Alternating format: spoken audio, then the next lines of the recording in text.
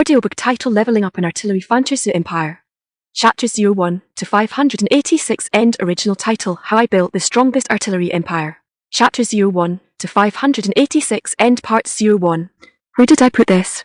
Slow burn farming novel. Note: do not try to imitate the things in this book at home. It's very illegal. Also, the author gets more and more unhinged as the story progresses, so proceed with caution as per the old rules. Leave your brain here. Japanese letter set it down nicely. Leave your cerebellum here. Japanese letter set it down nicely. If you don't have a brain, just come right in. Off you go, young master. There's really nothing left. I don't have a single drop left. The pleading voice of a young girl pulled him out of the endless darkness. Young master. Tarek struggled to open his heavy eyelids, and what met his eyes was a cute girl in a pink maid outfit with playful twin tails. What's going on? Tarek spoke with difficulty. He tried to look around and found himself lying on a magnificent carved wooden bed. The room's decor was antique, filled with a medieval classical charm. It's a miracle. The healing potion bought at a high price from the royal capital actually worked. If you hadn't woken up, I was planning to rinse the bottle and pour the water into your mouth. The maid spoke excitedly, still clutching a crystal clear red potion bottle in her hand. Lord, castle, maid, healing potion, holy crap, where the hell did this send me? Is this even China? Tarek sat up abruptly, looking at everything before him in disbelief. Tarek's gaze fell on the full-length mirror in the corner of the room. In the mirror was a handsome young man, with no trace of the military life he was familiar with. You have overcome the poison state, and successfully awakened achievement points +5. A line of shimmering text abruptly appeared before his eyes, as if etched directly onto his retina.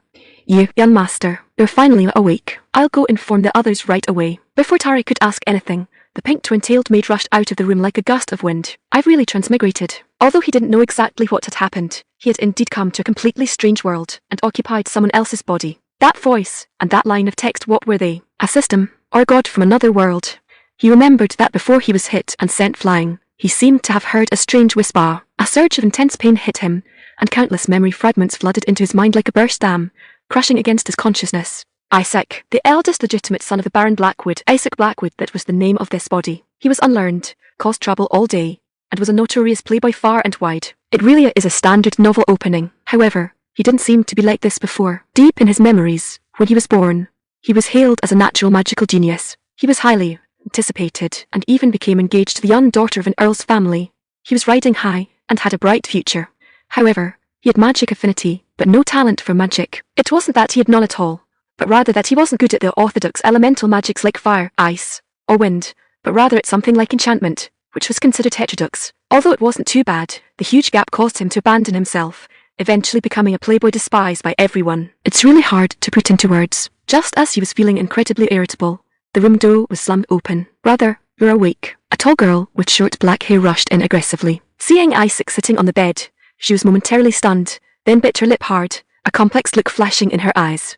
Their eyes met, and Isaac's head began to throb again. Some blurred memory fragments gradually pieced themselves together. Claire. Her name was Claire Blackwood, the legitimate daughter of Baron Blackwood, and Isaac's biological younger sister. Why did you suddenly call me Claire? Are you not fully recovered yet? Claire was startled by this sudden form of address, and asked in confusion. Isaac recalled that in the past, he would usually just call her hey or brat or something like that.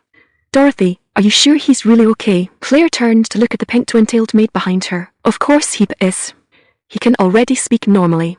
Dorothy poked her head out to look at Isaac, her tone very certain. So this maid's name is Dorothy. Hearing her name, more memory fragments surfaced in Isaac's mind. Brother, how much do you remember? Claire asked tentatively. How much did he remember? He tried hard to recall, and finally remembered that the original owner had committed suicide by poison because his fiancée broke off their engagement. As their souls merged, the obsession with the fiancé and the resentment toward the world surged into his heart like a tide, making him feel incredibly irritable in an instant. Isaac's tone and demeanor vaguely began to show traces of the original Isaac. Brother, I know you're sad, but you can't waste yourself like this. Do you know what happened in the territory while you were unconscious? What happened? Isaac asked with a look of bewilderment. From now on, the protagonist will be called Isaac. Claire's tears burst out, her shoulders trembling slightly. Those monsters suddenly emerged from the west of the territory. Father led the army to the front line to block them, and as a result, Claire broke into sobs and couldn't go on. It seemed the opening situation was even worse than he had imagined. Now the territory is in a panic, and no one cares about its safety at all. Those monsters could come back at any time. What should we do? Claire grabbed her hair in despair. Regarding Claire's worries, Isaac, whose soul had completely merged, appeared exceptionally calm. He had served in the military for many years and was no stranger to war and command. The top priority right now was to stabilize the people's hearts. Claire. Claire was startled by his sudden call, quickly wiped her tears, and looked up at him. Let's go meet the vassals. I'm okay, Claire replied weakly. Isaac gently comforted Claire, telling her not to worry, and then the two of them went to the council chamber. As soon as he stepped into the council chamber, Isaac felt countless and friendly gazes shot at him. The vassals showed surprised expressions when they saw Isaac. Unsurprisingly, the vassals' attitude toward him was not friendly. At this moment, their eyes were filled with worried doubt, and even a hint of disgust. Isaac steeled himself and walked toward the main seat. A middle-aged knight in silver-plate armor stepped in front of Isaac and greeted him in a stiff tone. Young Master Isaac, I'm relieved to hear the news of your awakening. But why have you come now? Lord Miller asked directly, though his tone carried a hint of impatience. Isaac took a deep breath, looked at everyone, and said loudly, Everyone, I will inherit the title of Baron Blackwood as the eldest legitimate son of the Blackwood family. I will avenge my father, expel the invaders, and restore order to the territory. The scene instantly became deathly silent. Lord Miller narrowed his eyes instantly, but did not speak to interrupt Isaac immediately. Seeing this expression, Isaac knew he didn't believe him. I understand that I have done many wrong things in the past, and disappointed you. Isaac's tone was now sincere and humble, which surprised the vassals. But now the territory is in peril. I hope everyone can trust me just once. Young Master, take care of yourself first. It would be great if you didn't cause any more trouble for the territory. The territory is in danger right now, and we don't have time to play along with you. Regarding your inheritance, after we get through this crisis, I will accompany you to the capital to complete the certification. For now, please stop making a scene. Lord Miller sighed, clearly still thinking Isaac was just acting out. Isaac knew well the bastardly things the original owner had done, and understood that trying to gain their trust this way was completely pointless. So in the next second, Isaac suddenly took a deep breath and looked seriously at Lord Miller. What I care about has never been this title. I said, I will avenge my father, expel the invaders, and restore order to the territory.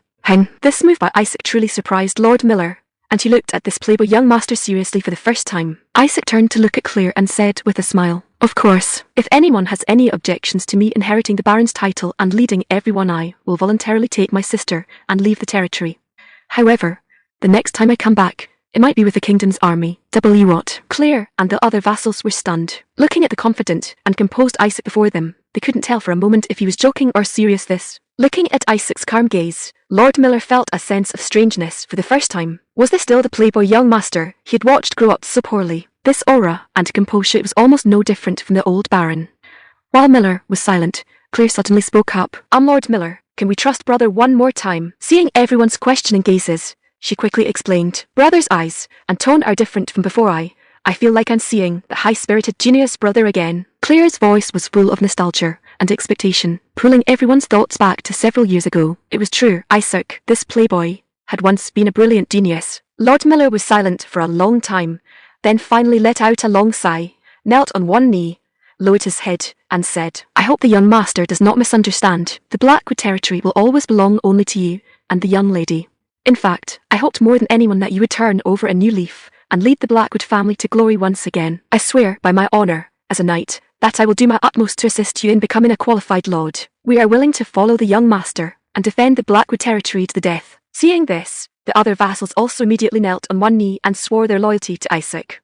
You have become a baron with a fief achievement points plus 10,000. Congratulations on completing the initial mission. You have obtained the status of Apostle of God. Please continue to work hard. In the next stage, you will obtain the armory capabilities. Obtaining achievement points. Apostle of God. What on earth is going on? Isaac's heart was filled with doubt, but he understood that now was not the time to dwell on these things. After the simple handover ceremony ended, Isaac immediately stepped into his role as the Lord and began working to resolve the crisis facing the territory. Lord Miller, to make a long story short, what is the current situation of the territory? Reporting to the young master, its goblins a full 1,800 goblins. They have crushed the territorial army and captured the fortress on the border of the magical beast forest. Lord Miller's face was full of worry, and his tone was heavy. 1,800 goblins. Isaac's brow furrowed. One must know that goblins were merely small, green, low-level magical creatures. The border fortress of the Blackwood territory was famously easy to defend and hard to attack. How could it be so easily breached? They have neither battering rams nor siege ladders.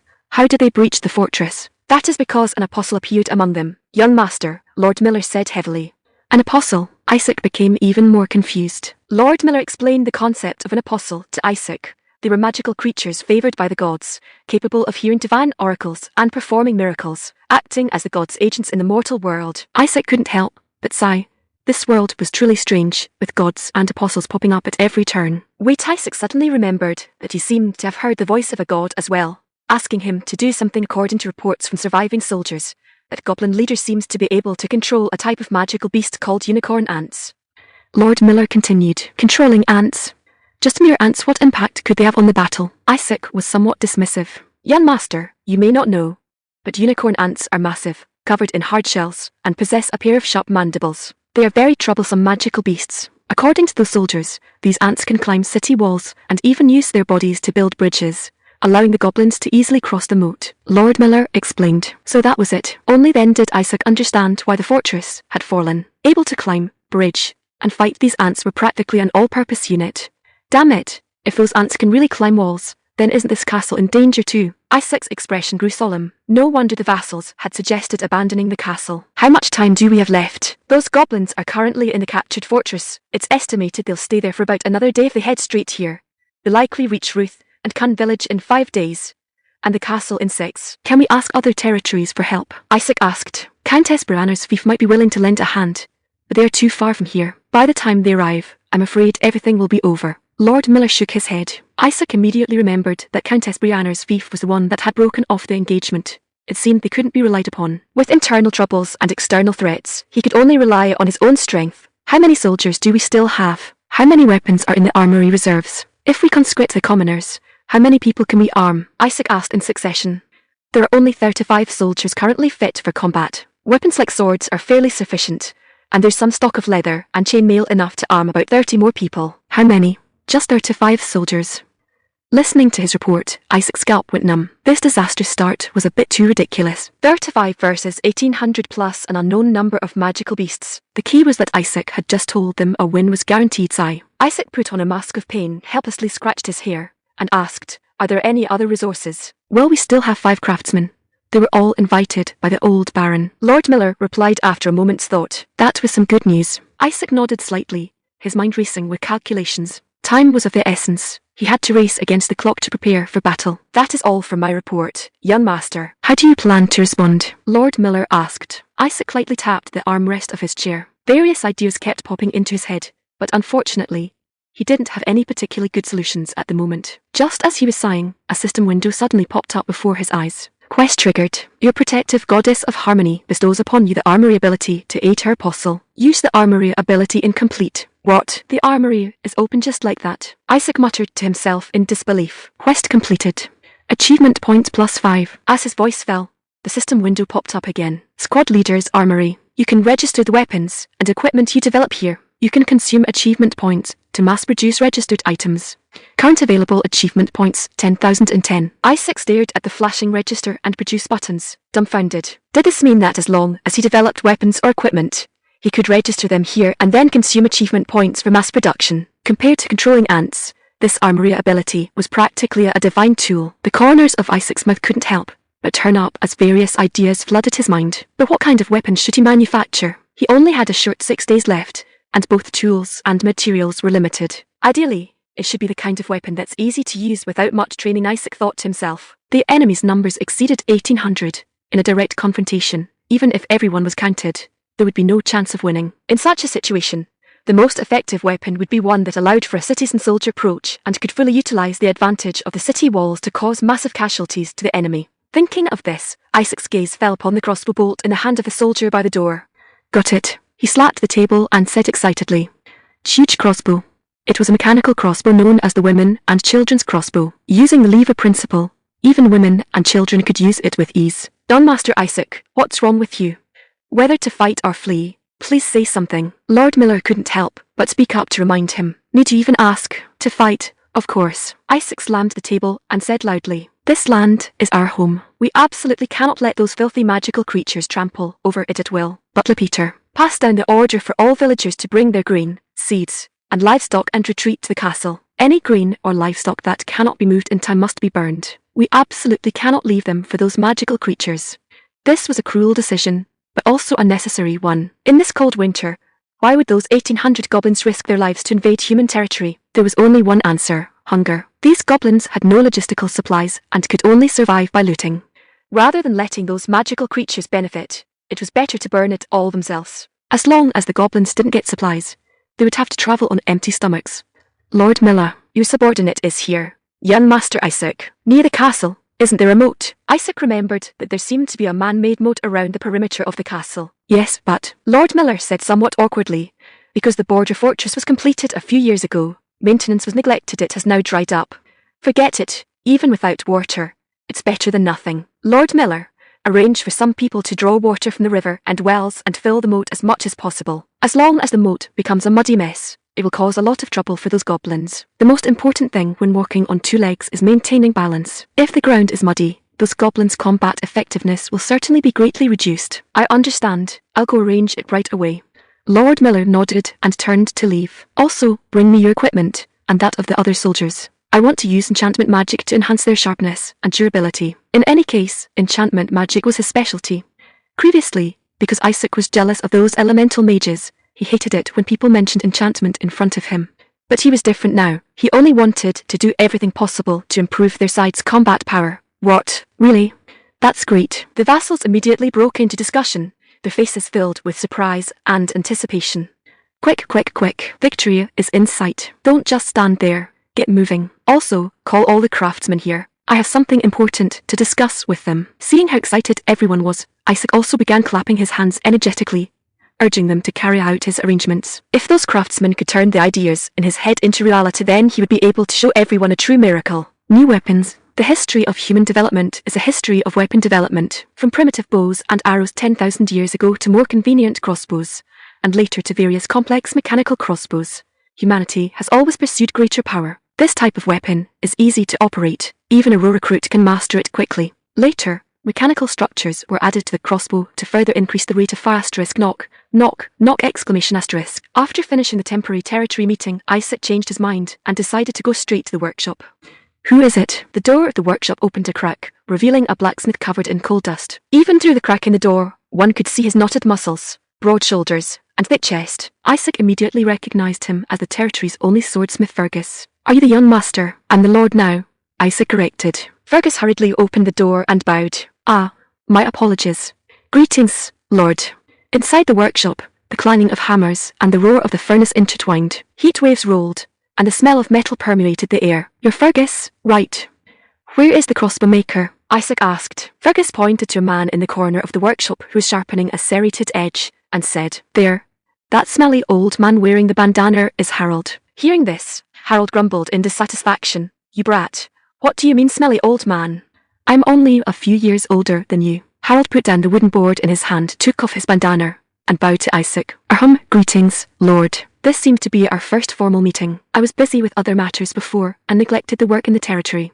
However, I have decided to turn over a new leaf and work hard to get everything back to normal, Isaac explained. And to achieve that, I need your help. The craftsmen looked at each other, wondering what Isaac was up to. But lord, we're already doing our best to repair the equipment, Harold said. The other craftsmen nodded in agreement. Fergus, Harold, I want you to focus your energy on helping me build this. As Isaac spoke, he spread a piece of parchment on the table, picked up a quill, dipped it in ink, and began to draw. What are you drawing, lord? Isaac drew a device that used the principle of leverage to tighten the crossbow string, and then added a wooden magazine that could hold multiple arrows. This looks like some kind of blueprint. Is it a siege ballista? And it also looks like some kind of small crossbow. What on earth is this? Fergus and Harold discussed as they looked at the drawing. Isaac handed them the finished drawing. This is a hand-repeating crossbow, a weapon that is easy to operate and can fire continuously. Isaac figured they wouldn't understand what a huge crossbow was, so he simply called it a hand-repeating crossbow, which was a fitting description. Can you build it? According to his memories from his previous life, this weapon could fire dozens of arrows in succession, and was simple enough for even women and children to use. Isaac believed this would become the trump card for Blackwood Territory's victory. As long as we can manufacture this weapon, we can win this war. Can you do it? Isaac's voice was filled with expectation and determination. All his plans and conjecture depended on whether this first step would succeed. Harold studied the drawing carefully, and after a long while, said with certainty, given enough time and manpower, it should be possible. Great, as long as you can do it. Isaac excitedly grabbed Harold's hand. Harold was startled by Isaac's enthusiasm. Well, how much time can you give us?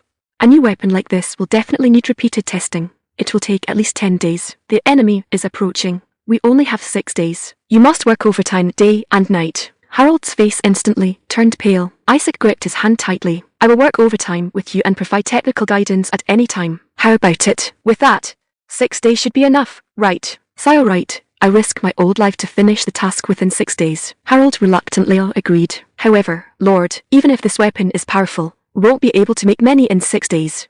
What use will they be? Don't worry, I have my ways. Isaac smiled confidently, keeping them in suspense. All right, Lord. Harold nodded dubiously. Asterisk, asterisk, asterisk, asterisk, clang, clang, exclamation, asterisk. The craftsman worked day and night, while Isaac enchanted weapons and thought about how to improve the hand-repeating crossbow. Never mind, one step at a time. As Isaac carved runes onto Lord Miller's longsword, he muttered to himself, Sharpness eternal.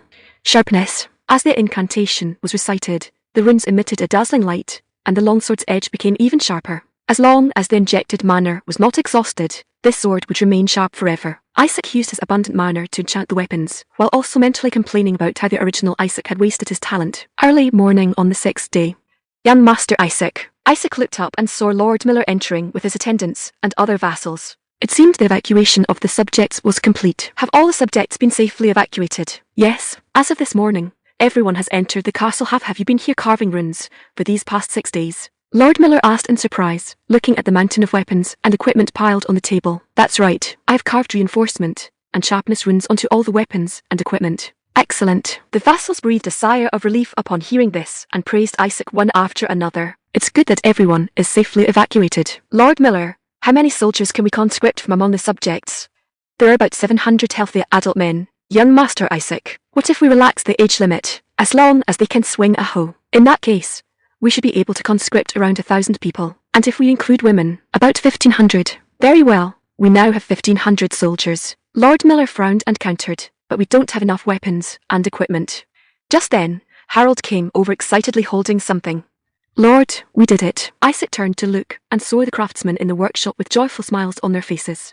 Harold walked up to Isaac, knelt on one knee, and presented the hand-repeating crossbow to him. We poured all our heart and soul into it, working day and night to finally complete it. I hope it can save Blackwood territory, just as you said. It certainly will. Isaac took the hand-repeating crossbow and examined it closely. What is this, young Master Isaac? Lord Miller and the vassals asked curiously. Isaac didn't answer, but gestured to the craftsman instead. A bow arrow immediately moved a target woven from straw to a corner of the workshop. Isaac loaded arrows into the magazine, pulled the lever, and squeezed the trigger.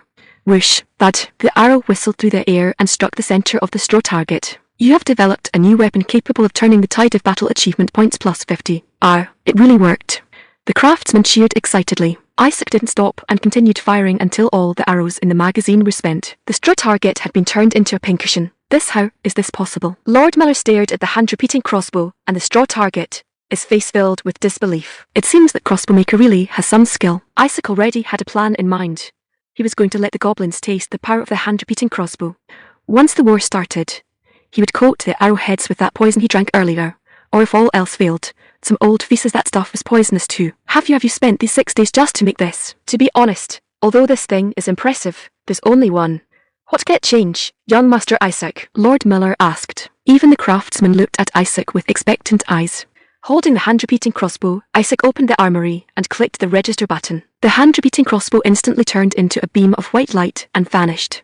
First developed work registered achievement points plus 50. The craftsmen looked at each other in bewilderment when they saw the weapon suddenly disappear. Isaac ignored them and clicked the flashing produce button, consuming 10 achievement points to produce a hand-repeating crossbow. Consuming 10 achievement points to produce a hand-repeating crossbow. Consuming 10 achievement points to produce a hand-repeating crossbow. Isaac continued to produce hand-repeating crossbows, and soon the floor and table were piled high with these new weapons. Our Lord, what is going on?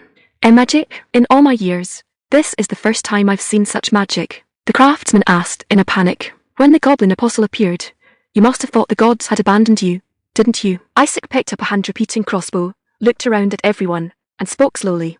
But the gods have not abandoned you. When I was hovering on the brink of life and death, a deity named the Goddess of Harmony found me and told me to save Blackwood territory. See, could it be? The vassals' eyes widened as they looked at him in disbelief. That's right. I have become the apostle of God and received power bestowed by the deity. And this is the miracle that will save Blackwood territory. Under the protection of the gods, we will surely be victorious. Long live the Lord. The vassals and craftsmen cheered, feeling heartened by the power of Isaac and the Goddess of Harmony. Isaac smiled as he looked at their invigorated expressions. Good, Morale is completely boiling over now. Asterisk asterisk asterisk. Dooluloo. A goblin stood before a pile of charred animal remains, a fierce glint in its eyes. Led by their chief, the hungry goblin army marched toward the castle of Blackwood territory. They had only one goal, to slaughter all the humans inside. It's reasonable for a mage to carry a hammer for self-defense, right? By noon, the news that Isaac had become an apostle of God had swept through the entire territory. He could feel that the way people looked at him had undergone a world-shaking change. It seemed that the status of deities in this world was indeed extraordinary. High morale is a good thing, but the pressure is also quite high. Isaac pushed open the door to the Lord's office and muttered to himself. On the desk lay the relics of the previous Baron, a set of armor and a weapon. This was something Isaac had specifically instructed Lord Miller to prepare. The man had passed, but the glory forged in steel would be passed down through generations. He put on a thick gambeson. This inner lining could effectively prevent the chainmail from chafing and dissipate heavy impacts into nothingness. Then, he donned a suit of chainmail over it. The fine iron rings, like fish scales, covered his body in layers, hanging down to his knees. After putting on the final piece, a plate breastplate, Isaac paced back and forth in the room, feeling the sense of security brought by this heavy steel armor. Thud, thud. Heavy footsteps echoed in the room. Every time he raised his arm or turned his waist, the joints of the armor emitted a heart-pounding sound of metal friction. Ah, my original self was supposed to be a mage, right? What's wrong with a squishy mage wearing heavy armor to save his life? Perfectly logical. Isaac reached out and picked up a heavy mace from the table nearby. What's wrong with a mage carrying a mace for self-defense? And very logical. This was a weapon he had specially prepared. Compared to a sword, he actually preferred the satisfying sensation of a mace smashing an enemy's skull to bits. He had applied a heavy strike enchantment to this mace, which only took effect when swung, greatly increasing the weapon's weight and power. It was perfect for crushing enemies' heads. From today on, you shall be called Can Opener. He weighed the weapon in his hand, feeling more and more that the name was perfectly fitting. After all, it was meant to crack open armoured heads. Whoosh! Isaac swung the mace, creating a whistling wind. The air in the room seemed to be torn to shreds by the immense force. Good, now go and die. Filled with confidence, Isaac shouldered the mace and strode out of the room. It was time to step onto the battlefield and prove himself with blood and glory. Asterisk asterisk asterisk. On the city walls, a tense atmosphere hung in the air, like a storm about to break. Soldiers rushed to and fro, while old men and women carried stones, preparing to use them as projectiles. There were even some children who should have been carefree, holding spears and handheld crossbow machines, the youthful faces filled with tension and unease. However, Isaac saw a familiar figure, his sister, Claire. Are you crazy? Isaac walked quickly to Claire and asked in disbelief. What are you doing here? Claire was actually wearing a thick gambeson, and her slender arms and shoulders were fitted with bracers. She looked valiant, yet it made his heart ache. Brother, you're here. What do you mean, brother? You're here. I'm asking what you're doing here. Isaac's tone grew stern. Claire looked up at him stubbornly, her eyes filled with determination. Didn't you say that as long as they can hold a weapon, everyone, regardless of age or gender, must go to the city walls to fight? Isaac slapped his forehead, feeling a headache coming on. I didn't mean it like that, I meant. Do you mean your family can be an exception? Claire countered, her tone quite sharp. Isaac was momentarily speechless. He took a breath and looked at her seriously, saying, You have to realize that if we all die, the Blackwood family is finished. Claire replied with a firm tone. Father said that those in high positions must lead by example. We cannot be an exception. Isaac sighed helplessly. Claire's stubborn personality was just like their father's. Once she set her mind on something, nothing could pull her back. Fine, if you're willing to fight, I won't stop you. But you can only use a handheld crossbow machine, and you must absolutely not rush to the front lines, understood? I'm not stupid. Who wants to go and die? Claire said with a smile, revealing two cute little dimples. He really couldn't do anything with her. It seemed that even the mature and prudent Lord Miller had been persuaded by her, actually giving her the armour that was supposed to be issued to the soldiers. By the way, brother, I heard you've become an apostle of God. Was this handheld crossbow machine also created by using divine power? As Claire spoke, she toyed with a handheld crossbow machine in her hands, unable to put it down. That's right. These handheld crossbow machines were mass-produced by me using divine power. Later, when 450 of them fire in a volley, that scene tusk, it'll be a massacre. Why call it a handheld crossbow machine? It's such a strange name. I don't know. That's what the deity told me. It probably just means a machine for holding a crossbow. Though, Isaac decided that from now on, he would blame everything difficult to explain on the deity. Anyway, as long as he brought up the deity, no one in this world would dare to question him. Claire looked at him with concern. Brother, you suddenly changed for the better. Is it because of that goddess? You won't change back, will you? Just watch. I will prove everything through my actions. Claire smiled happily, seemingly satisfied with this answer, and willing to believe her brother again. Thank you for saying that. It's nothing. I should also thank you for supporting me back then. I didn't do it for you. I just felt that in this situation, if we had internal strife, we'd be truly doomed. Don't misunderstand, Claire explained, her tone a bit flustered, and a slight blush appeared on her cheeks. Isaac heard the hint of shyness in her voice, and couldn't help but smile. I know. Just as the siblings were having a rare, warm moment of communication woo, a soldier on the watcher blew a horn. The urgent blast pierced the quiet sky and shattered the rare moment of warmth. They're here. Isaac and Claire looked at each other and nodded simultaneously. Let's go. ****. A dark tide emerged on the distant horizon. It was an army of 1,800 goblins, sweeping toward the castle like a plague of locusts, shrouded in clouds of dust. There are so damn many of them. It was practically a green ocean, interspersed with some black waves the goblin cavalry. Isaac noticed that the number of unicorn ants seemed smaller than expected. It seems the scorched earth policy worked. They've been killing each other, and their numbers are clearly fewer than anticipated. Lord Miller pointed to the scattered black dots in the distance. The sharp reduction in unicorn ants is even more advantageous for us. That's good news for us. Isaac was fully prepared. Lord Miller, close the city gates. Yes, raise the drawbridge. At Lord Miller's command, the winches turned, and thick iron chains slowly pulled up the drawbridge with a grating sound. Now those goblins would have to struggle to climb up from the muddy moat. Hee. The goblin chieftain stood before the city gates, letting out a piercing shriek. This fellow was exceptionally tall, a head taller than an average person, with two tusks like a saber-toothed tiger's, and he held a thick wooden club in his hand. I'll leave this guy to you to deal with, Lord Miller. Isaac looked at the old butler beside him, who immediately feigned having difficulty moving his legs. It's better if you do it yourself, my lord. My old bones. A knight who had reinforced his body with Marner, having difficulty moving. Rakshachara. Rakshaktenger. The goblin chieftain muttered an incantation in a strange language and planted a totem pole in front of the city gates. The goblins immediately cheered and jumped for joy, their morale soaring as if they had been injected with adrenaline. Clearly, this was some kind of ritual related to their deity. Wah! The goblins let out deafening roars and stamped their feet forcefully as if to shatter the earth, creating a terrifying momentum. Ruh! Humans! The goblin chieftain suddenly roared in the human tongue. I will tear you to pieces. The goblin chieftain could actually speak the human language. It seemed that intelligence also increases after becoming an apostle. Mission triggered. Dedicate the victory to the goddess of harmony. Victory incomplete. Just as Isaac thought of this, the system notification sound suddenly rang out, echoing in his mind. Dedicate the victory to the goddess of harmony. Isaac gripped the mace in his hand. I was planning on winning anyway. Wah! The goblins let out deafening roars and began to charge. The war was about to break out. Isaac looked back and found that the soldiers on the walls were somewhat panicked, their morale low. This wouldn't do. Isaac walked to the edge of the wall, raised his mace high, and shouted, People of Blackwood territory. Flash! Isaac added like magic to the mace, and it suddenly radiated a brilliant light, illuminating the entire battlefield like a small sun. The deity tells me. Isaac held the mace high, the light from the magic illuminating his face. Those evil monsters will be completely annihilated by the weapons bestowed by God. They will fall at our feet, wailing like autumn leaves. Flash! The mace was like a firework blooming in the night sky, emitting a dazzling light that illuminated people's faces and the hope in their hearts. People watched the scene in astonishment, as if they were seeing a deity descend, their hearts filled with hope and strength. So, Pioneers of the West, Isaac pointed at the goblin army and continued, his tone impassioned and full of charisma. Let us fight side by side for the victory of God. The entire castle was boiling.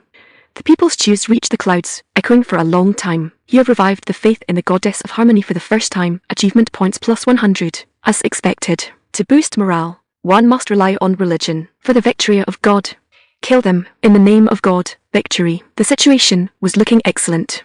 Prepare to fire. Lord Miller raised his longsword and gave the order. Hundreds of handheld crossbow machines were aimed simultaneously at the surging goblin army. The subjects held their breath, waiting for the next command. Loose. Lord Miller swung down his longsword, giving the command to fire.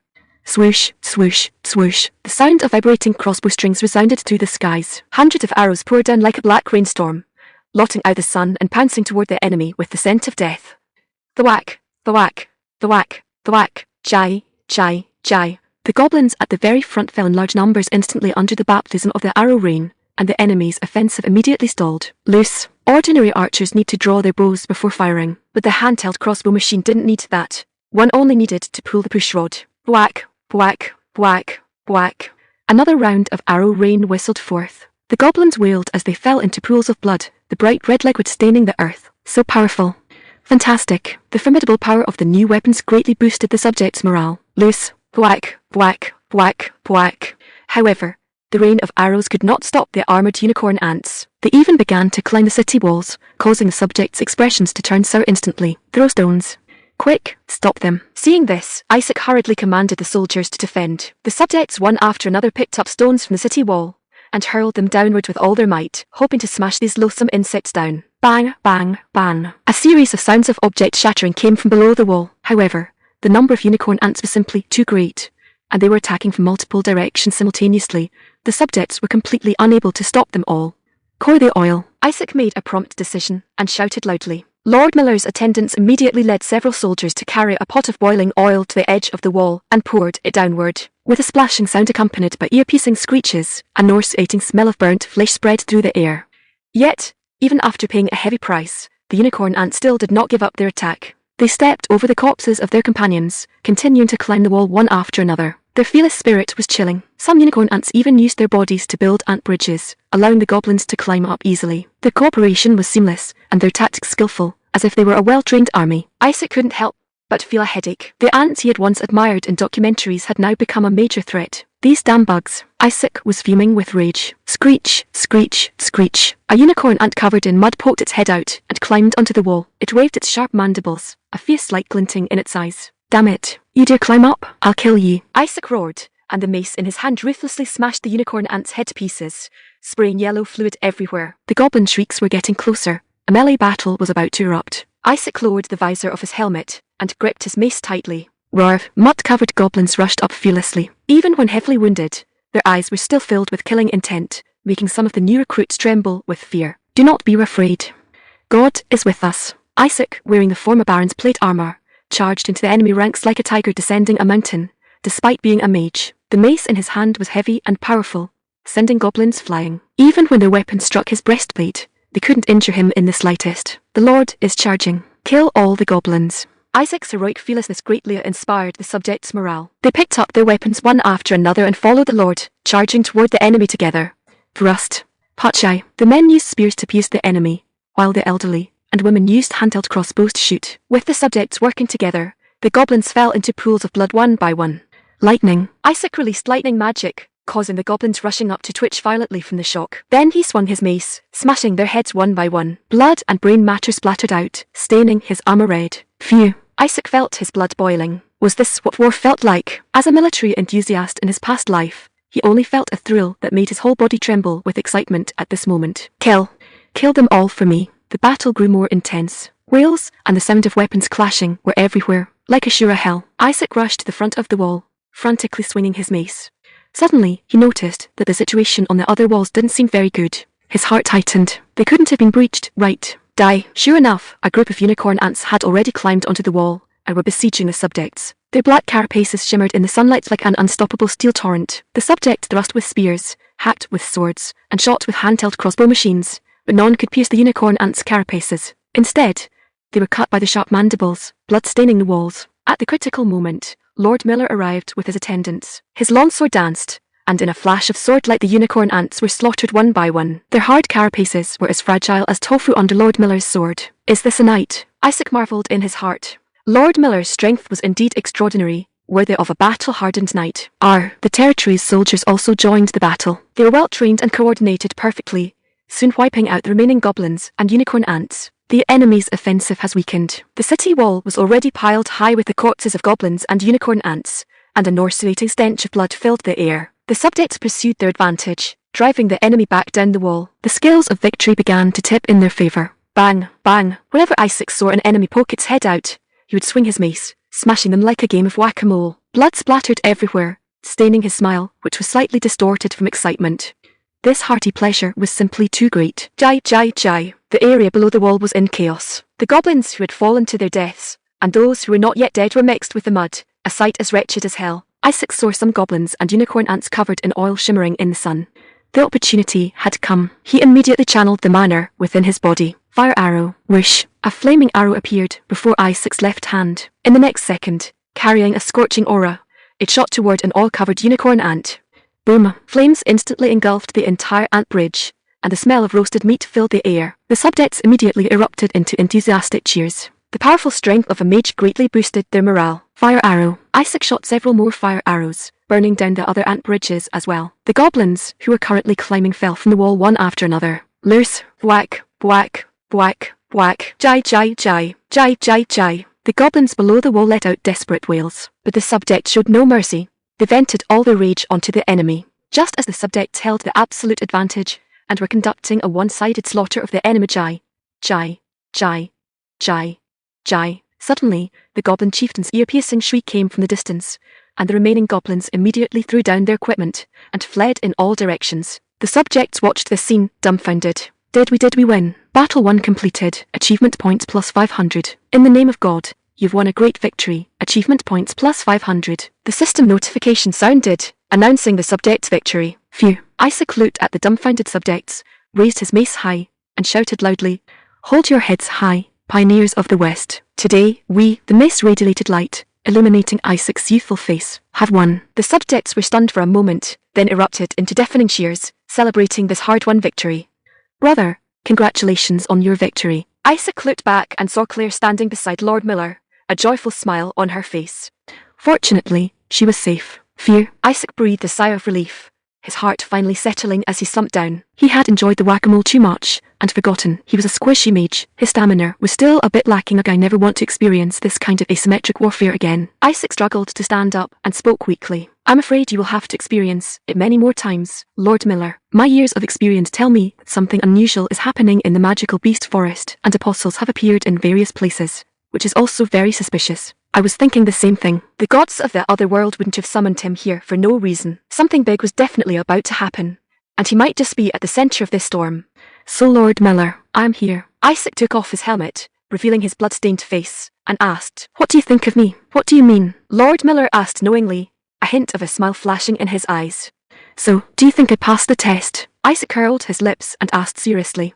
Lord Miller smiled and nodded, "Yes. If your father were still alive, he would certainly be proud of you. That is truly the highest praise." Their eyes met. They shared a smile, everything understood without words. Isaac stood on the wall, looking at the devastated territory, and couldn't help but feel another headache. Although they had won this war, the losses were too great. If he didn't think of a way soon, the territory might not survive this winter. The wonderful uses of the Warcraft forest. The smoke of war dissipated, leaving behind nothing but devastation. Tallying the casualties and handling the aftermath became the top priority for the Blackwood territory. Although the new weapons played a huge role, and the divine approval boosted morale, the cruelty of war still made casualties inevitable. The conscripted soldiers, who were not equipped with proper gear, suffered the heaviest losses. Looking at the cold corpses, Isaac felt a pang of sadness. Leaving aside the practical consideration that the loss of subjects meant a reduction in the labour force, the mere fact that the people who followed him died in battle was enough to make Isaac feel heartbroken. The Blackwood territory borders the magical beast forest, and future battles with magical beasts are unavoidable. Isaac secretly resolved to equip his soldiers with better armour and weapons and reduce casualties wherever possible. Even if it cost a fortune, saving one more life would be worth it. "Lord, all the remains have been collected. We can now hold the mass funeral." Lord Miller's voice interrupted Isaac's thoughts. He looked up and saw many corpses neatly placed on piles of firewood, including the body of his father, the former Lord Alt Blackwood. Isaac's gaze lingered on his father's remains, his heart filled with mixed emotions. The old Baron fought bravely until his last moment. "I deeply regret not being by his side for his final journey." Lord Miller walked up to Isaac and said softly, "Where were you at that time?" Isaac turned and asked.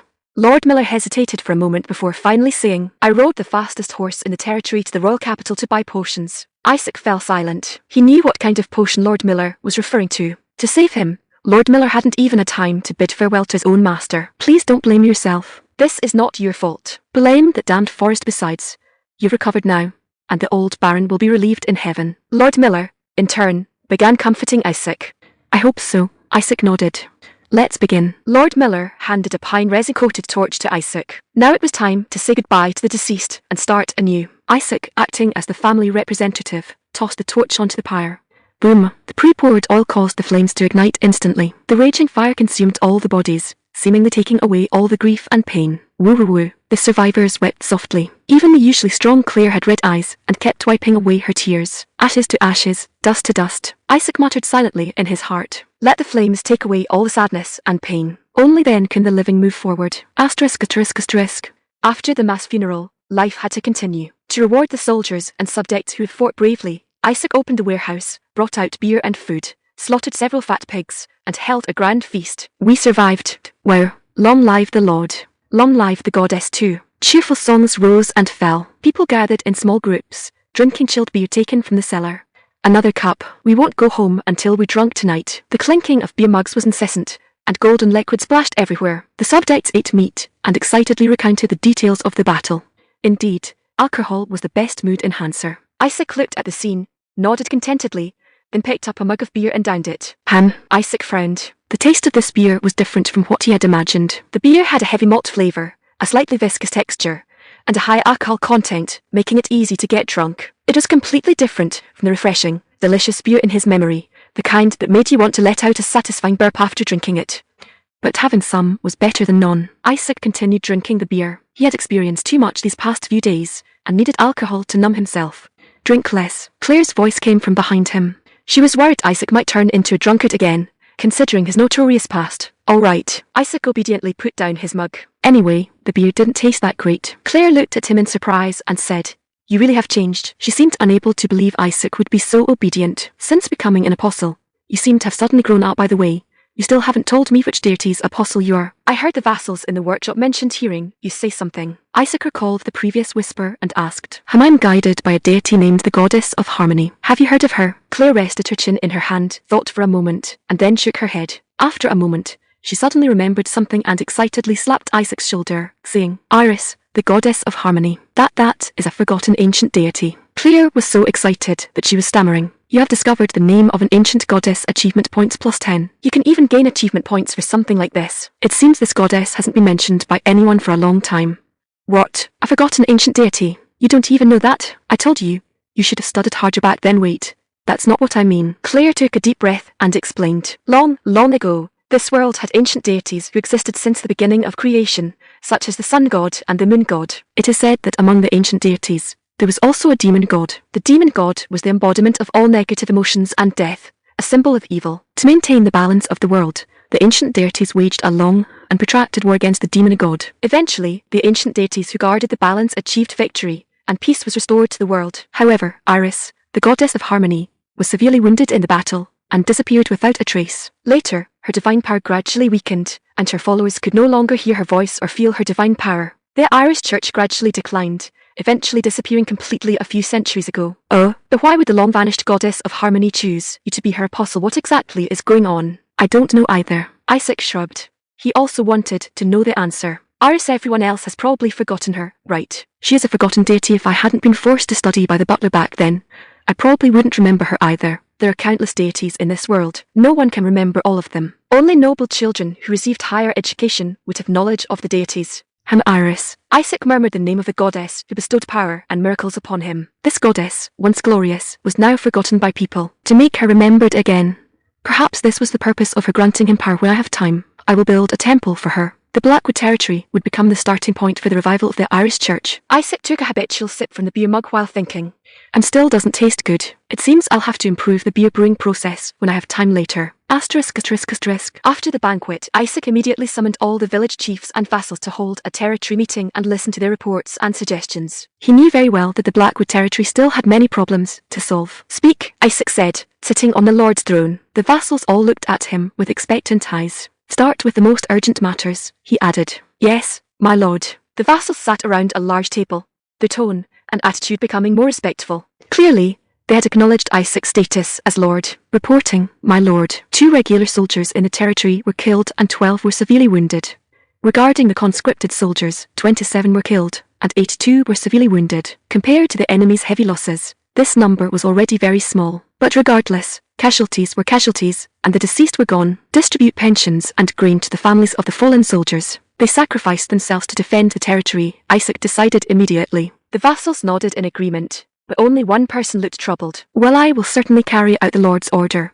But he was Finance Officer Charles, responsible for managing the territory's income and expenditures. He was always troubled by the territory's tight financial situation. What? No confidence at all? Finance Officer Charles? Isaac asked, tapping the table.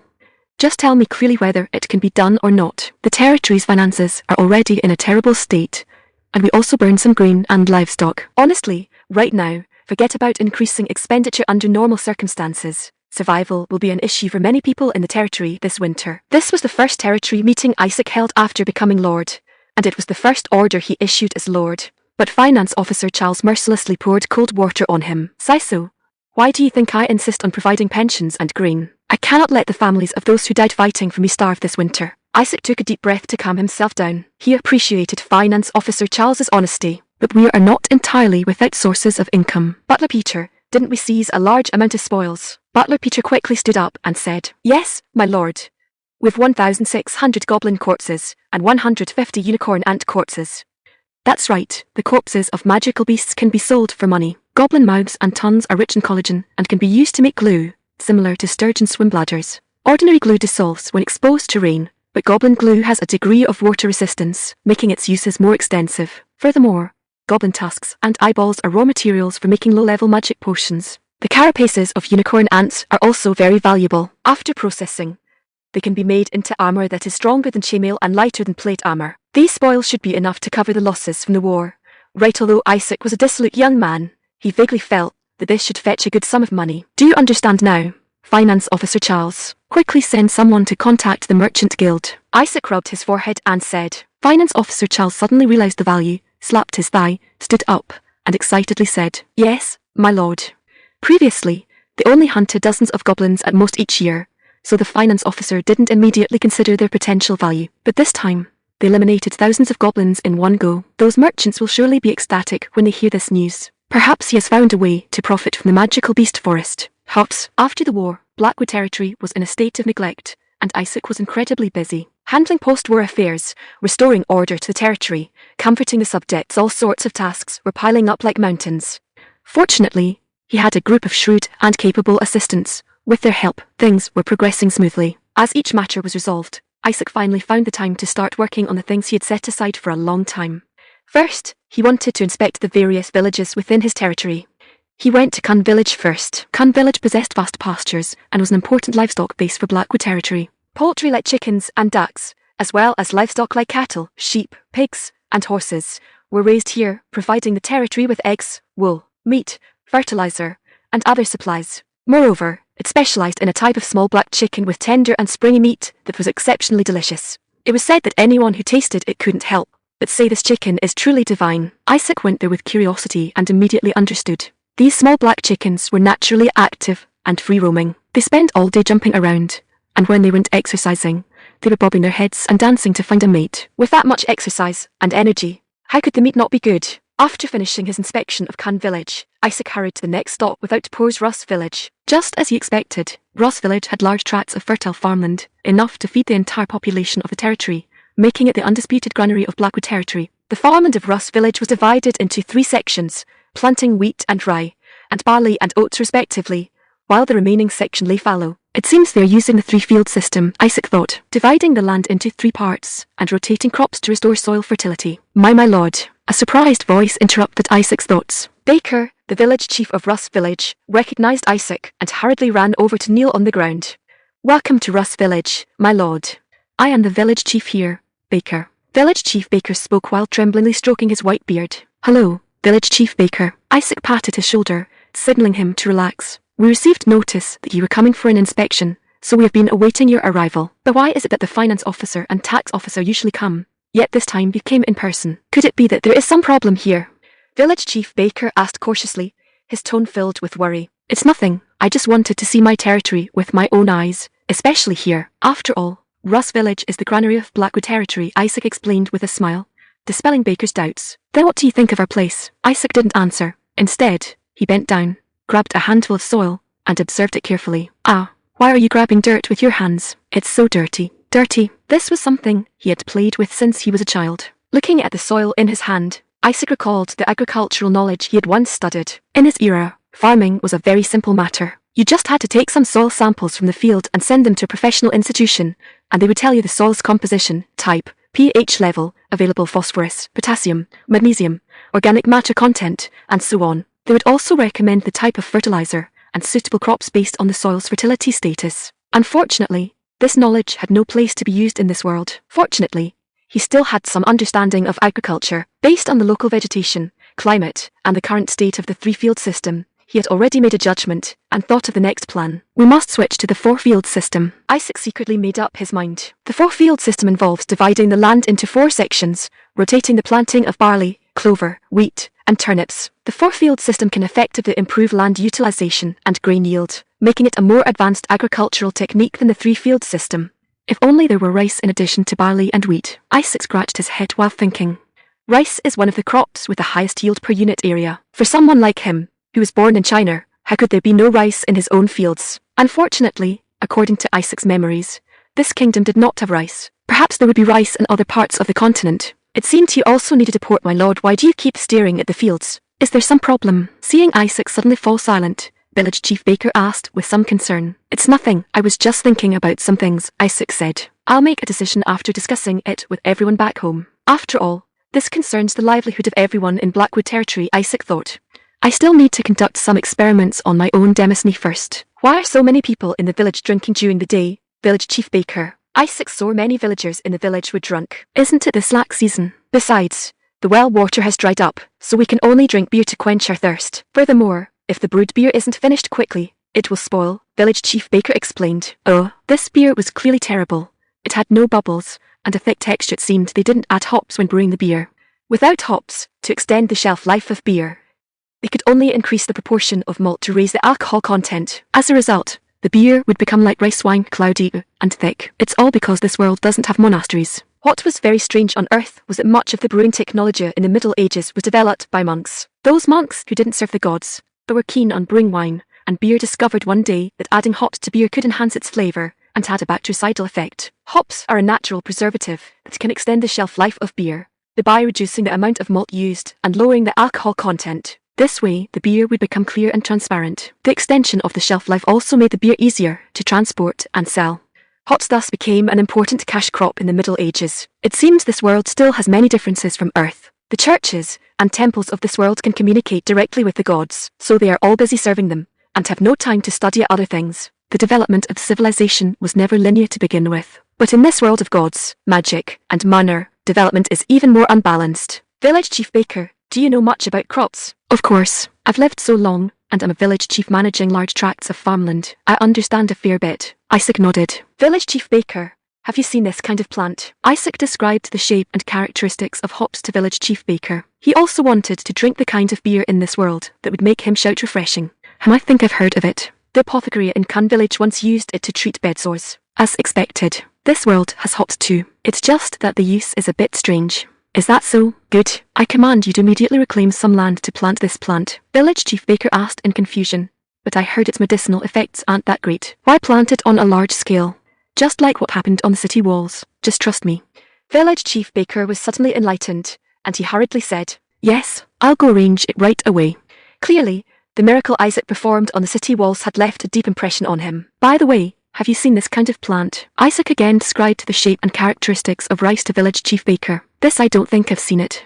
However, if you want to find some strange plants, you can go ask the village chief of that small village near the magical beast forest. There's another small village near the magical beast forest. Isaac tried hard to recall, and finally remembered. It was a small village of only 90 people. Oh, is the village chief of that village very knowledgeable about these things?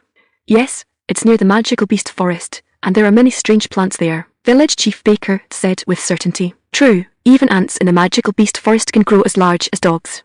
What a damn place. Isaac suddenly remembered reading in novels that many protagonists dug up gold mines, mithril mines, or even unclaimed dragon lairs from their own backyards. Village chief baker, isn't there anything good on the mountain behind our territory? Shiny white silver coins. What do you mean? Like a gold mine, a mithril mine, or maybe an unclaimed dragon's lair? Isaac asked with great anticipation. Village chief baker looked at Isaac with a strange expression, then scratched his head and said, All we have here is the magical beast forest and a volcano that could erupt at any time. Damn. Just as I thought. Isaac couldn't help but swear. It seemed he wouldn't be getting the typical treatment of a novel's male lead. Village chief baker was startled. Isaac quickly waved his hand, signalling him not to mind. But since there's a volcano, there shouldn't be a lack of sulfur, right? As the saying goes, 1 part sulfur, 2 parts saltpeter, 3 parts charcoal. Add some sugar for a big Ivan, which is to say, how about giving this other world a little shock? Thinking of this, Isaac, who was a military enthusiast in his past life, couldn't help but stroke his chin. 10,000 ways to use black powder instantly popped into his head. Perhaps he could consider producing some saltpeter first. However, That would require a large amount of manure and compost. Charcoal could be made by burning wood like fir or willow, specifically pieces, without knots. It's just that the population and scale of the Blackwood territory are very small. He didn't know how much black powder could be produced. If only he could find a place rich in saltpeter, like India or Chile. Especially the saltpeter mines in India, where white nitrate crystals would precipitate on the ground after the rain cleared. By simply collecting this soil and purifying it, one could obtain saltpeter with a purity as high as 80 or even 95%. Furthermore, India's saltpeter reserves were extremely abundant. It is said that in 1688, Bihar state in India alone produced 4,000 tons of saltpeter. Damn it! Why do I only have the magical beast forest here? In his heart, Isaac grumbled about the injustice of the gods. Just as he was sighing toward the heavens, village chief baker suddenly spoke. Lord. Seeing that he seemed to have something difficult to say, Isaac said, "If there's something on your mind, just say it, village chief baker. It's like this. When we went to the castle for refuge earlier, those goblins invaded the village and destroyed many fields and houses. The able-bodied men in the village are working hard to repair them, but progress is very slow. I know this is presumptuous, but could you please send some soldiers to help us?"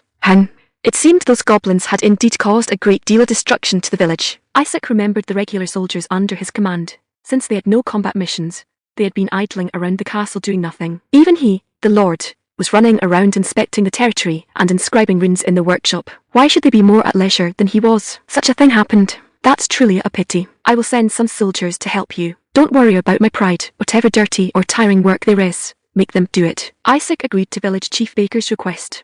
He had once been a military officer and deeply understood the importance of close ties between the military and the people. As their leader, he was working hard. How could he let the soldiers stay idle? Every single one of them. Get to work.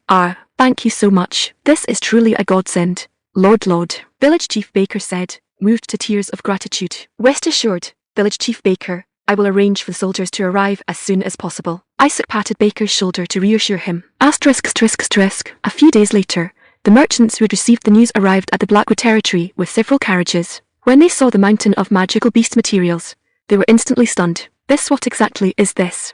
Lord, in the past, the Blackwood territory would hunt at most a few dozen goblins a year. Why are there so many this time? The merchants were dumbfounded. They had never seen so many magical beast materials. These are all spoils left after our battle with the goblin army. It wasn't a hunt, it was a life and death war, Isaac explained. Moreover, this was the amount remaining after they had set aside a portion for their own use. For example, the horns of the unicorn ant used to enhance the elasticity of crossbow limbs, the glue used to bond the horns and limbs, and the carapaces of the unicorn ant used to make armor, and so on. So many eyeballs and fangs. This is wonderful. Right now, the clouds of war are gathering over the kingdom, and magic potions are in short supply, so prices have skyrocketed. Those magic towers will certainly be very pleased. Clouds of war gathering over the kingdom. Isaac keenly picked up on the information in the merchants' words. It seemed these travelling merchants were indeed well informed. He would ask them about the specifics after the transaction was finished. Then, how much do you intend to pay? The carriages we brought can only carry away about 60% of the goods. Therefore, we are willing to pay 466 silver coins, along with some goods that you require. The merchant spoke while pulling back the cloth covering a carriage. One carriage was loaded with a set of heavy plate armor. Judging by the markings on it, it likely came from the nearby Free City, right? What do you think? Is this price reasonable? Isaac turned to ask Claire and Charles, who were behind him. Claire and Finance Officer Charles exchanged a look. Then they nodded, indicating that the price was fairly reasonable. Very well, it's a deal. Thank you, Lord. The merchants bowed happily to Isaac. They actually hadn't expected to find so many magical beast materials here. Clink. A merchant produced a wooden chest from behind him and opened it in front of everyone, revealing a chest filled to the brim with silver coins. Finance Officer Charles and the vassals immediately began to cheer. Hey, these silver coins were originally meant for purchasing goods elsewhere. I didn't expect to spend them all here, Lord, one merchant said with a smile. They had originally planned to go to other places to source goods. Thanks to Isaac and his people, they were spared the exhaustion of travel and still made a large profit. Isn't that great? You don't have to travel around anymore, and you've made money. You are right, ha. Looking at these silver coins, a sense of warmth welled up in Isaac's heart. He could finally give an account to the families of the soldiers who had died in battle. By the way, since you've come from so far, let me give you a gift. Isaac gave a nod to Lord Miller. Lord Miller immediately unsheathed a sharp longsword and handed it to the merchant. Lord, we appreciate your kindness, but we have weapons of our own. The merchants looked at Isaac in confusion, not knowing why he was giving them a sword. Stop talking and grip the hilt firmly. Seeing them look down on his sword, Isaac demanded with an overbearing tone. The merchant at the front did as he was told, and gripped the hilt. The runes on the blade suddenly glowed with light. Lord, this is... Give it a swing and see, Isaac said. The merchant swung the longsword half-doubtingly. The blade, which should have only made a slight whistling sound, suddenly became incomparably sharp and let out a series of ear-splitting cracks. Ah, this sword has actually been imbued with both strength and sharpness runes. Who inscribed them? To be able to inscribe 2 runes simultaneously, the merchant asked in surprise. I did. Isaac raised an eyebrow, nonchalantly showing off. The merchant was instantly stunned. You mean you inscribed them? But didn't you used to absolutely loathe enchanting? Exactly. Wasn't that the reason he became such a profligator? I'm sorry. A merchant standing in the back accidentally let it slip and quickly covered his mouth. The other merchants immediately glared at him. The person in front of them was now a major client, and more importantly, although they were the second largest merchant guild in the kingdom, insulting a lord on his own land could still cost them their heads. I'm sorry. I misspoke. I absolutely meant no ill will. That merchant turned pale with fear and apologized repeatedly. It's fine. I indeed used to be that kind of person, Isaac said, completely unbothered. So, I don't need to say more about the value of this sword, do I? Isaac asked confidently. So, are you saying you want to sell these kinds of enchanted weapons through us? The other merchants asked excitedly, smelling the scent of money. Yes, you could say that. Then how many of these enchanted weapons can you produce each month? Isaac held up both hands, spreading his 10 fingers. 10. Isaac shook his head and said, 100. What? The merchants' eyes all widened in unison, and then they cried out in shock. 100. Isaac explained, as you know, my manner is very abundant, and I never took enchanting seriously before, so I didn't know I had such a high talent in this area. I've been learning enchanting for less than a month and can already inscribe 2 runes at once. When God closes a door, he opens a window, doesn't he? Gee God, why would he close a door? Obviously, they had never heard this proverb, which made Isaac feel slightly awkward. That's not important. The main thing is how we can cooperate on this deal. Well, but this transaction has already exceeded our authority, a merchant said. We need to go back and discuss it with the higher-ups of the merchant guild before we can make a decision. That's fine, Isaac nodded and said with a smile. If this deal were successful, it wouldn't just be as simple as relieving financial pressure. The existence of the magical beast forest forced the Blackwood territory to maintain a large army, which resulted in most of the territory's revenue being used to pay military expenses, leaving nothing for economic development. But this transaction would bring enormous wealth to the Blackwood territory. Combined with Isaac's knowledge and plans, the Blackwood territory was about to usher in a brand new era. So, work hard to make money. Let the Blackwood territory be filled with wheat, barley, and shiny silver coins. Their visit. In the garden of Countess Brianna's fief, Lucy was enjoying a leisurely afternoon, taking a sip of fragrant black tea with a sweet smile on her face. Miss Lucy, did you find out later? The 3rd son of the Viscount's house actually made a bet with those ladies. The maid spoke vividly of gossip while combing her long golden hair. Although this maid seemed a bit flighty, she was actually an intermediate knight capable of infusing mana into a sword. She simply enjoyed combing Lucy's hair, so she had taken on the task herself. I know. Lucy nodded with a smile. The recent hard training had left her physically and mentally exhausted. At this point, I hope readers will remember our domain name, Taiwan Novel Website, for a great experience. It's superb. By the way, Miss Lucy, have you heard? That Blackwood territory, the one whose marriage proposal we rejected before, seems to have been attacked by goblins. The maid suddenly brought up serious business. I heard that as many as 1,800 goblins invaded Blackwood territory. Although they eventually repelled them, it's estimated to be a pyrrhic victory that cost them dearly. What? 1,800 goblins? Baron Alta passed away. Isaac became the lord. Lucy looked up sharply and asked in surprise. She had been in seclusion training in the practice room during this period and knew nothing of the outside world. Heavens, you actually didn't know? The maid covered her mouth in surprise. I thought you already knew this matter is being talked about everywhere now. Lucy put down her teacup and stood up, not expecting so many things to have happened while she was in seclusion. No, I have to go to Blackwood territory to see. What? No, absolutely not. The maid was startled. But, no buts. No means no. Lord Earl will be furious. I must go. I'm worried about Claire. She must be very sad to have lost her father. And then there's Isaac anyway. I can't just sit idly by. As Lucy spoke, she tied her long golden hair into a ponytail. Oh my God, the maid covered her face and shook her head helplessly. Fine, but I must accompany you. If you don't agree, I'll tell Lord Earl. Okay. Lucy agreed happily. Are you prepared? Regarding Lord Earl, don't worry.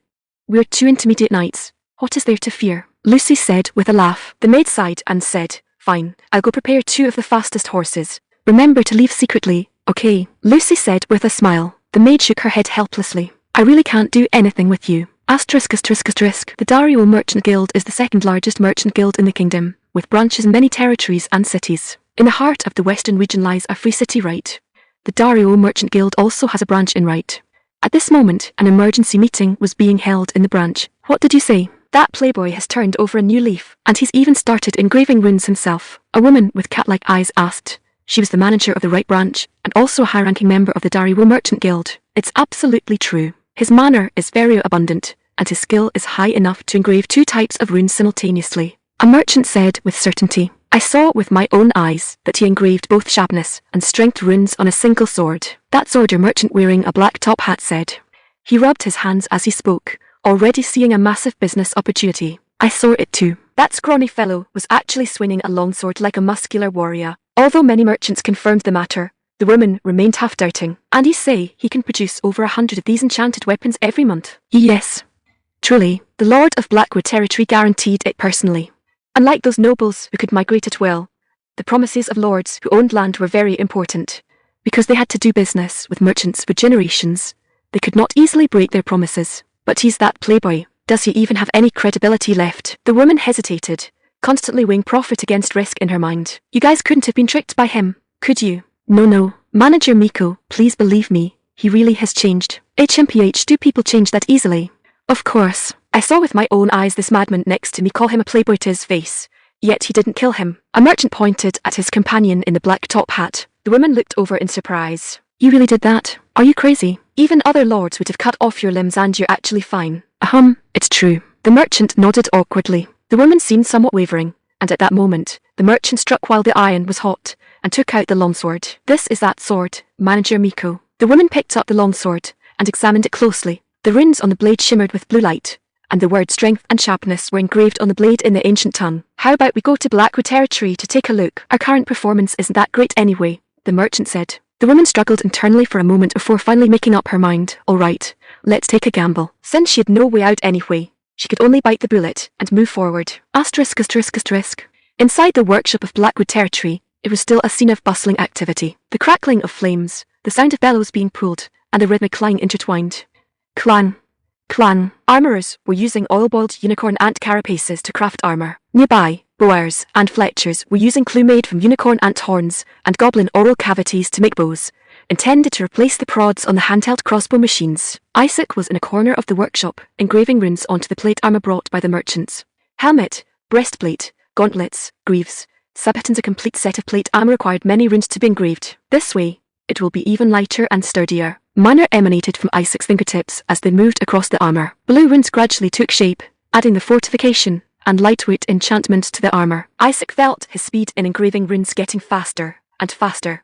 It felt like a muscle that grew stronger the more it was used. Few finally finished. Isaac closed the helmet's visor and stretched. The Lord has been coming to the workshop quite often lately. Yeah, he really has changed a lot. The craftsmen discussed amongst themselves, speculating on the reason for Isaac's change. Could it be a near-death experience? No, it's a broken heart. Right.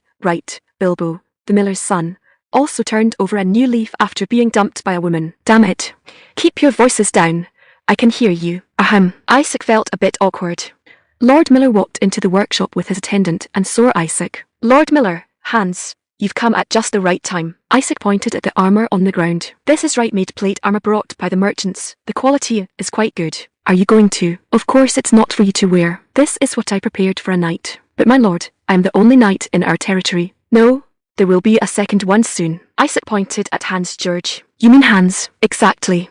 Of course, the more knights the better, Isaac said with a smile. But he is still young. In a father's eyes, a son is never quite good enough.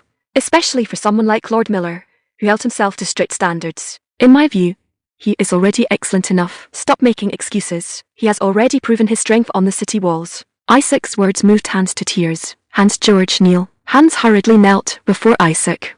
I command you to forever maintain honour and justice, be loyal to your lord, and face your enemies with courage. Isaac drew his long sword, tapped Hans lightly on the shoulder, and then handed him the gleaming set of plate armour.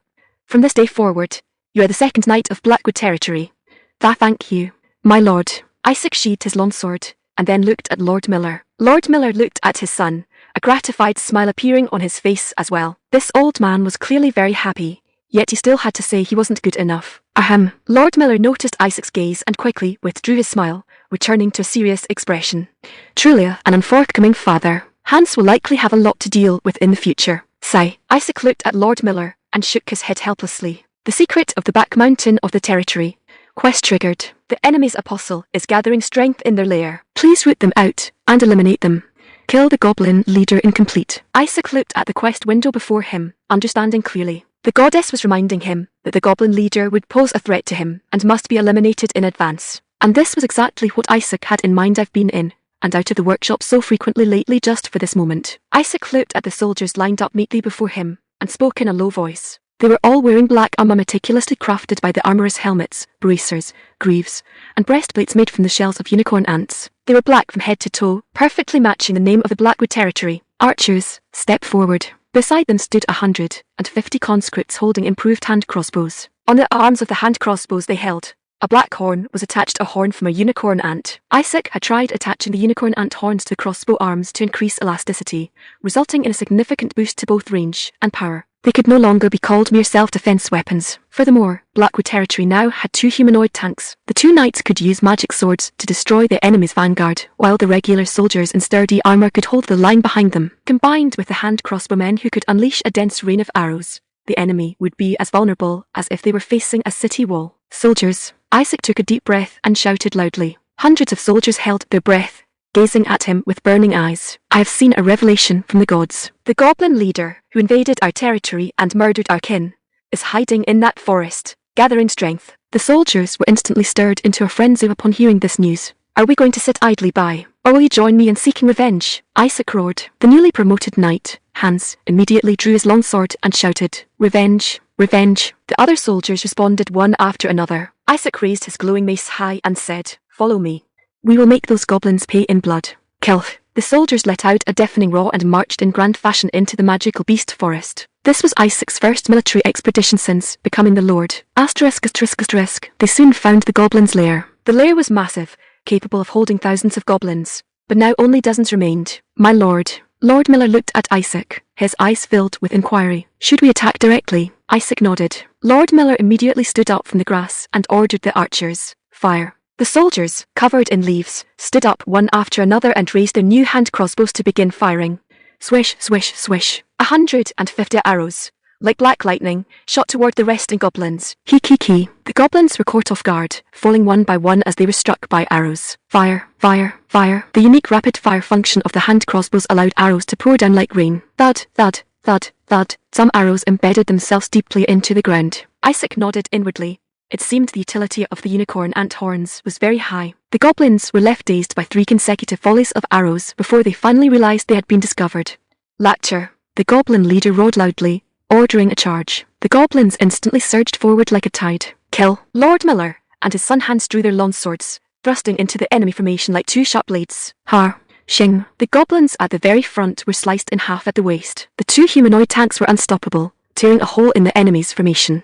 Shing, shing. The magic swords traced blue arcs as goblin heads and limbs flew everywhere. Charge. The territory soldiers in black armor also roared and charged forward. They were all battle-hardened veterans, roaring as they cut down the enemies. Sharpless spears pierced goblin chests, and halberds split their heads in 2. Bang, bang. Shing. The sound of blades entering flesh was everywhere. Goblin corpses piled up like mountains, and they were completely suppressed. He. Less than 10 minutes into the battle, it had already become completely one-sided. He. The goblin leader let out that ear-piercing scream again. The remaining goblins immediately threw down their arms and fled toward a nearby cave. Fire. Isaac ordered them to continue firing. Goblins fell to the ground screaming. The surviving goblins escaped into the cave. Huff huff. The soldiers panted as they looked at the cave entrance. Amazingly, not a single person had died. Seeing the unharmed soldiers, Isaac's determination to build an elite force grew even stronger. Fury finally drove them inside. Lord Miller and his son Hans walked over together, wiping the blood off their armor. Ha, young man, I have high hopes for you. Isaac patted Hans on the shoulder and encouraged him. What about the goblins that fled into the cave, my lord? Lord Miller asked, pointing at the dark, narrow cave. It's fine. Send someone to find some dry firewood and light a fire at the cave entrance. The soldiers immediately sprang into action, and soon a blazing bonfire was lit at the cave entrance. The flames crackled. Wind. Isaac squatted by the bonfire, and used wind magic to blow the smoke into the cave. Thick smoke billowed into the cave. The soldiers could almost see the goblins struggling in agony. Sure enough, before long, those goblins couldn't stand the smoke anymore and came running out of the cave wailing. Kee, fire. Thud, thud, thud. As soon as the goblins ran out, they were gunned down by a rain of arrows. Thrust. The territory soldiers, holding spears, surrounded the cave entrance so tightly that not a drop of water could leak through. Any goblins that escaped the rain of arrows were all skewered by spears. Fire. The goblins fell batch after batch, and the cave soon fell silent. Suddenly, a massive figure charged out of the cave. Kee. It was the goblin leader itself, panting angrily and glaring fixedly at Isaac. Roar human. Goblin, it's time we settled the score between us. Roar duel me apostle. It actually wanted to challenge Isaac to a duel. Fine, I accept your duel. Isaac snatched a hand crossbow from a conscript and fired it right at the goblin leader. Swish, thud, swish, thud. Arg. The arrows instantly sank into the goblin leader's body. It clutched its wounds in pain, staring at Isaac in disbelief. Roar des despicable. Heh, you're good at fighting. What use is being good at fighting? Swish, thud. Isaac sneered, ignoring its protest as he fired another arrow, hitting it right between the eyes. Were you? In this world, you need power and a background. Which path are you on? I'll give you a chance to ask the god behind you for more blessings. Roar. Seeing that it was still struggling unwillingly without any change, Isaac guessed the god behind it had already abandoned it. He simply emptied the magazine into it. Thud, thud, thud. Ike. The goblin leader let out an unwilling roar and then collapsed to the ground. HMPOH, small fry. Isaac sneered at the goblin leader's corpse and casually tossed the hand crossbow back to the conscript from before. Clean up the battlefield. Kill the goblin leader completed. Achievement points plus 300. The system notification confirmed the goblin leader's death. Soldiers, we have finally had our revenge, Isaac shouted, raising his mace high. Oh. The soldiers erupted into deafening cheers. He had finally avenged his subjects and his father. After the victory, they set off on their return journey. This forest was truly massive. One day, I will make this forest make way for my people, Isaac vowed silently. Just how big is this forest? Isaac asked, looking at the boundless woods. My lord, is this your first time in the magical beast forest? Lord Miller walked over, carrying his longsword on his shoulder. That's right. I heard there are many strange plants in this forest, and they all grow quite large. Yes, it's said to be because the manor here is very dense, so plants grow quickly. Some say it's because this place is cursed. Others say this was once a battlefield for dragons. Oh, is that so? A battlefield for dragons. This world was truly full of fantasy. Quest triggered. Walk northwest for about an hour. You might find something useful. Find something incomplete. A new quest appeared. Isaac's heart stirred. It seemed there would be other gains from this trip. Isaac followed the quest instructions and walked toward the northwest. They walked for about an hour and came to an open clearing. Not a single blade of grass grew here. What is this place? How could it be like this here? Isaac walked inside curiously. He saw some white crystals on the ground. The crystals glittered in the sunlight. Isaac curiously picked up a crystal. Find something completed. Achievement points plus 10. You have discovered a saltpeter mine. Achievement points plus 100. He had actually discovered a saltpeter mine. I am the master of the saltpeter mine. Claire felt that her brother had been very strange lately. No, he was always a little strange. But ever since he returned from the expedition to the magical beast forest, he had become even stranger. For example, he would suddenly start tapping a rhythm while showering in the bathroom, then shout along to the beat. Oh Tilda man, I am the lord of the saltpeter mine Tilda. You better remember my name Tilda. Because my treasure is big and rude Tilda. One shot will send you Tilda to the grave Tilda. Boo Tilda skr Tilda. skr Tilda. Such nonsensical words with strange rhythms, making people blush. Another time, Claire heard a loud bang from the Lord's office, scaring her and Dorothy into rushing over. However, they saw her brother with a blackened face, an explosion of hair, grinning foolishly amidst a cloud of black smoke. Hehehe, it's done. If asterisk seeking did it. Telgata, he said, rubbing his hands excitedly. It seems I still need to find graphite later. Claire was already starting to worry about her brother's mental state. Although he had quit drinking after becoming an apostle, and his eyes had become sharper, his current behaviour could no longer be described as active. It was simply creepy. He locked himself in the workshop all day, or hid in the Lord's office tinkering with strange things. Goddess Iris, please, make him normal again. Claire looked up at the sky and prayed sincerely. She had always hoped her brother would cheer up, but she never imagined he would turn out like this. Asterisk. That land was indeed a saltpeter mine, just like the Indian saltpeter mines on Earth. Isaac had originally thought it was just a worthless wasteland, but he never expected it to be a treasure trove. Because the soil was too rich in nutrients, nitrate crystals would naturally precipitate. No wonder nothing grew there. like a bald head. Perhaps ogres or giants once lived there, otherwise, it would be impossible to explain why there was so much saltpeter. The excrement of those huge magical beasts accumulated over centuries, forming this saltpeter mine. That goddess, what exactly does she want you to do? Isaac felt a little uneasy at first after finding the saltpeter mine, but he quickly calmed down. He now owned a saltpeter mine. What was there to be afraid of? Isaac was mixing saltpeter, charcoal, and sulfur in a ratio of 75-15-10 to make black powder.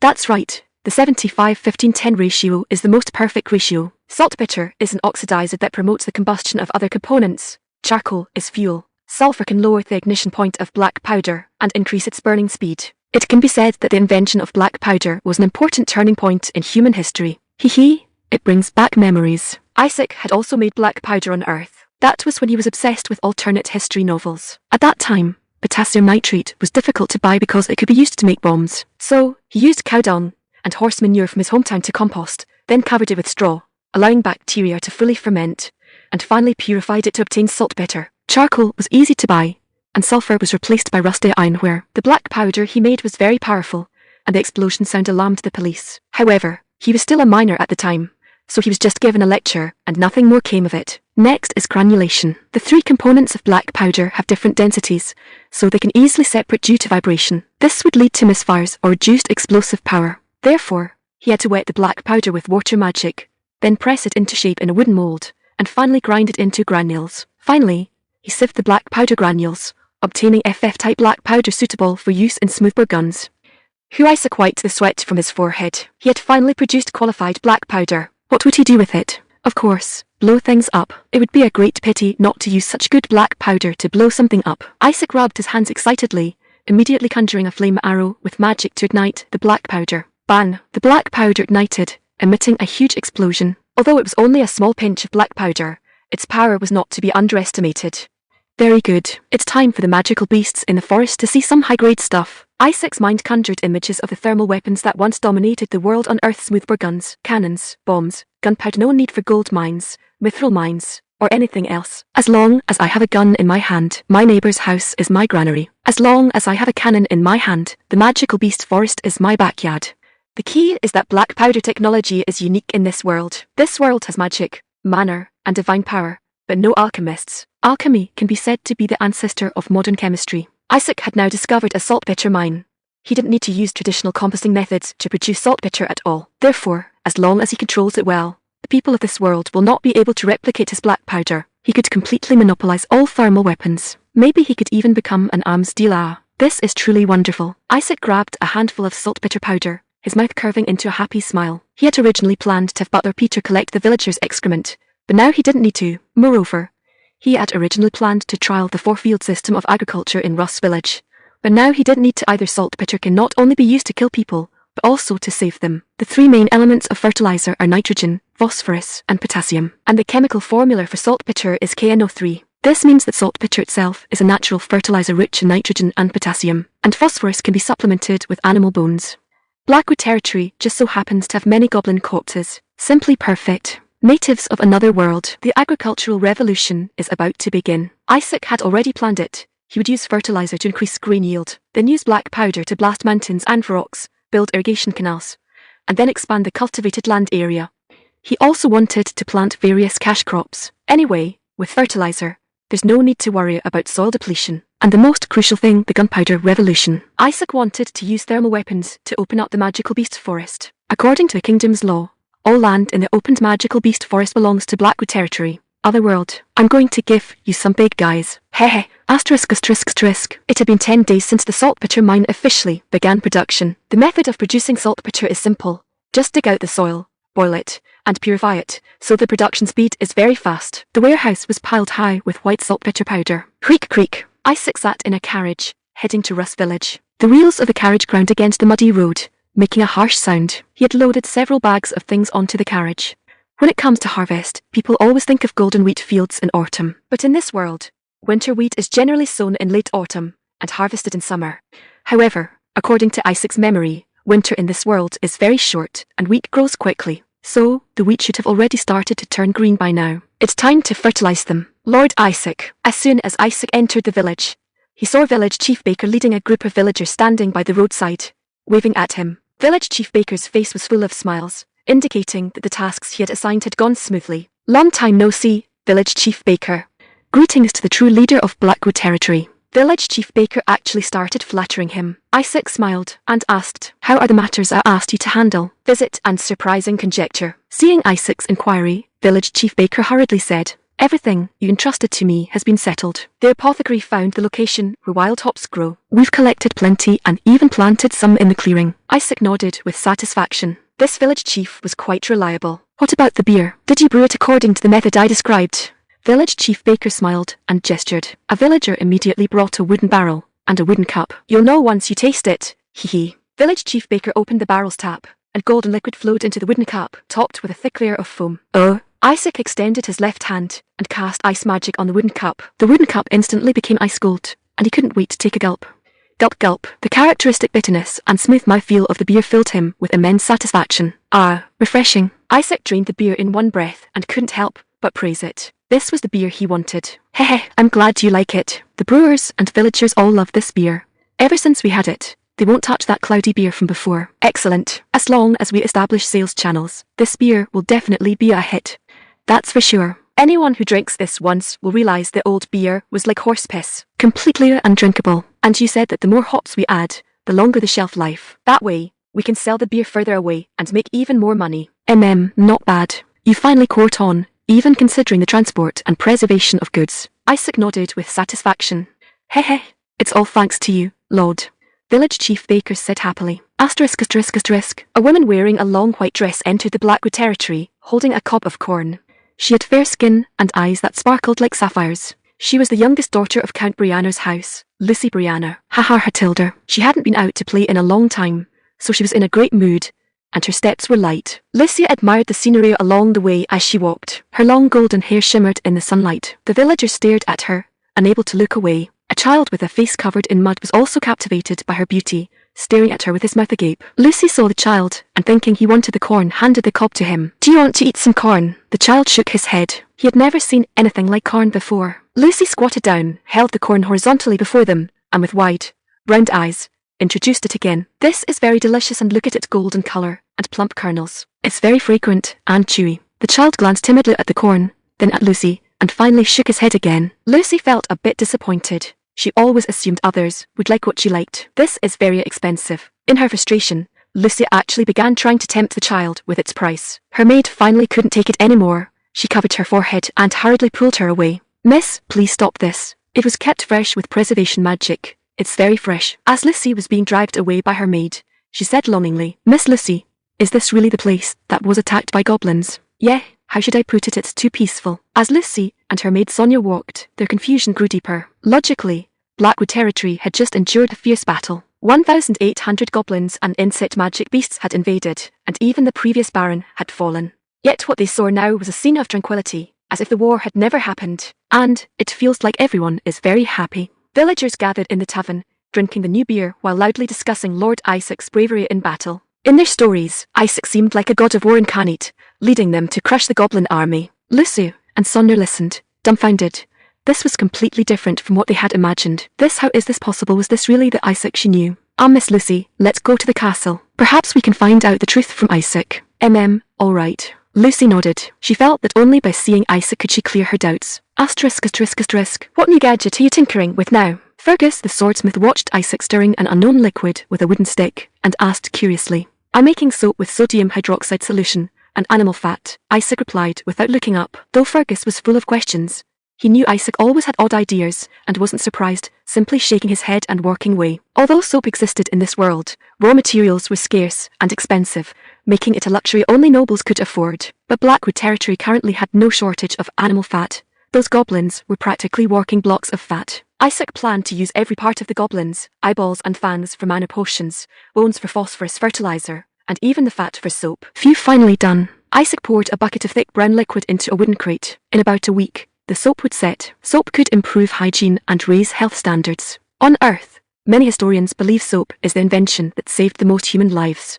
"Lord, are you finished? Could you help me carve some runes?" The armourer handed Isaac several repaired carapace armours. After a month of working together, the armourer's attitude toward Isaac had become quite casual, treating him more like a fellow worker than a high lord. Isaac picked up a carving tool and began etching runes. Mana flowed along the blade into the carapace, forming intricate patterns. Looking at the blue runes, Isaac suddenly had a bold thought. Could he carve runes onto his own body? Generally, runes couldn't be too powerful because mana was limited. The stronger their effect, the faster the mana drain. But if he could carve them on his own body, that wouldn't be an issue. His mana was incredibly vast. This meant he could infinitely increase the power of the runes. He could convert his mana into various permanent abilities. However, runes could only be carved on inanimate objects like carapaces or metal. They wouldn't function on living flesh. Wait. Isaac stroked the unicorn ant's carapace and suddenly realized the key.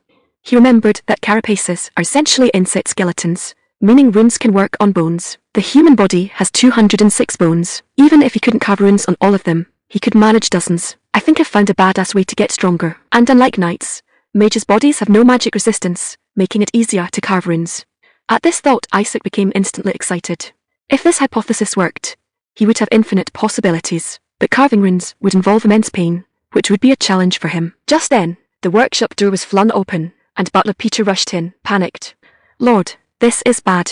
Miss Lucy from Count Brianna's house has arrived. What? Isaac was stunned. Lucy Brianna. Lucy Brianna, the woman who made him drink poison, was standing in the castle right now. Isaac suppressed the complex emotions in his heart, tidied his clothes slightly, and headed to the reception room, the Blackwood Territory Castle's reception room. Sister Lucy. Long time no see. The last time we met was at the second princess's coming-of-age ceremony. Claire enthusiastically greeted Lucy. Lucy also smiled when she saw Claire's smile. Claire was one of the few reasons she came to Blackwood Territory. Hello, Claire. How did you become so beautiful? Claire said playfully, hugging Lucy's arm. Hee, you're doing well too, Lucy asked. Claire nodded, then eagerly began to talk about recent events. Sister, do you know, our Blackwood Territory was attacked by a large group of magical beasts, but we worked together to defeat them, and we achieved a great victory, with almost no casualties. Claire spoke excitedly about Hans awakening his magic and becoming an apprentice knight, and so on. Lucy finally felt relieved upon hearing Claire's words. Fortunately, she was fine. Lucy had originally worried that Claire would be devastated by her father's death. Oh, that's amazing, Lucy said, smiling as she chatted with Claire. They chatted happily, and before they knew it, the conversation turned to Isaac. By the way, Isaac, how is he doing now? Brother. Claire's expression was a bit complicated.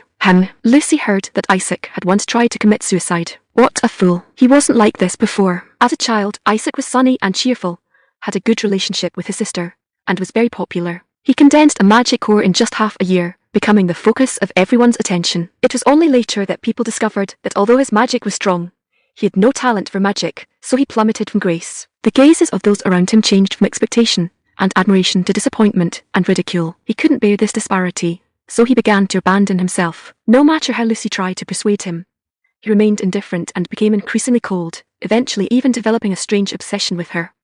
The relationship was truly complicated. Now it was time for it to end. Her father also wished for her to break off her relationship with Isaac. Sumner had also said that for the future of the Brianna family, she had to do this. Just then, Isaac walked in. Brother, you went to the workshop again. Why are you dressed like this to see guests? Claire walked over to help Isaac tidy his clothes. Lucy looked at them in surprise. They had actually become so close. Could what the villagers said all be true? Had he really changed? No, impossible. Her father had once said that people are very difficult to change. Good people might turn bad, but bad people are very difficult to turn good. Why are you so dirty? I just finished an experiment. Claire helped Isaac brush off the brown powder from his clothes. Isaac saw Lucy and paused for a moment, then instantly returned to normal and said, Long time no see, Lucy. Long time no see. Isaac, should I call you Lord? The atmosphere was a bit awkward now, and Lucy dared not look directly into Isaac's eyes. Claire's eyes darted back and forth, looking at one then the other. For a moment, she didn't know what to do. No need to be so polite. Just call me Isaac. By the way, why did you suddenly come? Isaac asked. Lucy nervously wrung her fingers. He wouldn't try to commit suicide again, would he? Or demand that she retract the decision to break off the engagement. I came to. You're here to talk about breaking off the engagement, right? Isaac saw her expression and immediately understood, speaking directly and to the point. Lucy immediately breathed a sigh of relief and said, Yes, that's right. I know you definitely don't want to break off the engagement, but there's really no other way. I agree to break off the engagement. What? Lucy's eyes widened, looking at Isaac in shock. He actually agreed so readily. I said, let's break off the engagement. Phew, I finally held it in. Isaac quietly let out a breath. Although Isaac pretended to be nonchalant on the surface, in reality, the moment he saw Lucy, a storm raged in his heart.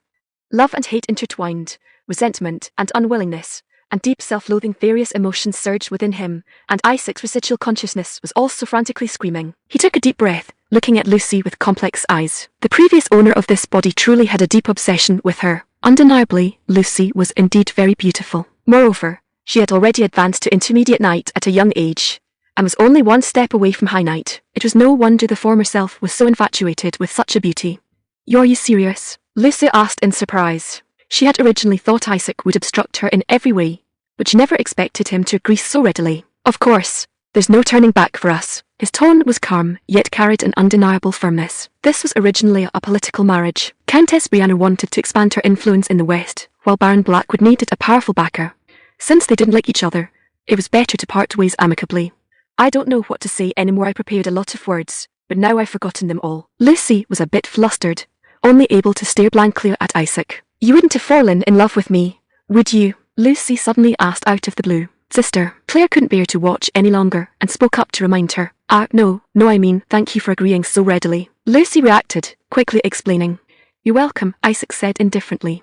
He just didn't want them both to be left with bad memories, that's all. Isaac picked up the quill and signed his name on the parchment bearing Countess Brianna's seal, with Lucy following suit. Thus, their engagement was officially dissolved. "All right, it's all over. You've worked hard during this time, my former fiancé," Isaac said. "I'm Isaac. Thank you for fulfilling my wish," Lucy said. She seemed to have more to say, looking intently at Isaac and saying, "Although you might not want to hear it, but I still want to tell you some things about the royal capital." "Or, what is it?" Blackwood territory was far from the royal capital, and news was always isolated and delayed. "Isaac, you'll be going to the royal capital soon, won't you? You'll go to formally announce your inheritance of the barony." Isaac nodded. After inheriting the title, he would sooner or later have to go to the royal capital to meet the king and pledge allegiance. It was just that the territory's affairs were busy, which had delayed it until now. Unfortunately, the king had passed away several months ago, and now his younger brother was acting as regent, handling state affairs. "Do you know the king's last words?" Representatives from the Austrian Chamber of Commerce. I know a little." Isaac nodded. He had heard a bit about this matter. The king's last words were practically common knowledge. It was said he only uttered one sentence: "Pass the throne to the strongest person."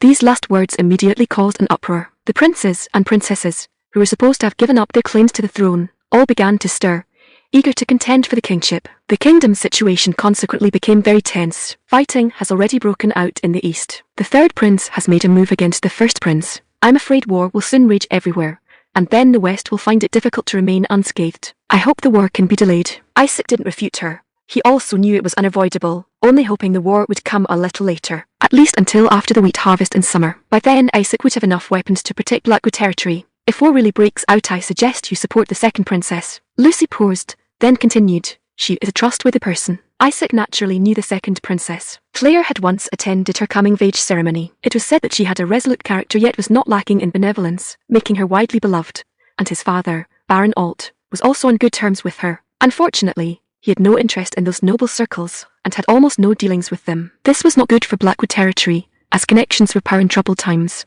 Fortunately, he still had Claire. Perhaps he could use her connections. "I will consider it. I'll make a decision after I return from the royal capital." He may think about it carefully. It seemed Countess Brianna had already decided to support the second princess, and the West was also beginning to take sides. Isaac couldn't help but sigh. His father's foresight was still lacking. He only focused on befriending distant nobles, neglecting closer relationships, which led to his current limited choices. "Oh, by the way, Isaac, you're almost coming of age too, aren't you?" Winter passes and spring arrives, and children who turn 16 will hold their coming-of-age ceremonies. Yes, we'll all be 16 after winter passes. In this world, due to the existence of demonic beasts, plagues, and wars, people's average lifespan is very short, so 16 is considered adulthood. Then why don't you come to our county to hold the coming-of-age ceremony together? You are a baron now. The surrounding lords should get to know you. Isaac naturally knew the customs of this world. Without photos or video calls, nobles could only get to know each other through banquets and gatherings, which was truly troublesome. If Countess Brianna was willing to host his coming-of-age ceremony, it would save him a sum of money. Anyway, he was going to the royal capital, so making a detour wouldn't hurt. "All right, Lucy, see you at the coming-of-age ceremony," Isaac said, then waved to Lucy. Okay." Lucy nodded, a little disappointed. "You take care too, and Claire as well." "May the goddess of earth bless you," Lucy said. "Wait, I'm a follower of goddess Iris now." "Okay, goodbye. I still have things to do, so I won't see you out." Isaac had many things to do today. He needed to start promoting fertilizer and also prepare some goods for trading with the high-ranking members of the Dario Merchant Guild. Lucy walked out, turning back to look at Isaac, her eyes full of doubt. Isaac waved his hand, signaling her to hurry up and leave. Lucy then turned and left the reception room. Lucy Broanner, this kind and talented girl, was finally free from the good-for-nothing Isaac and could fly freely. Watching her departing figure, Isaac couldn't help but fall into contemplation. Where did his own future path lie? I have to work. Isaac had been very busy recently. The saltpeter mine had officially begun production, and he had to send people to guard it, build fortifications there, and recruit soldiers. All of this required a large amount of funds. Fortunately, the saltpeter mine was not far from the border fortress. If danger arose, they could retreat to the fortress. Moreover, those demonic beasts wouldn't steal saltpeter. Only after Isaac became a lord did he understand why Finance Officer Charles always looked worried. Money, money, money, everything was about money. When would Blackwood territory become prosperous? Sigh, if only you could marry Sister Lucy, Claire said while looking at the ledger. She had always hoped Lucy would become her sister-in-law. Why didn't you stop me back then? Isaac asked. I wanted to stop you, but you were so terrifying back then, I couldn't convince you at all, Claire said while keeping accounts. All right, you did the right thing, Isaac said perfunctorily. He knew he had indeed been terrifying back then. However, I haven't given up. As long as I can prove with my actions that you've changed, you can openly pursue her in the future, Claire said hopefully. Isaac ignored his sister's unrealistic fantasies and simply focused on making the item in his hands. What exactly are you making? Claire asked curiously. I'm making high-grade soap with essential oil from fragrant leaves and unicorn ant grease added. The essential oil from fragrant leaves can be used to cover the peculiar smell of soap, and unicorn ant grease is rich in vegetable oil and unsaturated fatty acids, making it more suitable for making facial cleanser. Isaac planned to sell this high-grade soap to the wealthy. As for soap made from goblin fat, because it contains strong lye, it can only be used for washing clothes or washing hands after touching dirty things. Then, to promote the soap, he would say it was a divine blessing. After all, he was an apostle of God, and Goddess Iris had saved Blackwood territory, so the villagers' faith in the gods was very devout. He just needed to tell them that soap was a gift from the gods, for them to wash their clothes or hands after touching dirty things. This would greatly improve the territory's hygiene and extend people's lifespans. After all, many diseases are transmitted through hands. Sigh, if only I could get some salt. Isaac wanted to acquire a beach, and then sun-dry salt for large-scale production of table salt. This world had volcanoes and saltpeter mines. If he also had salt, he could use the Leblanc process to produce sodium carbonate, and then mass-produce soap. Ports and beaches, how can I get them? Isaac's ambition grew larger and larger. Ever since he acquired the saltpeter mine, he had become increasingly greedy. Do you know, brother, you have a habit of suddenly spacing out and talking to yourself, Claire said when she saw Isaac staring blankly again. I'm communicating with the gods. Liar. Claire didn't believe his nonsense. Just then, a knock sounded, and Finance Officer Charles entered. Lord, the people from the Dario Merchant Guild are here, and it seems the manager of the right branch has come personally. Oh, that fast. Isaac's eyes lit up. They came at just the right time. The soap was also ready. It was time to make money. Let's go. Take me to see her. It was said that the Dario Merchant Guild's entourage was very large. Moreover, the manager of the Wright branch had come personally. Wright was a free city famous for commerce and handicrafts. If they could reach a cooperation agreement, it would be a good thing for Blackwood territory. Isaac went to the reception room full of anticipation. He pushed open the door and saw a woman sitting there. The woman had a pair of furry ears on her head and a furry tail behind her. Oh, you are. The woman's eyes were golden, like a cat's eyes. Manager Miko's shock. A beastman. Isaac looked at the manager of the right branch and couldn't help but exclaim. A beautiful woman with beast ears and a tail stood before Isaac. Her delicate face wore a perfect smile. If not for those fluffy ears and the tail swaying behind her, anyone would have taken her for an ordinary human. Lord, to be precise, I am a half-blood of human and beastman. The woman elegantly lifted her skirt, curtsied, and explained with a smile. So she was a mixed blood, except for her ears and tail. Every other part of her was just like a human's. According to Isaac's memories, pure-blooded beastmen were covered in fur all over, like upright walking beasts. So, that meant someone and a beastman. Isaac coughed, interrupting his own wild thoughts. The world is vast, and there are bold souls everywhere. He had learned something new again today. Lord of the Blackwood territory, please call me Miko. Isaac raised his hand to signal she needn't be so formal. It's a pleasure to meet you, Manager Miko. You can just call me Isaac. Miko nodded with a smile. I heard that you can produce hundreds of double-enchanted pieces of equipment every month, Miko said. Was it that hatted merchant, Libero, who told you? Yes, you remember him. Of course I remember. He called me a playboy right to my face, Isaac said as if it were obvious. Come, Libero coughed awkwardly, wiping cold sweat from his forehead. When a subordinate makes a mistake, The superior naturally has to take responsibility. I heard that you were magnanimous and didn't blame him at the time. I apologize for my subordinate's rudeness, Miko said. Spare me the verbal apology. I hope you can show some sincerity in this transaction, Isaac said. A merchant should understand that an apology should be expressed with money. I have already considered that, so I will give you some discounts in this deal, Miko said. Oh, that's good. It seems my previous generosity was worth it. After some brief pleasantries, both parties finally got down to business. Shall we talk about the enchantments first? Miko revealed her sharp canine teeth, eager to start the trade. Claire, bring that sword over. Seeing is believing. Rather than trying to convince them with words, it was better to show them directly to avoid future trouble. Here, Claire handed a broadsword to Isaac. This was a two-handed sword, larger than a one-handed sword. Isaac picked up an engraving tool and began to carve runes. Miko and the merchants watched him in surprise. They hadn't expected Isaac to demonstrate the enchantment personally. Isaac carved 2 runes onto the blade, strength and lightweight. A powerful manner emanated from his fingertips, the blue energy even overflowing from the blade. And his manner is indeed very strong, the merchants whispered. The corners of Isaac's mouth curled up. He deliberately released a powerful surge of manner. He wanted these merchants to witness his strength, as only then could he take the initiative in the upcoming negotiations. Those self-righteous nobles might find such behavior disgraceful, but Isaac didn't care. Can Face put food on the table? For the sake of the Blackwood Territory's revenue, he had to secure this deal. Isaac continued carving the runes and then began infusing them with mana. A steady stream of powerful mana flowed into the runes. This was the result of Isaac's years of cultivation, giving him a talent in the field of enchantment that far surpassed ordinary people. Snap. Once the mana infusion was complete, Isaac handed the double enchanted two-handed sword to Miko. Miko curiously took the longsword and gave it a few swings. My god, it's so light, and my strength has increased too, Miko said in shock, her eyes wide as she looked at Isaac. How did you do it? Wright has enchanters too, but they can't do this. It takes them a long time just to carve a single rune. This is my exclusive secret, Isaac said with a mysterious smile, offering no further explanation.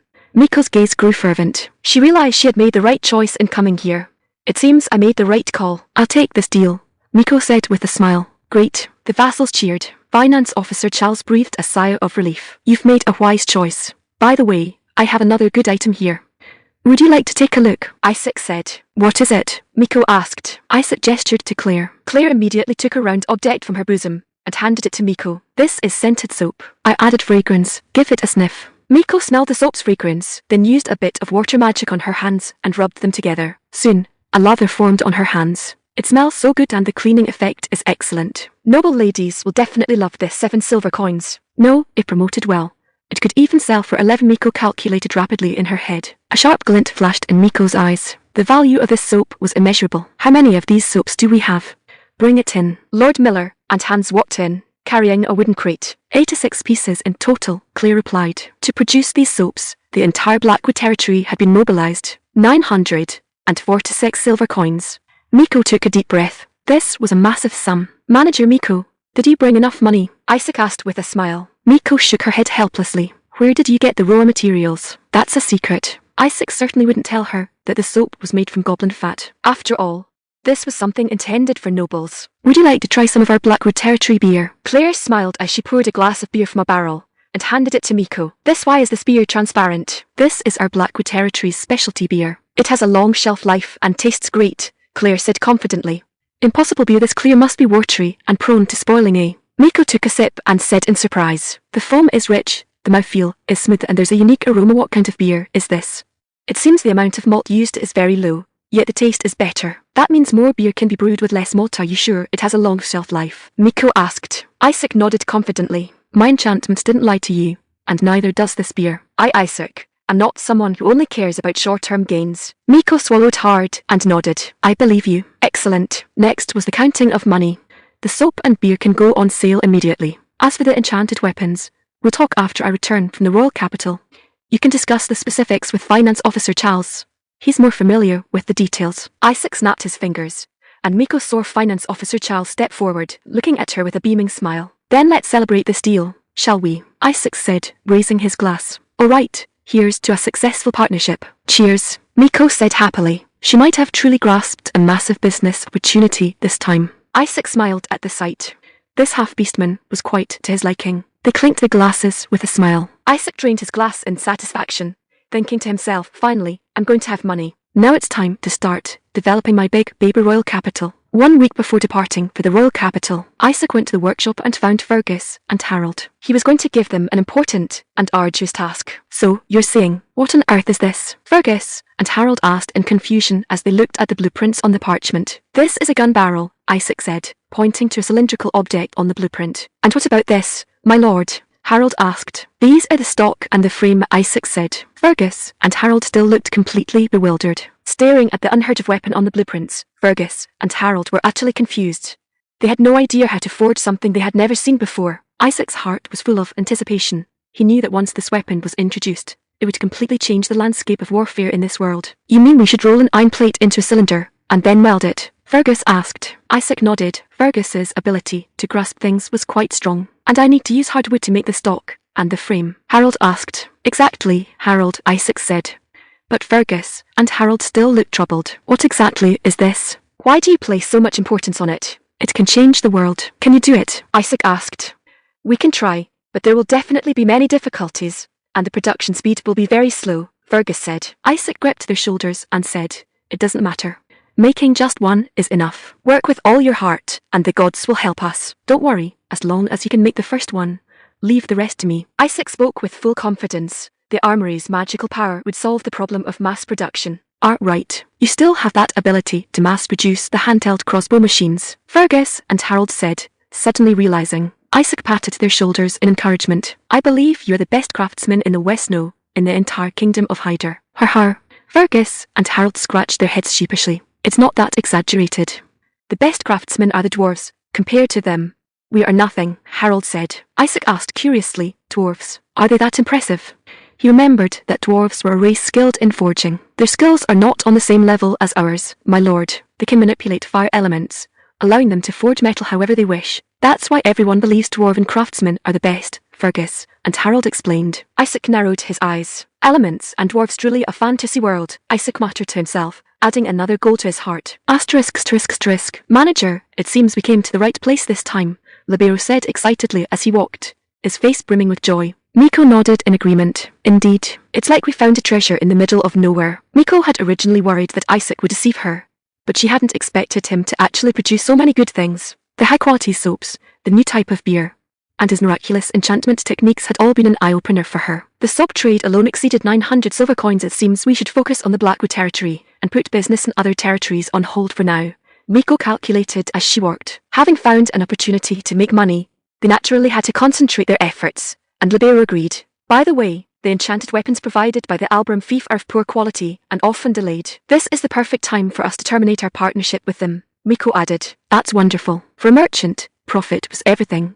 and he was also fed up with the Albram Fief. We must firmly keep the business of the Blackwood territory in our hands." Miko made a silent decision, already imagining countless gold coins flowing toward her. "Lord Isaac really exceeded my expectations. It seems the rumors are not to be believed," Miko said, unable to help herself as she thought of Isaac. Those nobles who prided themselves on being highborn might not care about her status on the surface, but she could sense the disdain in their eyes. Isaac, however, was special. He was approachable and friendly to her, and seemed interested in her, which gave Miko a good impression of him. In the Lord's office of the Blackwood Territory Castle, Isaac was handling territorial affairs. There had been so many things lately that Butler Peter was nearly being driven bald by the workload. "Lord Miller, how's the recruitment of new soldiers going?" Isaac asked without looking up. Although battles occur frequently in the Blackwood territory, there are still many people signing up for the army, Lord Miller replied. How many people?" Isaac recalled those brave villagers on the city walls. "We are only recruiting 30 people, but 150 have applied." "Very good.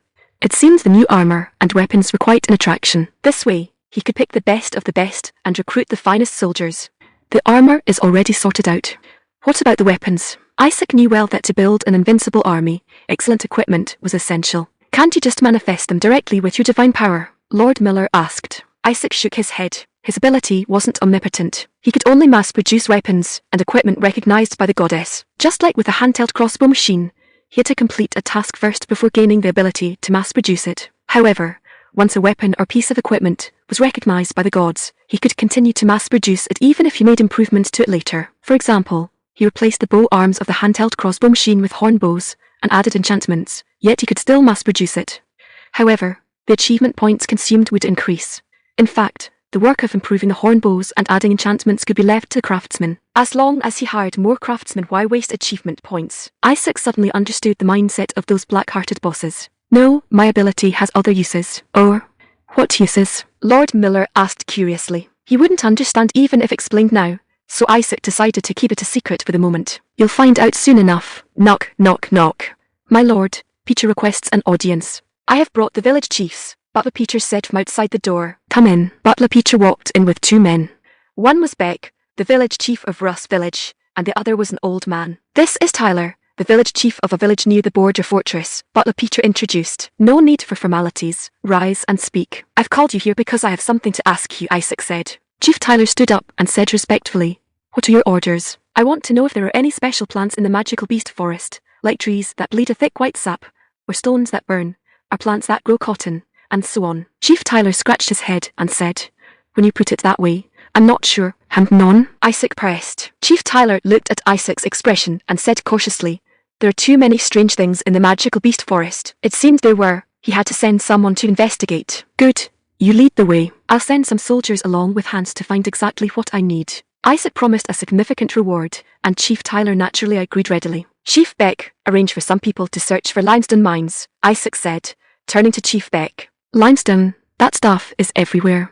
What use does it have? Chief Beck asked in confusion. Find it first, then we'll talk. Isaac recalled that the ancient Romans mixed volcanic ash with lime to create incredibly strong Roman concrete. Structures like the Colosseum and aqueducts have stood firm through 2,000 years of wind and rain. Romans, oh Romans, Isaac couldn't help but sigh. Also, Butler Peter, go to right and contact the Dario Merchant Guild to have them help us acquire copper and tin. And if possible, find a craftsman who can cast bells. Copper and tin. Are you planning to cast bronze? And you want a bellcaster? Butler Peter was puzzled. Exactly. Its sound will be very loud, Isaac thought to himself. Although the price of bronze was high, since only the Blackwood territory was using it, it shouldn't be too expensive. But my lord, the finance officer is controlling expenses very strictly right now. He says money should be spent where it's most needed, Butler Peter said with a troubled look. Tell him it's my command, and it's very important. Yes, my lord. Isaac persuaded Butler Peter and then looked at Lord Miller. Lord Miller, shall we depart for the royal capital? Lord Miller nodded with a smile. They needed to head back as soon as possible. Asterisk. Incredible. Looking at the magnificent city before him, Isaac couldn't help but let out a gasp of wonder. The royal capital Mere was a city with centuries of history. Its architecture was exquisite and grand, completely different from a backwater like the Blackwood territory. It was packed with people and bustling with activity. Merchants were hawking various goods on the streets, carpenters were making furniture, and apothecaries were brewing potions. Roadside stalls were filled with various delicacies, magic fountains sprayed colourful jets of water, and children played by the fountains. Isaac even saw an elf with pointed ears. This is Isaac trembled with excitement. What's wrong? Lord Miller asked curiously upon seeing Isaac's reaction. This is a fantasy world. Isaac muttered to himself, dwarf. Lord Miller, look, that beautiful woman over there is an elf, isn't she? Isaac gazed at the fair-skinned, pointy-eared young woman in the distance, knowing without a doubt that she must be an elf. What a beauty. If only she were in bed, Isaac sighed inwardly. The ones who live in the forests are wood elves, master. Most of them vanished after their defeat in the war against the high elves, so the one you see now should be a high elf. Lord Miller explained respectfully. So elves also have factions. Isaac stroked his chin, deep in thought. What's the deal with the high elves? Although they cannot control the elements, they possess extremely advanced magical technology, and are said to be gathered in the distant Avalon Empire. Oh, I see. Isaac nodded thoughtfully. In that case, wood elves must be the race that lives in harmony with nature and can control the elements. High elves are arrogant and conceited. It's best not to provoke them. Speaking of which, you should know all this if you'd seriously taken the air lessons. Lord Miller couldn't help but remind him. That's in the past. Let's not bring it up. Isaac coughed awkwardly and waved his hand, signalling Lord Miller to stop talking. Lord Miller, do you know how those potions are made? I have a lot of magical beast byproducts in my territory that would be perfect for making potions. I want to gather some artisans to try producing some. Isaac looked thoughtfully at the roadside stalls. Take the goblin eyeballs and fangs he sold earlier, for example. If they could be processed directly into the lowest grade potions before being sold, the profit would at least multiply several times over. You are right, but the roadside stalls only sell inferior goods. Good potions must be bought at a magic tower or a church. Your territory needs a magic tower capable of processing byproducts, and a church that can produce holy water. Isaac murmured. Processing byproducts shouldn't be too difficult, as his territory has many skilled artisans.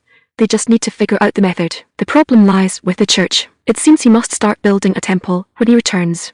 Once the Elysian order spreads and priests and monks capable of borrowing divine power appear, they can begin making holy water. By the way, Lord Miller, did you buy those potions you got earlier around here? Lord Miller nodded, pointing to the soaring magic tower of the Hyde Kingdom in the distance. Magic tower, Isaac repeated softly. It is said that Claire is a powerhouse there, possessing 6 magic paths, practically a tactical weapon. I also want to quickly increase the number of my magic paths, Isaac muttered to himself, gazing at the magic tower. Is there a suitable armor shop nearby? Mary Armor Shop? That's right. Did you bring money? Lord Miller asked. Isaac shook the draft in his hand. Of course. Asterisk. After exchanging the currency, Isaac and Lord Miller headed straight for the armor shop on the commercial street. Wow, that's spectacular. Glittering plate armor and defensive gear were neatly arranged inside the shop, dazzling the eyes. The artisans of the royal capital truly lived up to their reputation, Isaac thought, secretly envious. However, the price of armor in the royal capital was also quite beautiful. The owner asked for 750 silver coins for a full suit of plate armor. Master, this is a work of art crafted by the royal capital's top artisans. You get what you pay for. The owner rubbed his hands, implying that the price was already very fair. Isaac shook his head, giving up on buying the entire suit of armor, and decided to only purchase the missing pieces first. He ultimately bought spalders, armpit armor, leg armor, greaves, and iron boots, and tried them on immediately. It looks pretty good. Isaac nodded in satisfaction. When he earned more money later, he would come back for a custom-made set. Isaac paid the owner gold coins while thinking this, and walked out of the shop. Thank you for your patronage, master. Walking out of the shop and into the sunlight, Isaac's armor looked especially dazzling. Combined with a heavy war hammer at his waist, anyone who didn't know better would truly mistake him for a powerful knight. How do I look? Not bad, right? Isaac asked, looking down at himself. Lord Miller scratched his head, a troubled look on his face. Well, you certainly don't look like a mage. Mages can die too. Besides, can someone with only 1 or 2 magic paths even be considered a mage? Are you going anywhere else? Should we head straight to the royal palace? Isaac shook his head. No, there's one more thing. Where to? The slave market. Asterisk. Like other kingdoms, the Hyde Kingdom also practiced slavery. Furthermore, because the slave trade brought a large amount of cheap labor to a kingdom and promoted national development, the Hyde Kingdom actively encouraged it. Oh, 2 Sir Knights. Welcome. Isaac and Lord Miller, clad in shiny plate armor, walked into the slave market, and a slave merchant with a goatee immediately greeted them with a beaming smile. Masters, you've come at the perfect time. A batch of strong slaves just arrived a few days ago. The slave merchant rubbed his hands, smiling broadly as he asked Isaac what he needed. Would you like a young and beautiful female slave? We have every race here. No need, Isaac refused coldly. The slave merchant was stunned. I want strong male slaves. The more muscular, the better, Isaac added. Oh, so you prefer this type? We also have many burly male slaves here. They are just needed for labor. Understood. Please wait a moment. The slave merchant bowed repeatedly and turned to leave. The reason Isaac wanted to buy male slaves was that he planned to manufacture various goods in his territory and needed manpower to protect their safety. This world lacked concepts like intellectual property rights and patents. Once the manufacturing method for a certain commodity leaked, a large number of imitations would quickly appear. But if slaves could be bound by special contracts, while it wouldn't completely prevent technology leakage, it could at least delay the appearance of imitations. Moreover, Isaac had many things to do next, and he needed a large number of young and strong labourers. Before long, the slave merchant returned with a group of burly male slaves. The strong male slaves you requested are all here. They have all signed the silence contract and the termination contract, making them absolutely reliable. The termination contract is a type of contract magic that can control a slave's life. The master can stop the slave's heart and take their life at any time they wish. Of course, if the master's heart stops beating, the slave will also die. In short, it is a contract that places life and death in the hands of another. It is said that this magic was originally created by a mage couple who wished to stop their hearts simultaneously at the end of their lives, so they could be together forever. However, this romantic magic was later transformed by mages into a tool for controlling slaves. Hey, masters. What do you think? The slave merchant asked flatteringly. Isaac carefully examined the 15 slaves before him. Every one of them was extremely strong. Suddenly Isaac noticed a slave who was exceptionally short, causing him to frown. That childlike short stature, exaggerated muscles, especially his biceps, which were even thicker than Hans the blacksmith's. Could it be a dwarf? Holy crap. Another world what? Isaac walked over and took a look. As expected, it was a dwarf with a thick beard. How could a dwarf appear here and even become a slave? He's a slave too. Why hasn't he been sold yet? Isaac asked in surprise, grabbing the slave merchant. Dwarfs were a race blessed by the god of metal and forging. Logically, they should have been bought at a high price by nobles as soon as they were captured. It's a long story. He has a bit of a problem. What problem? Isaac pressed. He will only pick up his hammer when he finds something that sparks his creative desire. Otherwise, he won't work even if it kills him. Then I'll take him, Isaac said without hesitation. But if you can't spark his interest, he won't work. You don't need to worry about that. How do you plan to spark his interest? Do you have? Isaac shook his head. I don't have those things, but I have plenty of ideas that can spark his creative desire. This creative desire wasn't something that could only be sparked by material things. On the contrary, when a person has the chance to create something unprecedented, their creative desire truly gushes forth. And Isaac just happened to have many such ideas. Hey, you Yehu, Isaac called out to the dwarf, who had been staring at him expressionlessly. How did you end up in this state? Isaac asked with interest. He was curious about how this dwarf had come here from the distant continent, and what reason made him refuse to give up his creative passion even at the cost of his life. None of your damn business. The dwarf spat disdainfully. !! You brat! How dare you act so arrogant? The slave merchant slapped the back of the dwarf's head hard. If it weren't for you, how could I have suffered such heavy losses? The slave merchant was full of rage because the dwarf had been returned by previous buyers. All right, that's enough. Isaac quickly grabbed the slave merchant's shoulder to stop him from continuing the abuse. After all, this dwarf was going to be the craftsman of his territory in the future. Tell me, how did a fellow like you end up in the Hydal Kingdom? The dwarf scratched his beard irritably, seemingly unwilling to reminisce. Sigh. It's a long story. Back when I was presenting my newly invented treasure to the Dwarf King, I accidentally. And then Isaac became interested and gestured for the dwarf to continue. I accidentally blew up my invention and even injured His Majesty the King, the dwarf said flatly, as if speaking of a trivial matter. However, the fact that this dwarf could invent and create was something Isaac greatly appreciated. What kind of strange thing were you inventing back then? The dwarf glanced sideways at Isaac and asked back. Would you even understand if I told you? Isaac ignored the dwarf's provocation and gestured for him to speak quickly. What I invented was a mechanical device driven by water, fire, and steam. As long as you boil the water, it produces a massive amount of power, which drives the machinery. But during the demonstration, it suddenly exploded. Sigh. Just my luck, the dwarf said helplessly. Isaac was instantly stunned on the spot. Holy crap.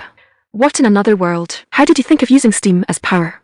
What's so hard about that? When boiling water, doesn't the kettle lid often get pushed up by steam? So I wondered if I could use the power to drive other things, the dwarf said dismissively. Actually, using the power of steam wasn't exactly a new concept. As early as the ancient Greek period, a scholar named Hero invented the eolipile and the automatic doors of the Temple of Alexandria. But this was a cruel medieval fantasy world. In this world, where science and technology developed slowly, for someone to actually attempt to apply thermodynamic principles to mechanical manufacturing was quite an extraordinary feat in itself. If he could recruit this knowledgeable and inquisitive dwarf to his side, and then combine it with fire elements and forging techniques, hey, dwarf. What? Isaac looked at the dwarf with burning eyes and said word for word, come with me. So you like this type? The slave merchant whispered to the side. Isaac ignored the slave merchant's nonsense and continued to the dwarf. How about it? I guarantee you will see the most precious knowledge in this world. I'm a prisoner. What choice do I have, however? Let me say this upfront. I won't do what I don't want to do, even if it kills me, the dwarf said firmly. Isaac smiled and said, it's fine. You will willingly swing your hammer for me. Asterisk clink clink asterisk. Here. This is your money, slave merchant. Isaac took out a heavy bag of silver coins and threw it to the slave merchant. The slave merchant caught the heavy money bag, smiling from ear to ear. Hee, you've purchased quite a number of slaves. As long as you give me the address, I can send people to safely escort them to your territory. Good, send them all to Blackwood Town. The faces of the dwarf and the other slaves turned pale instantly. Asterisk. Isaac's trip to the royal capital was nearing its end, and various matters had been settled. Now only one last thing remained, which was to complete the original purpose of his visit to the royal capital. Thus, accompanied by Lord Miller, Isaac arrived at the regent's palace. However, Isaac originally thought he would see many nobles and the regent, but in reality, only a palace secretary officer greeted them. Regent Parsis is busy with official business and cannot receive you for the time being. Therefore, the inheritance procedures can be simplified appropriately. You only need to register here, the secretary officer explained. Although Isaac was somewhat dissatisfied, he still accepted the secretary officer's arrangements. He picked up the quill and signed his name on the parchment, completing the inheritance procedures. Congratulations, Baron Blackwood. I hope you can become a solid bulwark for the kingdom. The secretary officer shook hands with Isaac and congratulated him. I hope so too, but the kingdom hasn't been peaceful lately, Isaac sighed. Everything will pass, Baron, the secretary officer said with a smile. Isaac nodded perfunctorily and was about to turn and leave when he suddenly heard a clear and pleasant voice from behind him. Little Master Isaac. Isaac stopped and turned around in confusion. Isaac tried hard to remember, but he had no impression of this woman at all. Could she be an old acquaintance of the original owner? You are now an official Baron. I should address you as Lord Baron Isaac, the woman said with a smile. Isaac was still trying to recall, completely failing to notice Lord Miller frantically winking at him from the side. My lord, this is Her Highness the Second Princess, Her Highness Priscilla. Lord Miller whispered a reminder. So it's her, born rebellious. Isaac suddenly realized that it was Princess Priscilla, though he didn't know how she recognized him. You must be wondering how I recognized you, right? I saw you once at Count Brianna's house before. Later, Lucy often mentioned you to me, Priscilla explained with a smile. It turned out they'd met once at Count Brianna's house years ago. He hadn't expected Priscilla to still remember him. Isaac felt a bit at a loss, unsure of how to properly greet her. Greetings, respected Second Princess. Isaac bent down, preparing to bow. No need for such formalities. Priscilla quickly stopped him. You have come from afar. There is no need to be constrained by these trivial etiquettes. Priscilla was indeed an approachable princess, just as Lucy had described. It's because you're too gentle, Priscilla, that any riffraff thinks they can ride over a royal family's head. At that moment, a blonde-haired, blue-eyed young man walked out from behind Priscilla, speaking in an arrogant tone. Brother Priscilla frowned, seemingly very displeased by the man's appearance. He is the second prince, His Highness Good, Lord Miller introduced in a low voice from the side. Are you that trash kid who's been causing such a stir at the western border? Good sized up Isaac with a contemptuous gaze, mocking him. No wonder the palace is filled with the stench of magical beast tusk. Priscilla, you aren't thinking of recruiting this trash, are you? Good looked at Isaac, and then at Priscilla, a mocking smile appearing on his face as if he had seen to everything. Isaac had long heard of Good's glorious deeds. This guy was also a problem child, and a natural one at that. Tusk, even if you're the least favoured one in the royal family, you shouldn't have to recruit this kind of trash, sister. The funny thing was that although this guy was a problem child just like Isaac, he had countless followers thanks to his noble birth. Unlike Isaac, who had been ignored by everyone ever since his magic talent was detected as being low. I only happened to run into Baron Isaac and chatted with him for a bit. I have no intention of recruiting him, Priscilla retorted, suppressing her anger. Who would believe that? Good sneered. Haven't you been getting very close to the Brianna family in the West lately? You know perfectly well that the West is my territory, yet you dare. Since when did the West become your territory, brother? My friendship with the Brianna family is long-standing, and has nothing to do with the throne succession war, nor do I need to explain it to you. Good and Priscilla were at loggerheads, neither willing to yield. You bitch, tell me, are you trying to rebel? Good was fuming, pointing at Priscilla's nose as he cursed. Isaac couldn't stand it anymore and decided to step forward to say a word of justice. Princess Priscilla is not lying. I really did just happen to pass by and spoke a few words with her, Prince Good. However, Good only became even more enraged. You ignorant fool, how dare you butt in you? Isaac looked at Good coldly. This guy had been targeting him from the start. Did he really think Isaac was easy to bully? What audacity you have! How dare you not bow when meeting a member of the royal family? Kneel down this instant, Good shouted, pointing at Isaac's nose. Isaac sneered inwardly. Was this the legendary bloodline discrimination? He suddenly lifted one foot, aiming the sole directly at Good's face, then slowly patted his own knee and said indifferently, Sorry, I've been practicing swordsmanship lately, and my knees are stiff. I can't kneel down. Good's face instantly turned livid. You're very suspicious, aren't you? Your attitude toward the royal family has been arrogant since the beginning, and your looks give off the vibe of a treacherous villain. Good actually said he looked like a treacherous villain. Isaac was helpless. This guy really knew how to hit a sore spot. We have a saying in our territory, if someone says you look like a traitor the first time they meet you, Isaac paused deliberately, then glared at Good and said word for word, then you must rebel just to show them. Oh, right. My hometown also has a poem, a righteous man wields a 3-foot blade.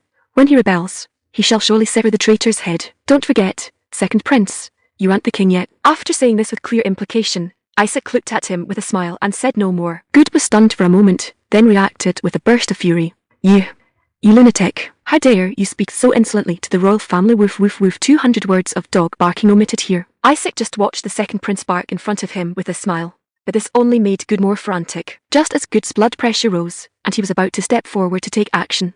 Second prince. The door to the room that Isaac and the others had been blocking suddenly opened, and the secretary officer ran out, shouting anxiously, The regent requests your presence inside.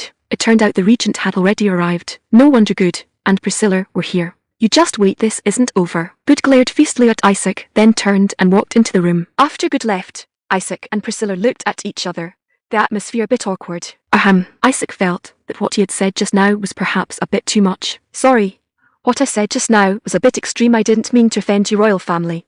Priscilla, however, kept her head down, her shoulders shaking continuously. Pure FFD, no need to apologize. I actually found what you said just now very satisfying. Priscilla looked up and said with a smile. Isaac breathed a sigh of relief. Luckily, he hadn't offended this princess. By the way, is there really such a saying in Blackwood Town? If someone calls you a traitor for no reason, you must rebel just to show them, Priscilla asked curiously. As you know, our place is quite remote, and the people are tough. So, many times when one is falsely accused or slandered, there's no need to explain anything. Those with great strength naturally get to set the rules. Hee, what an interesting place.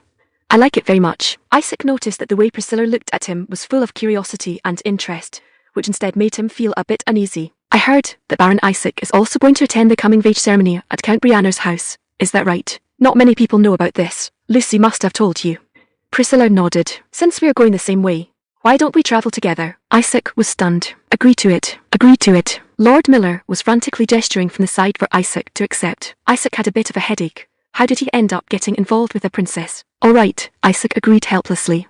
Body Enhancement Magic Circle. The addition of the second princess's party completely disrupted Isaac's plans. He had originally planned to head straight for Count Brianna's house after completing the inheritance procedures, but Princess Priscilla's entourage was massive, with hundreds of guards, soldiers, and servants alone. Just preparing to depart took an entire day, leaving Isaac with no choice but to stay and wait. To avoid wasting time, Isaac decided to use this period to finish something he had always wanted to do, but had hesitated out of fear. Are you sure you want to do this? It will likely be painful, Lord Miller said, his expression solemn and his tone worried. Yes, don't hold back. Do it. Isaac bit down on a sturdy wooden stick and resolutely took off his clothes. Phew, then I'm starting. Lord Miller swallowed hard, looking a bit nervous. Come on, I'll have to go through this with you sooner or later anyway, Isaac said through gritted teeth. Seeing Isaac nod, Lord Miller took a deep breath and slowly drew the dagger from his waist. The dagger's blade glinted coldly in the candlelight, possessing the sharpness of a scalpel. I hope your idea is correct, to actually engrave a magic circle onto bone. This unexpected free time during his visit to the royal capital led Isaac to attempt a bold idea, engraving a strengthening magic circle onto his own bones.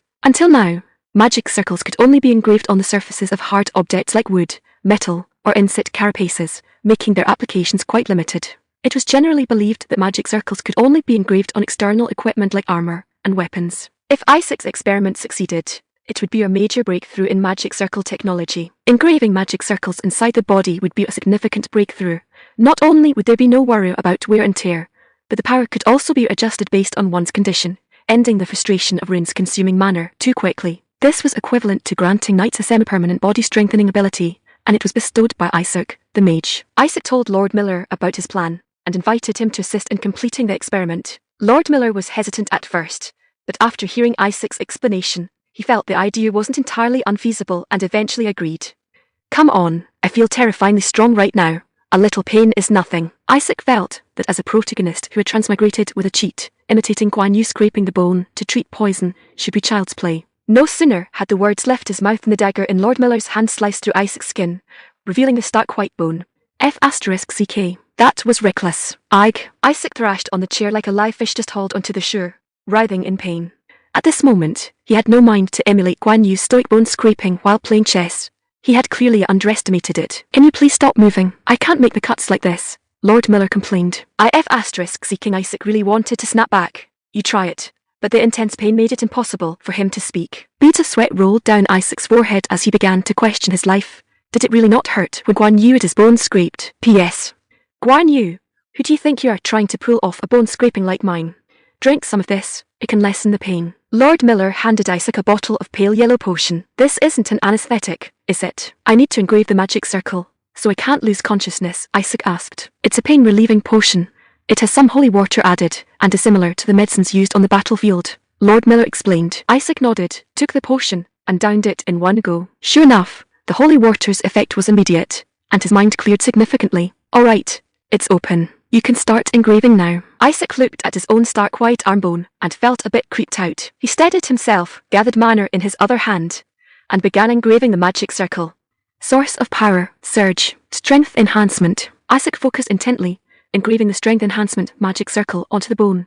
This wasn't something a mere spear shaft could compare to in terms of thickness. Isaac concentrated, carefully engraving the magic circle onto the bone. Blue magical runes gradually appeared on the white bone. A double magic circle, doubling the effect. Since he didn't need to worry about mana consumption anyway, he might as well go for maximum power. Done. bandage it quickly. After finishing the 2 magic circles, Isaac hurriedly signalled Lord Miller to bandage the wound. Lord Miller took the previous bottle of potion and poured it over Isaac's wound. Asterisk sizzle asterisk. Ike. A burning pain surged through him, and Isaac couldn't help but cry out. White smoke rose as the wound healed visibly. It truly lived up to its reputation as a high-grade potion known as Second Life. Come to think of it, that detoxification potion from before must have been high-grade stuff like this too, right? Phew. Isaac wiped the sweat from his forehead and let out a long sigh of relief. He had engraved the double strength enhancement magic circle onto his left arm bone. He wondered how effective it would be. Just then, the system's voice rang in his mind. Congratulations! You have discovered the body strengthening magic circle. You have gained plus 2,000 achievement points. Holy crap, 2,000 achievement points. This was truly like a long-awaited rain after a drought. Isaac had spent almost all his points to deal with the goblins earlier, but now he could create even more war machines. Isaac suddenly thought of a question. Was this invention really worth 2,000 points? Thinking about it carefully, as long as one thought of it and put it into practice, it wasn't actually that difficult. Much like the invention of the stirrup, it was just adding 2 foot pedals under a saddle, yet it sparked a massive transformation in world history. My lord, how do you feel? Are there any changes? Lord Miller asked curiously, his gaze fixed on the arm where Isaac had engraved the magic circle. I feel Isaac touched his arm, which had been sliced open and then sewn back together, and then said with a serious face, "It hurts a lot." Lord Miller rolled his eyes at Isaac, speechless. What other feeling could there be besides pain? But that really was the only feeling Isaac had right now. Thinking that he had to do it all over again for his other arm, Isaac regretted it. Why was he looking for trouble? But since the system had recognized his achievement, he had no choice but to grit his teeth and keep going. Come on, engrave it on the other arm too. Isaac gritted his teeth and held out his other arm. Large-scale matchmaking event. Early the next morning, a magnificent procession departed from the royal capital, heading towards Count Brianna's house. Hundreds of soldiers and cavalry stirred up a cloud of dust, escorting several carriages in the middle, slowly travelling along the main road. They bore blue banners emblazoned with a white stack, the emblem of second Princess Priscilla. If all had gone smoothly, Isaac should now be riding a horse with the knights and guards, leading the procession. However, for some unknown reason, he was currently seated in the second princess's royal carriage. Princess Priscilla, sitting opposite him, was observing him with an expression of keen interest. What was it like to be in the same room as a member of the royal family? Isaac felt like a soldier who had mistakenly been put into a general's exclusive car, completely ill at ease and unsure of what to say. However, Priscilla seemed to enjoy how Isaac had previously rebuked Second Prince Good, and she actively sought to chat with him throughout the journey. Priscilla and Isaac conversed animatedly, from their first meeting to amusing anecdotes, from repelling goblins to a succession war, as if a floodgate of conversation had opened. Isaac responded intermittently, occasionally flattering her. Dealing with people of noble status required learning to read their expressions and being a competent straight man in a comedic duo. Thump, thump, thump. Just as Isaac and Priscilla were chatting merrily, there was a sudden knocking sound from outside the carriage. A guard opened the window, poked his head in, and asked Priscilla if she needed to rest. Isaac noticed that Priscilla's personal guard, the middle-aged knight, had been scrutinizing him, as if warning him not to harbor any improper thoughts about Priscilla. Feeling uneasy under the guard's scrutinizing gaze, Isaac felt he needed to quickly shed his problem child image. After a long journey and countless scrutinizing glances, Isaac finally arrived at Count Brianna's house, where the coming-of-age ceremony was being held. Then I'll see you at the coming-of-age banquet, Baron Isaac. Priscilla bid farewell to Isaac and then turned to leave. Finally, free. Isaac stretched, feeling completely relaxed. Although Priscilla was charming, her noble status still put immense pressure on Isaac. My lord, what did you and Her Highness the Princess talk about? After Priscilla and her entourage left, Lord Miller immediately approached Isaac, asking curiously, with a succession war at a critical juncture, contact with members of the royal family could affect the future development of the territory, which was why Lord Miller was so concerned. Nothing much, Isaac said vaguely. He was somewhat surprised that by offending Second Prince Good, his relationship with Second Princess Priscilla had actually grown closer. Priscilla's approach made Isaac increasingly perplexed. She seemed very interested in him but showed no intention of recruiting him. Was he simply overthinking it? Let's also attend the banquet, Lord Miller, Isaac said. Many nobles would surely attend the coming-of-age banquet, making it a good opportunity to gather information. Isaac wanted to understand Priscilla's purpose, and the answer should be there. So, he took Lord Miller, and after 6 years, once again stepped through the gates of Count Brianna's house. People often say that the essence of socializing lies in banquets. In a world where opportunities to meet people were rare, the coming-of-age banquet was undoubtedly an important social event. The coming-of-age banquet hosted by Count Brianna's house was filled with laughter and a very harmonious atmosphere. At least, that's how it appeared on the surface. In reality, The coming-of-age banquet was like a grand matchmaking event, where young noble men and women gathered to find suitable marriage partners. Dynamic music, intoxicating wine, and hormones permeated the air. Young men and women wore false masks, testing each other, sending ambiguous signals. Male nobles, like peacocks displaying their feathers, showcased their charm, trying to attract the attention of the opposite sex. Female nobles appeared reserved and elegant on the surface, but secretly calculated, hoping to find a desirable husband with both power and wealth. However, there was one gentleman present who was indifferent to all of this, diligently burying his head in his food. This is delicious, Isaac exclaimed, putting a golden corn kernel into his mouth. He hadn't expected the unimproved corn in this world to be so sweet and tasty. My lord, Lord Miller, here, you try some too. Isaac picked up an ear of corn and handed it to Lord Miller. Our territory is counting on you and Miss Clare to return and manage the overall situation, Lord Miller said with a worried expression. Since the banquet began, Lord Miller had been nagging Isaac about marriage, to the point where his ears were almost calloused. He suddenly understood why parents on earth always urged their children to marry. Indeed, corn is best roasted with butter. The Count Chef is quite knowledgeable. Isaac deliberately changed the subject. My lord. Lord Miller raised his voice, glaring at Isaac. Don't change the subject. I've personally seen many people who became lonely in old age because they were too engrossed in work. That's why I prefer to let things take their natural course. This grand matchmaking event cough. I'm a bit uncomfortable with it, Isaac explained. Make him participate in such social activities he wasn't good at, all for the sake of love and marriage. Didn't Lord Miller see the silent war hidden behind this banquet of clinking glasses? Isaac shook his head, indicating he was powerless. My lord, please stop saying things like letting nature take its course. Ever since Isaac rebuked second Prince Good, Lord Miller had become exceptionally worried, as if fearing Isaac would cause trouble. Isaac wanted to retort, but remembering Lord Miller's past kindness in helping him out of a predicament, he swallowed his words. Just then, my lord, Lord Miller suddenly clapped Isaac's arm excitedly. Isaac followed Lord Miller's gaze and saw Princess Priscilla and Lucy Brianna walking towards them duel. Men and women of marriageable age lingered like they were in front of a dazzling window display, sizing up each other's value while trying to find their most ideal partner. Behind them, the lords of the West gathered in small groups, conversing in low voices. Recruiting allies, plotting, and competing in secret. Everyone harbored their own schemes, attempting to secure the greatest benefit for themselves in this game of power. Princess Priscilla felt incredibly disgusted by this banquet filled with hypocrisy and calculation. The fires of conflict stoked by the third prince had turned this banquet into a stage for power struggles. Everyone was in a hurry to pick a side, which made Princess Priscilla feel utterly repulsed. Although her purpose for this trip was to connect with the friendly Western lords, she keenly sensed the tension permeating the air, which left her feeling exhausted. Even more headache-inducing was second Prince Good, who stood in a corner of the banquet hall surrounded by a crowd, staring at her with malicious eyes. Sigh. Priscilla rubbed her aching forehead. Just then, she noticed an empty space that stood out like an oasis in a desert. It was the spot where Baron Isaac was located. Strangely, there was no one around him, as if he were isolated by an invisible barrier, which Priscilla found odd. The rumours about Isaac must have scared the others away, but Priscilla knew that Isaac himself was not like the rumours suggested.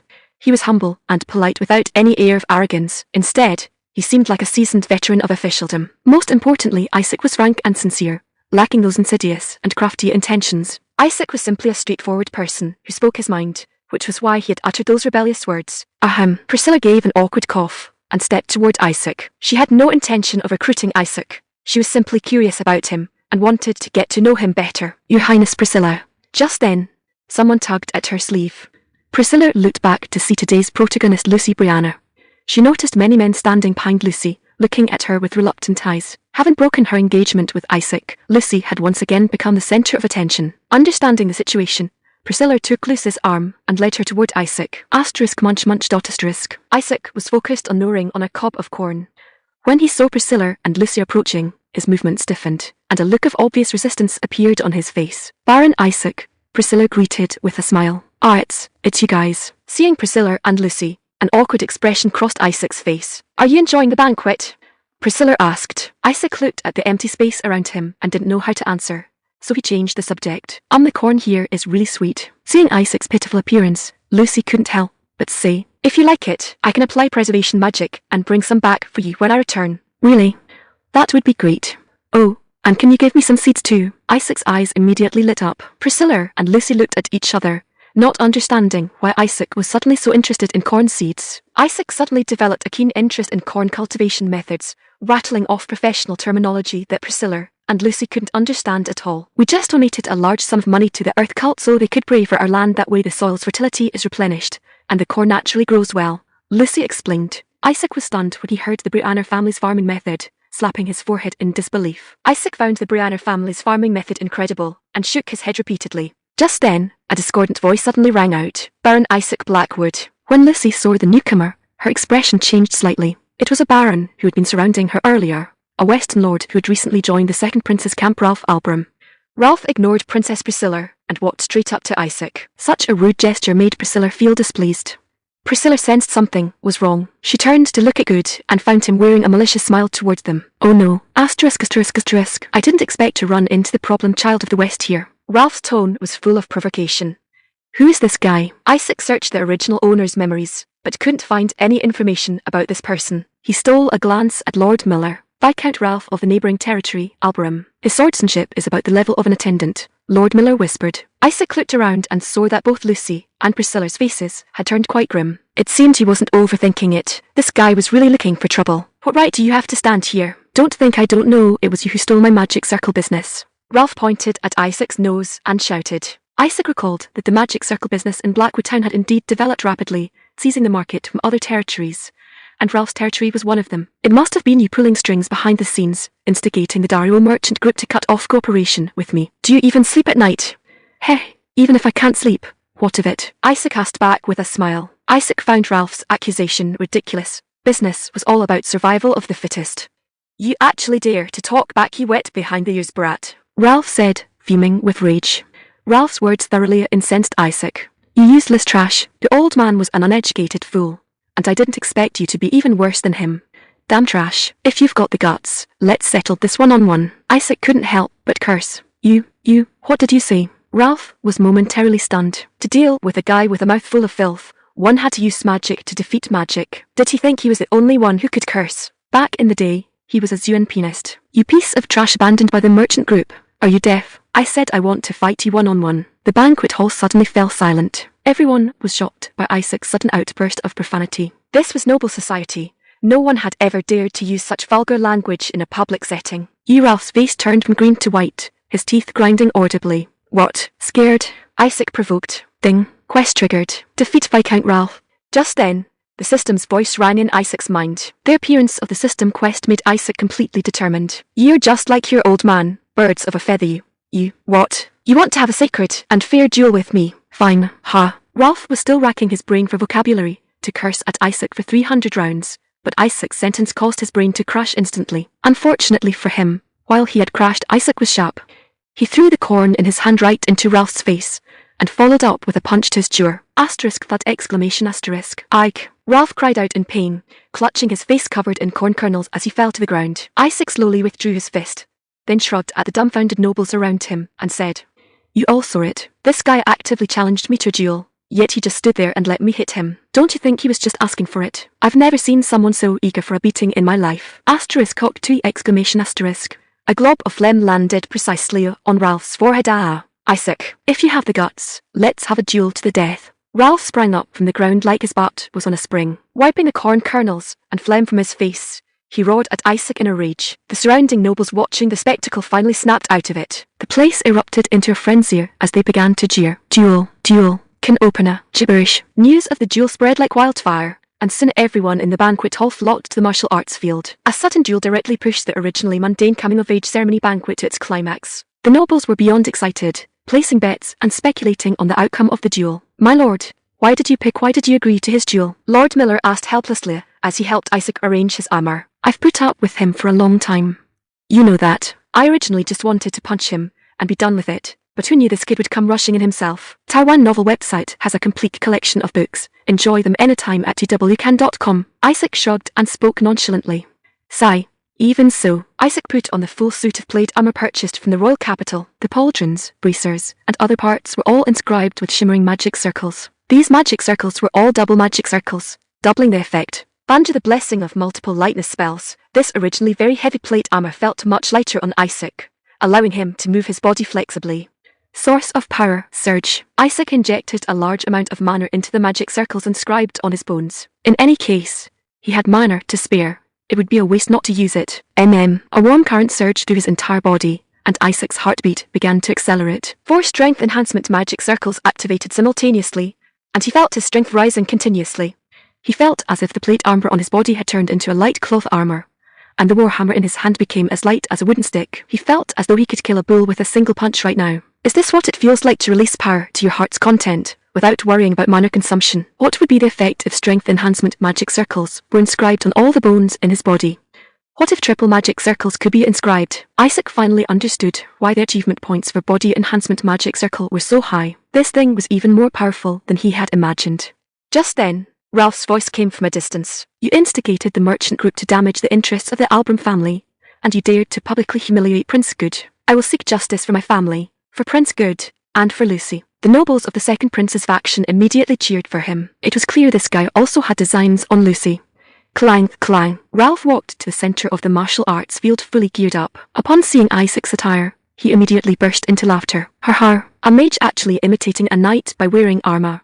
How ridiculous. It seems your elemental magic level isn't all that great if you can only rely on this method to protect yourself. Facing Ralph's mockery, Isaac turned a deaf ear and silently pulled out his mace. While preparing for the duel, Lucy had secretly told Isaac some information about Ralph. Ralph's swordsmanship level was somewhere between an attendant and an apprentice knight. Although he always claimed to be an apprentice knight, he was actually unable to inject mana into his weapons. In other words, while he was stronger than an ordinary person, he could not yet use battle kai. But even so, he was enough to crush an ordinary person. But Isaac was no longer an ordinary person at this moment. The gods will bless the righteous side. Let the duel begin. The second Prince Good raised his right hand and announced the start of the duel. Isaac gripped the warhammer in his hand and walked toward Ralph step by step. When Ralph saw Isaac's weapon, he immediately burst into laughter again. A mage actually using a crude weapon like a warhammer. How stupid. A knight should use a sword. Screw you. Whoosh. Striking first is better. Isaac swung the heavy warhammer and smashed it directly toward Ralph. Damn it. You actually launched a sneak attack. Clang, bang. Sword and warhammer collided violently in the air, sparks flying everywhere. Lucy watched Isaac dueling with tension. You must win. Lucy prayed silently in her heart, hoping that the goddess of luck, Valkyrie, would bless Isaac, but her reason told her that the outcome of this duel was likely not optimistic. A mage engaging in melee combat with an apprentice knight. Lucy knew very well how large the gap between an ordinary person and a knight was. Even if Isaac's armor could withstand Ralph's attacks, once it came to close quarters combat, he would eventually be subdued by Ralph. It was impossible for a mage or an ordinary person to defeat a knight just then. Thump. Lucy's eyes widened in surprise. What did she see? Isaac actually suppressed Ralph in terms of strength. The quadruple strength enhancement magic circles were like a powerful engine, providing Isaac with a continuous stream of power. He kicked off the ground feastly and slammed into Ralph like a wild bull, knocking him to the ground. Bang. With a loud crash, Ralph's body fell heavily onto the ground. Ralph struggled to stand up, but Isaac did not give him the chance. Eat this. Ralph swung his sword to stab Isaac, but Isaac blocked the attack with his thick pauldron, and then swung his warhammer at Ralph. Whoosh. Isaac mobilized his entire body's strength, just as he had when smashing the goblins' heads on the city wall before, concentrating all his power into this one strike. The warhammer sliced through the air with a piercing whistle, and the heavy strike magic circle on the hammer head lit up. Ralph hurriedly raised his arm to parry. Clang. A loud bang, like a heavy forging hammer hitting steel, was deafening. Ralph's arm was smashed into a dent, and blood spurted out from the gaps in his armor. Ralph groaned in pain and tried to retreat, but Isaac pressed on, giving him no room to breathe. He raised the warhammer high and smashed it toward Ralph's head again. Bang! Another loud crash. This time Ralph's head was hit directly. He let out a scream, and his body instantly went limp on the ground. Isaac saw that Ralph's steel helmet had been severely deformed by the impact. Are you kidding? Do you think the name can opener is just for show? Ralph's weapon fell to the ground. He had lost the ability to fight. Isaac looked at Ralph lying on the ground, a hint of bloodlust flashing in his eyes. Awakened. Hunting time. The gods told me. Isaac raised his warhammer high and roared, to utterly defeat you. Bang, bang, bang. Isaac's attacks fell like a storm, relentlessly smashing Ralph's body, shoulders, chest, shins. He left count the scars on Ralph's body with the warhammer. Then stop. Ralph's armor was battered and dented, and he writhed and wailed in pain on the ground. Those who had originally thought Ralph would win were dumbfounded, one by one staring in disbelief at what was happening before their eyes. Bang! Isaac smashed the hammer into Ralph's face. His helmet instantly caved in, and blood spurted from the breathing holes like a fountain. Damn it, stop. Seeing his subordinate being beaten like this, The second Prince Good finally couldn't take it anymore and rushed to the center of the martial arts field to stop Isaac. Your Highness, you have no right to interfere in this duel. According to the laws of the kingdom, a duel entered into voluntarily by both parties is protected by law. Moreover, with so many eyes watching here, did the second prince really want to openly violate the kingdom's laws? This guy, the people around stopped Good, reminding him that he had no right to interfere in the duel. I don't care who you are. A duel is sacred. Get lost. Isaac glanced at him coldly. WH, what did you say? You lunatic. I am a prince. You should bow to me. Good roared. Isaac didn't bother with him and continued attacking Ralph. Bang. Then stop. I surrender. I surrender. Ralph pleaded bitterly from inside his iron coffin. Please, spare me. Isaac shook his head. Want to just end it like that? No way. Kowtow and admit your mistake to me. If apologies are enough, what's the point of having prosecutors? Viscount Ralph looked up with a blank expression, as if he hadn't understood Isaac's words. It seemed he needed to be helped to understand properly. Isaac raised his hand and brought the hammer down, lightly tapping the top of Ralph's head. Ralph instantly sprawled on the ground like a toad. I said, kowtow to me, Isaac said, hands behind his back, pointing at the hard ground of the martial arts arena. He didn't want a hypocritical apology. He wanted the other party's genuine submission. Shink. Ralph took off his helmet, revealing a battered face filled with humiliation and rage. He was a noble aristocrat, yet he was being publicly disciplined with a warhammer and forced to kowtow by Isaac. It was a complete loss of face. But if he truly cared about honor, he should have respected the honor of others first. Not only had he spread rumors about Isaac bribing the Dario merchant group, but he had also insulted Isaac and the old Marquis, making his crimes even worse. Kowtow and admit your mistake, right now. Immediately, Isaac looked coldly at Ralph, deciding to give him a lesson he would never forget. Ralph trembled all over, but eventually, he reluctantly pressed his messy green hair against the ground like weeds. My God, the surrounding nobles were frightened by Isaac's humiliating methods, each one staring wide-eyed and covering their mouths, unable to believe what was happening before them, especially second Prince Good and his subordinates. They were all shaking with rage. Yet they were helpless. You said I bribed the Dario merchant group to cut off their cooperation with you. Do you have any evidence? Isaac asked. Ralph panicked instantly and stammered. No. Your voice is too quiet. I can't hear you. Isaac roared, pressing the war hammer onto the top of his head. No. Ralph was forced to raise his voice. This fellow had dared to slander Isaac without any evidence. He was truly shameless to the extreme. And you said my father doesn't understand noble social etiquette. He has been stationed in the magical beast forest for years to guard the western border, and never participates in your power struggles. Yet you dare say he doesn't understand noble social etiquette. Sorry. Is being sorry the end of it? Thump. Isaac kicked Ralph in the waist, and Ralph let out a miserable scream as he fell to the ground. Damn it. Ralph groaned in pain, clutching his waist. He felt that his dignity had been completely trampled by Isaac. What? Not satisfied. Roll to the left for me. Isaac decided to add a little more spice to let him truly experience what living hell felt like. He kicked Ralph again and again, making him roll around on the ground like a ball. Just kill me. Kill me. His face covered in blood, Ralph screamed hoarsely like a madman. Fine, that. Isaac slammed the hammer into Ralph's chest, and his breastplate instantly dented inward. Ralph clutched his chest in agony, his face pale as he struggled to breathe. You want to die? Then I'll grant your wish. Isaac's icy voice snapped Ralph back to his senses. He reached out in terror, trying to grab Isaac. Wait. I was wrong. Please, spare me. Ralph hurriedly struggled to kowtow in the position Isaac had taught him earlier. He begged with tears and snot, completely disregarding his dignity and decorum. The surrounding nobles all looked at Ralph with contemptuous gazes. Especially second Prince Good, whose face was ashen and who remained silent. This guy was completely finished. Do you think a verbal apology can solve the problem? Isaac asked. Then what should I do?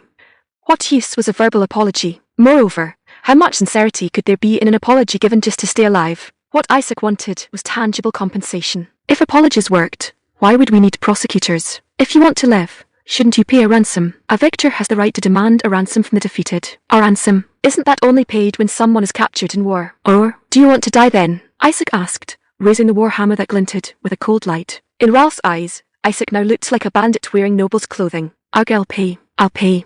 With tears in the corners of his eyes, Ralph could only agree to Isaac's demand to save his life. I'm willing to pay 3,000 silver coins as ransom. Isaac held up 3 fingers. Triple that. 9,000 silver coins. Ralph's eyes widened. No, 10,000 silver coins. Triple should be 9,000 silver coins. Enough nonsense. 10,000 silver coins. Fixed price. Isaac raised an eyebrow, and once again pressed the warhammer against Ralph's blood-stained head. Ralph's face instantly turned deathly pale. No, I simply cannot produce that much money. Are you sure? Isaac pressed down hard with a heavy warhammer, and Ralph's head was pinned to the ground like a dog's. I'll pay. 2 lines of tears ran down Ralph's cheeks. He had finally yielded. Defeat Viscount Ralph completed. Achievement points plus 100. It seemed the gods were also satisfied with Isaac's performance. Very well. Now he could properly entertain this Lord Viscount. Very good, Viscount Ralph. We shall go find a notary now to write down our agreement. With so many nobles here as witnesses, you wouldn't go back on your word, would you? Ralph finally couldn't hold back his emotions any longer and began to cry like a wronged child. The surrounding nobles all looked at Isaac with strange expressions, but Isaac didn't care at all and happily called over the Count Secretary officer. Former father-in-law. The Ralph family's financial situation was not comfortable. They simply could not pay a ransom of 10,000 silver coins all at once, so Isaac agreed to let them pay in installments. Ralph promised that by next autumn, he would pay the full ransom to Isaac in 5 installments. The first payment would be made within 2 weeks. In other words, Isaac would get 2,000 silver coins for nothing in 2 weeks. I didn't expect to have such an unexpected harvest just by attending a coming-of-age banquet. This trip to the royal capital was truly worth it. This sudden duel thus came to an end. However, the way the people around him looked at Isaac had changed. They went from seeing him as a joke to looking at him with awe, and Isaac was very satisfied with this. Furthermore, I've gained another harvest. Isaac clenched his fists, feeling the power surging within his body. Isaac felt a secret joy. It seemed the body-strengthening magic circle still had a lot of potential to be tapped. It was a wise choice not to kill him, my lord, Lord Miller said while helping Isaac unfasten his armor. Why would I kill him? I am a very kind and good lord, Isaac said with a kind face. Since letting him go would net 10,000 silver coins, why commit murder? A lord who truly cares for his people should pursue practical interests rather than indulge in the self-satisfaction of revenge. Instead of seeking momentary pleasure, it was better to earn more money. Only with money could he let his people live better lives. Sometimes you really act like a qualified lord, but then you're not good at socializing and unwilling to expand your influence. Clearly, Lord Miller was still brooding over Isaac's previous outburst against Second Prince Scoot. He felt that Isaac should make more friends instead of making enemies. That was why Lord Miller had been so excited when Princess Priscilla took the initiative to approach Isaac. Everyone has things they are good at, Isaac said. However, your goal this time can be considered achieved. You have become completely famous in the West. Lord Miller looked around and whispered. Hey, you think so too? Isaac noticed that the people around were all looking at him. Some were whispering, while others looked at him with admiring eyes. Those admiring gazes probably came from the second princess's camp, right? This isn't necessarily a good thing, Lord Miller said. But I'm still quite happy, Isaac said with a smile. Since it had already happened anyway, there was nothing he could change. Better to think about how to spend those 10,000 silver coins. Sigh. Lord Miller let out a helpless sigh. PFFD. At that moment, a crisp laugh came from beside Isaac. Isaac turned his head and saw that Princess Priscilla and Lucy had already come to his side. You really are just as Lucy described an unpredictable man. Priscilla looked at Isaac with a beaming smile, appearing very interested in him. Her purple eyes, symbolic of the royal family, sparkled with the light of curiosity. Wait, what exactly did Lucy say about him? But I'm curious. You're only a first circle path mage. How can you possess such powerful strength? Lucy also looked at Isaac curiously, her eyes full of her desire for knowledge. Isaac did not intend to reveal the secret of the body-strengthening magic circle just yet. This was his trump card, and he wanted to save it for a critical moment. Have you heard of the Apostle of God? Isaac decided to first reveal some news about the Apostle of God. After all, this matter would spread sooner or later anyway. Apostle? You mean those people blessed by the gods? Priscilla asked. I heard that an apostle appeared in the Kirk Kingdom a while ago and became the new Orc King also. An apostle appeared in the Duchy of Hinton, where the demon race gathers, and became the new Duke, Lucy said. Clearly, these apostles of God were all playing important roles in their respective fields. Could it be? Lucy suddenly seemed to understand something, and she looked at Isaac with an incredulous gaze.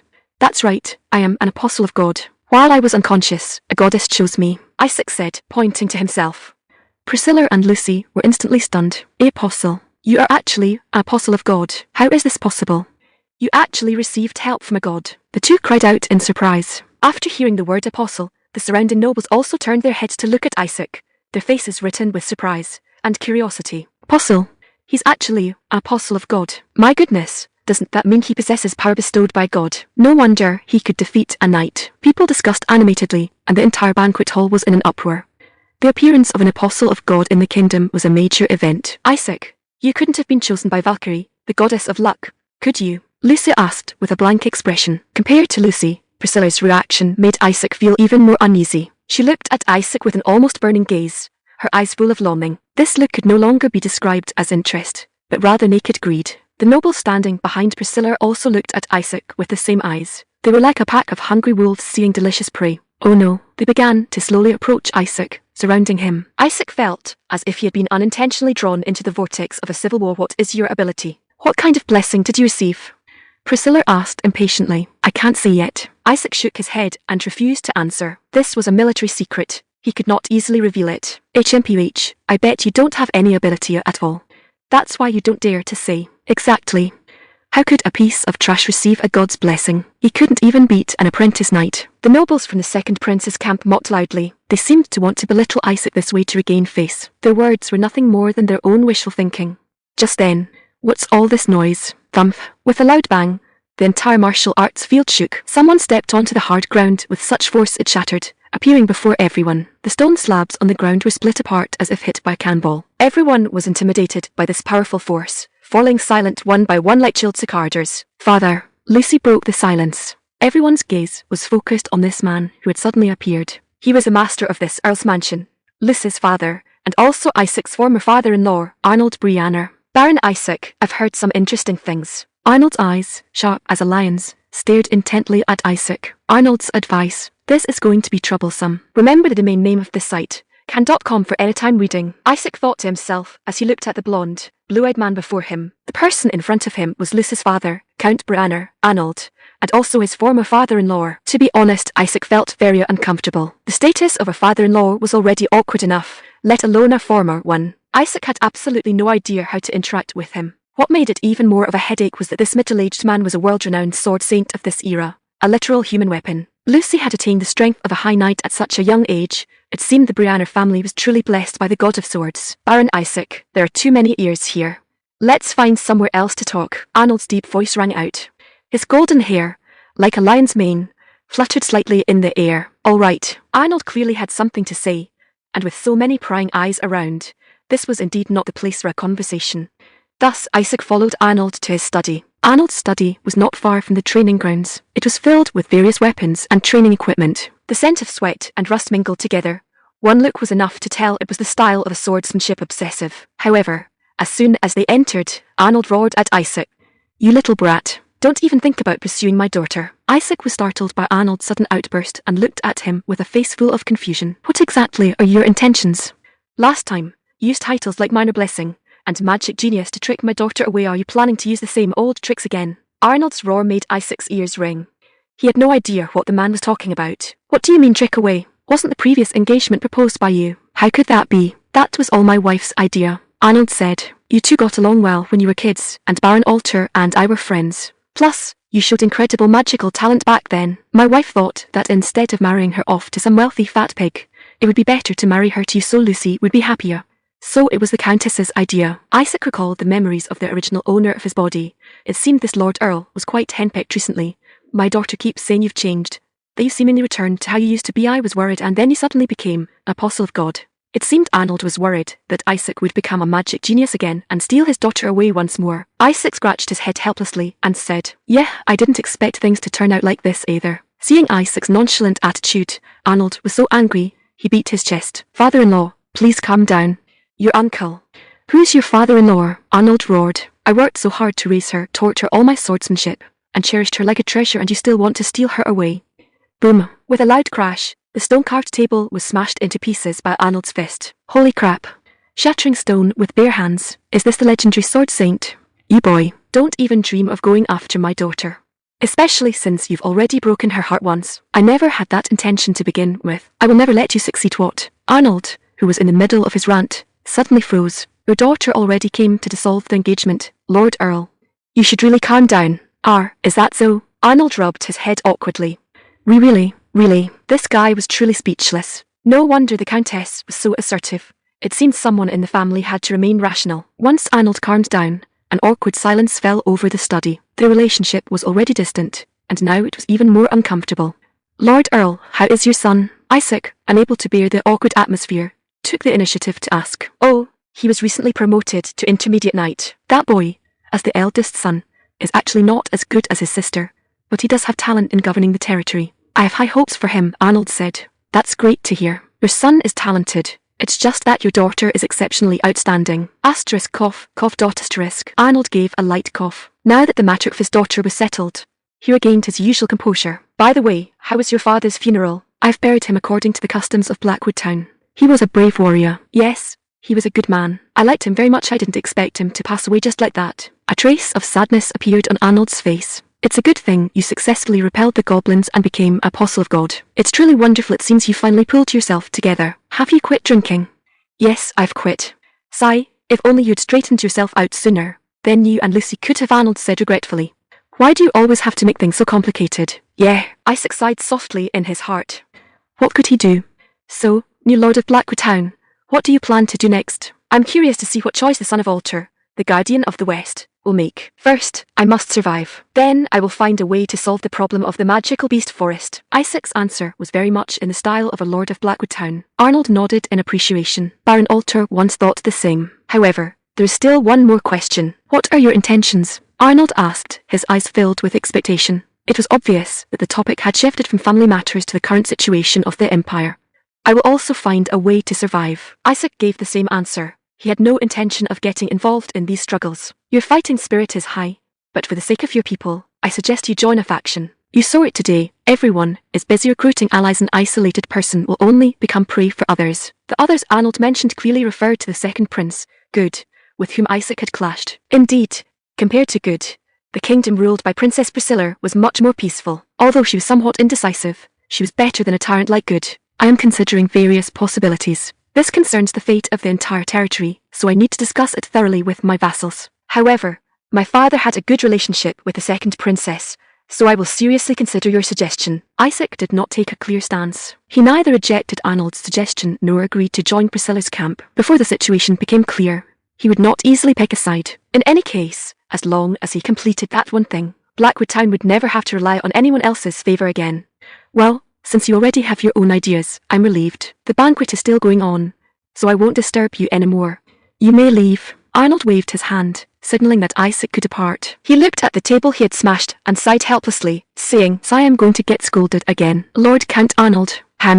What is it? Arnold looked up and asked. Could you give me some corn seeds? I asked Miss Lucy before, but then some things happened, and there wasn't time. The investigation team's findings. A strange expression appeared on Arnold's face. You really have changed for the sake of our past friendship. I can give you some seeds, but you should know that growing corn requires paying high fees to the Earth Order, so its economic efficiency is very low. We only grow a small amount of corn to display at banquets. Do you really need it? Indeed, the cost of using God's blessing to replenish soil fertility was too high, making it completely unsuitable for large-scale cultivation. But Isaac had his own way of solving this problem. I also just want to grow some for myself to eat or to show off at banquets. Isaac told a lie. He had a saltpeter mine and could produce large quantities of chemical fertilizer, so he didn't need to pay the Earth Order at all. This meant he could significantly lower the cost of growing corn, and then impact the existing corn market with low prices. Well, alright, I'll have the butler prepare some seeds for you. Arnold was unaware of Isaac's plan. He assumed Isaac just wanted to try something new or show off at banquets, so he agreed to the request. Thank you, Lord Earl. I'm sorry, Lord Earl Arnold, but soon Blackwood Town's corn will take over the entire market. Think of it as compensation for your previous misunderstanding of me. I will make good use of these seeds. Isaac gave a harmless smile and bowed to Arnold. After the long journey to the royal capital, Isaac returned to his beloved home Blackwood Town. Ignoring the fatigue of travel, he immediately went to the office where his vassals were gathered.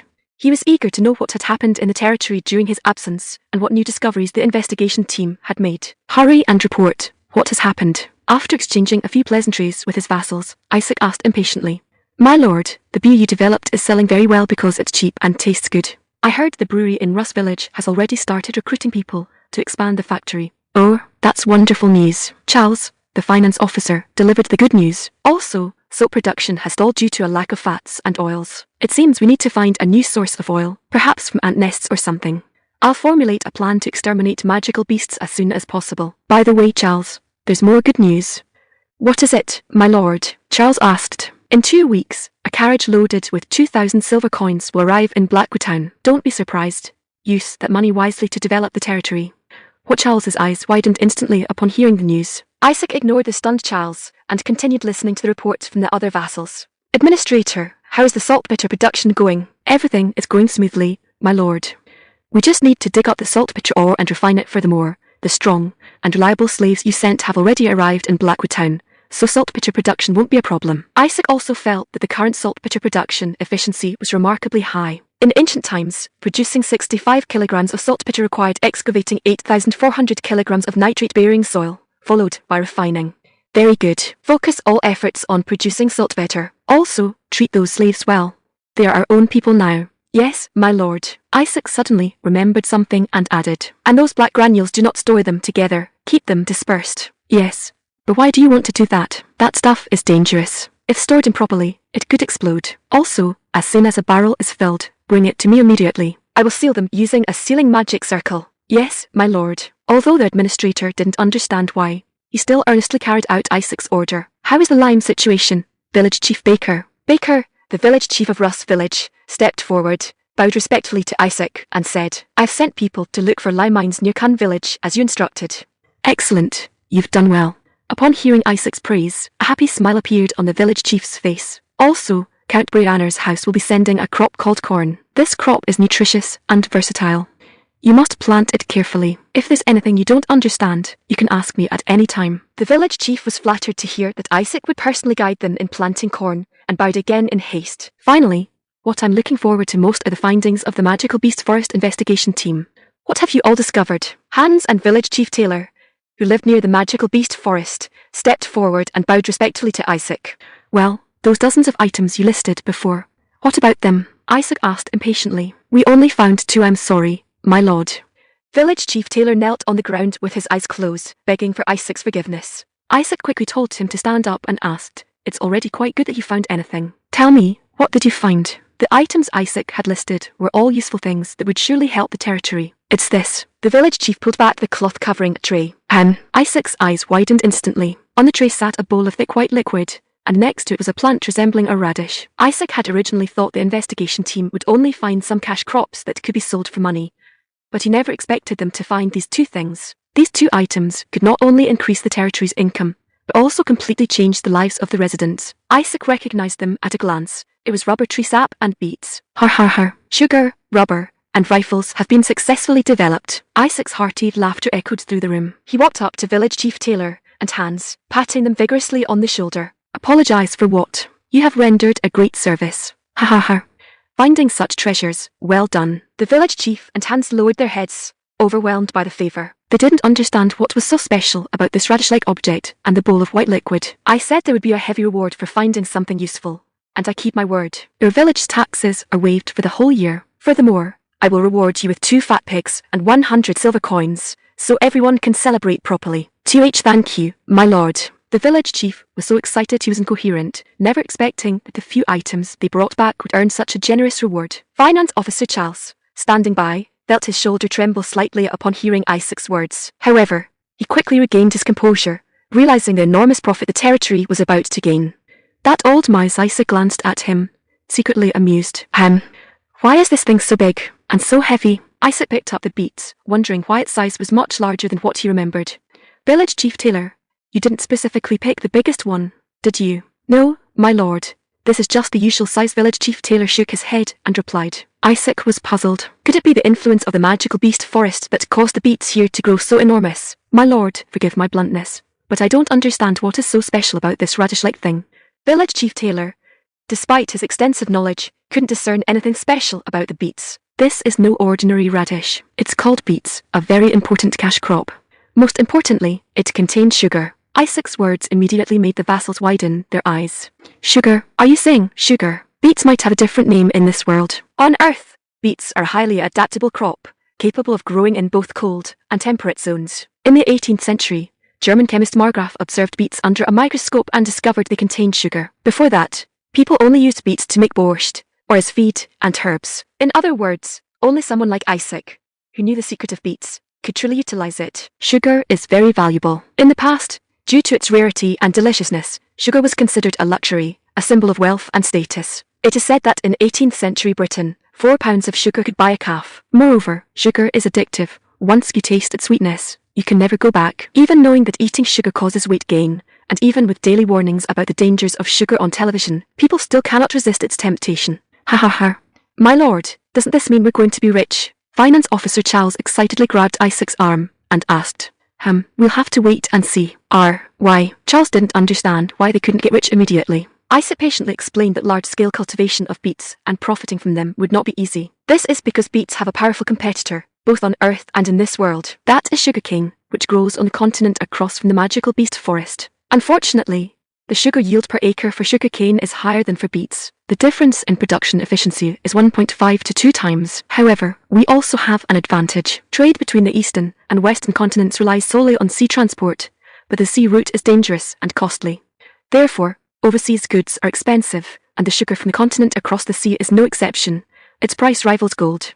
But this is Blackwood Town's opportunity. As long as the sugar content of these beets can reach 8%, no, 7% will suffice. Isaac didn't expect the sugar content of these beets to reach the 12% to 20% level of modern beets. Isaac calculated that if the beet sugar content reached 7%, Blackwood Town could monopolize the continent's sugar industry and rake in huge amounts of silver. Of course, even if it doesn't reach 7%, Blackwood Town can still be self-sufficient, and the residue left after refining the sugar can be used as feed. With the future popularization of chemical fertilizers, one farmer will be able to cultivate the land equivalent to 5 or 6 farmers in the past, so Blackwood Town does not lack the labor force for growing cash crops. In short, I will teach you the method for refining sugar. Once we see the results, we will discuss the next steps. Although variety improvement is difficult, the method for refining sugar is quite simple.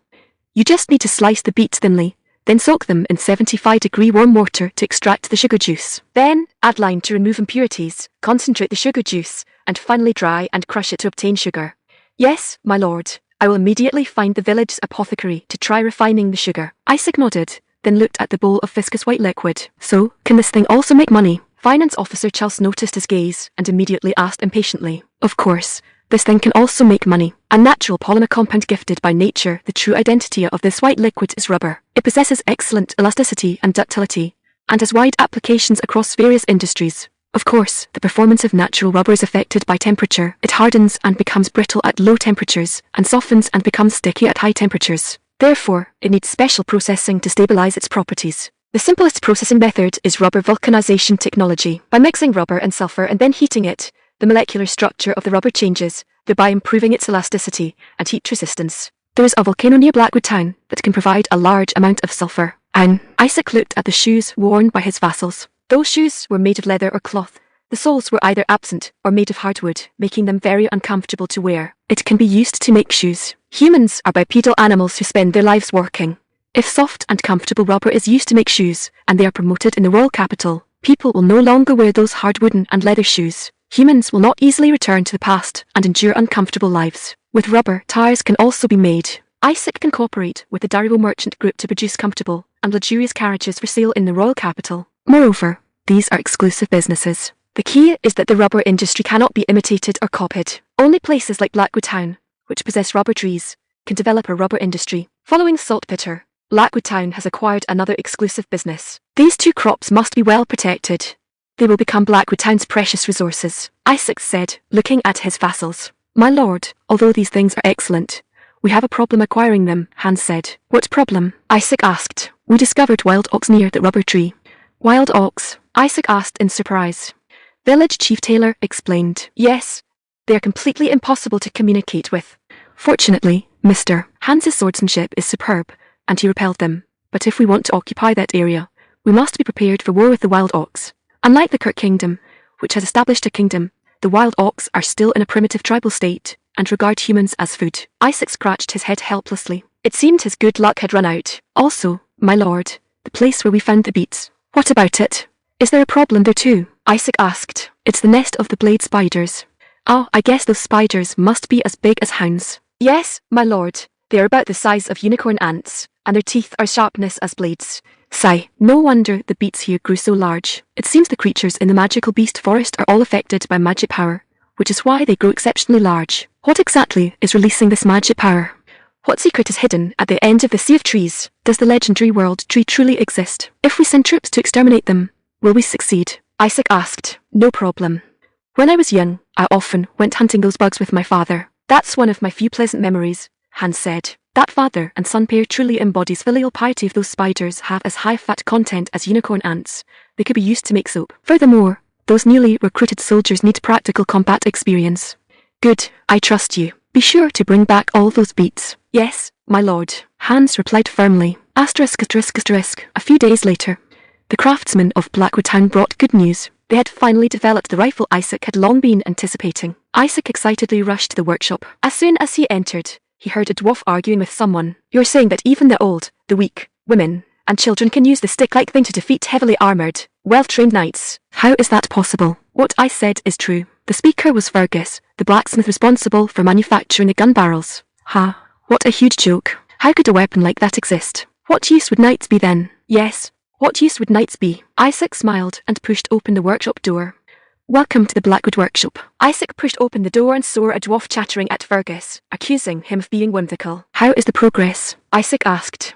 My lord. The craftsmen crowded around Isaac when they saw him, their faces filled with excitement. After exchanging a few brief pleasantries, Isaac asked impatiently, I heard you've already made the new weapon. Where is it? Harold the crossbow maker stepped out from the crowd and handed a strangely shaped weapon to Isaac. Oh, Isaac took the weapon and examined it closely, his eyes instantly lighting up. The smooth barrel was something Fergus had forged through countless hammerings and weldings. The black stock was carved from ash wood and carefully waxed. Above the barrel were the protruding front and rear sights, and below was a curved trigger. The stock also had a lug for a bayonet, and a butt plate for the shoulder. To Isaac, this was a familiar weapon, but to the people of this world, it was unheard of. Isaac braced the stock against his shoulder, adjusted the sights, and then spoke to the dwarf. Hey, dwarf, my name is Todlin, my lord. Only then was the dwarf willing to reveal his name. All right, Todlin, what do you think this fire-stick-like thing is? Todlin sneered and said, Is it a failed creation of your lordship's whimsy? This thing doesn't even count as a stick. Yet you call it a weapon. It's absolutely ridiculous. Isaac didn't mind his rudeness and said with a smile, If I said this thing could end the era of knights, would you believe me? Another pipe dream. Knights wear heavy chainmail and plate armour, and possess strength beyond ordinary people. How could they be defeated by this fire stick? Todlin's tone was full of disdain. In fact, even the craftsmen who built the weapon were somewhat skeptical, but Isaac knew that seeing is believing and decided to prove it through action. Follow me to the training grounds. Isaac picked up the heavy matchlock gun and led the craftsmen and Todlin to the open training grounds. Asterisk. Soon, many people gathered at the training grounds. Brother, what on earth are you up to? Claire had been dragged from her office by Isaac, and she asked with a look of confusion. Isaac wanted to prove that even the old, weak, women, and children could use this weapon to defeat a knight, so he had his sister Claire demonstrate. Of course, for safety's sake, he also had her put on chainmail and plate armour. Although Claire was somewhat reluctant, she followed her brother's instructions. She poured the black gunpowder and a cloth-wrapped round lead bullet into the barrel, packed it tight with a ramrod, then opened the flash pan and poured in the ground priming powder. Finally, she fixed the slow match, soaked in saltpeter solution, to the serpentine, then looked up at Isaac, waiting for his command. Todlin, do you know what that is? Isaac pointed to a piece of knight's plate armour in the distance. Of course I know. Even a strong oak hitting it with a hammer wouldn't damage it one bit, Todlin said. Very well. Now, I will pierce it with just one finger. Isaac said to Claire, pulled the trigger. What did you say? Piercing steel plate with one finger from such a distance. How is that possible? Before Todlin could finish, Claire obediently pulled the trigger. The serpentine rotated, and the burning slow match ignited the priming powder. Bang! A blinding flash of fire, and a deafening roar echoed over the training grounds. Many people were startled by the sudden loud noise and fell to the ground. Black smoke filled the training grounds, lingering for a long time. Claire was so stunned by the massive sound that she couldn't speak for a while. A silence fell over the training grounds, as if time had stopped. My God!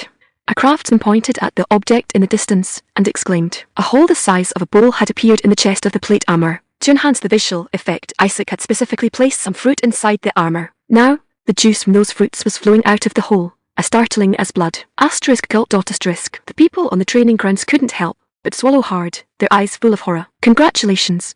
You have developed a weapon that can change the world.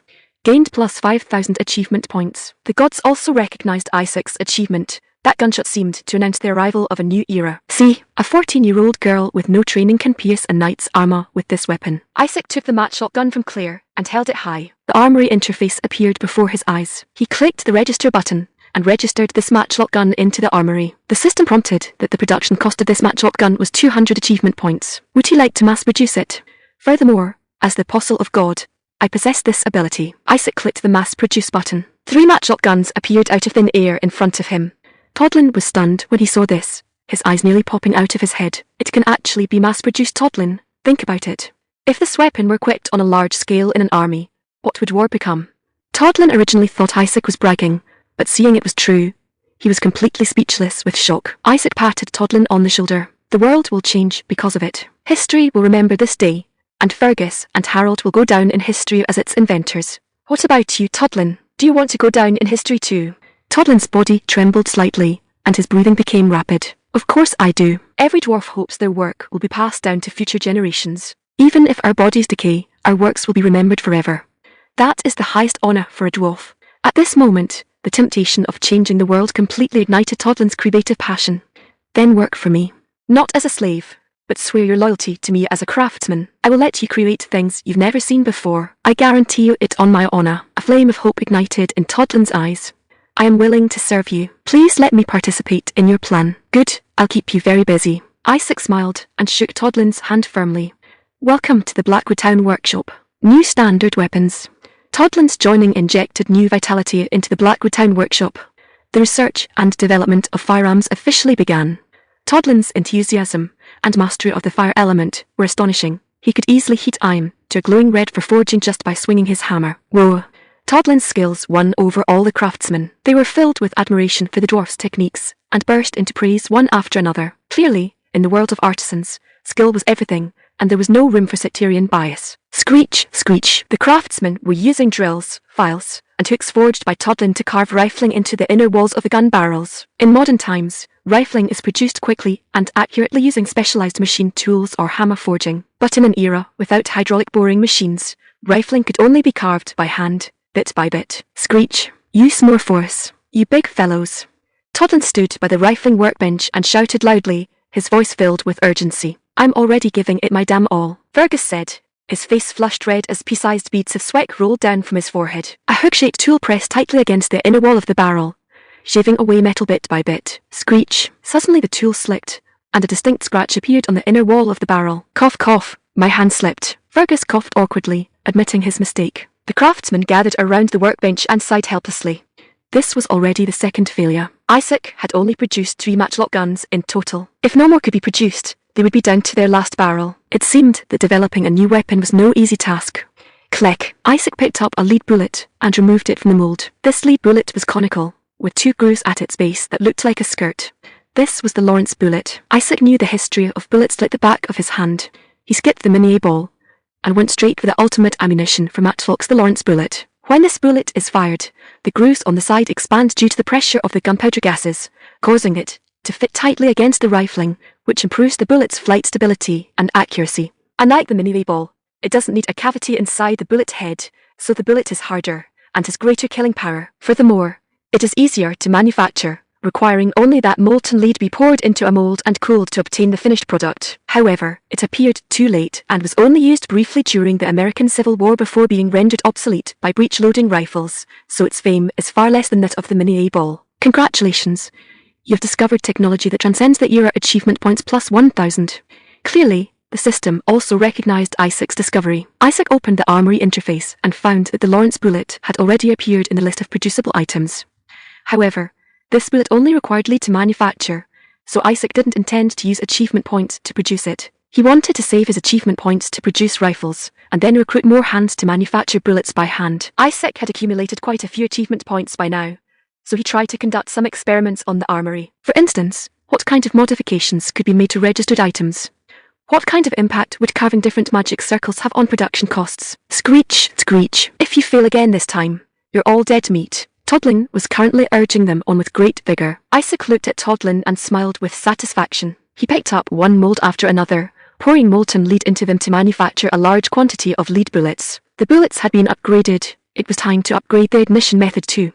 Percussion caps manufacturing mercury fulminate is too troublesome. I'll leave that for later. Isaac began to think about upgrading the ignition method, recalling information related to pyrite and matchlock guns. Screech, screech. The harsh sound of friction rang out again. Isaac's heart tightened had he failed again, but he immediately saw joyful smiles appearing on the faces of Fergus and the craftsmen. We succeeded, my lord. Isaac put down the mold in his hand and stood up abruptly, his eyes full of surprise and joy. This is fantastic. Asterisk, asterisk, asterisk. Isaac took the newly manufactured rifle and went with the craftsman to an open plain. He wanted to test the power and accuracy of the rifling and the Lawrence bullet here.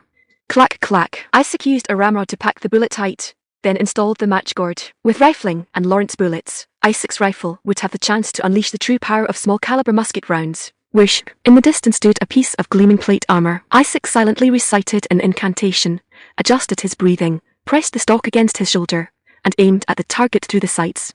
When the muzzle stopped swaying, he gently pulled the trigger. Bang! A flash of fire erupted, and the familiar recoil jolted against Isaac's shoulder.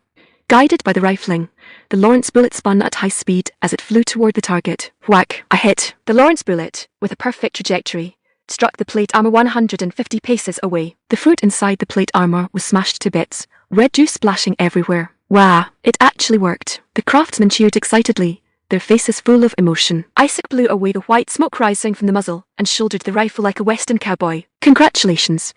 You have developed a weapon with excellent performance achievement points plus 3,000. The assistant's voice rang out in Isaac's mind.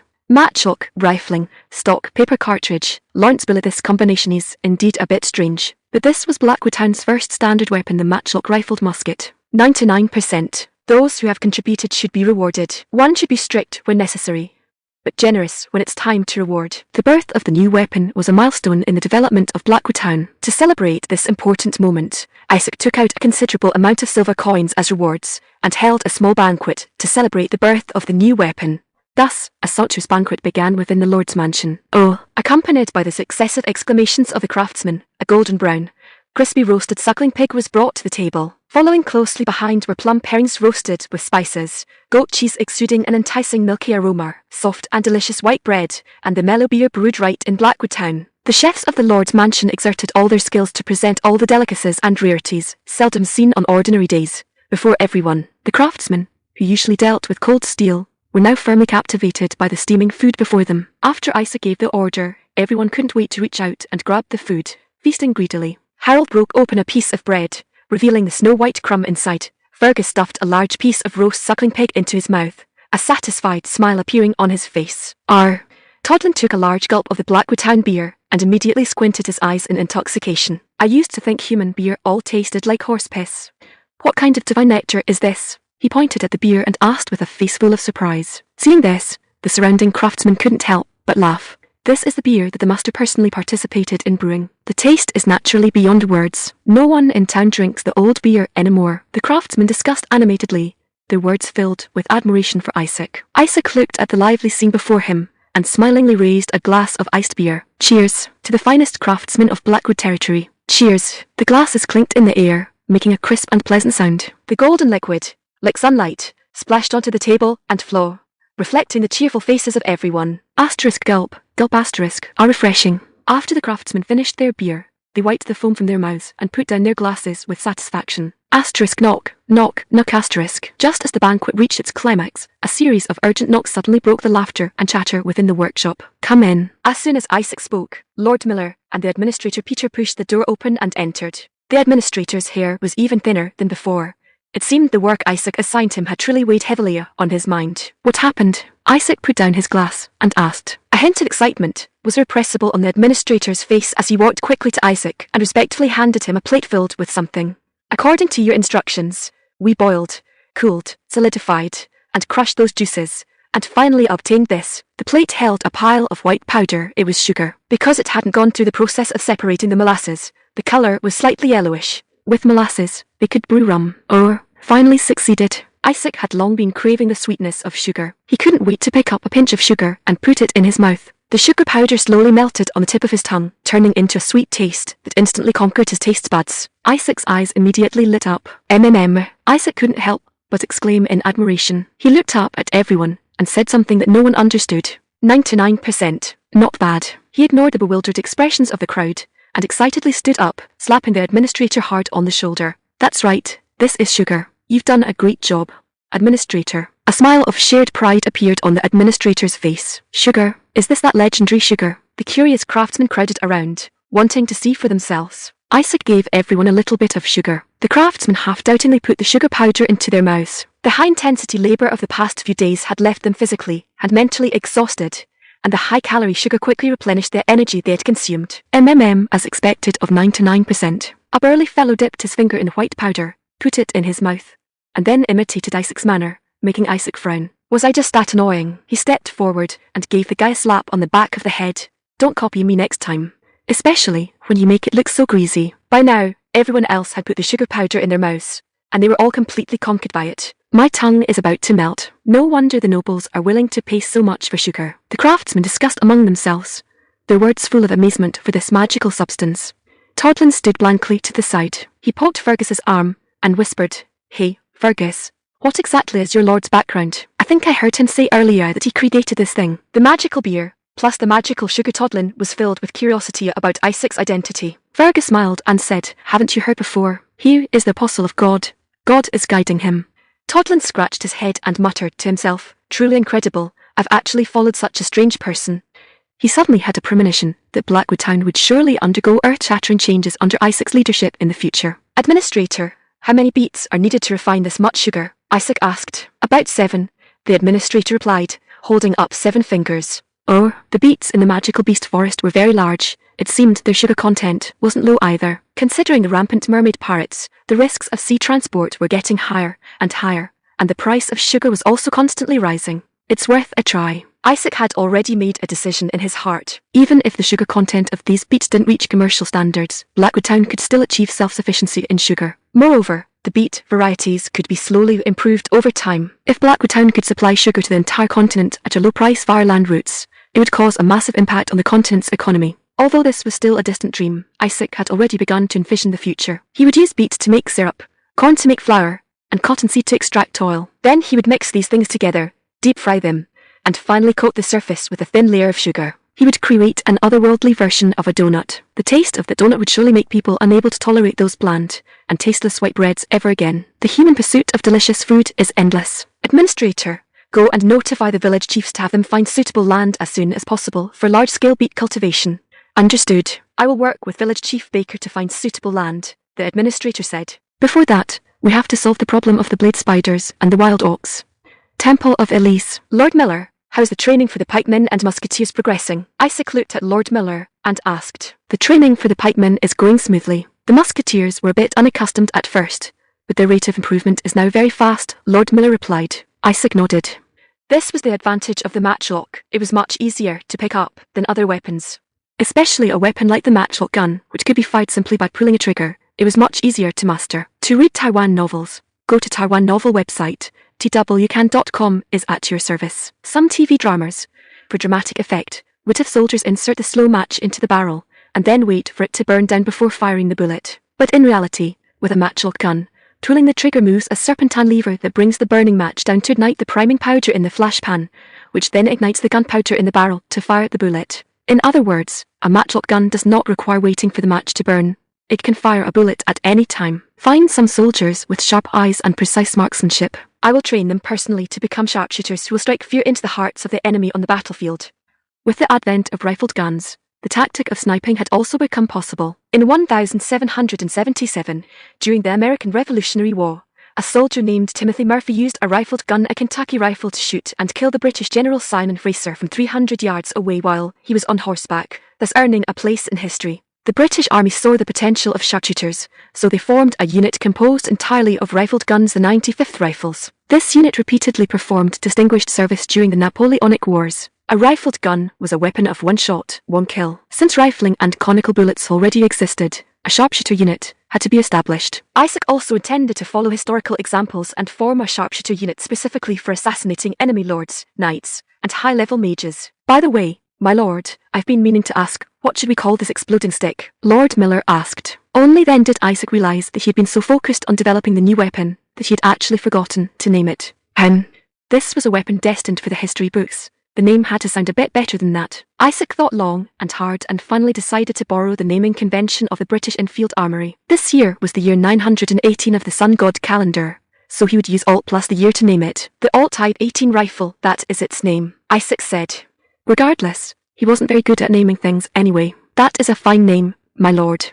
Lord Miller seemed very satisfied with the name, nodding repeatedly. Perhaps it was because Isaac had used his father's name for this epoch-making weapon ****.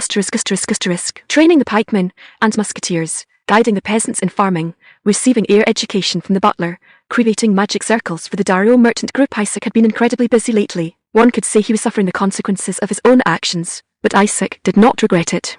Since the discovery of the saltpeter mine, Blackwood Town had undergone earth-shaking changes. When Isaac developed the matchlock gun, the system had impatiently rewarded him with a large number of achievement points.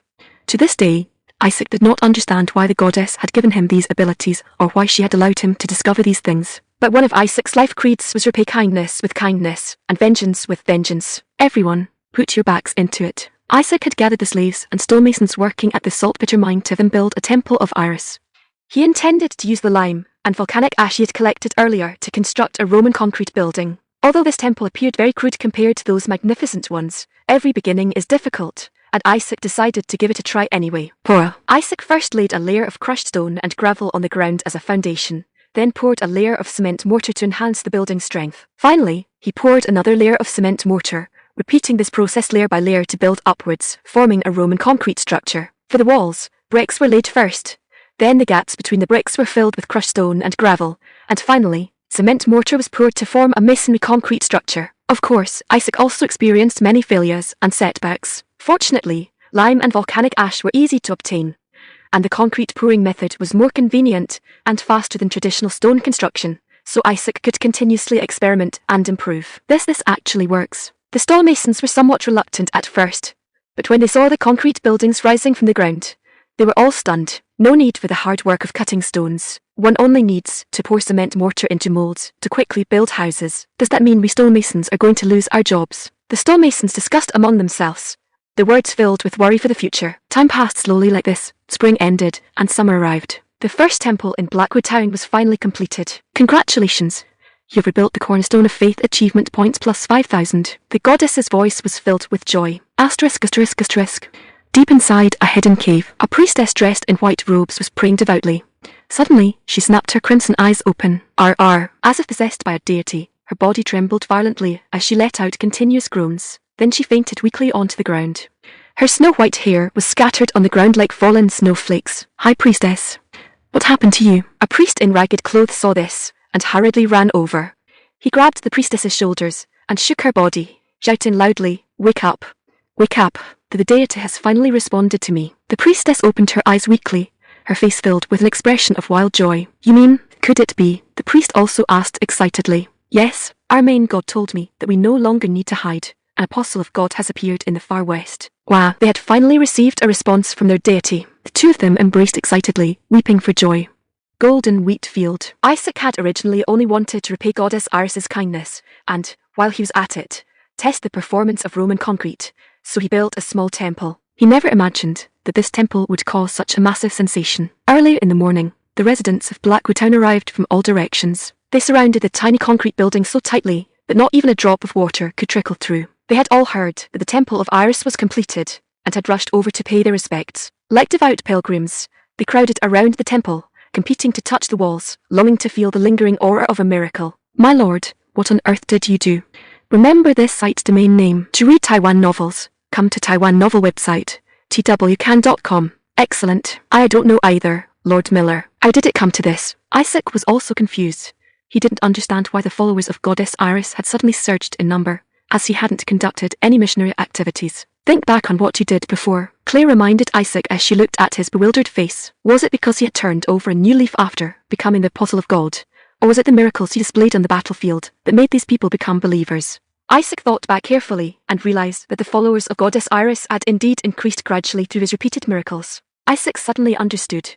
These people were so fanatical because of his successive miracles and the helping hand Goddess Iris had extended during Blackwood Town's time of peril. They believed this temple was a miracle created by the apostle of God, so they had set aside their work to come and pray, devoutly expressing their reverence to the goddess. Great Goddess Iris, you gaze upon us with mercy. Please protect us and keep us far from disease.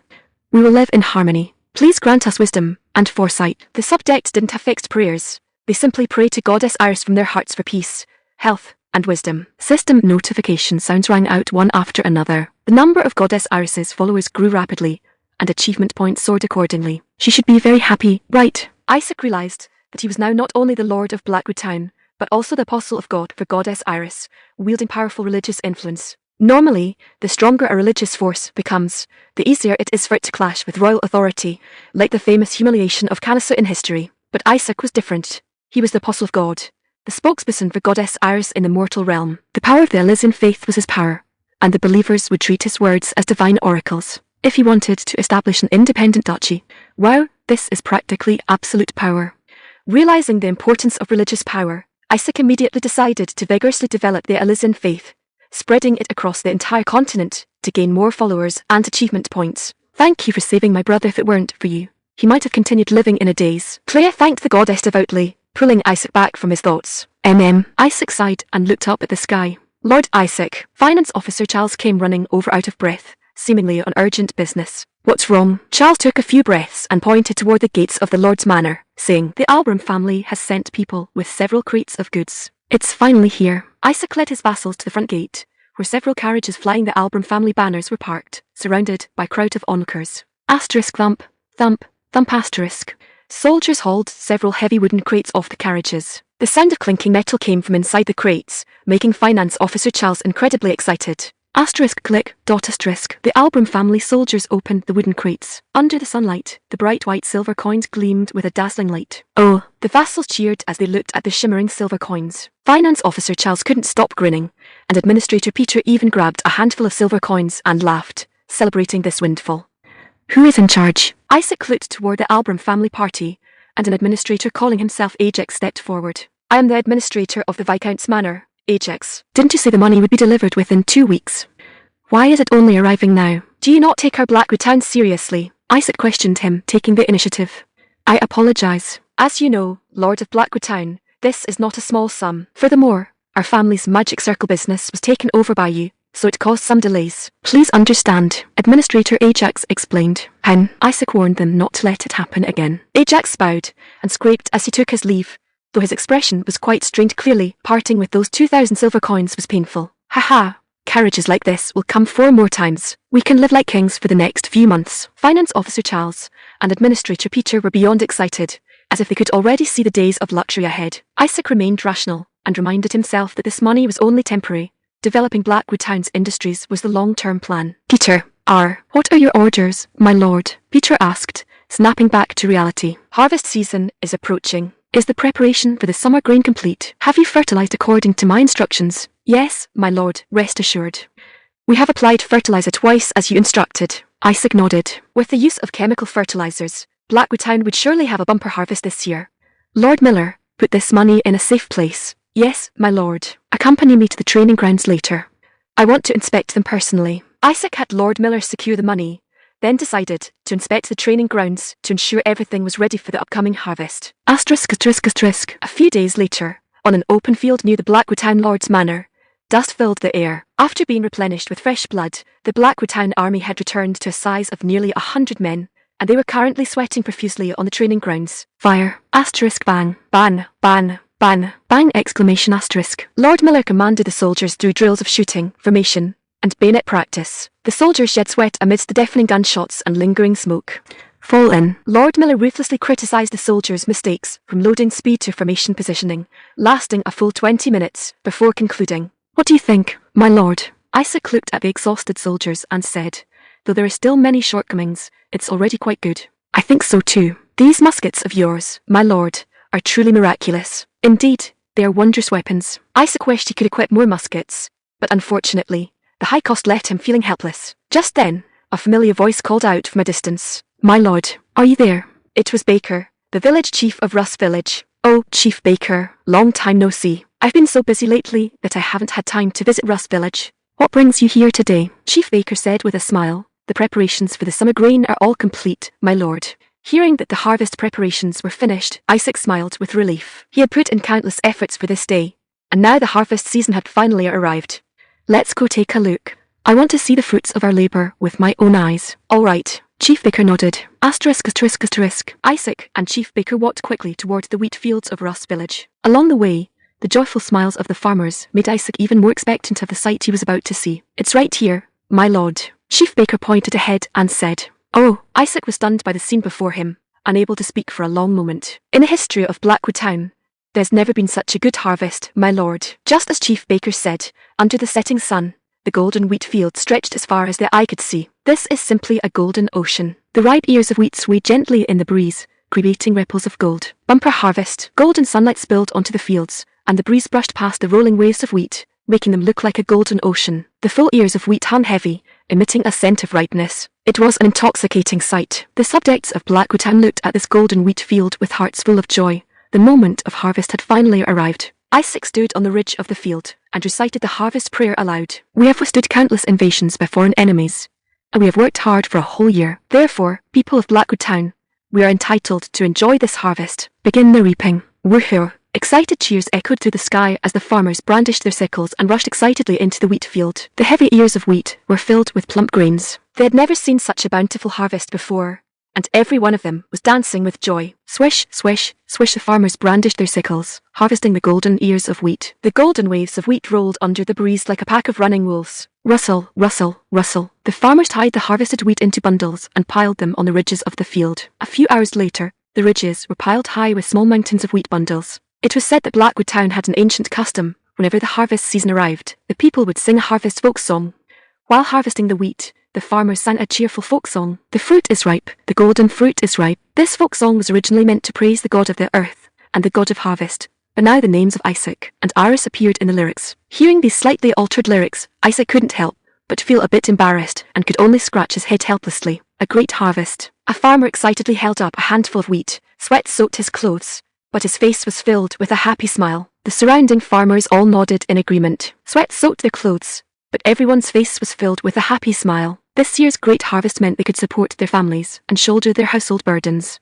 Watching the farmers carry the wheat bundles and walk with firm steps toward the village, a faint smile appeared on Isaac's face, and he thought silently in his heart, "Father, do you see? You always hoped I would follow in your footsteps and become a farmer. Now, your wish has finally been realized in another world." Asterisk, asterisk, asterisk. To celebrate the harvest and pray for favorable weather in the coming year, Blackwood Town held a grand harvest festival. Nearby villages, and even wandering performers, clowns, and bards from the Free City were invited to sing and dance, adding a lot of joy to the celebration. The brewery sent golden beer, the bakery baked fragrant bread, and people celebrated with laughter. In the mill, the grindstones turned constantly, grinding the golden grains into snow-white flour. Bakers were busy making fragrant bread, and the flames in the ovens roared, lighting up the night. Our tables have become bountiful. The bread is actually so soft. Cun Village sent roasted pigs and chickens.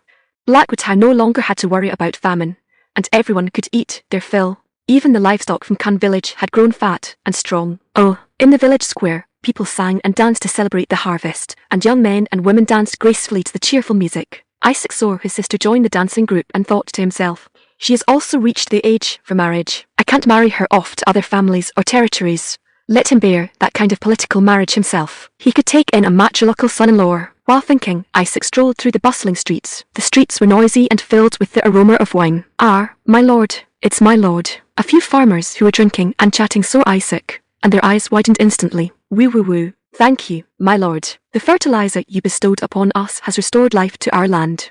A farmer began to cry with excitement. "Yes, I've lived so long and never seen such a good harvest." "Exactly. Who would have thought those white granules were more effective than the blessings of the earth cult?" The farmers all chimed in, their voices full of gratitude for the fertilizer. "My yield has increased at least tenfold, and we don't have to leave the land fallow anymore. Next year's harvest will be just as good. You are the first lord to care so much about us humble farmers." The drunk farmers spoke excitedly, their cheeks flushed and tears shimmering in their eyes. "Long live Lord Isaac. Long live." "Hey, you should also shout long live Goddess Iris." "No need. Our Lord is the apostle of God. For us to shout long live my Lord is the same as shouting long live the goddess." "Ah, that makes sense." The farmers raised their wine glasses and shouted in unison, "Long live my lord." Isaac laughed awkwardly. He had never enjoyed this kind of treatment back on Earth. Isaac waved his hand to signal them to quiet down. Roar. The fired-up farmers could not quiet down at all and began to chew once more. Isaac looked at the drunken farmers, shook his head helplessly, and turned to leave. Along the way, people's conversations echoed in his ears, and his name was frequently mentioned, especially during toasts. Who would have thought that he, once infamous, would now be so popular? A warm current surged in Isaac's heart. Just like those farmers, he had harvested the respect of the people. This sense of accomplishment was beyond words. Perhaps this was the meaning of him becoming a lord. "I will protect this place." Isaac clenched his fists. He knew very well that Blackwood Town was once a place of no interest, but now its development would surely make it a target for everyone's covetousness. Those greedy people will surely find ways to seize Blackwood Town's wealth. He strode toward the Lord's manor, where there were still many things waiting for him to handle. Set out for the Warcraft Forest. "My lord, we've tallied the wheat yield today and calculated the taxes. The result is, Finance Officer Charles handed a piece of parchment to Isaac. On it was written an astronomical figure. This year's harvest was truly exceptional. So much wheat we can't finish it all. Has the Dario merchant group arrived? Isaac asked. They have, my lord. I've already sent someone to notify them. A civil war has broken out in the east, and wheat prices have risen significantly. They should be arriving shortly, Charles replied. This old miser was quite well informed in these matters. The eastern region was the kingdom's breadbasket, but with the War of Succession triggering a civil war, it was good news for Blackwood Town. With wheat prices soaring, they could fetch a good price this time. Also, the corn seeds sent by Count Brianner's house have arrived. Charles continued his report. They're already here. Isaac slapped his thigh in excitement. Corn was a high-yield, nutritious crop. With proper fertilization, it could be harvested 3 times a year, allowing them to support a much larger population. Moreover, it was expensive in this world. Blackwood Town could use fertilizer to lower the cost of growing corn, thereby capturing the market. Tell the village head of Russ Village to plant the corn well. Focus on expanding the scale of cultivation first before considering anything else, Isaac instructed. Yes, my lord. Charles took his leave. The Brianner family's corn grew exceptionally plump because it had received the blessing of the earth cult. He hoped the corn grown with fertilizer in Blackwood Town would be just as good. Peter, have you still not found those black, flammable stones? Isaac asked Administrator Peter. We've sent people to search everywhere according to the characteristics you described and questioned the nearby residents, but we still haven't found them. Peter lowered his head in shame.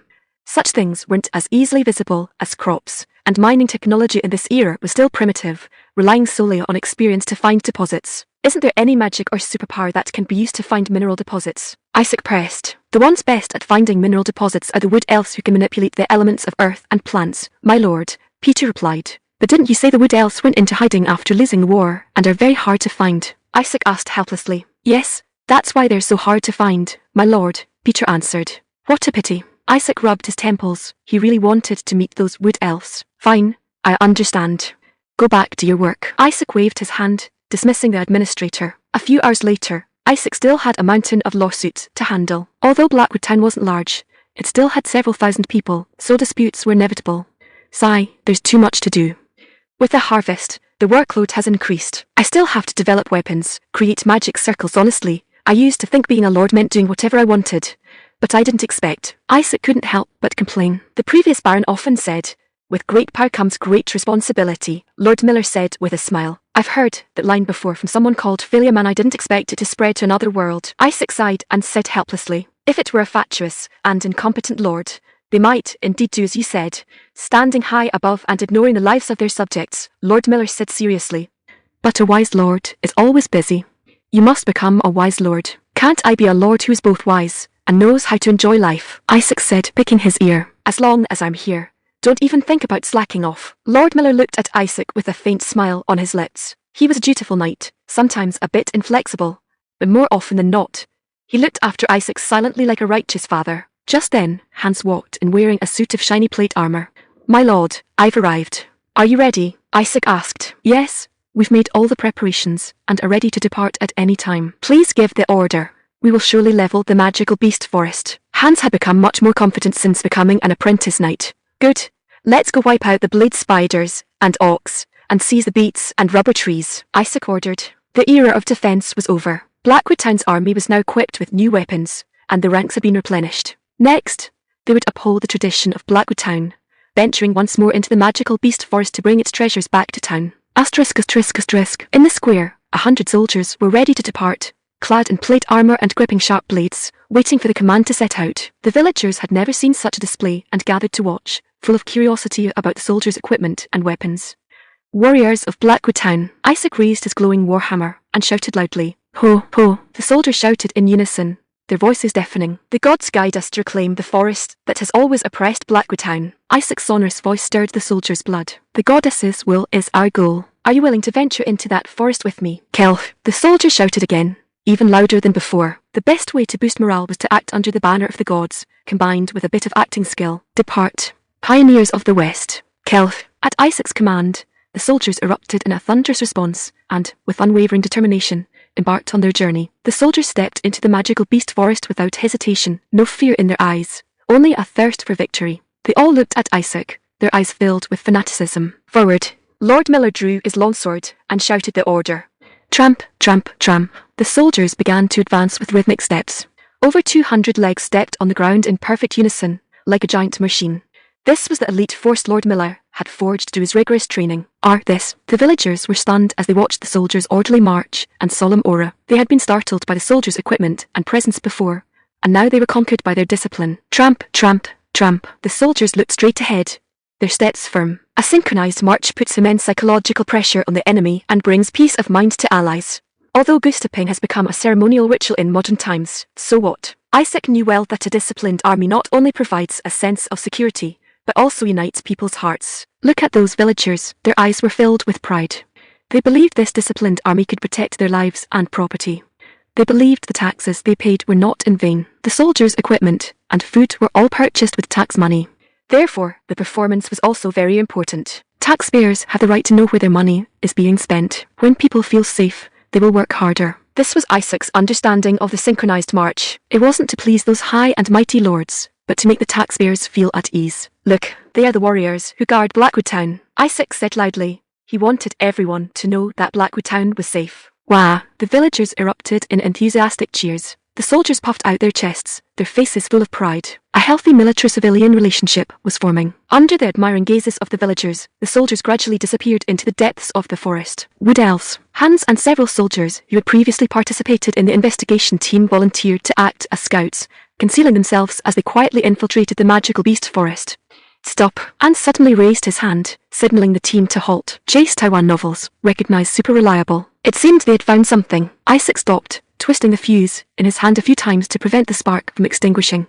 He needed to switch to a matchlock gun as quickly as possible. Fortunately, in this world, he was a mage lord who could cast flame magic, allowing him to ignite the fuse at any time. Although this feeling was a bit like being a human lighter. What is it? Isaac asked in a low voice. It's blade spiders. Lord Miller, using his magically enhanced vision, saw the magical beasts in the distance. Isaac nodded and said to the soldiers, "Form ranks, prepare for battle." Clatter! The soldiers quickly formed ranks, and Hans and the other soldiers returned to the main group. A tense atmosphere permeated the air. Pikes. The pikemen raised their sharp pikes, forming an impenetrable defense line. Prepare to fire. Click-clack. The musketeers nervously aimed their muzzles into the distance. Dust flew in the distance. The blade spiders seemed to have sensed the intruders and were rushing toward them. My lord, be careful. Blade spiders can spray silk to restrain the enemy's movement, and then attack with their sharp teeth. Hans warned. Don't worry, they won't get close to us, Isaac said confidently.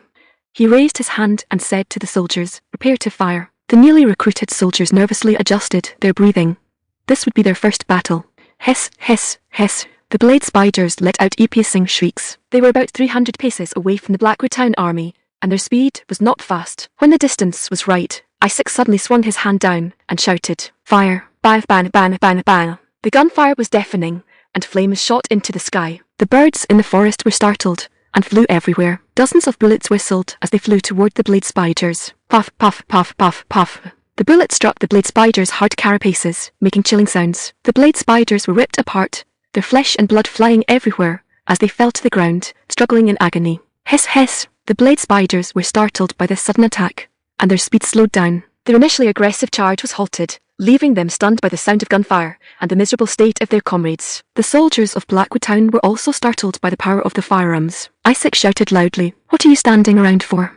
Reload the ammunition quickly." Yes, yes. The musketeers hurriedly stuffed gunpowder and launched bullets into the barrels. Before firing, the diameter of this type of bullet was smaller than the gun barrel, making it easy to load. Because, like the mini ball, it is an expanding bullet that expands under the pressure of the gunpowder gas when fired, fitting tightly into the rifling. The mini ball relies on the conical structure at the bottom of the bullet head to expand, while the Lawrence bullet relies on the grooves on the side of the bullet head to expand. Before the appearance of these bullets, the loading speed of rifled guns was very slow. Swish, swish, swish. The musketeers used ramrods to tamp down the bullets, then attached the fuse, and once again aimed their muzzles at the blade spiders. Fire! Isaac commanded again. Bang, bang, bang, bang, bang. The gunfire sounded again, and the flames illuminated the forest. The blade spiders were ripped apart, their flesh and blood flying everywhere, and green blood spurted out, dyeing the forest green. The severed limbs and broken bodies of the blade spiders lay scattered on the ground. Hiss, hiss, hiss, hiss. The surviving blade spiders let out desperate shrieks. They abandoned their nest and fled in all directions. Only the dead or dying blade spiders remained, groaning painfully on the ground. Another volley of bullets poured out, and the blade spiders fell one after another, the green blood staining the ground red. The remaining blade spiders panicked and scattered. This was a one-sided victory, and the musketeers were stunned as they looked at their masterpiece. They silently looked at the alt-18 rifle in their hands. The battle ended, and the Blackwood Town army was completely unharmed. This clash could not even be called a battle. It was a slaughter. We didn't even need to use our pikes. The pikemen looked at the swaggering musketeers, filled with envy. With the emergence of thermal weapons, cold weapons could only be relegated to auxiliary tools. My lord, the power of this weapon is truly astonishing, Lord Miller exclaimed. If this weapon appeared on the battlefield, it would certainly cause a huge uproar. You already witnessed its power during training, so why are you still so surprised now? Actual combat is different from training. My lord, look, the battle is over, and there isn't a single drop of blood on my sword. Lord Miller drew his longsword to show Isaac, then helplessly slid it back into the scabbard. He felt a touch of disappointment. Just like the pikemen, this is the terror of thermal weapons. What good is practicing the sword for 10 years? One shot, and you still fall. It seems we have safely secured the beats. Lord Miller, send men later to dig them up, and also collect the bodies of those blade spiders. Perhaps they can be used to make armor. Isaac smiled and instructed. A patch of lush green beets could be seen in the distance. The leaves of those beets were unusually thick. One could imagine their roots must also be sturdy. Lord Miller looked at the corpses of the blade spiders and shook his head, saying, "The power of those lead bullets is too great, my lord. The spider corpses are too mangled to be used for making armor. Then collect their fat. Perhaps we can make soap," Isaac said, then ordered the troops to continue marching. Are we finally going to engage the wild ox? They are not easy opponents to deal with. A hint of excitement flashed in Lord Miller's eyes. Then let's give you a good workout. Isaac pointed to Lord Miller's scabbard and said, "The blade spiders were just an appetizer. The real battle starts now." Afternoon. Isaac and the soldiers continued marching under the scorching sun. They did not know when danger might strike, so the soldiers dared not relax even slightly as they continued traversing the forest. Just then, Hans emerged from the dense thicket, saying breathlessly, "Emergency, there's a battle ahead." Isaac paused and asked, "How big is the battle? Who is fighting?" "I don't know. I didn't get close to avoid detection, but one side should be wild oaks. The scale of the battle is huge, at least several hundred people. This isn't just a battle anymore. It's a war, isn't it? Could it be a territorial dispute between magical beasts?" Isaac decided to observe the situation first before deciding whether to intervene. With a battle this large, they should be able to collect a good amount of bone meal and grease. They were like a pack of hyenas, always ready to scavenge the leftovers from the battlefield. Led by Hans, Isaac and the soldiers arrived at a small hill. They quietly climbed the hill, from where they could see the battlefield in the distance. Roar! The ox let out a deafening roar. Two armies were engaged in a desperate fight in the magical beast forest. The sounds of clashing swords, snapping bones, and screams mingled together. Those green-skinned ox wielded battle axes, cruelly slaughtering the humanoid creatures. Swoosh! A silver arrow suddenly appeared, piercing an ox chest with astonishing speed. Incredibly, that arrow changed direction and pierced the chests of two more ox. Holy crap, what is that thing? Silver light darted back and forth across the battlefield. The arrow seemed to be alive, flying freely across the battlefield. Isaac was stunned by this phenomenon that defied the laws of physics. Moreover, it wasn't magic. Isaac didn't sense any fluctuation of magic power. Then how were those arrows flying? Swoosh! Another silver arrow flew over. Now two arrows were wreaking havoc on the battlefield. Isaac looked in the direction the arrows came from, seeing a figure fighting fiercely amidst a pile of oaks. She had a slender figure, beautiful features, flowing golden hair, and pointed ears. That's right, pointed ears. Although it was Isaac's first time seeing such a creature, he had long heard of their existence. Wood Elf coordinated operations to slaughter ox. After the Wood Elves were defeated in their war against the High Elves, who had developed magic conducting technology, they scattered to various places to live in seclusion. They would surely seek out vast and inaccessible forests as hiding places, and the magical beast forest was naturally within their range of choices. Shuffy, quick, lead the clansmen to retreat up the hill. Whoosh! A valiant wood elf woman drew her bowstring to its limit. Silver arrows transformed into streaks of flowing light, precisely harvesting the lives of the ox. The ox were pierced by the arrows, falling to the ground and wailing in agony. Isaac was completely unable to comprehend what was happening before his eyes. Wait, the hill she mentioned, couldn't it be the very place where they were standing? My lord, it's wood elves, and those damn wild ox. To think they were hiding here. What should we do? Wearing heavy armor, Lord Miller quickly walked to Isaac's side, his tone anxious. The current battle situation was very favourable for the ox. The ox numbered as many as 800, while the wood elves were fewer than 600, mostly consisting of the elderly, the weak, women, and children. The situation was critical. Although that elf woman's archery was superb, 2 fists are no match for 4 hands. Her defeat was only a matter of time. The elves would eventually end up as food for the ox. Isaac knew well that failure against magical beasts meant death. Surrender was absolutely impossible. My lord. Lord Miller hesitated to speak, knowing that Isaac must be weighing the pros and cons in his heart. The value of the wood elves was beyond doubt. But what if they refused to cooperate? Wouldn't it be a waste of effort? Just as Isaac was hesitating, a dazzling light flashed before his eyes. Quest triggered. The wood elves could potentially become your allies. Please rescue them. Rescue the wood elves incomplete. The goddess's instruction struck Isaac's heart like a bolt of lightning. Everyone, prepare for battle. Isaac no longer hesitated.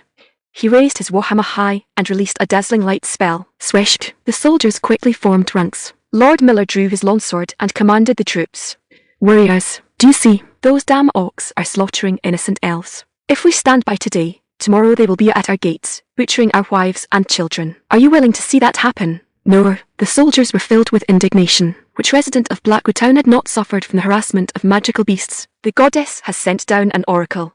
Let us take up arms and eliminate these evil orcs. Under the goddess's protection, we shall surely be victorious. Roar! Over 100 soldiers shouted in unison, their voices shaking the valley. The sudden turn of events startled both the orcs and the wood elves. The orcs didn't care at all, while the wood elf showed looks of alarm. Ruh!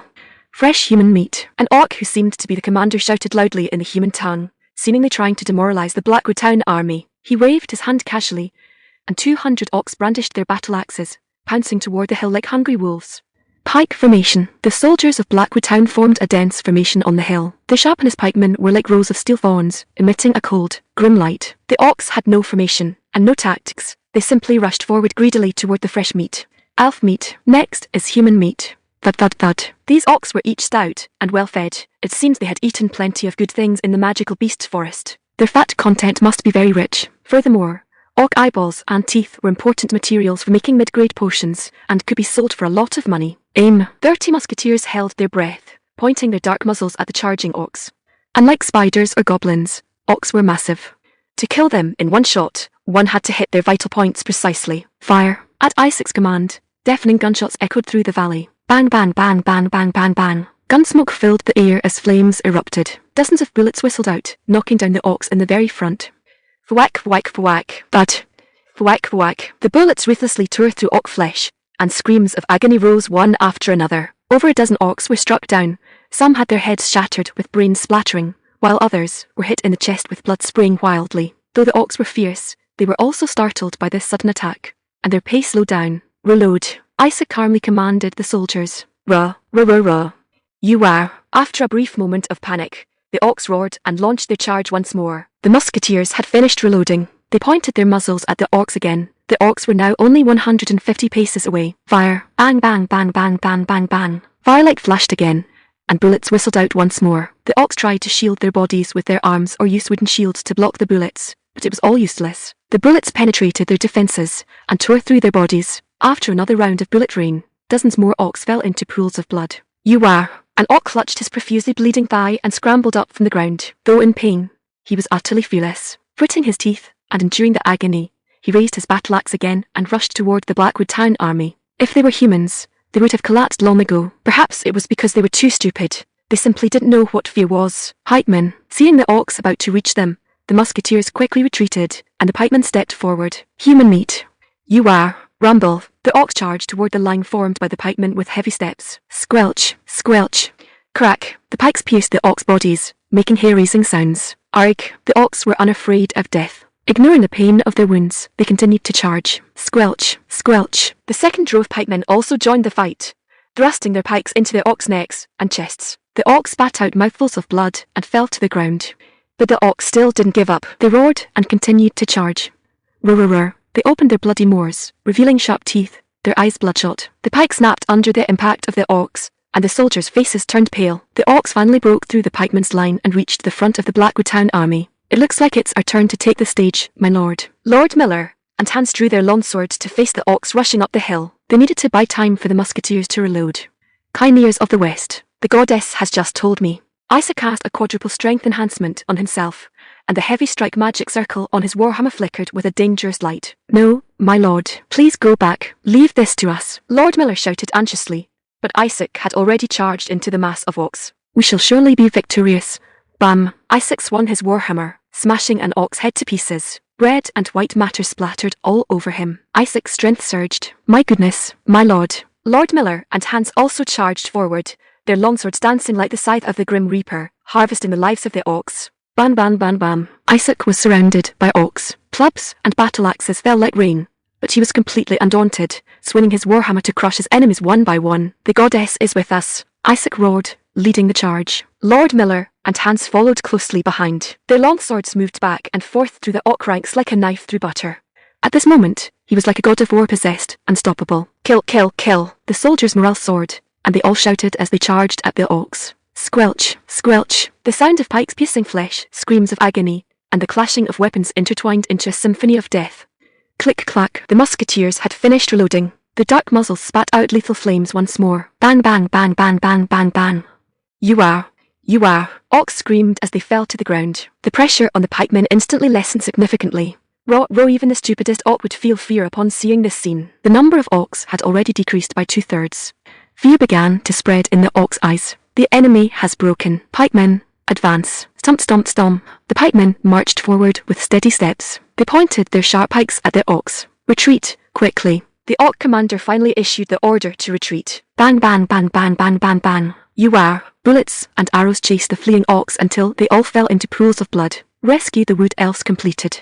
Gained 1,500 achievement points. Wow. The soldiers raised their weapons and cheered joyfully. They couldn't believe they had actually defeated such a powerful orc army. The wood elves looked at these humans with curiosity. Humans and wood elves had always stayed out of each other's way. Now that these humans had actually taken the initiative to help them, they felt both grateful and puzzled. Tap, tap, tap. A wood elf stepped out from the group. Isaac recognized her. She was the elf woman who had shot the silver arrows. Fusion of alien races. They shouldn't be bad people, right? Effie Greenleaf, the daughter of the wood elf clan leader, nervously swallowed her saliva and walked toward the human army. These human soldiers were highly disciplined, their movements as synchronized as if they were a single person. Though small in number, they had used those weapons that made thunderous roars to annihilate all the orcs, much like the magic conduit weapons used by the high elves. I'll make contact first. Effie could feel the elves behind her watching her nervously. While they didn't yet know why the humans were helping them, at the very least, these humans seemed to harbor no ill will. Effie walked toward the human army step by step. A human wearing plate armor also walked toward her. Effie's heart tightened instantly. That plate armor was stained with blood and bits of flesh. Clearly, he was a human who had charged into the orc swarm earlier, shouting the name of a god, and frantically crushing orc heads with a war hammer. To her surprise, he turned out to be the human leader. Are you the leader of the elves? The man asked, taking off his helmet. Effie had expected a fierce and menacing brute, but he turned out to be a youth of 16 or 17. ****. I'm the Lord of Blackwood Town, Isaac Blackwood. Elf, tell me your name, Isaac said as he hung his blood-stained helmet at his waist. My name is Effie Greenleaf. Effie placed her hand on her chest and performed an elven etiquette. Up close, Effie was indeed beautiful and moving, with skin as white as snow and a slender yet curvaceous figure, and a charming tear mole beneath her right eye. Pleasure to meet you, Effie Greenleaf. Are you the leader of this tribe? Isaac asked. No, my father is the clan leader, but he was injured while fighting the orcs earlier, so now Effie explained.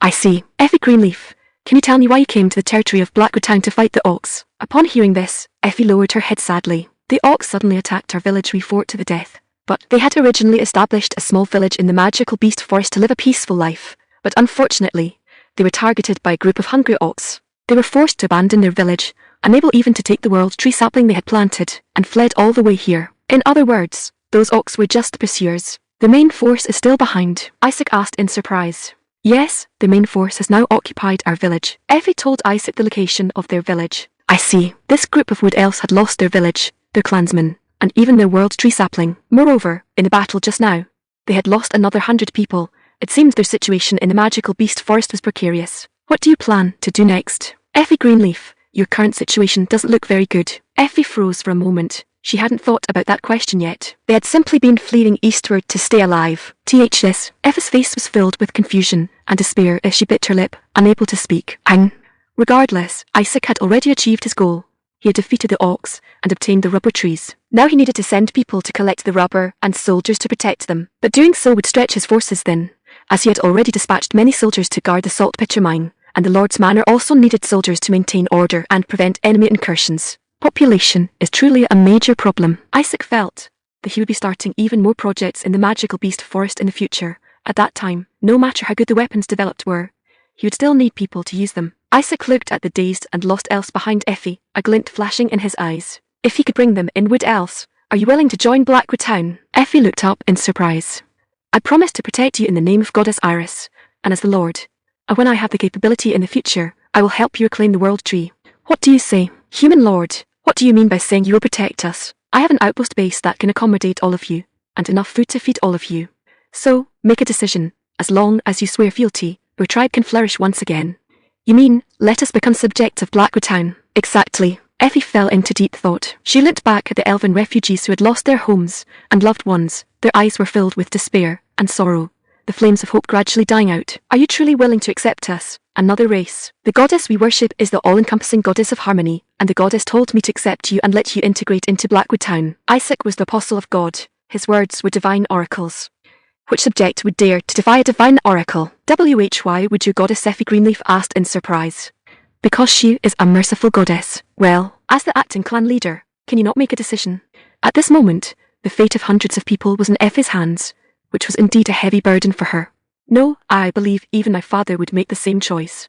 Thud. Effie suddenly fell to her knees in front of Isaac, her head right at Isaac's waist, giving him a start. What are you doing? I don't know how humans swear fealty. Is it not like this? Effie said with a blushing face. You just need to swear fealty with sincerity. Isaac scratched his head awkwardly. That's good. Effie breathed a sigh of relief and stood up. I swear that our tribe will forever be loyal to Blackwood Town. Please take good care of us, Lord. Congratulations. Integrating a foreign race, achievement points plus 2,000. Isaac nodded with a smile, indicating that he accepted their fealty. I also promise to keep my word and take good care of you. Welcome to Blackwood Town, Effie Greenleaf. Isaac reached out his hand. Effie froze for a moment, then smiled and took Isaac's hand, shaking it vigorously. When she smiled, the tear mole at the corner of her eye looked exceptionally charming.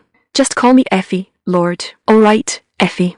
Now then, Effie, let's get to work. I have many things for you to do. Effie looked at Isaac in surprise. For some reason, she suddenly felt like she had been tricked into a trap returning with a full load. Isaac had originally planned to send people back later to collect the monster materials and beets scattered on the ground. Even if those things rotted or spoiled, he would have just had to accept it. But now that he had 500 new labourers and dozens of carriages, he no longer had to worry about that problem.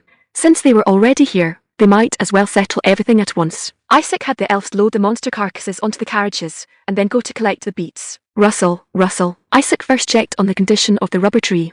He used a sharpness knife to make several cuts in the trunk of the rubber tree. Milky white sap immediately flowed out from the wounds. Isaac touched the sap and felt that it was very viscous. It was completely different from ordinary tree sap. That was it. This was the rubber he wanted. Gibberish. Isaac heard the sound of discussion coming from behind him. The soldiers of Blackwood Town were already used to Isaac's behaviour, but the elves were very curious about his actions. There was no helping it. This was the lord they had chosen, and they would get used to it in the future. Excuse me, what are you doing? Effie asked curiously. I'm collecting rubber. The sap of this tree, after processing, will become a soft and elastic material. Rubber has a very wide range of uses. By changing the degree of vulcanization, one can also produce hard rubber and other products. I've never heard of this kind of tree. How do you know about it? Even we wood elves don't know its uses. Effie asked in surprise. The reason Isaac knew all this was because his father had forced him to learn a vast amount of agricultural knowledge. Isaac had been forced by his father to memorize that agricultural knowledge since middle school, which was why he had fled to the army. It was also because of this experience that Isaac became more interested in explosive chemicals and complex mechanical devices. Alright, let's go take a look at the beets. After confirming the condition of the rubber tree, Isaac led everyone to the place where the beets grew. With 500 labourers, they would be able to collect all the beets very quickly. But their elf sufficiency was even higher than Isaac had imagined. Shafi, I'm counting on you. Okay. Earth Spirit. An elven priestess released magic to raise the ground, revealing the beets beneath. Then the ground returned to its original state. Is this the power of the elves? Isaac felt his worldview being refreshed once again. It was just like the first time he saw magic. He felt it was incredible. Effie had said before that the reason her arrows could fly freely was all thanks to the help of the wind spirit. That kind of spirit, can I control it too? Isaac asked in a low voice. He was very interested in this power. It's not control, it's a request, because we are friends, Effie said as if it were a matter of course. Okay, then can I do it? It requires talent. Human priests are very rare, but Isaac was not disappointed. Even if he couldn't do it, he had 500 elves who could help him do it. Besides the earth spirit and wind spirit, you can also control plant spirits and tree spirits, right? What can those spirits do? For example, improving varieties or something. Variety improvement was a long and arduous task. Even using modern technology for variety improvement would take at least 2 years. In this era, variety improvement could only rely on crafting and prayer. One could imagine the difficulty. We can, but we usually don't do that. Isaac hadn't held much hope, but Effie's answer took him by surprise. Ish, how do you do it? It's very simple. We just need to make a request to the spirits, like, please let the fruit grow more abundantly. Just a request. Isaac's worldview collapsed once again. Holy cow, this is the real cheating. Trisk. The returning victorious soldiers marched with vigorous steps, their faces brimming with the joy of victory, the glory that belonged to warriors. Amidst deafening cheers, the soldiers returned to Blackwood Town. Administrator Peter had already organised the townsfolk to line the streets and welcome the hero's return. The carriage is laden with beats, the mountain-like piles of all corpses, and the mysterious and elegant elves at the rear of the procession all left the townsfolk dumbfounded and marvelling. Even the welcoming vassals were so stunned by the sudden appearance of the elven group that their mouths hung open. By the blessing of Goddess Iris, we have saved the elves. They shall bring supreme glory to Blackwood Town. Isaac raised his war hammer high, his sonorous voice echoing across the square. Oh, Blackwood Town will surely become even more prosperous. Welcome, new partners. Hearing Isaac's words, the townsfolk immediately erupted into even more enthusiastic cheers, warmly welcoming the arrival of the elves. Isaac once again felt his unparalleled prestige in Blackwood Town. Now, as long as the doctrines were formulated and missionary activities began, the Elysian faith could take deep root here like a towering tree and flourish. It's truly incredible. Effie covered her mouth in surprise, unable to believe everything before her eyes. I was originally worried that the villagers would reject us, but I didn't expect to be met with such a warm welcome. Blackwood Town had a ruler who possessed the dual power of a lord and a god. Here, anything was possible. Wah! The wood elves were startled by the enthusiasm of the townsfolk. They had never seen such a grand welcoming ceremony. The heroic deeds of the soldiers, the piles of beets, and the elven residents chosen by God, all of this added a brilliant stroke to this triumphal ceremony. Though there were no flowers or ribbons, this was the most grand and unforgettable triumphal ceremony in the history of Blackwood Town. The wood elves decided to establish their new home near the outpost. Although the outpost was spacious, it was a military facility after all, and was not suitable for hundreds of people to live in long term. Shafi, use your power to level the ground, Effie said to an elf named Shafi. Shafi nodded and began to chant an ancient incantation, summoning the earth spirit. A translucent figure, as light as a spirit, appeared on the ground. It gently stroked the earth, and the originally uneven ground instantly became as flat as a mirror. Every time he saw this scene, it would leave Isaac in awe. It was a miraculous power for magic. Clatter, clatter. After the ground was leveled, the stonemasons and construction workers sent to help the elves rebuild their home began to get busy. They skillfully set up the molds and then poured the grey Roman concrete into them. As time passed, the grey cement mortar gradually solidified, eventually forming sturdy walls. In other words, you just need to pour the stuff into mold to build houses. You don't have to work hard to cut wood and stone like we do, Effie asked curiously. That's right. This can save a lot of manpower and time. Concrete is an ancient yet practical building material. Of course, the most ideal concrete is reinforced concrete, but Blackwood Town didn't need to build sturdy fortresses capable of resisting siege weapons, so Roman concrete was sufficient. Moreover, large-scale production of steel bars required more advanced smelting technology, such as blast furnaces, converters, and electric furnaces, which were not things the current Blackwood Town could master. You know so much, Effie praised sincerely. Har har, I am the apostle of God after all. Whenever Isaac didn't know how to explain something, he would trot out the versatile identity of apostle of God. In any case, as long as he said God told me, no one would doubt it. The wood elves watched as houses rose from the ground, their faces full of wonder and excitement. Effie, how's the beet improvement work going? I'm full of expectations for the plant spirits. Isaac had heard before that the elves could improve crop varieties, so he specifically inquired about it. We have already found the kind of beet you mentioned, and are currently conducting crossbreeding, Effie replied. Great. The power of the elves is indeed miraculous. Isaac clenched his fist and said excitedly. The elves being able to find specific varieties was already very impressive. As long as the direction was correct, it could save a lot of time and energy. With a bit of luck, perhaps they could complete work in a few years that would originally take over a decade. You're truly a precious gift bestowed upon me by the goddess, Isaac said sincerely. You flatter us, Effie smiled shyly. When she smiled, her eyes curved like crescent moons, exuding a mature charm. By the way, my lord, may I ask why you place such importance on that radish-like thing? Isaac had long expected Effie to ask this question. He had been asked the same question by others before. Isaac took a small packet of cherished brown sugar from his pocket and handed it to Effie. This was extracted from that crop. Have a taste. Vulcanized rubber. Effie curiously placed the brown sugar into her mouth, letting it slowly melt on the tip of her tongue. Reading Taiwan novels is super convenient. It's magical, my tongue is about to melt. I haven't tasted anything like this for 200 years.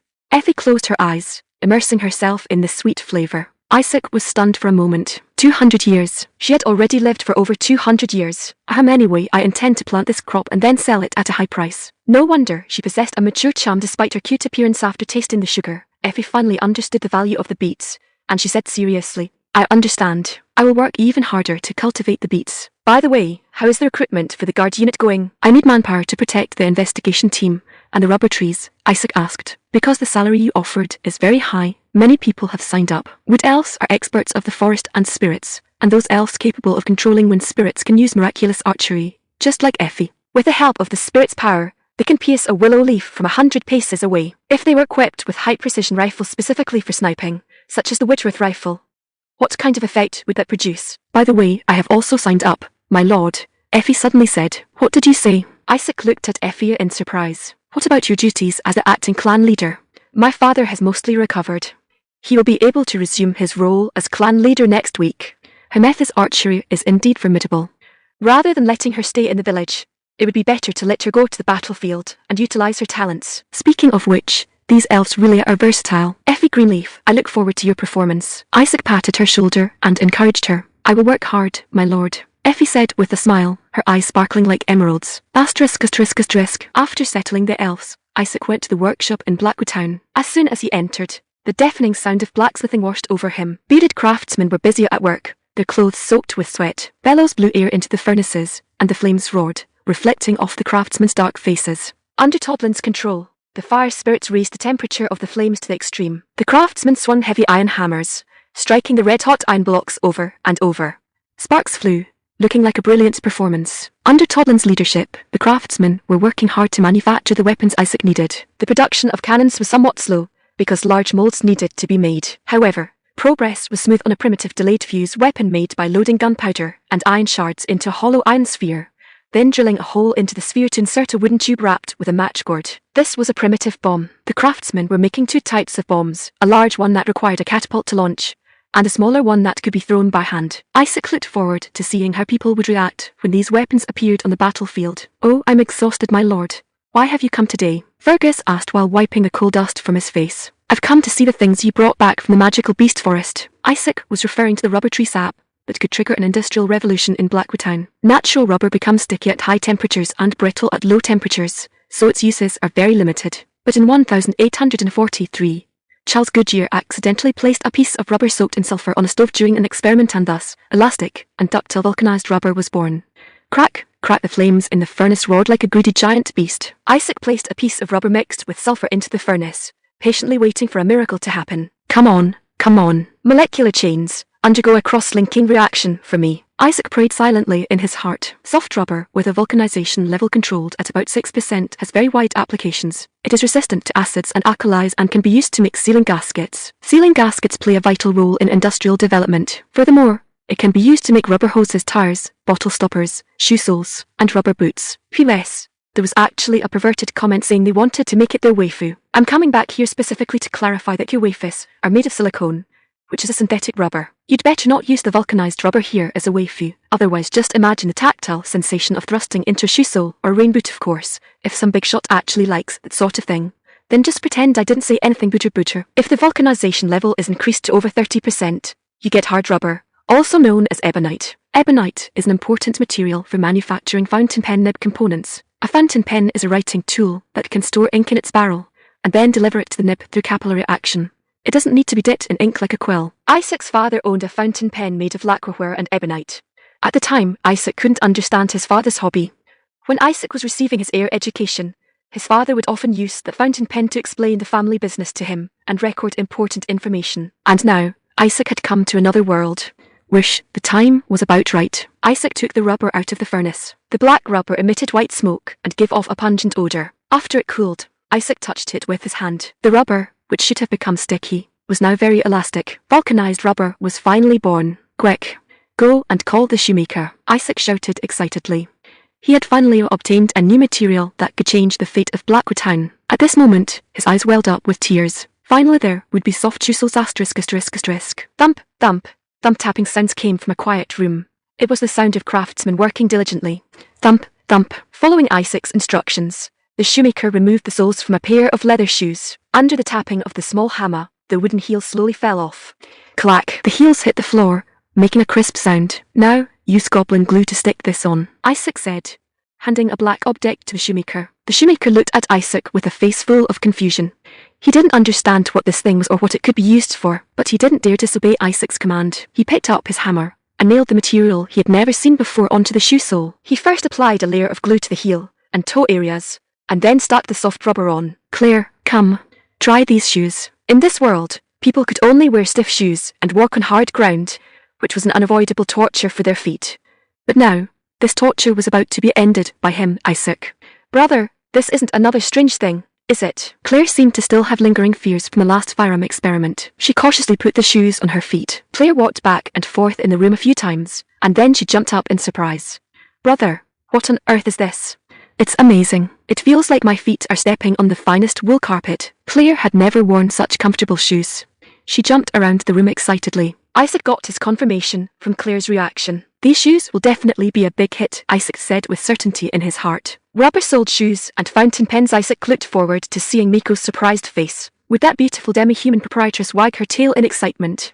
Promised Holy Land. Rumble, rumble, rumble. The sound of heavy hoofs was like thunder, startling countless birds. The black-clad bandit group, which had been gathering in small clusters, immediately scattered like frightened birds, fleeing for their lives. Some bandits desperately wielded their blades, while others fled desperately just to survive. The bandits tried to shoot arrows in retaliation, but it was like children swinging wooden sticks, unable to move the heavy cavalry in the slightest. The shadow of despair hung over their hearts, and the scent of death drew closer. Kill! The knights roared, the warhorses accelerating to the maximum, smashing into the bandits like iron hammers.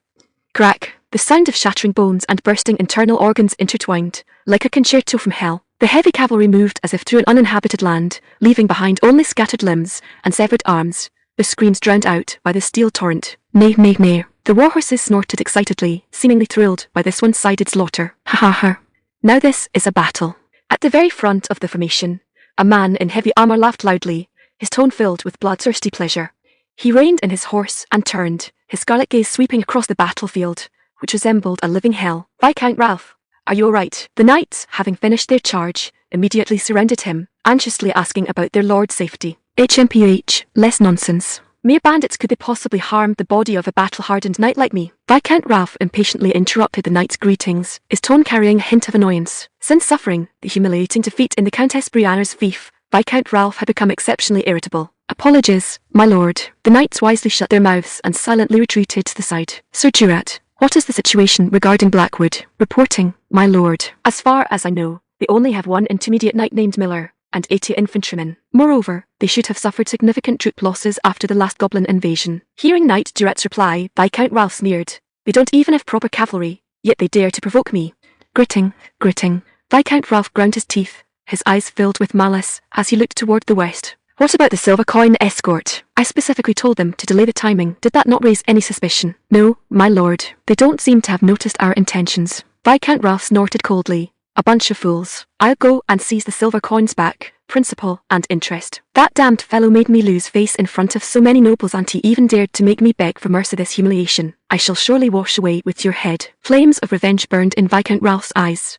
He wished he could tear Isaac into 10,000 pieces. But my lord second Prince Highness previously instructed us not to move against the second princess's people for the time being. A knight cautiously reminded him, his tone carrying a hint of worry. Did you not see the humiliation I suffered? How dare you say such a thing? Apologies, my lord. Seeing Viscount Ralph's furious reaction, the knight could only lower his head helplessly. Furthermore, that bastard hasn't officially joined the second princess's faction yet. I don't know if he's truly stupid or just pretending, acting just like his useless father who didn't know how to size up the situation. Are you suggesting he is currently outside the second princess's protection? Exactly, Viscount Ralph said sinisterly.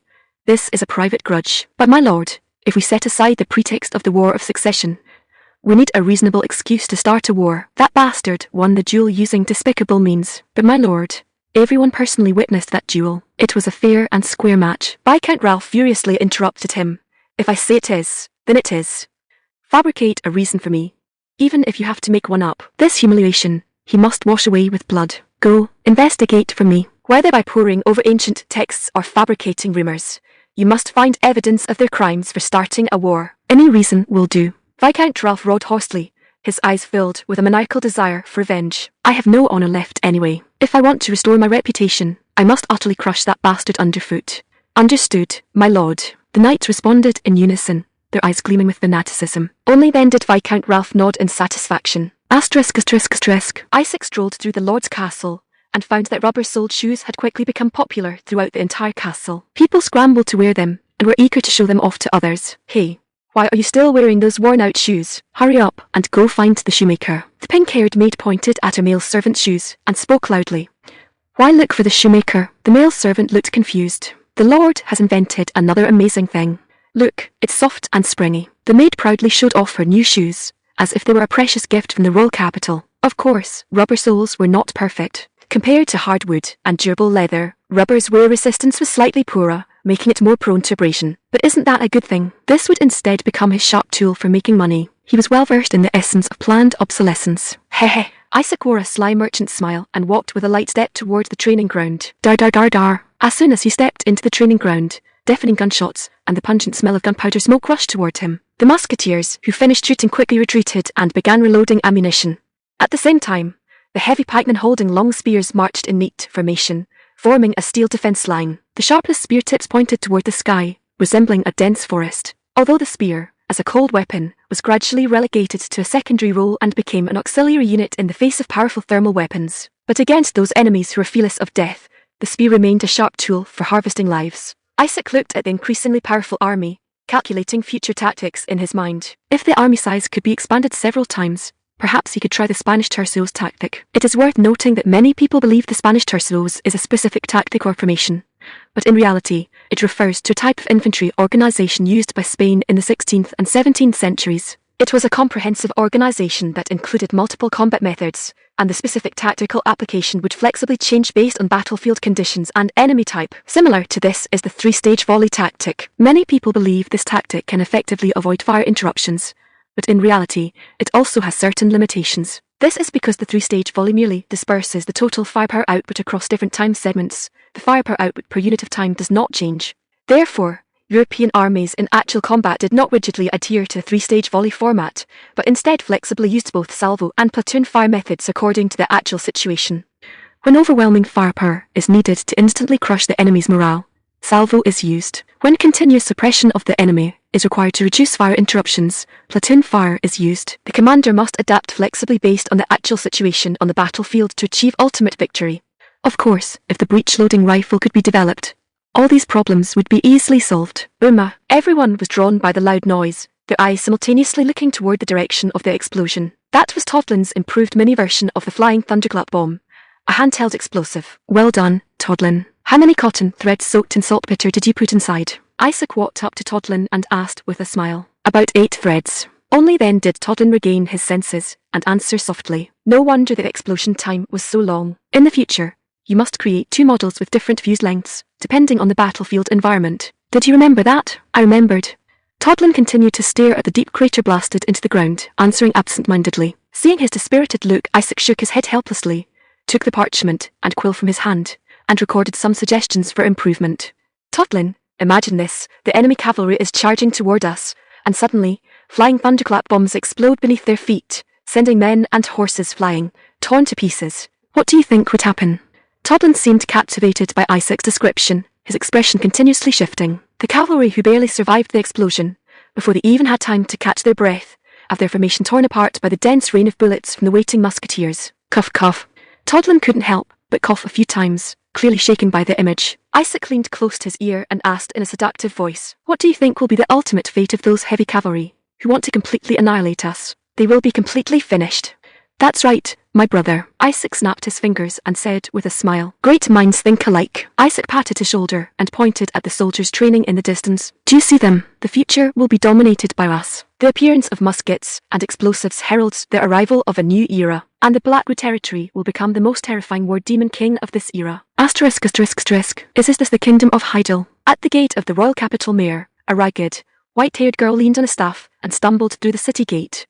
With a plop, a man collapsed onto the ground, clutching his stomach and groaning in pain. "Reverend priest, I'm afraid I can't walk anymore." "No. We finally made it all the way here." How can you give up so easily? Seeing this, the girl quickly ran to the man and shook his body vigorously. We are messengers of God, entrusted with a divine mission. How can we be defeated by mere hunger? Grumble, grumble. The girl's stomach made an untimely sound of protest. Perhaps realizing that even the divine could not violate human physiological needs, an awkward blush immediately spread across the girl's face. She quickly knelt on the ground and began to pray towards the sky. Great goddess, please grant us food. Perhaps the girl's devout prayer moved the heavens, as a passing merchant saw the scene, shook his head, and sighed.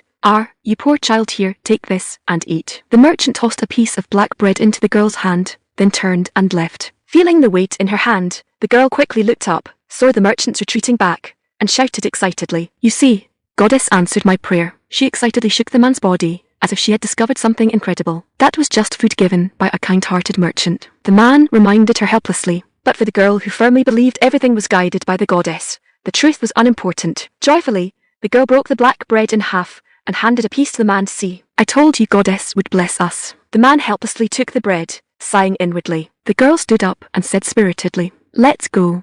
The promised holy land is in the west. The ocean? Here it comes. Is Todlin here?" Isaac walked straight into the territory's workshop as usual. Clang, clang, clang. The crisp sound of hammers striking metal rose and fell, and the flames burning in the furnace reddened the focused faces of the craftsmen. Todlin was directing the craftsmen, carefully pouring molten bronze into molds. Phew.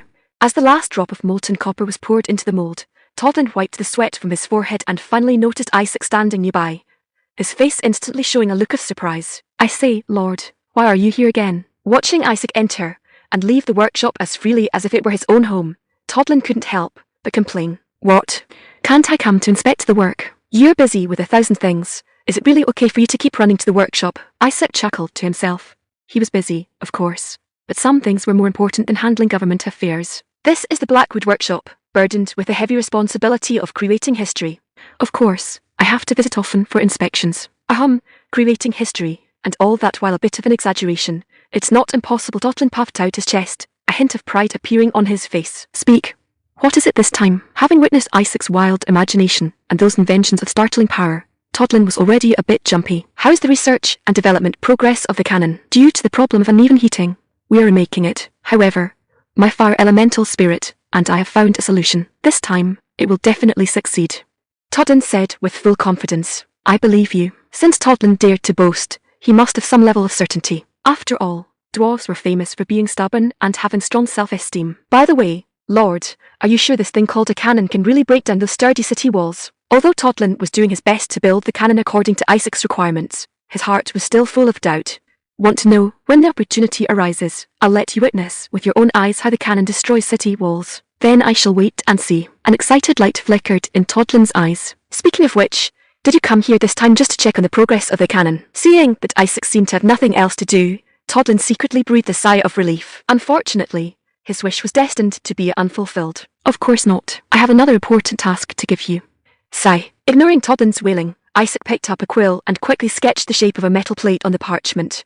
This is called a leaf spring, a type of spring device. On Earth, this was often used on carriages and cars to absorb shock. "Where are you going to use it? It's not another dangerous thing, is it?" "Of course not. I'm going to use it on a carriage. These steel plates can bend and stretch like bow arms, thereby absorbing the bumps in the road." "I still don't understand what you're saying." Todlin looked at the drawing on the parchment with a dazed expression. "It's fine. Just trust me, as you always do. I'll prove it to you through action." "All right." Todlin hesitated for a moment, but eventually nodded. After all, Isaac's previously seemingly whimsical ideas had ultimately become reality. "Then I'll leave it to you." ****. Blackwood territory only had one vintage carriage left behind by the previous lord. It was not only dilapidated, but also offered a terrible riding experience. This lowly one greets the lord. Blackwood territory had no professional carriage craftsmen, so Isaac could only summon the best carpenters and wheelwrights in the territory to the lord's castle. "We wonder what orders the lord has for summoning us." The carpenters and wheelwrights stood before Isaac in fear and trepidation, their hearts filled with doubt. It was the first time they had seen a lord summon carpenters and wheelwrights to the castle. "Do you know what this is?" Isaac asked, pointing to the shoes on his feet. "Aren't these the rubber shoes invented by the lord? Now the entire territory is praising your deeds." The carpenters quickly nodded and replied, "Or, have you worn them?" "We have. They are indeed very comfortable." "Comfortable? What if we use this thing called rubber on the wooden wheels of a carriage? What do you think would happen?" What Isaac was talking about was wrapping wheels with rubber, in other words, tires. Hearing Isaac's proposal, the carpenters and wheelwrights looked at each other, clearly having never considered such a possibility. Rubber is elastic and very soft. If used to make wheels, it might significantly improve the comfort of the carriage. The wheelwright was the first to react, speaking with some uncertainty. Exactly. If we switch to rubber wheels, the carriage's comfort will definitely increase greatly. The carpenter also nodded in agreement. The comfort of carriages in this era was generally poor, and Isaac had suffered miserably from the bumpy roads when he rode the vintage carriage before. Correct. While switching to rubber wheels can indeed solve many problems, that alone is not enough, Isaac said as he beckoned to Todlin. Todlin handed the newly completed leaf spring sample to Isaac. Try installing this on the carriage as well. What is this, Lord? Looking at the oddly shaped metal plate before them, the carpenters and wheelwrights were completely confused. This is an epoch-making invention, but we are just ordinary carpenters and wheelwrights. We have no experience in modifying carriages, the wheelwright said with a troubled look. It's fine. I will guide you through the entire process. You can ask me any questions at any time. You mean you're going to personally participate in the modification work? Hearing Isaac's words, the carpenters and wheelwrights' eyes widened as if they had heard something unbelievable. Yes, is there a problem? The carpenters and wheelwrights looked at each other. Though they didn't speak, the expressions on their faces were full of oddness. Only Todlin seemed to understand something, snickering to himself on the side. Right City, a bustling free trade city, where merchants and travellers from all over the continent converged. Wow, Lady Miko, I'm so moved. At the Right City branch of the Dario Merchant Guild, Libero, wearing a berry, rushed into Miko's office and spoke through tears and snot. What's wrong? What happened? Miko was startled and asked hurriedly. The products from Blackwood Territory are selling so well. Soap sold out long ago, the ale is in even higher demand than supply, and even the magic scrolls are highly praised for being full of mana. This. Miko's eyes widened in surprise, and the cattail behind her wagged excitedly. If this continues, we will definitely be able to achieve the goal set by the Guildmaster. Congratulations, Lady Miko. Phew. Miko breathed a long sigh of relief as a weight was lifted from her heart. She had been worried about not meeting the performance goals, but it seemed those worries were unnecessary. Oh, and one more thing. Lord Isaac sent someone with a letter. An attendant walked in holding an envelope sealed with red wax. Another letter. Give it to me quickly. Miko snatched the envelope and impatiently tore it open to check. The bold handwriting on the letter made the corners of her mouth curl up involuntarily. This lord really is. What is it? What does the letter say? Libero asked curiously. It seems he's tinkered with something new again, and he's very confident in his invention. Heh. Miko's tail widened excitedly, as if she were looking forward to something interesting happening. Lord Isaac is truly an interesting person. Is there any news about the things I asked you to find earlier? In Blackwood Territory, at the Lord's Castle, a routine meeting was in progress. We have already dispatched the most elite exploration team.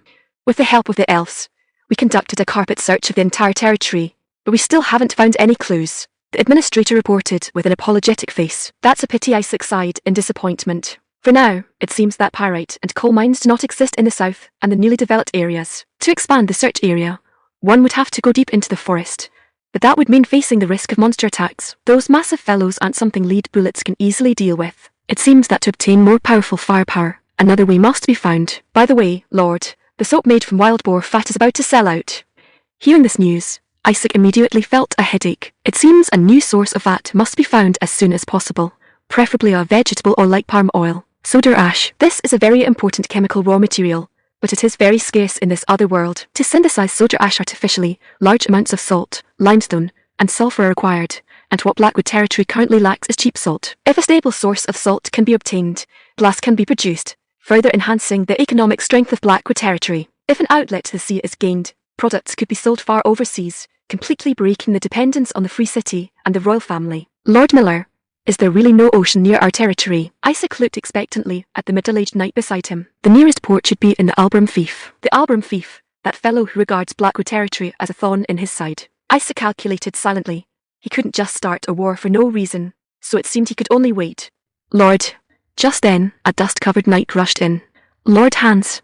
What happened? Hans didn't have time to wipe the sweat from his face, and handed Isaac a letter sealed with the Albram family wax.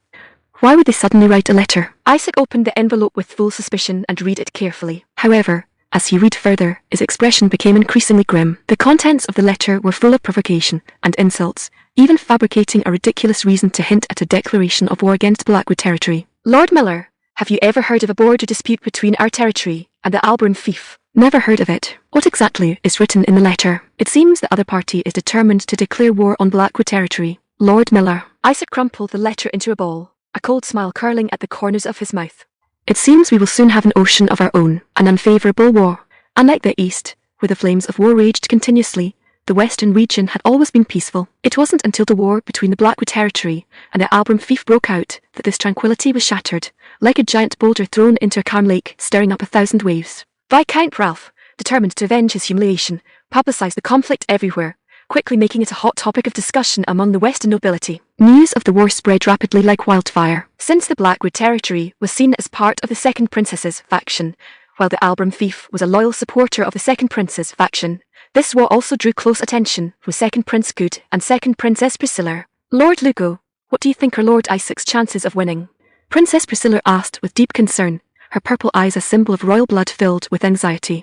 I believe the chances of victory are slim. The Blackwood territory has been plagued by monsters for years, so they focus more on training infantry. Their cavalry strength is relatively weak. Unless Lord Isaac can swallow his pride and stay holed up behind his walls, once a field battle breaks out. Knight Lugo's tone was heavy.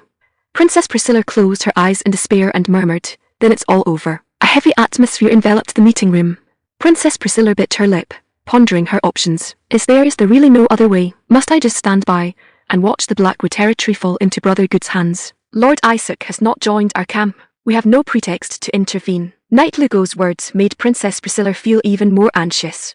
However, it's not as if there's no way at all, Knight Lugo said hesitantly. As I said before, if Lord Isaac can hold his ground and not come out, he can buy us enough time.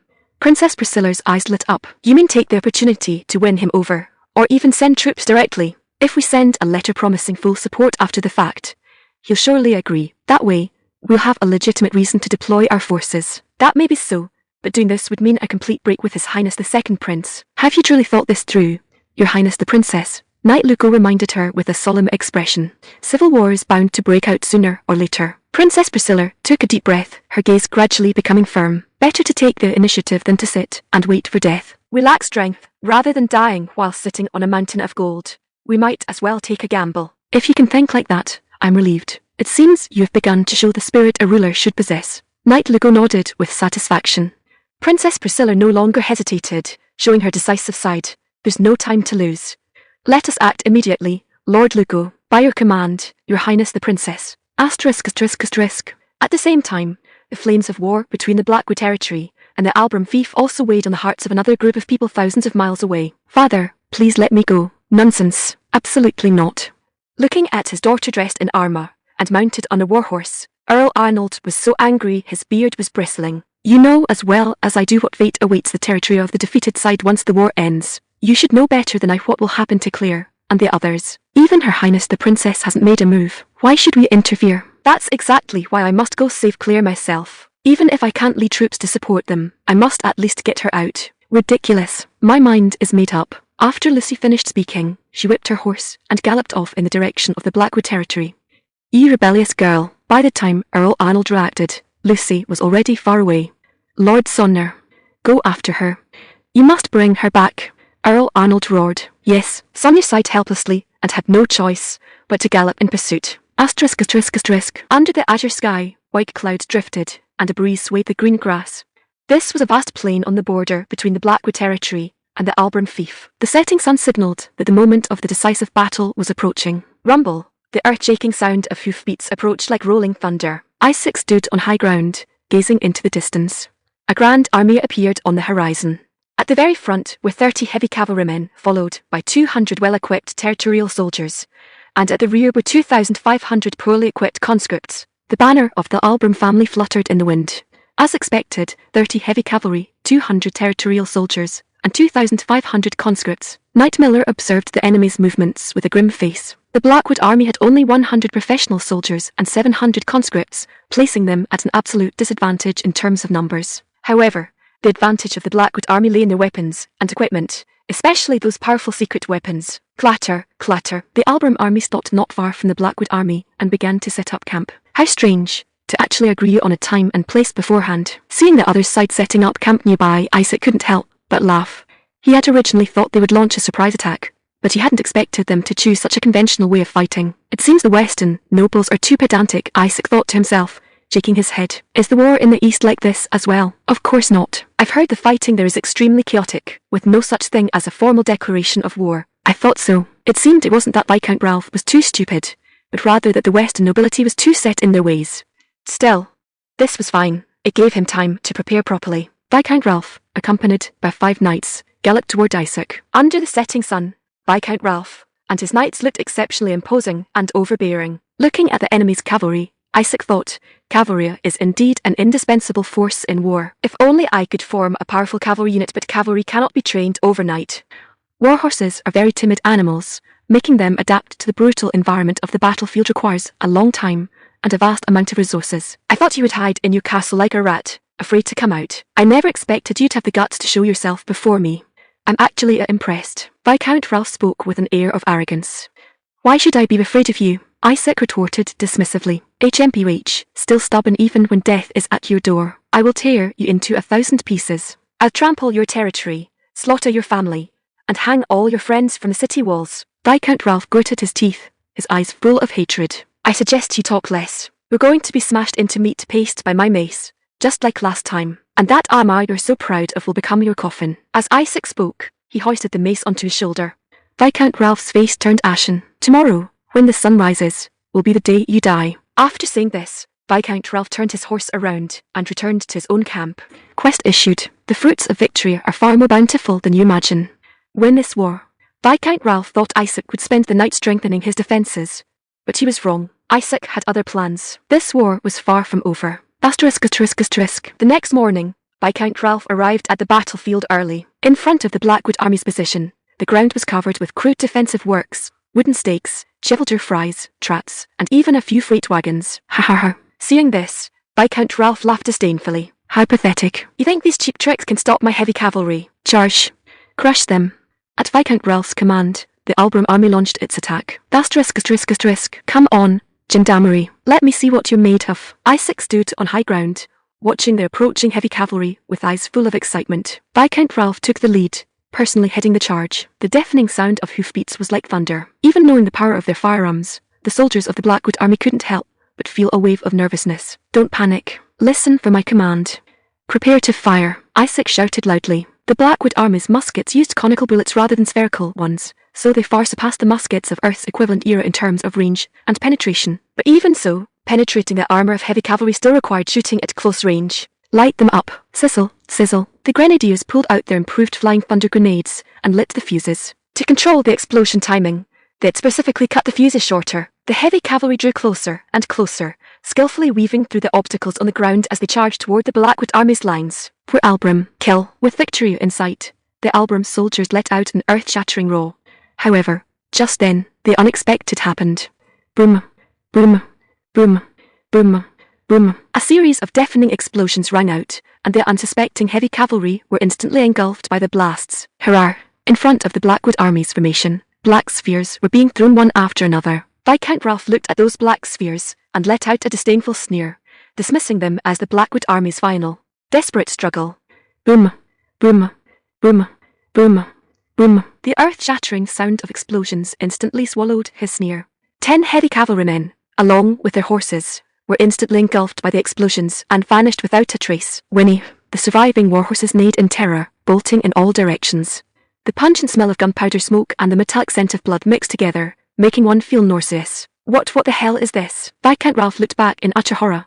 The heavy cavalry, that had been like an iron torrent, was now scattered, suffering heavy casualties. Arg! Viscount Ralph's eyes were bloodshot as he rode in fury. Of the 30 heavy cavalrymen, fewer than 10 remained, a loss that felt like a knife to his heart. Although he didn't know what sorcery the Blackwood army had used, he couldn't care about that anymore. Ralph would tear Isaac into 10,000 pieces even if it meant his own death. Isaac, you despicable coward! Viscount Ralph bellowed, and with a heart full of rage and a determination for revenge, he led the remnants of his force in another charge against the Blackwood army. Rumble, spear squad, ready. At that moment, a forest of steel suddenly rose before the Blackwood army's formation as hundreds of sharp spears glinted with a cold light under the sun. Fire! Rat-tat-tat-tat-tat-tat! Deafening gunfire erupted, and a dense hail of bullets poured toward the heavy cavalry like a torrential rain. Before the powerful muskets, armour and shields were as useless as paper. Ugh! Viscount Ralph let out a muffled groan and looked down to see that his supposedly indestructible armour had been pierced through. with blood gushing out. The intense pain made his vision go dark, and he fell heavily from his horse. Thud! The sharp pain snapped him back to consciousness. He struggled to lift his head, and as he witnessed the unbelievable scene before him, his eyes nearly split with rage. The knights and heavy cavalry who had charged into battle with him had all become cold corpses, lying haphazardly across the ground. Their armor was riddled with bullet holes, and blood stained the earth red. How could this be possible? Were those soldiers all mages, or had they received a blessing from the gods, granting them incredible power? No, they must have made a deal with a demon to obtain such evil power. My elite cavalry were actually defeated by this rabble. Viscount Ralph's heart was bleeding. He had spent countless sums of money and effort to assemble this heavy cavalry unit, and now they had been wiped out without even touching a single hair on the enemy's head. Isaac! Viscount Ralph roared towards the sky, his voice filled with grief and indignation. You called? Isaac's voice came from not far away. He was seen holding a mace, walking slowly with steady steps. Seeing Isaac appear, Viscount Ralph endured the sharp pain and struggled to crawl up from the ground, gripping his spear tightly. I told you long ago, once war begins, your armor will become your coffin, Isaac said as he infused mana into his mace. Shut up, you demon who sold your soul. Even if I die, I'm taking you with me. Clack! Viscount Ralph let out a roar, flooding his entire body with mana. His previously dull armor instantly erupted with a dazzling blue light. Die! Viscount Ralph turned into a bolt of lightning, lunging toward Isaac, his sharp spear tip aimed directly at Isaac's throat. Fire arrow! Isaac unhurriedly reached out. A flash of fire erupted, and the space before Viscount Ralph's eyes instantly turned into a sea of flames. Despicable coward! Viscount Ralph cursed, swinging his spear in an attempt to block the fire's attack. Thump! Seizing the opportunity, Isaac slammed into Viscount Ralph with the unstoppable force of a bull. Unable to dodge in time, Viscount Ralph was knocked directly to the ground by Isaac. Let me go. Viscount Ralph struggled desperately to stand up, but how could he possibly contend with Isaac's strength? Thump! Isaac raised his mace high and slammed it down heavily onto Viscount Ralph's head. Crack! With a crisp sound, Viscount Ralph's helmet was smashed to pieces. Thump! Thump! Thump! Isaac showed no mercy, his mace falling like raindrops upon Viscount Ralph's body. This was not a duel. It was a war of life and death. Spare me, I am willing to pay any price. Viscount Ralph's voice grew weaker and weaker. Do you think I would ever believe your lies again? Thump! Isaac smashed Viscount Ralph's helmet with one final blow, and blood and brains gushed out. You killed me. His Highness, the second prince, will not let you off. Viscount Ralph's voice grew smaller and smaller until it finally vanished completely. I'll be waiting for him, Isaac said coldly. Thump! Isaac swung his mace at the head once more, completely ending Viscount Ralph's life. Looking at the cold corpse before them, Albram's soldiers were instantly silenced. Isaac looked around, rested the mace on his shoulder, and said coldly, Your lord is dead. Drop your weapons, and those who surrender will be spared. However, Albram's soldiers did not drop their weapons, but they didn't continue the attack either. They just looked at Isaac in terror, at a loss for what to do. In that case, don't blame me for being ruthless. Musket squad, ready. With a wave of Isaac's hand, the already prepared musket squad immediately aimed their dark muzzles at Albram's army. Fire! Rat-tat-tat-tat-tat-tat! The deafening gunfire rang out again, and the dense hail of bullets instantly harvested dozens of lives. Arker, devils, they are devils. Fear spread through Albram's army like a plague. Sizzle Knight Miller lit a flying thunder bomb and threw it toward a dense crowd of people. Boom! The deafening explosion rang out on the battlefield once more. Run! Help! Albram's army completely collapsed. They threw away their armor and fled the battlefield in a frantic scramble. Archers, fire at will. Hans led the archers, firing wave after wave of arrows at the fleeing enemy. Swish, swish, swish. Though it was merely a symbolic volley, it was still a deadly threat to those soldiers who had already lost their will to fight. Help! I surrender! I surrender! Albram's army was utterly routed. Soldiers, victory is ours. Isaac raised his mace high and shouted loudly. Yura! The deafening cheers echoed through the clouds. Asterisk, asterisk, asterisk. On a distant hillside, Lucia and Sonia witnessed this incredible battle. How is this possible? Watching this army that had won against overwhelming odds with such momentum, Lucy was so surprised she was speechless. It seems we've made this trip for nothing, Miss Lucy, Sonia said with a bitter smile. Blackwood territory was no longer what it used to be. It was no longer a small territory that could be easily trampled upon. Lucy nodded, her eyes filled with a complex expression. She had originally come to help Isaac, but now it seemed her concerns were misplaced. Let's head back, Miss Lucy. It's time to tell this news to Her Highness the Second Princess, Sonia said as she turned her horse around and headed back the way they came. Lucy took one long look at Isaac before following in Sonia's footsteps. The rewards of war. You say Blackwood territory won a complete victory. Princess Priscilla's amethyst-like eyes widened in disbelief, as if she couldn't believe her ears. It is absolutely true, Your Highness the Princess. The magician in the grey robe spoke respectfully, taking off his hood as he spoke to reveal a weather-beaten face. Leaning on a staff embedded with a magic crystal stone, he slowly recounted the scene he had witnessed with his own eyes. The enemy fell in swaths amidst thunderous explosions, and hundreds of arrows blotted out the sun. The Albram army was routed in an instant. The magician's narration left Princess Priscilla and Knight Lugo, who was standing beside her, dumbfounded. Blackwood territory actually didn't choose to hold their ground and wait for reinforcements, but took the initiative to attack. Not only did they crush their enemy's heavy cavalry, but they also won against the odds, soundly defeating an enemy twice their size. Your Highness the Princess, does that apostle of God you mentioned before really possess such formidable power? Knight Lugo couldn't help but speculate. Who knows? Princess Priscilla shook her head. I see. Thank you for your hard work, Rupert. You should go and rest now. I am ashamed that I could not be of more help. I shall take my leave then. The magician gave a respectful bow and turned to leave. We originally wanted to help him, only to find out he didn't need our help at all, Lord Lugo. What do you think? Princess Priscilla asked. Though unexpected, second Prince Good's loss is a good thing for us. It would be even better if we could secure the support of Lord Isaac, Knight Lugo said. I heard he's been busy exploring the magical beast forest lately. It seems he's even more stubborn than Lord Alt.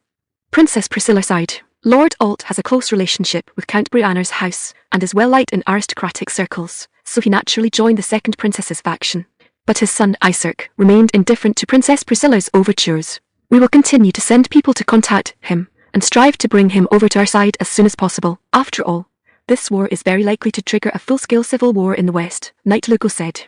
Once a civil war breaks out in the West, the second princess's faction, which is at a disadvantage, will need allies like Isaac who possess territory and an army even more. By the way, Lord Lugo, how's the situation in the East? Princess Priscilla asked. It's simply hell on earth. I heard the armies of the first prince and the third prince are attacking each other without restraint, burning, killing, and looting, committing every evil imaginable. Furthermore, large-scale bandit groups and a terrifying plague have appeared in the East. Knight Lugo's tone was filled with worry.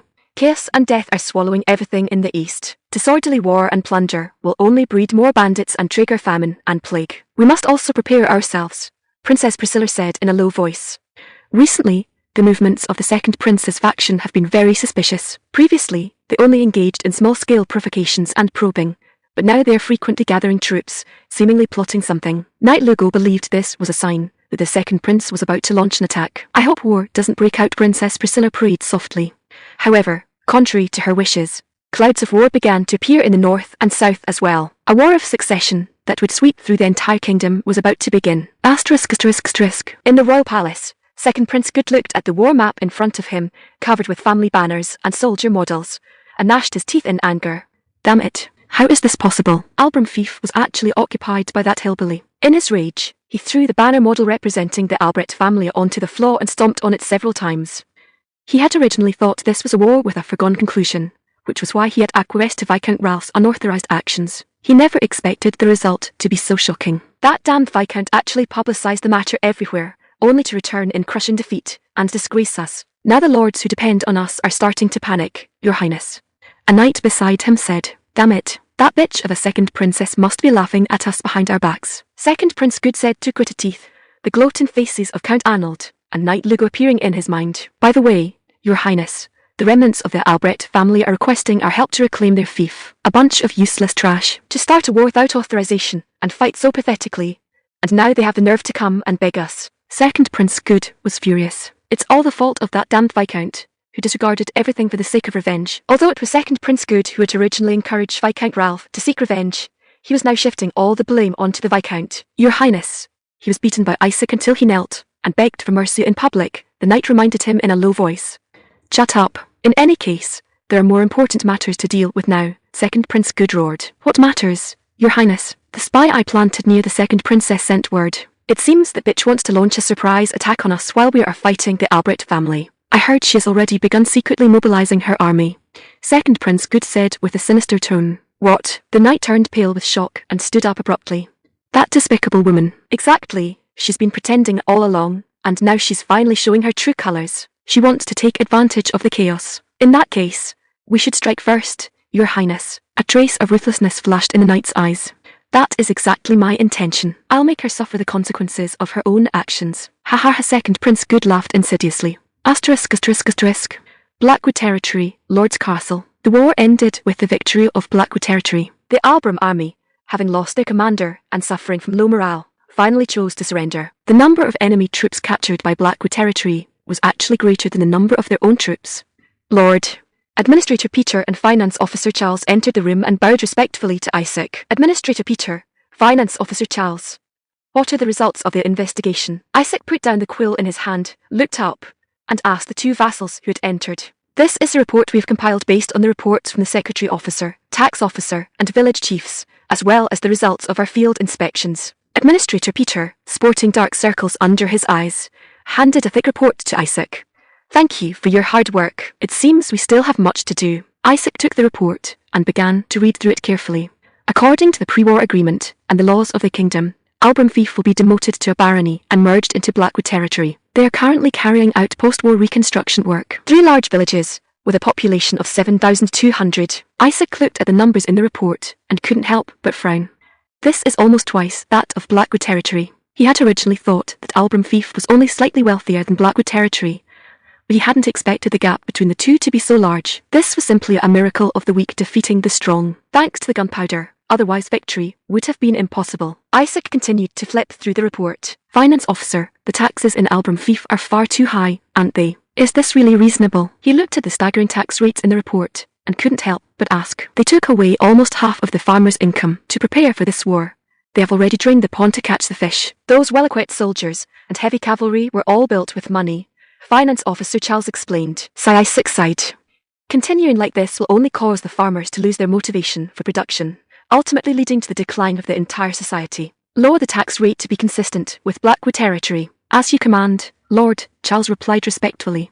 Heavy cavalry and heavy infantry are both very expensive types of troops. Meanwhile, the army of Blackwood territory only needs to consume points to continuously produce weapons and equipment. This once again proved how powerful the goddess's blessing is. Lord Miller, how is the security situation within the territory? Isaac asked, looking at Knight Miller standing nearby. Although the residents are uneasy about the arrival of the new lord, the Blackwood army's discipline is strict, and there are many devout believers, so there have been no incidents of disturbing the people. Currently, the security situation in the territory is good, Knight Miller replied. That's good, but we must still remain vigilant, Lord Miller. As you command, Lord. Knight Miller nodded and then turned to leave. Isaac rolled up the report, placed it on the table, and said to his vassals, It seems the scale of Albramfief is even larger than we imagined. By the way, what does this village called Surrey do? They are mainly engaged in forestry work such as logging and gathering herbs, but their main source of income is a copper mine. Peter replied. Oh, Isaac became interested. It seems this is a copper mine of significant size.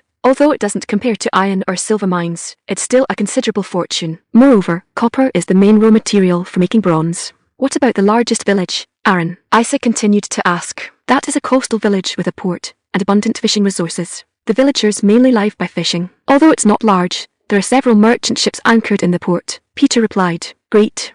There are even merchant ships. Isaac's eyes were full of anticipation. Oceans, ports, navigation, trade. Blackwood territory finally has an outlet to the sea. All those cities with ports will become dumping grounds for Blackwood territory's products. In addition, we have discovered some talent. For example, craftsmen proficient in smelting techniques, blacksmiths who can forge armor and weapons, craftsmen who make parchment, and enchanters who can use magic. Peter continued to report. Good. With these talents, the development of Blackwood territory will proceed even more smoothly. Isaac thought to himself. Administrator, find me a carriage craftsman. I need his help, Isaac instructed. Blackwood territory had no carriage craftsmen. Originally, Isaac intended to buy carriages from White City, modify them, and then sell them at a high price. But now he could produce carriages directly in Blackwood territory. As you command, Lord. Peter replied respectfully. It seemed he was going to be busy again, but it was all for the future of Blackwood territory. It seems the rewards of this battle are even more bountiful than I imagined. Isaac thought happily to himself, preparing to end the meeting. Just then, a new mission suddenly appeared before his eyes. Mission issued. Go to the Temple of Iris in Blackwood territory. A priest from the church is waiting for you there. What? There's actually a priest in our territory. Isaac's eyes widened in surprise. Priest Igni. 2 travellers, weary from the road, stepped onto the soil of the Blackwood territory. Their tattered robes flapped in the wind, faintly revealing pure white vestments underneath and a head of long, silver-white hair. They supported each other, stumbling along, using the staves in their hands to prop up their exhausted bodies. When a village in the distance came into view, a woman whose ruby-like eyes shone with light spoke excitedly. We have finally reached the end of the western frontier, the Blackwood territory. Priestess, can we finally take a rest? The man's tone was filled with exhaustion, But Priestess Igni was already too weak to answer and fainted straight to the ground. With a thud, Priestess Igni collapsed in the center of the village. Priestess, wake up. I don't have the strength to help you up. Asterisk gurgle asterisk. Responding to him was the sound of protest coming from Priestess Igni's stomach. Father Pavel, I'm hungry. Didn't you say before that a messenger of God carrying a holy mission would not be defeated by mere hunger? Father Pavel complained helplessly. Priestess Igni had no words to reply. She could only curl up her body and begin to sob quietly. Just then, the sound of footsteps approached. New faces. Who are you people? The newcomer was Baker, the village chief of Rus village. Since the last great harvest, the Blackwood territory had not seen a case of starvation for a long time. Seeing a woman in tattered clothes fainted from hunger in the center of the village, the kind-hearted Baker hurried forward to inquire. Sigh, poor children here, have something to eat first. Baker fetched some food from the warehouse and handed it to the two of them. Thank you. Igni took the food, and her eyes widened when she saw the white bread in her hand. This wasn't the coarse black bread made of oats and rye, but white bread baked from fine wheat flour, emitting an enticing wheaten aroma. Is it really okay to eat this? Of course, it's very common here in our Blackwood territory, Baker said with a smile. This kind of soft white bread with an enticing aroma was common. Igni found it hard to believe, but her unbearable hunger drove her to immediately break the bread in half, give half to Father Pavel, and then impatiently take a large bite. So soft, Igni exclaimed happily, and then began to devour it ravenously. Father Pavel also ate the bread in large gulps, but ended up choking and coughing violently. Eat slowly. Have some water. Baker handed Father Pavel a cup of golden liquid. Father Pavel took the cup, downed it in one breath, then widened his eyes in surprise, and let out a sigh of praise. What kind of wine is this? The taste is so mellow, bitter yet sweet, with an endless aftertaste. Ho ho, this is our local specialty, Blackwood beer. Our Lord personally participated in the brewing, Baker said proudly. Hearing that the Lord would actually brew wine personally, Father Pavel was momentarily stunned. The Lord personally brewed it. What a peculiar Lord. More than peculiar, it's a miracle. He is the apostle of God sent by Goddess Iris to save us. Father Pavel's mouth dropped open in surprise, and even Priestess Igni, who was devouring her food, stopped. Both looked at Baker in disbelief. MMPH. Priestess Igni's mouth was stuffed with bread, making her unable to speak. Priestess, finish eating before you speak, Father Pavel quickly reminded her. Priestess Igni finally managed to swallow the bread in her mouth, and then asked excitedly, You said Lord Blackwood is an apostle of God. The legendary apostle of God was actually Lord Blackwood. On the way to the Blackwood territory, Priestess Igni had also heard some rumors. It was said that Lord Blackwood had repelled the invasion of thousands of goblins, and even defeated the powerful Viscount Albram against the odds. Now it seemed the rumors were all true. Everyone here knows has it not spread to the royal capital and other places yet. Priestess Igni and Father Pavel nodded excitedly. Seeing this, Baker smiled triumphantly. Then I shall tell you exactly how great our Lord is. Baker vividly recounted Isaac's legendary stories. For instance, how he emitted a holy light on the city walls, shouting the goddess's name to repel the monster attack. For instance, how he used miraculous knowledge to create weapons that could produce thunderous rolls to defeat Viscount Albram. For instance, how he personally guided the farmers in cultivation, resulting in an unprecedented wheat harvest. Priestess Igni and Father Pavel listened as if entranced, their eyes filled with the light of worship.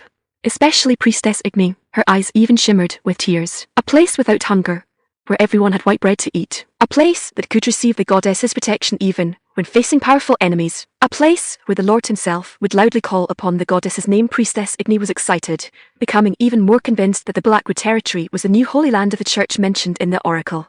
Young man, what's wrong with this lady? Seeing Priestess Igni suddenly close her eyes and begin to pray, Baker asked curiously. However, Father Pavel also excitedly joined the ranks of prayer, and Baker could only shake his head helplessly. What strange fellows. After a while, Priestess Igni and Father Pavel suddenly embraced each other and wept with joy. Priestess, our hardships have finally come to an end. Baker, who was still immersed in the joy of recounting the Lord's heroic deeds, was momentarily stunned by this scene. ****. Hearing the news of the priestess's arrival, Isaac hurried to the temple within the Lord's castle. However, a large crowd had already gathered outside the temple. These people were all devout believers of Goddess Iris. Isaac struggled through the crowd and entered the temple. He saw a silver-haired woman and a man in tattered clothes praying devoutly. Welcome the church priestess completed. Achievement points plus 1,000. The system prompt confirmed their identities. Isaac had originally thought that the Iris church had completely declined, perhaps even vanished into the long river of history. To his surprise, they had actually come knocking on his door. Are you priestesses of Goddess Iris? Isaac asked excitedly. Praise the Almighty Goddess. Hello, Lord Apostle. I'm Igni, a priestess of Goddess Iris. And this is Father Pavel. Please allow us to pay our respects to you. The two turned around and walked excitedly to Isaac, their eyes filled with a fanatical light. Welcome to the Blackwood territory. Although I built the temple, I do not know the church's doctrines or prayers. I was just worrying about that. Your arrival is truly a godsend. You are too kind, Lord Apostle. Igny and Pavel were moved to tears. By the way, can you tell me what exactly happened to the church all these years? I heard it had declined or even disappeared, and how did you know of my existence? Isaac asked. I also heard it from the previous priestess. I'm not too clear on the specific details. It is said that before the oracles ceased, the goddess once sent down an oracle saying the church would be attacked by evil gods. Therefore, the church had to go into hiding and operate in secret until the apostle of God appeared. Isaac couldn't help but rub his forehead, thinking to himself, could I be the apostle of God from the goddess's prophecy? Woo so since I inherited the position of priestess, I've lived a life of hiding, drifting from place to place without a home. Priestess Igny's voice was filled with sadness and grievance. Until recently, the long-lost oracle finally descended again. The oracle said the apostle of God has appeared and told us to head west. Recently, could it have been when he built the first temple? The timing seemed to match. I see. Isaac hadn't expected that a simple act of building a temple to repay the goddess's blessing would trigger such a massive change. It's so lucky. I actually heard the oracle with my own ears.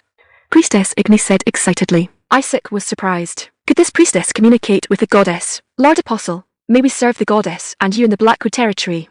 Priestess Igny asked cautiously. Of course, I would be delighted. Isaac looked at the scripture in Priestess Igny's hand and spoke with a smile. At the same time, Isaac was overjoyed. He could finally establish the church, spread the doctrine, and develop followers. We thank you, Lord Apostle. By the way, to celebrate this moment, can we sing a hymn? I want to hold a service. Priestess Igny pleaded. Of course, do whatever you wish. Thank you, Lord Apostle.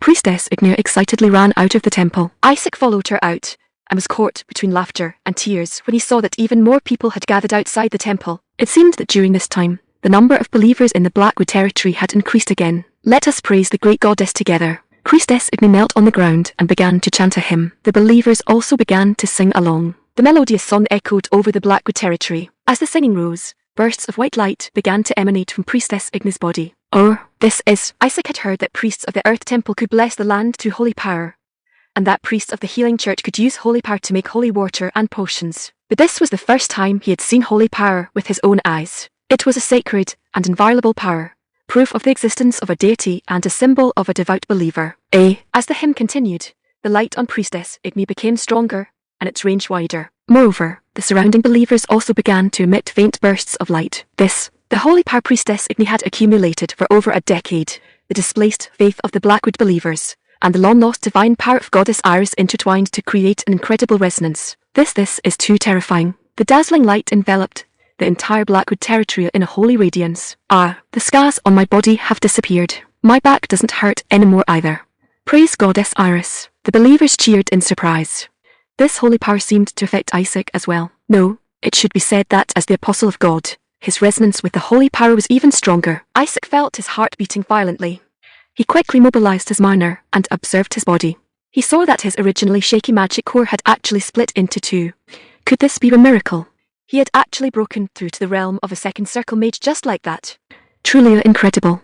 Blackwood manufacturing. The baptism of holy power bathed countless people in the radiance of a miracle, and as a result, the number of believers in the Irish Church grew exponentially. Priestess Igny and Father Pavel also actively cooperated, utilizing divine power to heal the wounded and save the dying while preaching the doctrine. The Irish Church quickly became the mainstream religion of the Blackwood territory. After gaining a firm foothold in the Blackwood territory, Priestess Igny and Father Pavel did not stop there, but turned their gaze toward the Albram fief to continue spreading the gospel of Goddess Iris. Normally, priests of other churches were very stingy with the use of holy power. Only those believers who donated large sums of money could receive their blessings and healing. But the clergy of the Irish Church were different. Igny and Pavel regarded all-encompassing inclusion as the goddess's teaching, regardless of wealth or status. They would give their all to help anyone in need. Under the continuous infusion of holy power from Priestess Igny, many minor illnesses and pains were miraculously cured, and the people's mental outlook was completely refreshed. This spirit of selfless devotion deeply moved the residents of the Albram fief, and more people began to believe in Goddess Iris. A religion with powerful cohesion, connecting the Blackwood territory and the Albram fief, was born. Recently, voices calling Isaac the apostle of God surged like a tide. The look in people's eyes when they saw him was filled with fanatical worship, as if he were the God spokesperson on earth. Are you satisfied? Great Goddess of Harmony. The Irish Church was reviving at an astonishing speed. Number of Goddess Irises, believers has reached 6,500, achievement points plus 1,500. Number of Goddess Irises, believers has reached 7,000, achievement points plus 1,700.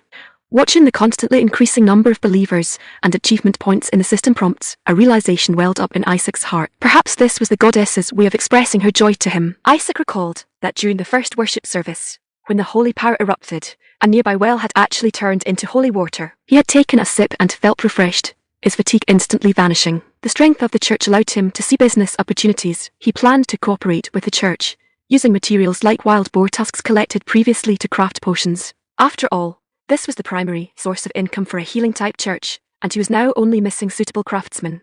SSHHH, Isaac thought while channeling the minor within his body, releasing a fireball. Fireball. As the incantation was chanted, a burning fireball flew from Isaac's fingertips, striking a distant wooden target. Boom. Wood splinters flew everywhere as the target was blown into pieces. The power of a second circle spell far exceeded that of a first circle spell. Isaac looked at the target blown to bits before him, his heart filled with shock. This kind of power is enough to easily take a person's life. So, what kind of power do magicians of the fourth circle and above possess? It seemed he had to find a way to deal with those powerful magicians. Phew. Isaac stopped the flow of mana. To reach the realm of a second circle magician, Isaac had spent quite a bit of time and effort. It seemed he truly had no talent for elemental magic. Fortunately, he had a bit of talent in enchantment. Triple enchantment. Triple enchantment required more delicate control over mana. Isaac could now achieve triple enchantment without damaging the item. If I keep this up, could I start making magic items? Unlike passive enchantments like sharpness or durability, magic items that could store active spells like fireball or shield were worth several times more. And if possible, he could even enchant magic onto his own bones. That way, he could release magic anytime, anywhere. Isaac looked at the dancing flame in his hand and showed a confident smile. Asterisk.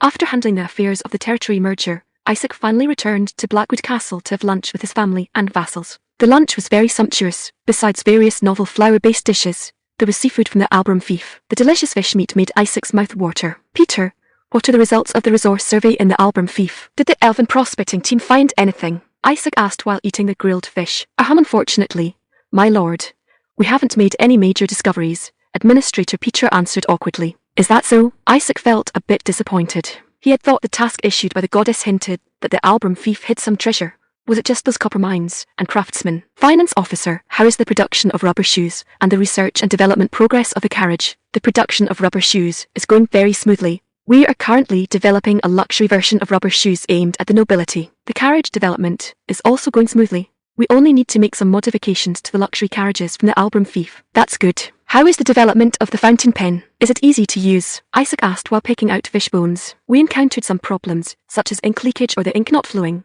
But after repeated trials, we've made some progress. Although the latest version of the fountain pen still has some ink leakage, it can already be used to write on parchment. Isaac was also calculating in his mind after hearing this.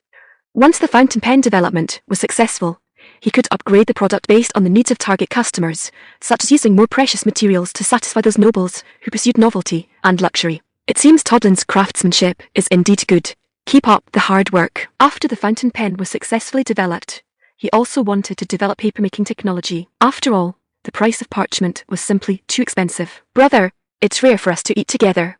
Can't you talk a bit less about work? Claire put down the bread in her hand and said dissatisfiedly, You're simply a workaholic. Isaac shrugged. It was a rare opportunity to eat with his vassals, so of course he had to seize the time to handle some work matters. My lord is concerned about the development of the territory. You've truly worked hard, Knight Miller remarked with emotion. A true lord never rests on his laurels to enjoy himself, but gives his all for the welfare of his subjects. Is that so?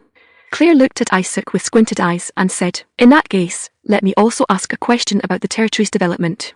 Brother, how do you plan to solve the issue of your heir? You need to have at least 2 or 3 children to put the vassals' minds at ease. Isaac coughed awkwardly a few times. Claire's words resonated with the surrounding vassals, and everyone nodded in agreement. Brother, you are 16 this year, old enough to get married. Did you know the butler and Knight Miller have been looking for suitable marriage candidates for you lately? Although I don't know your thoughts, I believe no one is more suitable than Sister Lucy. Claire tried to play matchmaker for Isaac and Lucy threw indirect hints. Isaac shook his head. Getting married at 16, that's way too early. Although 16 was considered adulthood in this world, he still found it a bit awkward. Don't just shake your head, think about it seriously. Since you and Sister Lucy broke off your engagement, have you two had a serious talk? Claire and the vassals all looked at Isaac curiously. Our haunted day's cod is really delicious. The chef's skills are getting better and better. Isaac quickly changed the subject. Just then, a soldier walked in, reporting to my lord. Branch head Miko of the Dario Merchant Guild requests an audience. Oh, she's finally here. Brother, where are you going? Isaac ignored Claire's questioning and walked straight out of the dining room. Asterisk. This humble merchant greets the ruler of the Blackwood territory and the Albram fief. On the castle's main street, Branch head Miko saluted Isaac in a flattering tone. As a well-informed merchant, she had already learned the news of Blackwood's victory. As she spoke, she sized Isaac up curiously, the sachet at her waist swaying gently with her movements. Long time no see, Branch head Miko. You look well. It seems the goods from Blackwood are selling quite well. Thanks to you, business is very hot. Miko elegantly lifted her skirt and gave Isaac a bow. Moreover, after receiving your letter, I rushed here as fast as I could. My heart was pounding just like a young girl receiving a love letter. As Miko spoke, she handed a letter stamped with the seal of the Blackwood territory to Isaac. The pattern on the envelope was a woodcutter's axe and a sword crossed together. Isaac took the letter, vaguely remembering that he seemed to have mentioned in the letter that he could make Miko a lot of money. No wonder she was so excited. What good thing did you invent this time? Can you tell me? Isaac nodded and placed a pair of shoes in front of Miko. These shoes were made from the leather of a calf under 2 years old. The upper was embroidered with exquisite golden patterns, and the sole was a layer of soft rubber. Excited Miko. Isn't this the kind of footwear the commoners wear? But this pair looks much more high-end. Could it be that you called me here today specifically for these? Miko, true to her merchant nature, recognized the value of the shoes at a single glance. That's right. Why don't you try them on? Miko took off her wooden clogs and cautiously slid her fair, delicate feet into the rubber shoes. Oh, Miko took a few steps and let out a sudden cry of surprise. The soft rubber soles made her feel as if she were walking on clouds. What do you think? Could these be sold to the nobility? Miko nodded excitedly, the sachet at her waist swaying with her enthusiastic movements. Of course, these will definitely be a huge hit. She paced excitedly around the room, looking like a happy lark. I've walked such a long way, and my ankles and soles were originally aching. These shoes are simply miraculous. How on earth did you manage this? Har, that's a trade secret. For merchants, especially travelling ones, working is a daily occurrence.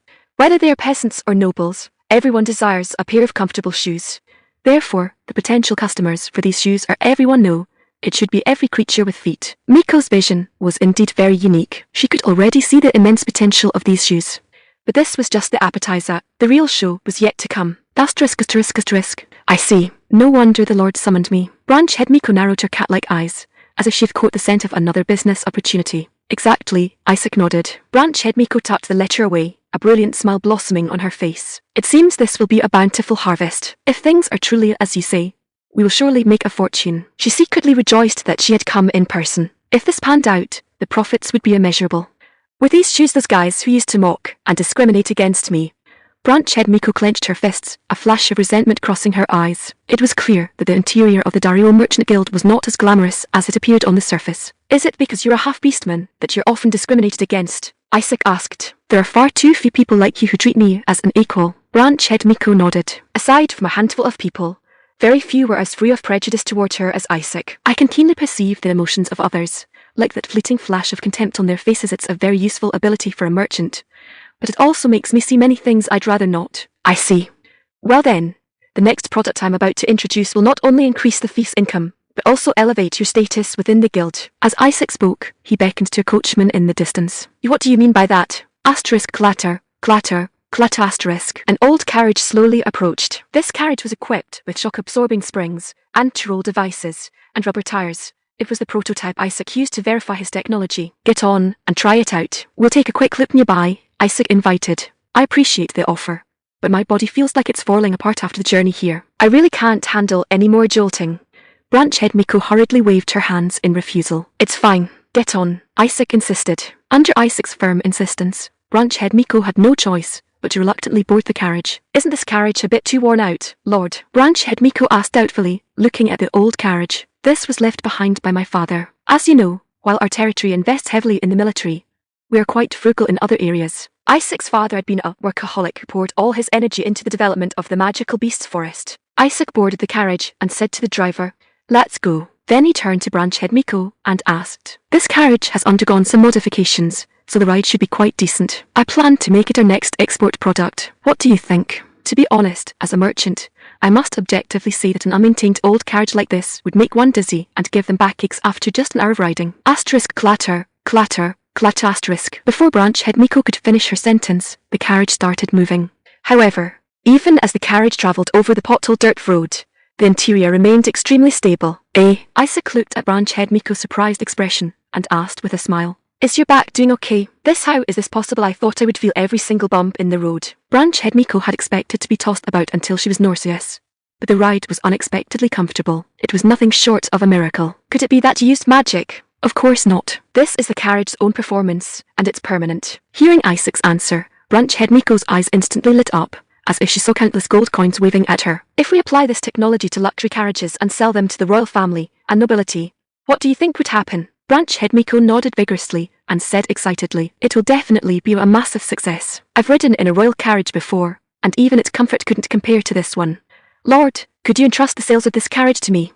Branch Head Miko grabbed Isaac's sleeve excitedly and pleaded, "Before that, I also have a request. Does the Dario Merchant Guild have influence in the royal capital?" "Of course. We supply various goods to the royal family, and even the jewellery for the queen and the consorts is provided by us. Then, can you present a luxury carriage equipped with this technology to the royal family as a gift?" Isaac intended to modify the luxury carriage currently parked in the Albram Fief and gift it to the royals. "No problem. Our guild has many connections within the royal family. I will certainly help you secure a good price." "No need for payment," Isaac interrupted her. Branch Head Miko was stunned. Why would you give it away for free?" "I don't care about the money. I only hope that the current regent, His Majesty Passes, will ride in this carriage made by the Blackwood Territory." Branch Head Miko immediately understood Isaac's intention. Since ancient times, a king has always been the best advertisement spokesperson. I understand." Branch Head Miko gave a meaningful smile. "You're casting a long line to catch a big fish." "Exactly." Branch Head Miko looked at Isaac, her eyes filled with wonder. "In all my years, this is the first time I've met a lord like you. From soaked carriages I've felt for a while now that you really should have been a merchant." "Me, a merchant? I'm sorry. Did I say something wrong? I shouldn't have said this. A noble lord like yourself is suited for being a lowly merchant." "It's all right. I'm glad to hear you say that. I'll take it as a compliment. Then I'll leave it to you. I will use all of the guild's connections and resources to ensure the regent rides in this carriage. Ha ha ha. I believe in you." Asterisk asterisk asterisk asterisk whoosh asterisk. The sea breeze brushed against Isaac's face, carrying a hint of saltiness. Seagulls circled in the sky, searching for food. Isaac had come to the port of Arden village and was digging in the sand with a shovel. "Phew, it's been a while since I've dug in the dirt. It's actually a bit tiring." Isaac tossed the shovel aside and grabbed a handful of mud to inspect it closely. It was a type of clay saturated with seawater. The tidal flats here are quite firm. Isaac had come here to confirm whether the area was suitable for salt production. "Pearl farming. That looks promising." There are two main methods of obtaining salt from seawater: boiling and solar evaporation. Boiling salt requires a large amount of fuel and has high cost, while solar evaporation only needs sunlight and space, making the costs lower. In this world, people mainly obtain salt by mining rock salt or boiling seawater. Solar evaporation technology does not seem to have spread in this world. The mudflats here are hard enough. They should be suitable for creating salt pans. Solar salt production requires a large capital investment and takes several years to recover the costs. However, if the scale can be expanded, the cost of solar salt will be extremely low. The salinity of the seawater here is high enough, and the mudflats are firm enough. It is definitely worth trying solar evaporation. Although it requires a lot of labor, they can use the power of earth elemental spirit to level the land. "All right, let's do it." Asterisk asterisk asterisk. After confirming the feasibility of solar salt production, Isaac went to the port, wanting to see the ships the administrator had mentioned earlier. Asterisk splash asterisk. The fishermen had just returned from their catch, pouring net after net of fish onto the ground. "Is this herring?" This was a delicious type of fish, and being rich in oil, it could be used to make soap. Asterisk splash asterisk. On the other side, fishermen were pouring baskets of shellfish onto the ground. The seafood here is truly abundant. Blackwood Territory has fertile land, while Arden village possesses rich marine resources. Could this be the greater harvest the goddess spoke of? Oh, just then, a fisherman let out a cry of surprise, carefully picking up a small round bead from a pile of shells. "Wow, you're lucky, kid." The surrounding fishermen and sailors gathered around, staring in amazement at the round bead. Although the bead was only the size of a pea, it radiated a pearly luster. Is this a pearl?" Isaac muttered to himself as he looked at the pearl. Asterisk asterisk asterisk. No wonder those exploration teams turned the entire Albram Fief upside down and didn't find anything valuable. Isaac thought to himself. He had always believed there were treasures hidden here. Who would have thought the treasure wasn't on land, but in the sea? No wonder the elves and earth elemental spirits couldn't find anything. Good heavens, this is the good stuff. The size is a bit small, but the luster is really good. It should fetch a high price. Today's treat is on you, kid. The fisherman excitedly congratulated the lucky one who found the pearl, and the young man readily agreed to treat them to a celebration. Isaac walked toward the group of cheering fishermen. Wait a moment, I have a few questions for you. Hearing Isaac's voice, several fishermen turned around and were stunned by the luxurious clothing he wore. And you are? Isaac was about to come up with a random excuse to brush them off when a sudden cry came from the crowd.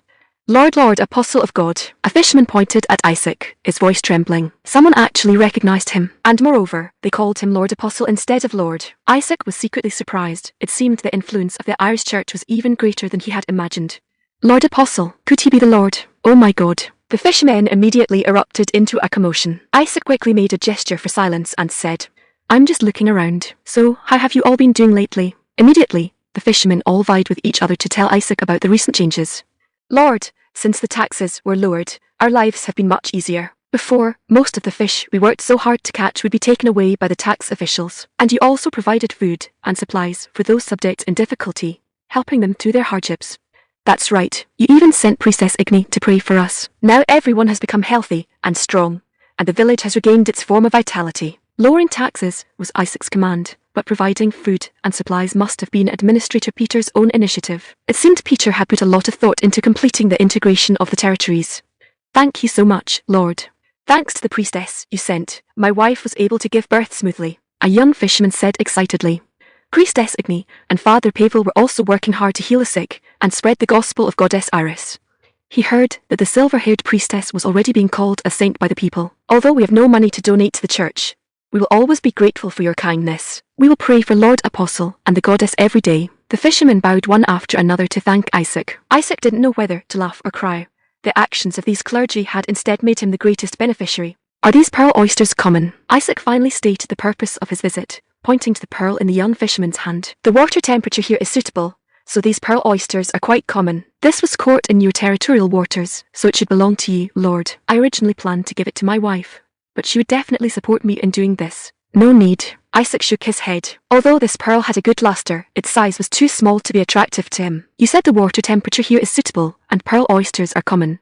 So what is the discovery rate of pearls? Could it become a pillar industry for the territory? Regrettably, Lord, the discovery rate for pearls isn't high. We usually need to collect over 30,000 pearl oysters to find about 10 pearls, and only 2 or 3 of those have commercial value. It seemed the yield of natural pearls was indeed very low, but Isaac had a way to increase the production of pearls. Is there a specific type of pearl oyster that produces pearls more easily? Yes, this palm-sized pearl oyster has a higher probability of producing pearls. This young man found his pearl in this kind of oyster, an old fisherman said as he handed a white shell to Isaac. Great. To protect itself, a pearl oyster secretes nacre to encase foreign objects that enter its body, forming a pearl. People can use this characteristic of pearl oysters to cultivate pearls by polishing pearl oyster shells or dolomite into round shapes to serve as artificial pearl nuclei, and then implanting them into the pearl oyster's gonad. Finally, by transplanting a small piece of mantle tissue, one can induce the pearl oyster to secrete nacre to encase the pearl nucleus, forming a pearl. This technology was invented by the British biologist William Saville Kent in the 19th century. Japan used this technology to achieve large-scale pearl cultivation, which once caused panic in the pearl industry. These are not real pearls. Many people boycotted cultured pearls, but with the advancement of composition analysis technology, people discovered there was no essential difference between cultured pearls and natural pearls. Ultimately, the low-priced and lustrous cultured pearls replaced natural pearls as the market mainstream. I also need to consider the issue of cultivating seaweed, selling cultured pearls as natural pearls at high prices. As long as the price was slightly cheaper than natural pearls, they could quickly occupy the market, although doing so was a bit unethical. Who would know? Heh. For the prosperity of Blackwood territory, he could only let those wealthy nobles suffer a little. Ha ha ha. Thinking of this, Isaac couldn't help but laugh out loud, startling the surrounding fishermen with his sudden laughter. Pass down the order to survey the distribution of this kind of pearl oyster. I will be back soon. Yes. The fisherman watched Isaac's departing back, completely bewildered. Asterisk, asterisk, asterisk, asterisk, bang, exclamation, asterisk. Accompanied by a deafening gunshot and strong recoil, the distant humanoid target instantly shattered. What a powerful weapon. Effie Greenleaf widened her eyes in surprise as she looked at the rifle in her hand. It seemed that the young human lord had not exaggerated. If the elves could also be equipped with such weapons, perhaps they really could reclaim the world tree. It seems my initial choice was correct. Father also seems very satisfied. The fortifications of Blackwood territory were very solid, and the construction speed of the elven race was very fast. Coupled with an ample food supply and a sub-debt tolerance for other races, Effie Greenleaf's impression of Blackwood Territory was getting better and better. What a magical place. Blackwood Territory was changing every day. She recently heard that a new religion had appeared in Blackwood Territory and was rapidly growing. Just then, Effie Greenleaf saw Isaac walking from a distance. Another world version of gun fu. Dar dar dar dar dar. Deafening gunshots rang out one after another. Isaac had expanded the army again despite the finance officer's objections. The professional soldiers of the Blackwood Territory now numbered around 150. Lord, you've arrived. Knight Miller, who was training the soldiers, saw Isaac and hurried over. How is the soldiers' training progressing? Quite well. The veterans who participated in the Ock War and the territorial wars have significantly improved their reloading speed. The recruits still need to keep working hard. It seemed the soldiers' training was progressing smoothly. What about the elves? Isaac was testing a ranger corps composed of elves. See for yourself, Lord. Knight Miller pointed to an elf in the distance. The elf was holding a rifle, aiming at a distant target. Bang! A silver bullet shot toward the target like a bolt of lightning. What did I just see? Lord Miller, Isaac asked excitedly. You saw it. Even if she misses her aim, she can use the power of wind elemental spirits to hit the target. Holy crap. Isaac was shocked. Is this a freaking otherworldly version of Gun Carter? Phew. Effie Greenleaf blew the white smoke from the muzzle and slung the rifle over her shoulder. A wood elf ranger holding a matchlock gun. The sight was truly bizarre. Even though Isaac had suggested it, he still found it somewhat incredible. Effie Greenleaf noticed Isaac and gave him a charming smile. Lord, how was my shot just now? Effie Greenleaf ran up to Isaac and asked. Excellent, Effie. Really? Effie Greenleaf smiled happily. When she smiled, her eyes curved like crescent moons, looking very charming. I saw that silver bullet curve in midair. Did you use wind elemental spirits to change its trajectory? That's right. I asked the wind elemental spirits for a little help. Are there other ways to use them? Other ways we usually use wind elemental spirits to transmit information. They are very fast, and wood elves with elemental perception can sense the thoughts transmitted by wind elemental spirits. In other words, the elves could perform long-distance communication to wind elemental spirits. That's amazing. These forest guardians were not only sharpshooters, but also signalmen. In the outpost are there many elves who can control wind elemental spirits. The elves who control earth elemental spirits and plant elemental spirits are busy with the tasks you assigned, so those who control wind elemental spirits are relatively free. It seemed they were just helping out with odd jobs. Are those elves skilled at moving through the forest? How is their archery? Of course, there isn't an elf who isn't skilled in those things. Effie Greenleaf said confidently. Then gather them all. I want to form a formal ranger corps. Okay. Effie Greenleaf smiled happily. A unit composed of elves who mastered guerrilla warfare, never missed a shot, and could communicate over long distances had he created a monster. Asterisk. The wood elves showed extreme enthusiasm for forming the ranger corps. To them, this was not only a unique elven honor, but also a strong desire to master powerful strength to protect their home after the pain of losing it twice. Under Effie Greenleaf's active promotion, 40 wood elves eventually signed up for the ranger corps selection. After rounds of screening, 9 wood elves with superb skills stood out and became members of the Blackwood Territory Ranger Corps, including Effie Greenleaf. The total number of the Ranger Corps reached 10. Isaac wanted to recruit all the wood elves who signed up, but soldiers' salaries were a continuous expense that would place a heavy burden on the territory's finances. Moreover, he had just expanded the army, and the financial situation was not exactly abundant. As for the pearl oysters discovered earlier, Isaac had already arranged for Administrator Peter and the village chief of Orange Village to start a pearl cultivation project. This technology wasn't difficult, but required strict confidentiality, so he planned to send some slaves to Orange Village to conduct pearl cultivation trials. Phew. Isaac sat in the chair in the Lord's office and let out a long breath. On the table lay a sharp dagger inscribed with 2 layers of sharpness enchantments, and next to it was a refreshing potion given to him by Knight Miller. Let's begin. Isaac took a deep breath, preparing to perform a self-enchantment. This was a secret weapon hidden deep within his bones, unknown to others, and the source of his confidence to face Knight's head-on as a mage. Since I have to do it sooner or later, let's get it over with early. Isaac picked up the dagger. He had already mastered the ability for triple enchantment, so he planned to raise the double enchantments previously inscribed on his arms and reinscribe them. This way, he would have 6 layers of strength enchantments. If he kept this up, he could just change classes to a berserker. This time, I'll also inscribe a layer of enchantment on my shoulder blades. If he inscribed a layer of enchantment on each shoulder blade, the strength he would gain would be even more terrifying. Thinking of this, Isaac felt a wave of excitement. He also wanted to inscribe some enchantments on his leg bones, but ultimately gave up on the idea. Although his mana reserves were sufficient, he wasn't sure if he could simultaneously provide enough mana for the many strength enchantments. This wasn't someone else's body, but his own. It was better to be cautious. Knock, knock, knock. Someone was knocking at the door. It seemed the replacement for the high-grade healing potion had arrived. Lord Apostle. Priestess Igni pushed the door open and walked quickly to Isaac, clasping her hands together. Her face was filled with happiness and joy, as if she regarded Isaac's summons as a call from the gods. To be honest, Isaac felt this priestess was a bit too enthusiastic, but it was undeniable that she was indeed very useful. Priestess Igni, I heard you've been performing excellently lately. It's all the goddess's grace. Priestess Igni said modestly, then asked curiously, Lord Apostle, I found that Blackwood territory is truly a magical place. How so? I passed through many territories on my way to the west. Even in the wealthiest ones, there was hunger and poverty. But such people are rarely seen in Blackwood territory. Moreover, the faces of the Blackwood people are all overflowing with happy smiles, and you seem to have made some preparations in advance. As soon as I mentioned Goddess Iris, they believed me without hesitation. Administrator Peter had taken it upon himself to provide food relief to those struggling residents. As for the preparations, Isaac remembered that he had once used light magic to create some miracles to boost morale. So I was moved to tears, and have been spreading the goddess's gospel without stopping for a moment. The goddess also seems satisfied with my actions. My holy power flows continuously, as if it will never run dry. Goddess Iris really knows how to seize an opportunity. As expected of a deity, he chose. I feel as if I'm one with the goddess, like I'm in a dream. I once lived in a cave, barely surviving on grass roots and mushrooms. I never thought I would have the chance to make the church flourish again. Ah, this place is truly a holy land bestowed upon us by the goddess. It seemed the Irish church had gone through a very difficult period. Priestess Ignia excitedly held Isaac's hands and said, Thank you, Lord Apostle. Thank you for creating this heavenly territory. It's all thanks to your hard work.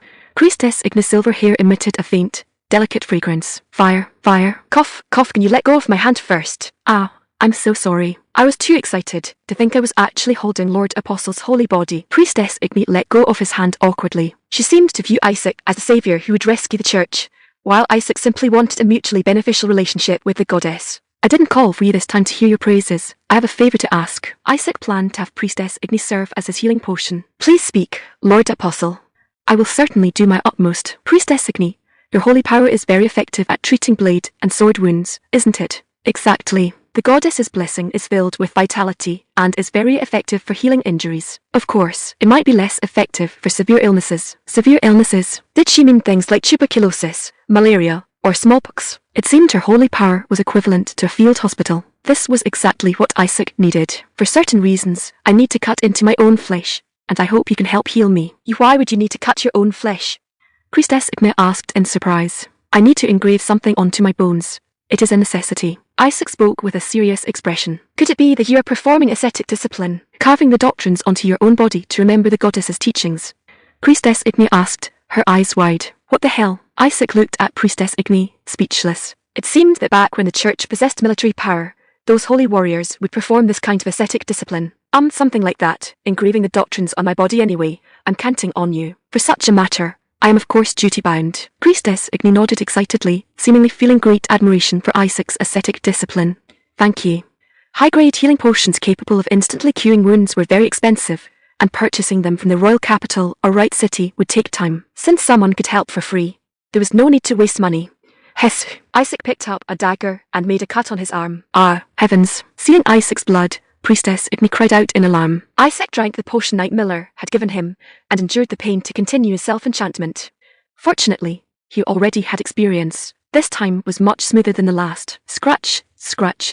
Isaac endured the intense pain, engraving runes onto his arm and shoulder blade. Priestess Igni couldn't bear to watch and closed her eyes. As mana was injected, silver runes emerged one by one on the white bone. Help me heal this. Isaac finished the final enchantment and spoke to Priestess Igni. May the goddess's grace soothe your pain. Priestess Igni reached out, and a dense surge of holy power flowed into Isaac's body.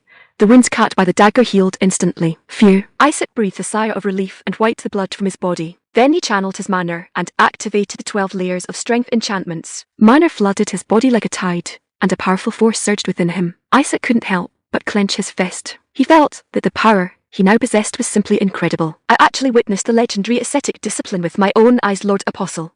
Let us spread the goddess's doctrines to every corner of the world together. All right, together. Isaac nodded. Asterisk. A few days later, Isaac received news that the cannon's development was successful, and he hurried to an open space near the magical beast forest. Hearing that the Blackwood territory had developed a powerful new weapon, many vassals and elves came to watch. Under the sunlight, a pitch-black cannon stood quietly in the clearing, exuding a chilling deterrent force. Several stonemasons were nearby polishing cannonballs. I told you, Even if concrete appeared, you wouldn't lose your jobs. Iron cannonballs were too expensive, not to mention that the Blackwood territory was currently short on steel. Since they were just using physical impact to destroy targets, stone cannonballs were the most cost-effective choice. Buzz, buzz, Buzz Isaac walked through the crowd to Toddlin. How is it, Toddlin? Are you confident this time? I am a dwarf. If it fails again this time, I'll shave my beard off. Toddlin said vowingly. It seemed he was very confident in his work. Fire, Knight Miller ordered. He had witnessed the process of loading the gunpowder into the cannon earlier, so his voice trembled slightly. A soldier reached a lit torch toward the fuse at the breech. Boom! A deafening explosion accompanied by a blinding flash of fire occurred. The ground shook violently, and a burst of exclamations erupted from the crowd. The elves scattered in fright, and even the vassals who had heard of the cannon's power were startled. Boom! The heavy stone cannonball whistled through the air and struck a towering giant tree in the distance. Crack! The giant tree let out a groan of pain and began to slowly topple over. Thud! The earth trembled and dust flew into the air. That giant tree, which had endured countless storms and still stood tall, was knocked down by a single shot. The vassals and elves watched this scene dumbfounded, unable to speak for a long time. Ha ha ha, not bad. In the future, the enemy's city walls will end up like this too. Isaac looked at the fallen giant tree and spoke confidently. You have developed a weapon capable of changing the landscape of warfare. Achievement points plus 5,000. Rifles that could pierce armor. Cannons that could destroy walls. These epoch-making weapons would completely change the rules of war. From now on, the Blackwood territory would hold the initiative in war. The next day, while Isaac was handling official business in the castle, Knight Miller suddenly walked in. My lord, what is it? Her Highness the Second Princess has written your letter. Knight Miller spoke as he pulled a letter from his breast pocket. Can opener, #2, her again. Isaac Blackwood raised an eyebrow slightly, looking at the envelope Knight Miller handed him. Knight Miller nodded silently. Princess Priscilla had been writing frequently lately, which made Isaac Blackwood feel a slight pressure. Although he was thick-skinned, he still couldn't handle such enthusiastic attention from the royal family. Give it to me. Isaac Blackwood took the envelope, casually tore open the wax seal, and read it carefully. The delicate and elegant handwriting on the letter paper was clearly from Princess Priscilla. What does the letter say, my lord? Knight Miller, standing nearby, couldn't help but ask. Nothing much. Just congratulating us on winning the Fief War, stating that she will send troops if we encounter danger, and finally, hoping to meet and chat to continue the friendship between our fathers. Isaac Blackwood said indifferently, summarizing the content of the letter. She certainly is enthusiastic. Isaac Blackwood couldn't help but sigh. Your Highness the Second Princess is currently at a disadvantage, so naturally, she needs more allies. Knight Miller analyzed calmly. That fellow could still hold the advantage. Isaac Blackwood frowned. Yes, many nobles have defected to him, and even some nobles who originally supported your Highness the Second Princess have defected. Knight Miller said in a deep voice, betraying their oaths and defecting to the enemy. Those guys talk about honor all day long, only to do something like this. How hypocritical. Isaac Blackwood snorted disdainfully. Why does everyone like that bastard? His Highness the Second Prince is, after all, a member of the royal family with the right to succession. Knight Miller mercilessly pointed out the harsh reality. In this world, is bloodline more important than anything else? Moreover, His Highness the Second Prince has never hidden his ambition from the start, using various benefits to win over the nobles, which led to the current situation. But while Her Highness the Second Princess is kind-hearted, she is indecisive, so many people chose the more pragmatic Second Prince. Good, Knight Miller explained. If the Second Prince continues to develop like this, I'm afraid we'll be in trouble. Isaac Blackwood muttered to himself, looking at the letter in his hand. He hoped the Second Prince and the Second Princess would continue to wear each other down,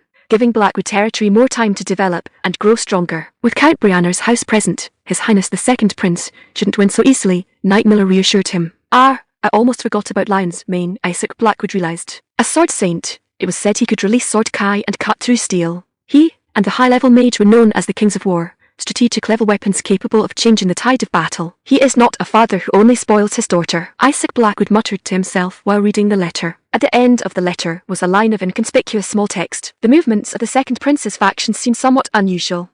Isaac Blackwood hadn't expected Princess Priscilla to be so kind as to proactively offer him intelligence. It seemed that after he annexed the Albram fief, Princess Priscilla was even more eager to gain his support. He had to reply to this letter. Someone, prepare the writing materials, Isaac Blackwood instructed. It looks like the war in the West is about to begin too. Isaac Blackwood leaned back in his chair and muttered to himself. Prepare for the unexpected. No matter who the enemy targets, he must be fully prepared. The flames of war ignited in the east were spreading toward the west. Wish. Isaac Blackwood walked into the blacksmith shop and saw a blurry fire elemental spirit heating the furnace. The surrounding blacksmiths were working diligently, not even noticing his arrival. Very good. Isaac Blackwood liked this working atmosphere very much. He also wanted to join them in forging iron, but he had more important things to do now. Clang. Clang. Fergus was installing wheels on a scaled-down version of a cannon. Stone cannonballs shatter into countless fragments upon hitting a target, giving them a large killing range. Therefore, this scaled-down cannon can be used not only for siege warfare, but also for field battles. Phew. Fergus wiped the sweat from his brow and smiled contentedly as he looked at the cannon that was about to be completed. This field gun was worth 3,000 points. A large siege cannon, however, required 5,000 points. How exactly does the goddess set prices? Is it based on her mood, or based on the item's impact on the world? Isaac Blackwood decided he needed to properly study the goddess's pricing mechanism later. Fortunately, he had already mastered the forging technique and could mass-produce cannons. You've worked hard, Fergus. Isaac Blackwood walked up to Fergus and patted his shoulder. Are you here to pick up that item? Fergus asked, putting down his tools. That's right. Isaac Blackwood nodded. Fergus took a heavy mace from the corner and handed it to Isaac Blackwood. Oh, it's finally finished. A flicker of excitement flashed in Isaac Blackwood's eyes. From today on, you shall be called Can Opener No. 2. Isaac Blackwood named his new weapon. Whoosh. Isaac Blackwood swung the mace, letting out a jarring sound of air being split. If combined with triple enchantment, the power would be unimaginable. All right, I'm invincible. Isaac Blackwood rested the mace on his shoulder, feeling his body filled with power. He suddenly wanted to find someone to spar with and test how strong his power really was. On the training grounds, Effie Greenleaf was training the Ranger Corps, while Priestess Ignis stood by on standby. Suddenly, Isaac Blackwood and Knight Miller walked into the training grounds and immediately started fighting without a word. Knight Miller, please hold back. Don't injure my lord. Priestess Ignis shouted anxiously. Effie Greenleaf also watched the scene dumbfounded. Isn't Isaac Blackwood a mage? How could he be fighting Knight Miller to a standstill?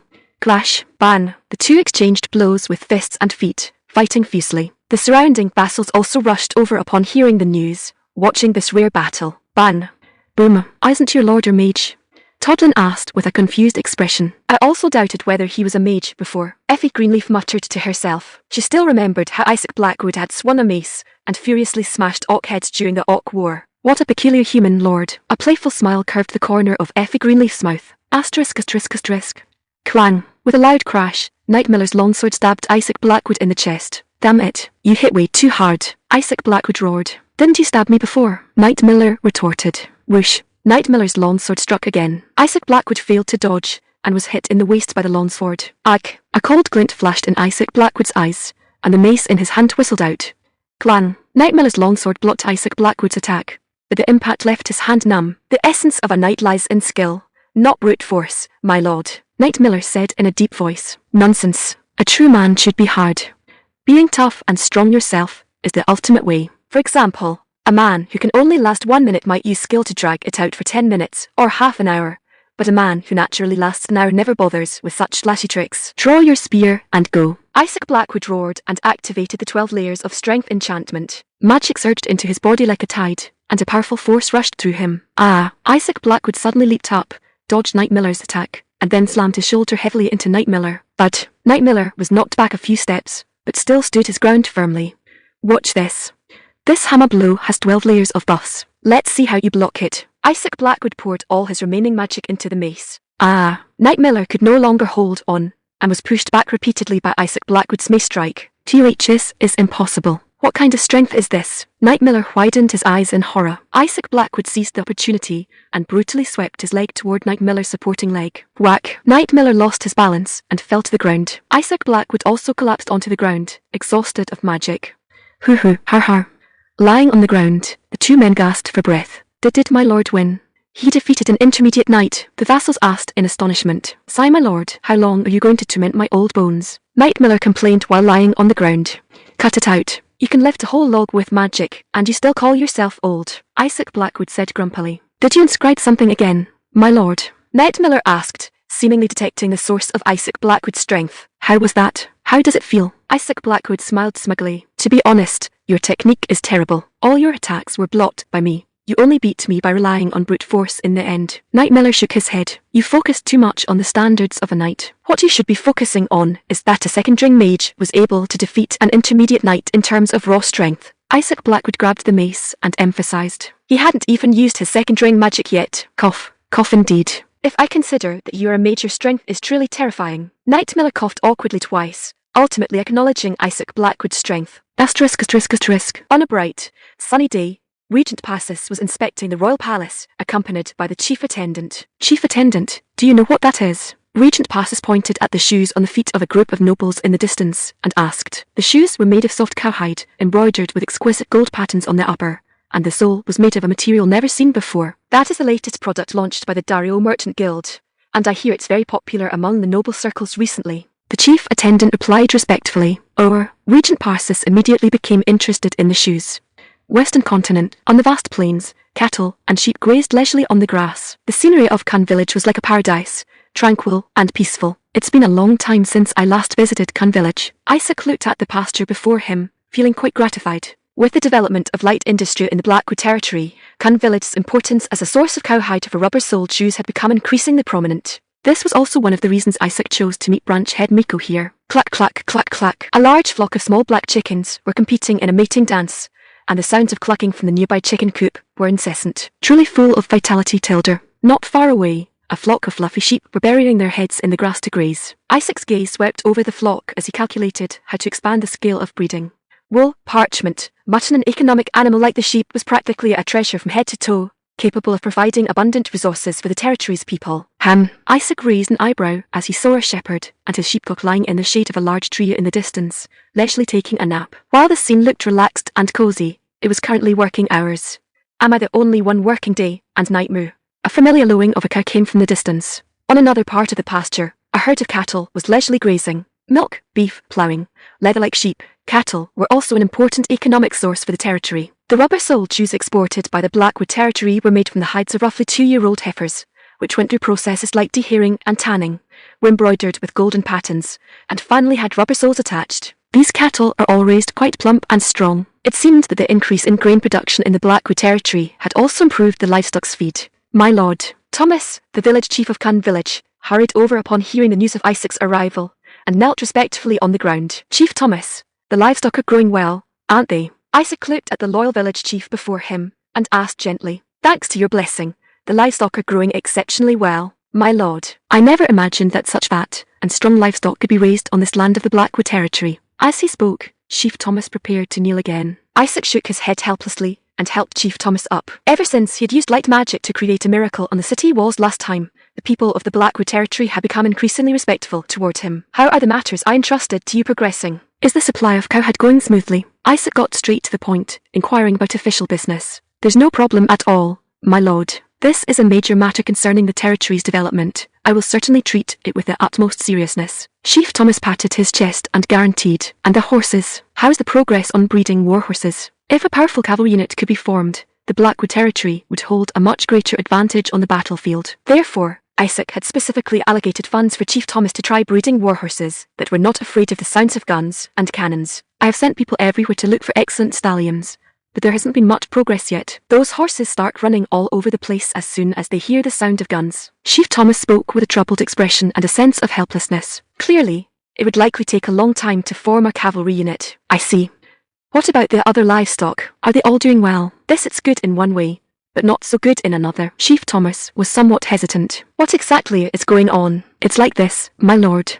Ever since the goddess's blessing descended last time, the livestock's reproductive capacity has become extremely vigorous. The chickens, ducks, and geese won't stop laying eggs, and even the cattle, sheep, and pigs are getting pregnant one after another. Priestess Igni had once said that the holy power of the goddess of harmony was full of life force, but this holy power actually had this kind of side effect. Wait, could it be that this also works on humans? Isaac's expression suddenly changed, and he couldn't help but wonder once again what exactly this goddess was in charge of. Then he gave up again. It didn't matter. He'd take it one step at a time, and it seems the number of livestock here will increase very soon. Yes, our facilities and manpower are no longer sufficient. I've already started stockpiling fodder. Chief Thomas had already begun preparing for the upcoming livestock tide. He also planned to take this opportunity to expand the pasture. When you expand the pasture, help me build something. It will be helpful for the fodder supply. As Isaac spoke, he used gestures to describe the shape and purpose of the object to Chief Thomas. You mean, a kind of tower that can store and ferment fodder? Exactly. This was a silo. Many rural areas on Earth had this kind of structure. By mixing grass, straw, and other fodder with water and putting it into a silo, microbial fermentation could produce silage that was nutrient-rich, easy to digest, and highly palatable. Furthermore, Silage was not affected by the weather and could be preserved for a long time. Building them with reinforced concrete will be very fast. Even if the number of livestock increases next year, we'll be able to handle it. I understand, my lord. Although Chief Thomas didn't quite understand Isaac's meaning, he believed that Isaac would certainly not lead him astray. I'll send someone over to assist you in making a plan, all right. You can get back to work. Isaac saw a carriage driving toward them from the distance, so he dismissed Chief Thomas. Branch Head Miko is certainly punctual. A luxuriously decorated carriage slowly approached and finally stopped in front of Isaac. This carriage had been meticulously modified by the carriage craftsmen of the Albram Fief. The body was decorated with golden patterns, the seats were made of soft cowhide, and it was even inscribed with a triple-layered silence enchantment to effectively reduce noise. To put it bluntly, even if you were to rock the carriage until it collapsed inside, not a single sound would be heard from the outside. Click-clop, click-clop. After the carriage stopped, Branch Head Miko elegantly stepped down and lightly brushed the dust off her clothes. Upon seeing Isaac, the cat-tail behind her stood up excitedly, swaying left and right as if expressing her inner joy. How is it? In the past, every time I took a carriage, my tailbone would ache and my tail would go numb, but look this time. Branch Head Miko walked excitedly to Isaac, wagging her black tail. This was more persuasive than any words. That's good. How was the reaction to the shoes you sent to the palace? Excellent. I used all of the Merchant Guild's connections to give the shoes to the finance minister, the administrative minister, and other important figures. They are indeed wearing those shoes every day, just as you said. Branch Head Miko said proudly. Those fastidious big shots were full of praise for the shoes, so naturally, the other nobles followed suit. After that, it was much easier. Many people want to buy these shoes, and even though I've raised the price, demand still exceeds supply. Ha, thank you for your hard work, Branch Head Miko. You truly haven't disappointed me. Not at all. This is all thanks to you. I will distribute the silver coins earned to you as soon as possible. I should also thank you for giving me the opportunity to sell such excellent merchandise. Branch Head Miko gestured the shape of a gold coin with her hands, her eyes narrowing into slits from her smile. It seemed she had used her shrewd business mind to earn quite a bit of money from those nobles. It's too early for thanks.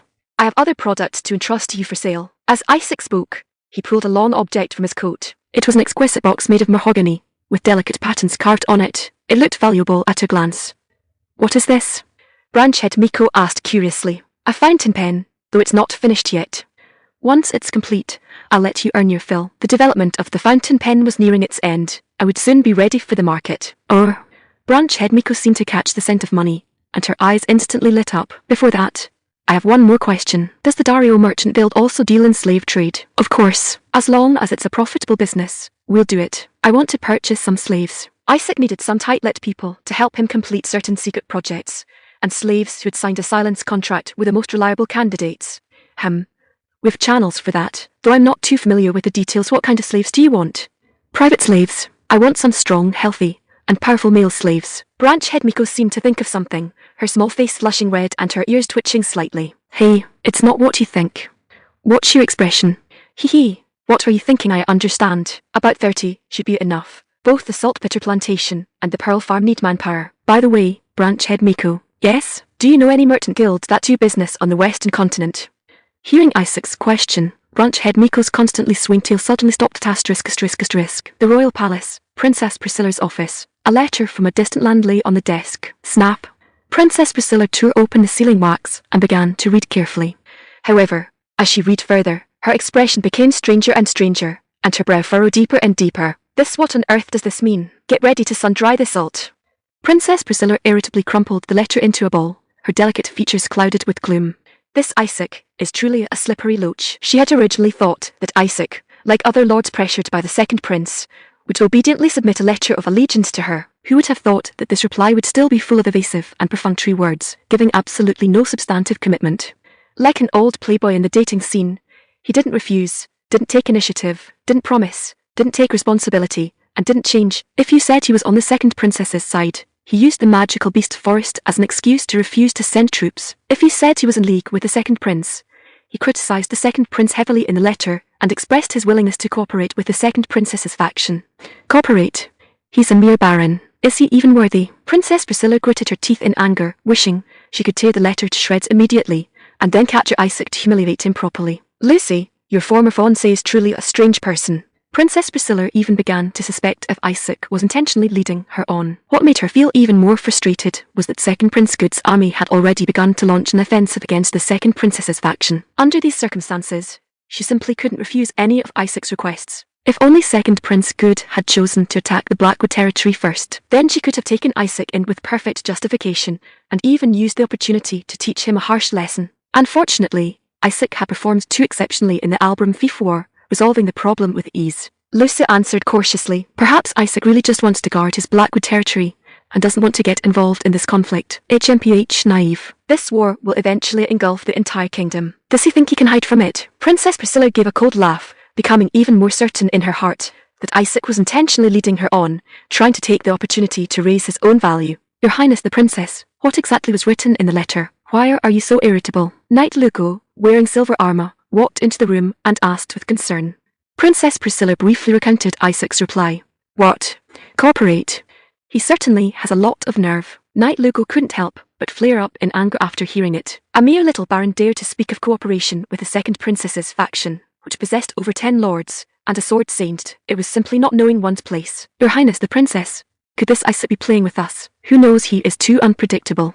Princess Priscilla let out a powerless sigh. Perhaps he really thinks he's some sort of extraordinary figure. Just then, a hurried knock on the door interrupted their conversation. Knock, knock, knock. A messenger, drenched in sweat, ran in frantically. We report. There are large-scale movements in the Second Prince's faction's army. This includes a large number of knights and magicians. The messenger handed an urgent intelligence report to Princess Priscilla. Princess Priscilla took the report, and her face instantly became extremely solemn. It's finally here. She took a deep breath, a flash of determination in her eyes. Lord Lugo, summon all the lords and head to Countess Brianna's fief immediately. Also, send someone to notify Count Arnold, and have him come to support us as soon as possible. As you command. The War of Succession in the West had finally raised its curtain. Asterisk. Second Prince Good looked at the map before him, a cold smile curling at the corners of his mouth. A wooden soldier model moved slowly across the map, finally stopping at the center of the western region. They should have noticed by now, but unless they had known the plan in advance, it was all too late. The Second Prince's faction had already seized the initiative, while the Second Princess's faction had lost an important territory. This was a heavy blow for the Second Princess's faction, which was already at a disadvantage in terms of strength. This is retribution, my dear sister, ha ha ha.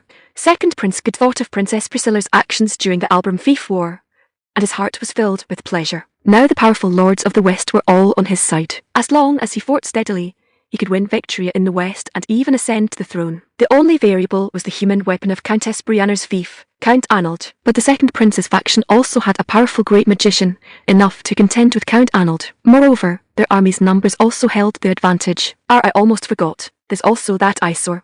He thought of that Baron of Blackwood territory who'd made him lose face, and a flash of ruthlessness crossed his eyes. Are you referring to Blackwood territory, Your Highness?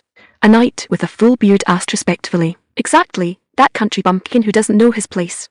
Second Prince Good said through gritted teeth, the humiliation he had suffered back then still vivid in his mind. I heard he's been doing quite well lately, not only obtaining royal orders, but also achieving a bumper harvest of grain. How should we deal with him? The knight suggested taking the opportunity to get rid of Isaac to eliminate future troubles. Of course we must get rid of him, but only after we've eliminated the Second Princess's faction. A cold light flashed in Second Prince Good's eyes.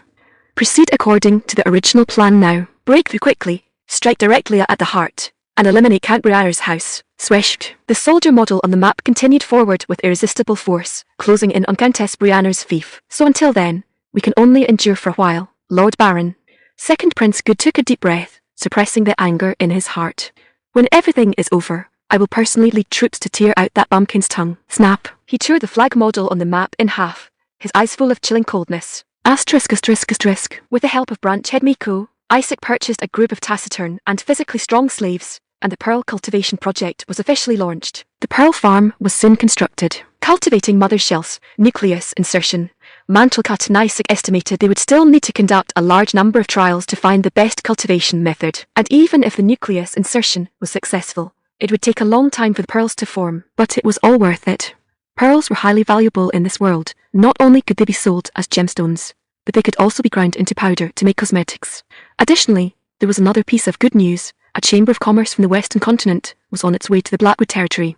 Branchhead Miko knew some merchants from the Western continent in the free city of Wright, and took the initiative to introduce them to Isaac. It seemed that maintaining a good relationship with the upper management of the Chamber of Commerce indeed had many benefits. It was said that those merchants would arrive in the Blackwood territory today. Isaac was full of anticipation for this. The Western continent was home to many races and was full of fantasy colours, with kingdoms established by beastmen, empires established by dragonmen, and duchies jointly established by various demon races. What kind of novel items and crops would these fantasy races bring? Isaac excitedly hummed a song. If the sea could take away my sorrows, just as it takes away every river. What song are you singing? A wood elf girl asked curiously. Her name was Shafi, a wood elf who could control earth elemental spirits and had performed excellently in the exploration team. Isaac was teaching her how to level the tidal flats in preparation for building salt pans. Shafi could control earth elemental spirits and level the tidal flats with ease, saving Isaac a lot of labor costs. Oh, it's a song from my hometown. Speaking of which, these earth elemental spirits are truly powerful.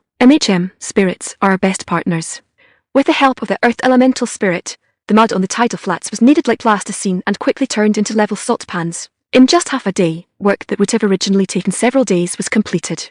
This efficiency was simply higher than a steamroller on Earth. In this way, he could expand the scale of the salt pans. Isaac watched Shafi control the earth elemental spirit and lamented in his heart how good it would be if Earth also had such spirits. Why are you looking at me like that? Shafi felt Isaac's gaze and asked somewhat shyly. It's nothing. Just thinking you're quite amazing. Isaac looked at Shafi and sighed. Just how powerful were the high elves to be able to drive such powerful wood elves out of the forest? I know my appearance is very attractive to humans, but you can't look at me like that, or Sister Effie will be angry.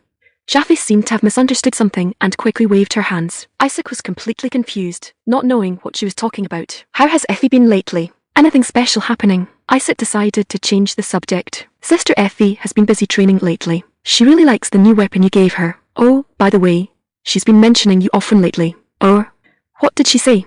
Hearing others talk about oneself was always interesting. She seems to have a deep impression of you. She said you are a magician who can defeat knights, and that you also invented the rifle and cannon. I haven't seen her talk about someone so excitedly in hundreds of years. Elves always liked to calculate time in hundreds of years, which often made Isaac feel a sense of temporal distortion. I'm personally curious. What is your opinion of Sister Effie?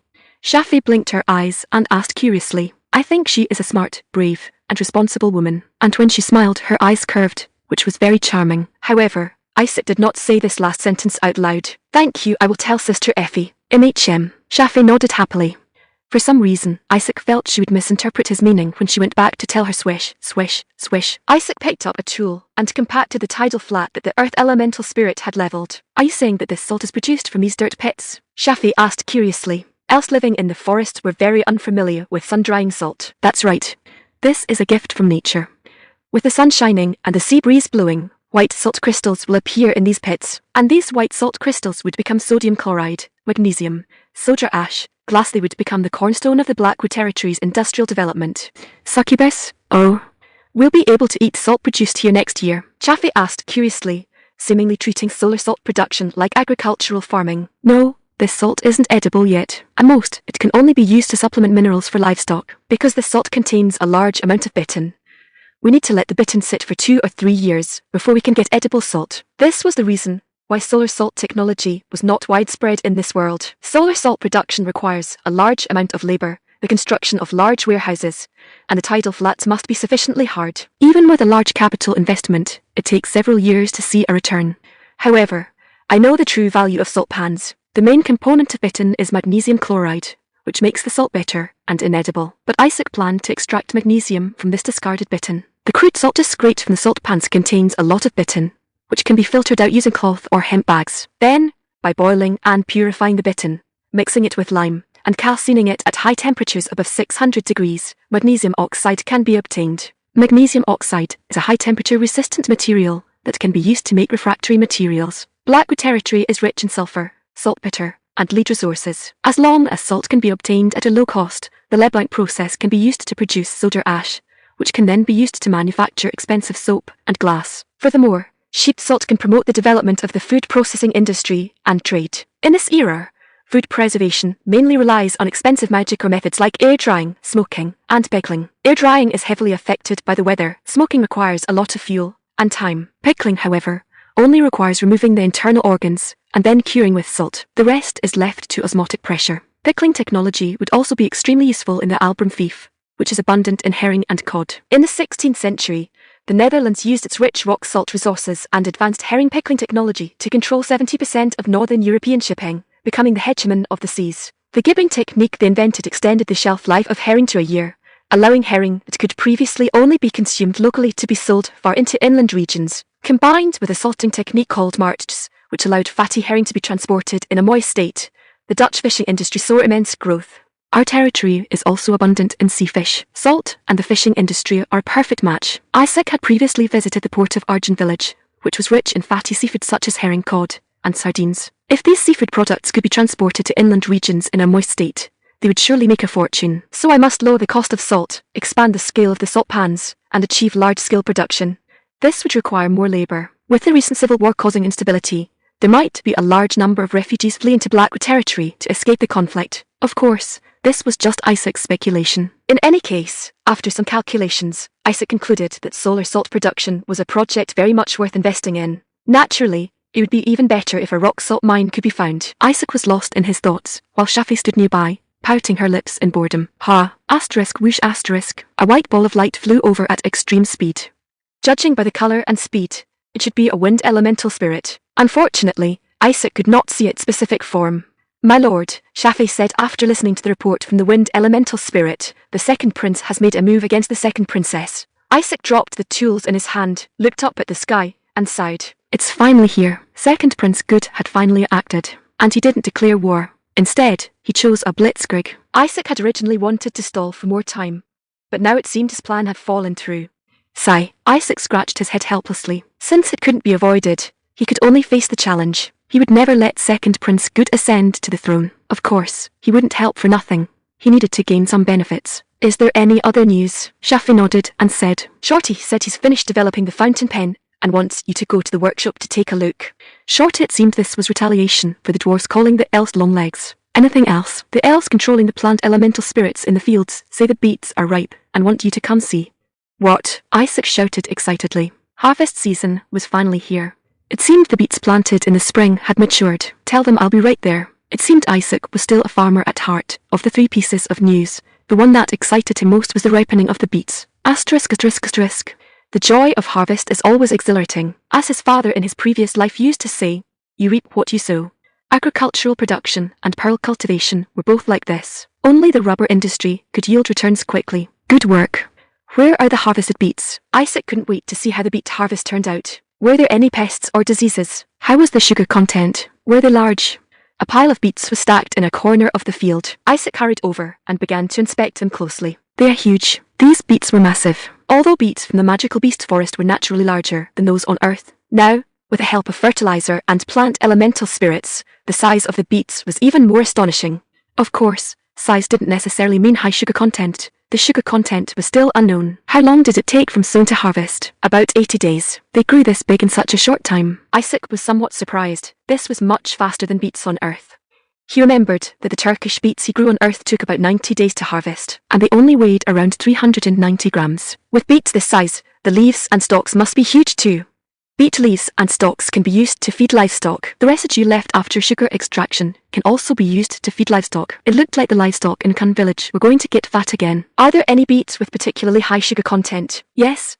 We have already used plant elemental spirits to screen out beets with higher sugar content and are preparing for grafting. Good. Isaac slapped his thigh in excitement. This was where the power of the elves lay. They could easily select superior varieties for grafting. Although it would still take a long time to achieve full sugar self-sufficiency, with the help of the elves, Isaac could already see hope. Turkey had achieved complete sugar self-sufficiency using domestic beets. Now that Blackwood territory had beets, plus corn, and the crops soon to be imported from the western continent, Isaac believed he could certainly achieve this goal. The rubber trees, corn, and beets of Blackwood territory, the herring, cod, and pearls of Albram Fief, he would utilize all these resources to make Blackwood territory even more prosperous and powerful. Whoosh.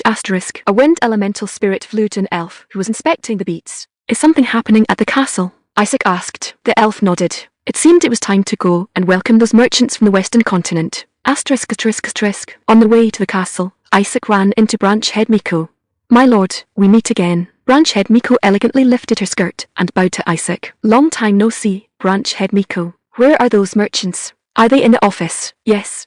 But let me remind you, don't look too surprised later, or they might get offended. One of them is a beastman, Branch Head Miko whispered. A beastman? Was it the kind of beastman covered in fur? I introduced you to them on the way here, along with some of your inventions, like the rubber-soled shoes, the carriage, and the fountain pen. They seem very interested in you. What race is the other merchant? Demon race. Branch head Miko's eyes narrowed into slits, appearing quite interested in this demon merchant. They're right inside. Go in and see for yourself. Branch head Miko pointed to the office door. The Western continent had many crops that the Eastern continent did not, such as sugarcane. Blackwood territory had elves skilled in cultivation and fertilizer. As long as sugarcane could be introduced and grown on a large scale, they could make a fortune. However, what Isaac wanted to introduce most was cotton. It was a highly valuable cash crop. He took a deep breath and pushed open the office door. The two merchants quickly stood up and bowed to Isaac. One was a beastman covered in fur, and the other was a succubus, with a leathery tail, bat-like wings, and goat horns. The two foreign merchants were shocked. First time meeting you. A pleasure to meet you. I am Isaac, the Lord of Blackwood territory. Isaac suppressed his surprise and introduced himself calmly. It's a pleasure to meet you, Lord Isaac. I am a merchant from the Grizzly Bear Chamber of Commerce, Akun of the Black Claw tribe. A burly, furry orc stepped forward first and greeted Isaac. Akun's physique was exceptionally massive, standing 3 heads taller than Count Arnold. His pair of iron claws was full of oppressive force, but his expression was unexpectedly gentle, looking like a docile raccoon just as his name suggested. Is this a real orc? Welcome to Blackwood territory, Mr. Raccoon of the Grizzly Bear Chamber of Commerce. Isaac complained inwardly, how could such a big guy be called Raccoon? It is truly an honor to meet apostle of God like my king. I am Azazel, a merchant from the Hinton Duchy. The other merchant was a succubus, with a leathery tail, bat-like wings, and goat horns. Azazel didn't reveal which Chamber of Commerce she belonged to. It seemed she was likely an official merchant of the Hinton Duchy. Isaac thought of the Duke of the Hinton Duchy, who was also an apostle of God and a dark elf. I heard you specifically invited us merchants from the Western continent to Blackwood territory. May I ask what business you have in mind? Raccoon asked curiously. The succubus Azazel also pricked up her ears and looked at Isaac with curiosity. I asked you here to do business, of course. Or, do you wish to purchase something from us? Raccoon asked in surprise. Could it be the rubber-soled shoes and fountain pens that Branch Head Miko often mentions? Azazel asked. Or, could it be the rubber-soled shoes and fountain pens that Branch Head Miko often mentions? Raccoon asked in surprise. Exactly. Isaac nodded. Branch Head Miko, bring the items over. Branch Head Miko immediately placed a pair of aristocratic-style rubber-soled shoes, prepared to be sent to the royal capital, in front of the two merchants. I think I saw something similar on my way here, but unfortunately my feet are too big to wear them. Raccoon lifted his large foot and said regretfully. It seemed he had seen the cheap version of the rubber-soled shoes provided for the commoners. Let me try them. Azazel slid her foot into the shoe. She tried stepping and jumping on the ground, then her eyes widened in surprise. Oh my god. So this soft rubber can absorb the impact from the ground and reduce the burden on the feet, Azazel said while stepping around on the ground. This is wonderful. In the Hinton Duchy, only those winged harpies can escape the pain of walking. These shoes will definitely be a big hit. More than just a big hit. In the royal capital Mare, rubber-soled shoes were already in short supply. He heard that those nobles were all demanding to pay extra to buy them in advance. Rubber-soled shoes had already become a luxury item. By the way, Azazel, you're a succubus, so you should have wings too, right? Isaac asked curiously, noticing a pair of bat-like wings on Azazel's back. Though small, they were definitely there. Are these? I can't fly. They have other uses, Azazel said while flapping her wings. Other uses? For a moment, Isaac's imagination ran wild. Even the picky Azazel is full of praise for these shoes. It seems this is indeed a good product, Raccoon said with a laugh, then placed his large foot next to the shoe. If different styles can be designed according to the foot shape of ox, perhaps we can also sell these shoes to the Canture Kingdom. Although ox were beast-like, they walked upright, and all their weight was concentrated on their feet, so they also needed comfortable shoes. To deal with future risks, Isaac decided to diversify the sales channels for his products. I wonder what kind of miraculous object the fountain pen is. The two merchants seemed to smell the scent of money and couldn't wait to see Isaac's other invention. This is a masterpiece crafted with the heart and soul of our territory's artisans. Isaac opened a wooden box placed on the table. A rose gold fountain pen lay quietly in the box, emitting a faint rose fragrance. The body of the pen was made of precious mahogany, while the nib was crafted from gold, engraved with an exquisite rose. Before the two merchants could even experience the function of the fountain pen, they were captivated by its appearance and let out gasps of admiration. Oh my god, it's so beautiful. Isaac picked up the fountain pen and began to write fluently on the parchment. Scribble, scribble, scribble. This was the true sound of writing. Whilst always gave an impression of not being smooth enough. This fountain pen wrote very smoothly, and the grip was also excellent. This is simply a work of art. I didn't expect human artisans to be able to craft such an exquisite item. Azazel looked at the fountain pen as it wrote, her eyes filled with greed. These weren't human artisans, but dwarven ones.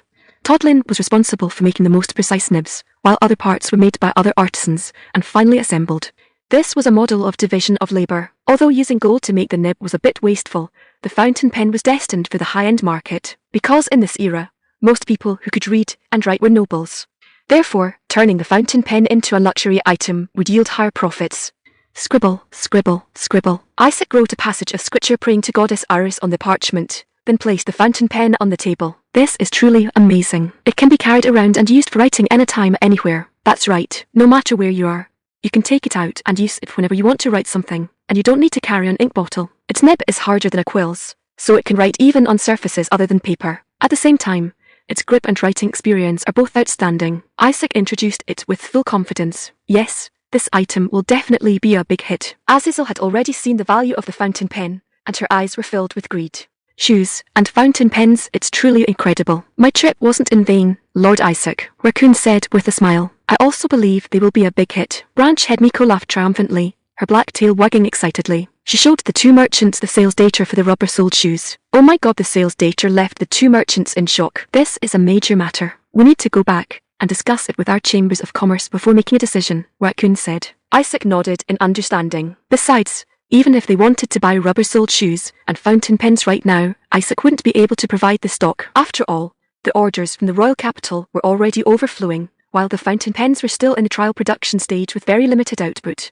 Of course, after you return, promote them well and try to persuade other merchants. Isaac hoped that one day, products from Blackwood territory would enter the high-end markets of the Western continent. He even hoped to turn ports all over the world into trading partners of Blackwood territory. This was the development path with Zhonghuijia characteristics. First, build guns and cannons to clench the fist, then develop infrastructure and the economy to earn that sweet money. Our 5,000 years of cultural heritage have always flowed within our souls. By the way, Lord Isaac, you said before that you not only want to sell things, but also buy things. What do you want to buy from the Western continent? Raccoon asked. Cotton. I need cotton seeds, Mr. Raccoon. Cotton is a miraculous plant that can produce soft cotton fibers, which can be used to make various textiles. Cotton is one of the important factors driving the development of human society. It can not only drive the development of light industry, but can also be used to extract oil. Cottonseed oil has wide uses on Earth. It can not only be used to make fish and chips, but also to make soap. But cottonseed oil contains a toxic substance called gossypol, which can cause male infertility if consumed long-term. However, this problem can be solved with zinc sulfate and lime. Isaac could find a way to get sulfuric acid, so he only needed to find zinc. Well, our Kancher Kingdom doesn't grow cotton. Raccoon looked troubled. Why? Our Kancher Kingdom has a warm climate, and orcs rarely wear clothes except when interacting with other races, so the demand for cotton is very low. We mainly develop other industries. Isaac sighed regretfully. He almost forgot that orcs themselves had thick fur, and indeed didn't need to wear clothes. As for cotton, we grow it in the Hinton Duchy, Azazel said with a smile. The Hinton Duchy was a country established by the demon race, and they actually grew cotton there. Our dark elf Duchess of the Hinton Duchy is very forward-thinking, and has been actively promoting cotton cultivation. Azazel's tone was full of pride. That dark elf Duchess really understands the importance of agriculture, and she was also an apostle of God, so Isaac suddenly became interested in her. She is an iron-blooded Duchess. She united those homeless and discriminated demons and established the Hinton Duchy. Unlike the orcs and dragonoids who had long histories, demons like harpies and succubi had always lived displaced lives and suffered extreme discrimination. Of course, as one blessed by the gods of order, she is very strict and cold when handling government affairs. But in reality, she is cold on the outside, but warm on the inside. Many demons don't understand her, and only think she is cold-blooded and heartless. It was clear that Azazel greatly admired the dark elf Duchess. She also told Isaac that recently, a portion of the demons had left the Hinton Duchy because they couldn't endure the dark elf Duchess's strict rule. Which demons left the Hinton Duchy? Isaac asked. It was the centaurs. They left the Hinton Duchy. Centaurs are creatures with the upper body of a human and the lower body of a horse. They possessed 4 strong horse legs and 2 flexible human arms. If a centaur army could be formed, it would be a terrifying force. Ant demons discriminated against everywhere in the Western continent.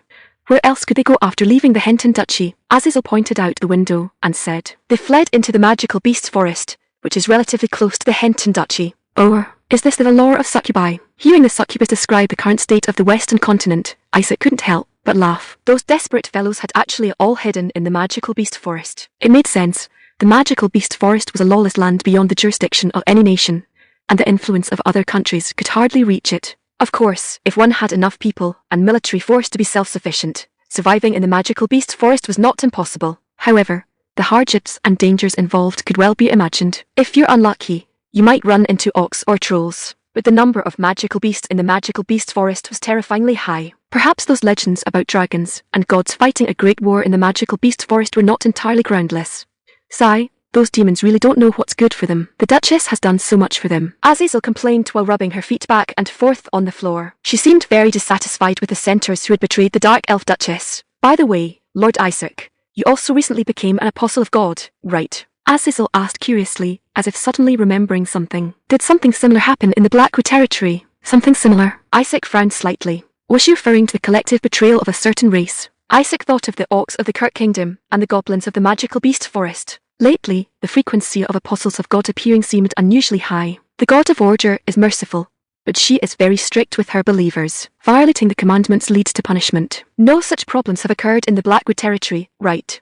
Azazel explained. It seemed that while the God of order granted power and blessings to her followers, she also required them to fulfill her goals. The reason those centaurs left the Henton Duchy was that they could not endure the Dark Elf Duchess's harsh rule. We don't have that problem here, Isaac said flatly. The Irish Church is developing very smoothly in the Blackwood territory and the Albram fief. Goddess Iris was very lenient, never interfering in his actions, and even allowed him to freely misinterpret the oracles. Of course, every time he used this to gain believers, the results were surprisingly good. Unlike the Order Church, the Irish Church didn't have many rules, and Goddess Iris would grant blessings to her believers unconditionally. So the subjects were all very happy to believe in Goddess Iris. Now, the number of believers in the Blackwood territory had already exceeded 80% of the total population. One had to remember that the Irish Church had only recently been rebuilt. Every time Priestess Igni and Father Pavel held services in the castle, the subjects of the Blackwood territory and the Albram fief would gather to pray together. Even those who were once enemies facing each other with swords on the battlefield had now become devout believers. This was the power of religion. The Blackwood territory had become a land united in purpose and developing together. It's truly incredible. Without any coercive measures, most of the subjects voluntarily believe in Goddess Iris, Azazel said in surprise. It seemed the Henton Duchy had encountered great resistance when promoting the Order Church. That was why the Dark Elf Duchess had taken strong measures, ultimately leading to the Centaur Rebellion. We are all humans, and the scale of the Blackwood territory isn't that large, so it's not that strange, Isaac said calmly. Although Goddess Iris's help made Isaac very happy, he also felt a bit uneasy. He always felt that the goddess must have a purpose for doing this. By the way, Azazel, what are your thoughts on the trade of cotton seeds? Isaac changed the subject to business. Cotton isn't a prohibited export, is it? No, it's just that growing cotton is very difficult. You will likely fail. Azazel seemed to have some understanding of the climate and environment of the eastern continent. She believed it would be hard for Isaac to grow cotton there. Even if you succeed, the yield will be very low. Cotton depletes the soil too much. Once you plant it, it's hard to grow other crops. We can only barely manage to grow it thanks to the goddess's blessings. Isaac also knew that cotton was a crop that heavily depleted the soil, which was why the eastern continent had given up on cotton and chosen to grow flax and raise sheep instead. It's fine. Please be sure to sell the cotton seeds to me. The land in our Blackwood territory is very fertile. The land of the Blackwood territory was originally very barren, but after Isaac used the saltpeter mine to refine potassium nitrate and used oak bones to create phosphorus fertilizer, the situation had long since changed. Now, the land of the Blackwood territory could be said to be the most fertile on the entire continent. Since you insist, then I'll sell them to you. I can't refuse a request from an apostle of God. Azazel nodded, her small face suddenly turning slightly red. Thank you, Azazel. I'm very happy to trade with a nation that has an apostle of God as a leader. Isaac smiled. Isaac also asked about the cultivation of spices like pepper, nutmeg, cloves, and chili, as well as economic crops like tobacco, coffee, and cocoa. After a conversation, Isaac's understanding of the Western continent deepened further. He also discovered some crops that had not yet been developed or had been discovered, but were not yet widespread. If he could take the lead in introducing these crops to the Eastern continent, he could make a fortune. Hee. It's truly surprising. A lord from a remote area has such rich knowledge and insight into commerce. Lord Isaac, have you been to the Western continent? How could you know things that even we don't know? Azazel asked in surprise. Isaac smiled and pointed to the sky outside the window. The goddess told me. Ah, I see. You can actually hear the goddess's instructions. Azazel realized, and her gaze toward Isaac became even more reverent. Isaac let the finance officer discuss the specific trade details with Azazel. They agreed to meet again next time. Branch head Miko saw the trade progressing smoothly and showed a satisfied smile. I will return with good news, my lord. It was a pleasure to meet you, Lord Isaac. It's truly an honor to meet another apostle of God. Could you shake my hand? It will be a memory I'll never forget. Azazel reached out her fair hand, her eyes flirtatious. Don't, my lord. Branch head Miko suddenly cried out. But Isaac had already shaken hands with Azazel. Branch head Miko covered her forehead and sighed helplessly. Heh. Azazel revealed a devilish smile. What's wrong? Isaac was confused. Sigh, my lord. If you have physical contact with a succubus, you'll suffer tonight. Branch head Miko said in a low voice. What? There's such a saying. Isaac looked at Azazel in confusion. What will happen tonight? Will I be sucked dry and turned into a shriveled husk? There are many bad rumors about demons, especially succubi, like sucking essence and turning people into cripples. But in reality, it just makes you feel tired. Branch head Miko explained. Oh, then it's fine. I'm very strong. Isaac immediately didn't care. Just tired, so what?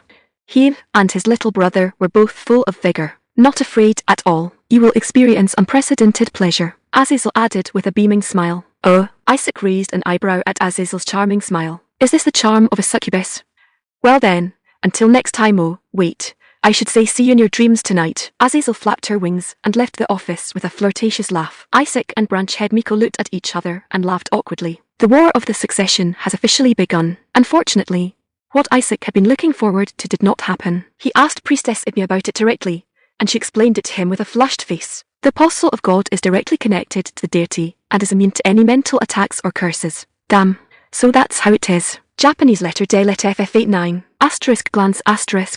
Priestess Ibmi narrowed her eyes, looking at Isaac and saying, Lord, you aren't disappointed, are you? You're the apostle of God. How could you be attracted by such things? Cough. No, of course not. Isaac coughed awkwardly and quickly denied it. Besides, even if you were to marry, you should choose a devout woman, like a priestess or a nun. Omega. Priestess Ignis' face turned slightly red as she spoke with dead seriousness. She seemed worried that Isaac would fall into depravity by contacting succubi, so she was giving advice very earnestly. A priestess or a nun? Wasn't Igni the only female clergy member in the Blackwood territory? Booma. A loud bang interrupted Isaac's thoughts. This was the celebration ceremony for the completion of the second siege cannon in the Blackwood territory. Just as this cannon was born, it blasted down a towering giant tree. Boom. Immediately after, a field gun also fired. The stone cannonball hit a distant target, shattering into countless fragments and blowing the target to pieces. Fire. Knight Miller shouted loudly. Dar dar dar dar dar. The dense sound of gunfire echoed through the skies. Dozens of soldiers, holding rifles and spears, were training on the grass. Blackwood territory had recently imported a large amount of steel, so the soldiers' equipment had been greatly improved, and they even wore expensive triple-enchanted plate armor. The number of soldiers had also increased to 200. Under Knight Miller's strict training, they had become a powerful army. This is the power that protects the Holy Land, Lord Apostle. Priestess Ignis said excitedly. You possess wisdom, and a powerful armored church no longer has to hide. That's right. Isaac took a deep breath. A well-trained army, powerful cannons, and sharpshooting elf rangers. You'll never have to hide again, I promise. From now on, no war or chaos would be able to reach the Blackwood territory. Now was the time to spread his wings and fly high. Hinton Duchy, Royal Palace. A dark elf woman sat arrogantly on a throne carved from granite, resting her chin on her hand. She had long silver-white hair, pointed ears, ashen skin, and a pair of eyes as deep as obsidian. In other words, although you successfully approached him and even had physical contact, you couldn't take it a step further. I thought with your methods, you could at least spend a night with him. Sigh. Yeah. Azazel licked her lips and said regretfully. The tail behind her swayed restlessly, seemingly dissatisfied with this mission. Duke Freyr looked at the gaudily dressed succubus before her and smiled helplessly. She had previously travelled to the eastern continent as a merchant to inspect the situation, and she hadn't expected to be told such a bizarre experience upon her return. So what do you think of that human apostle of God, Azazel? He seems very ambitious, and he even invented shoes and fountain pens, wanting to push them to the market. From this, it can be seen that he also has a very good eye for business. Moreover, his territory is full of vitality, and the faces of his subjects are all filled with happy smiles. You think he is someone worthy of our attention? Azazel nodded vigorously. Duke Freyr touched her chin and fell into deep thought. Those soft souls, and the fountain pens that could bring wealth, as well as his knowledge of Western continent crops, could it be that God is truly guiding him? How long had it been since he became the apostle of God? To think he had achieved such great success on that barren land. It seemed the eastern continent was about to undergo changes as well. Truly interesting. Duke Freyr revealed a meaningful smile. In the west, on a vast plain, two armies were facing off, murderous intent filling the air. Dozens of flags representing different families wept in the wind. The air was thick with tension and the chill of slaughter. Rumble. Second Prince Good led an army of 50,000, grandly marching onto the battlefield. To win this war, he had not only mobilized all his standing armies, but also conscripted a large number of militia, and even hired several famous mercenary groups. Meanwhile, The army of the second princess's faction had only 25,000 men. Lucy Brianner sat on her warhorse, looking at the dark mass of the enemy army in the distance, her eyes full of worry. Her long golden hair fluttered in the wind. To make it easier to wear a helmet, she had cut her long hair short. Seeing you fully armed like this, I suddenly remember the scene when you abandoned me and went to the Blackwood territory alone, Count Arnold said with a smile. Yes, Miss Lucy's expression back then was truly determined. Knight Sonia also said with a smile. Oh my Tilda, I didn't. Lucy remembered how she had sentimentally gone to the Blackwood territory alone, only to find that Isaac didn't need her help at all, and her face immediately turned red with embarrassment. Ha ha ha. Count Arnold looked at his daughter's awkward state, his eyes full of affection. Although Lucy often acted foolishly, she had already grown into a qualified knight.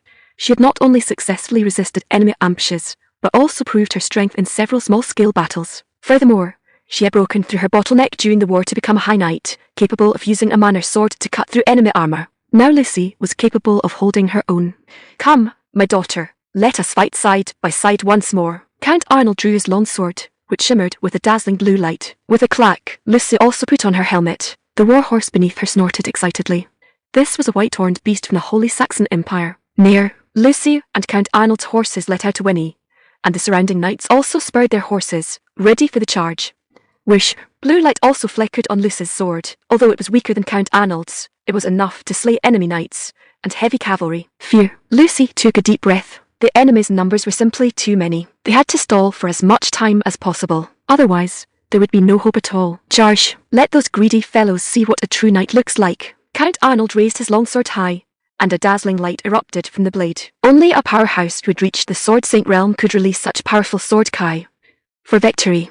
Lucy also shouted, spurring her horse to charge. Father and daughter fought side by side, rushing toward the enemy ranks like two bolts of lightning. Toot toot toot! The clear sound of horns echoed through the clouds. The knights held their spears high and launched a charge toward the enemy. Rumble, rumble, the deafening sound of hoofs echoed across the plain. Ah, the War of Succession in the West had officially begun. What does it mean to have a cannon pointed at your butt?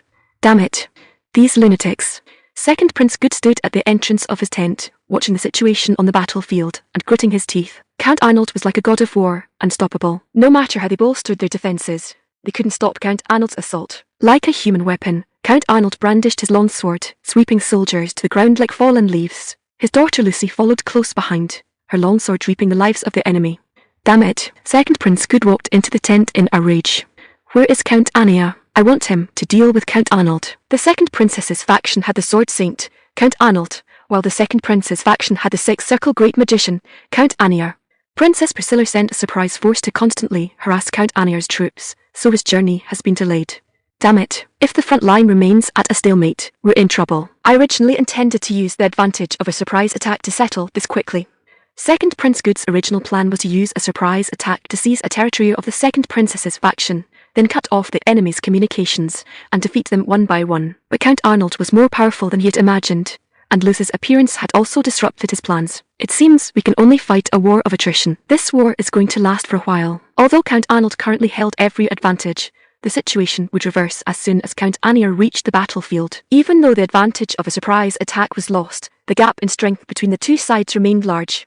Once Count Arnold was eliminated, all that would remain was the difference in troop numbers. To be safe, hire more mercenary groups. The Hand Mercenary Group, the Black Brotherhood Mercenary Group, even groups from the Kingdom of Kirk anything. In short, the more the better. Although a war of attrition consumes vast amounts of money, supplies, and manpower, such wars are usually won by the side with more people.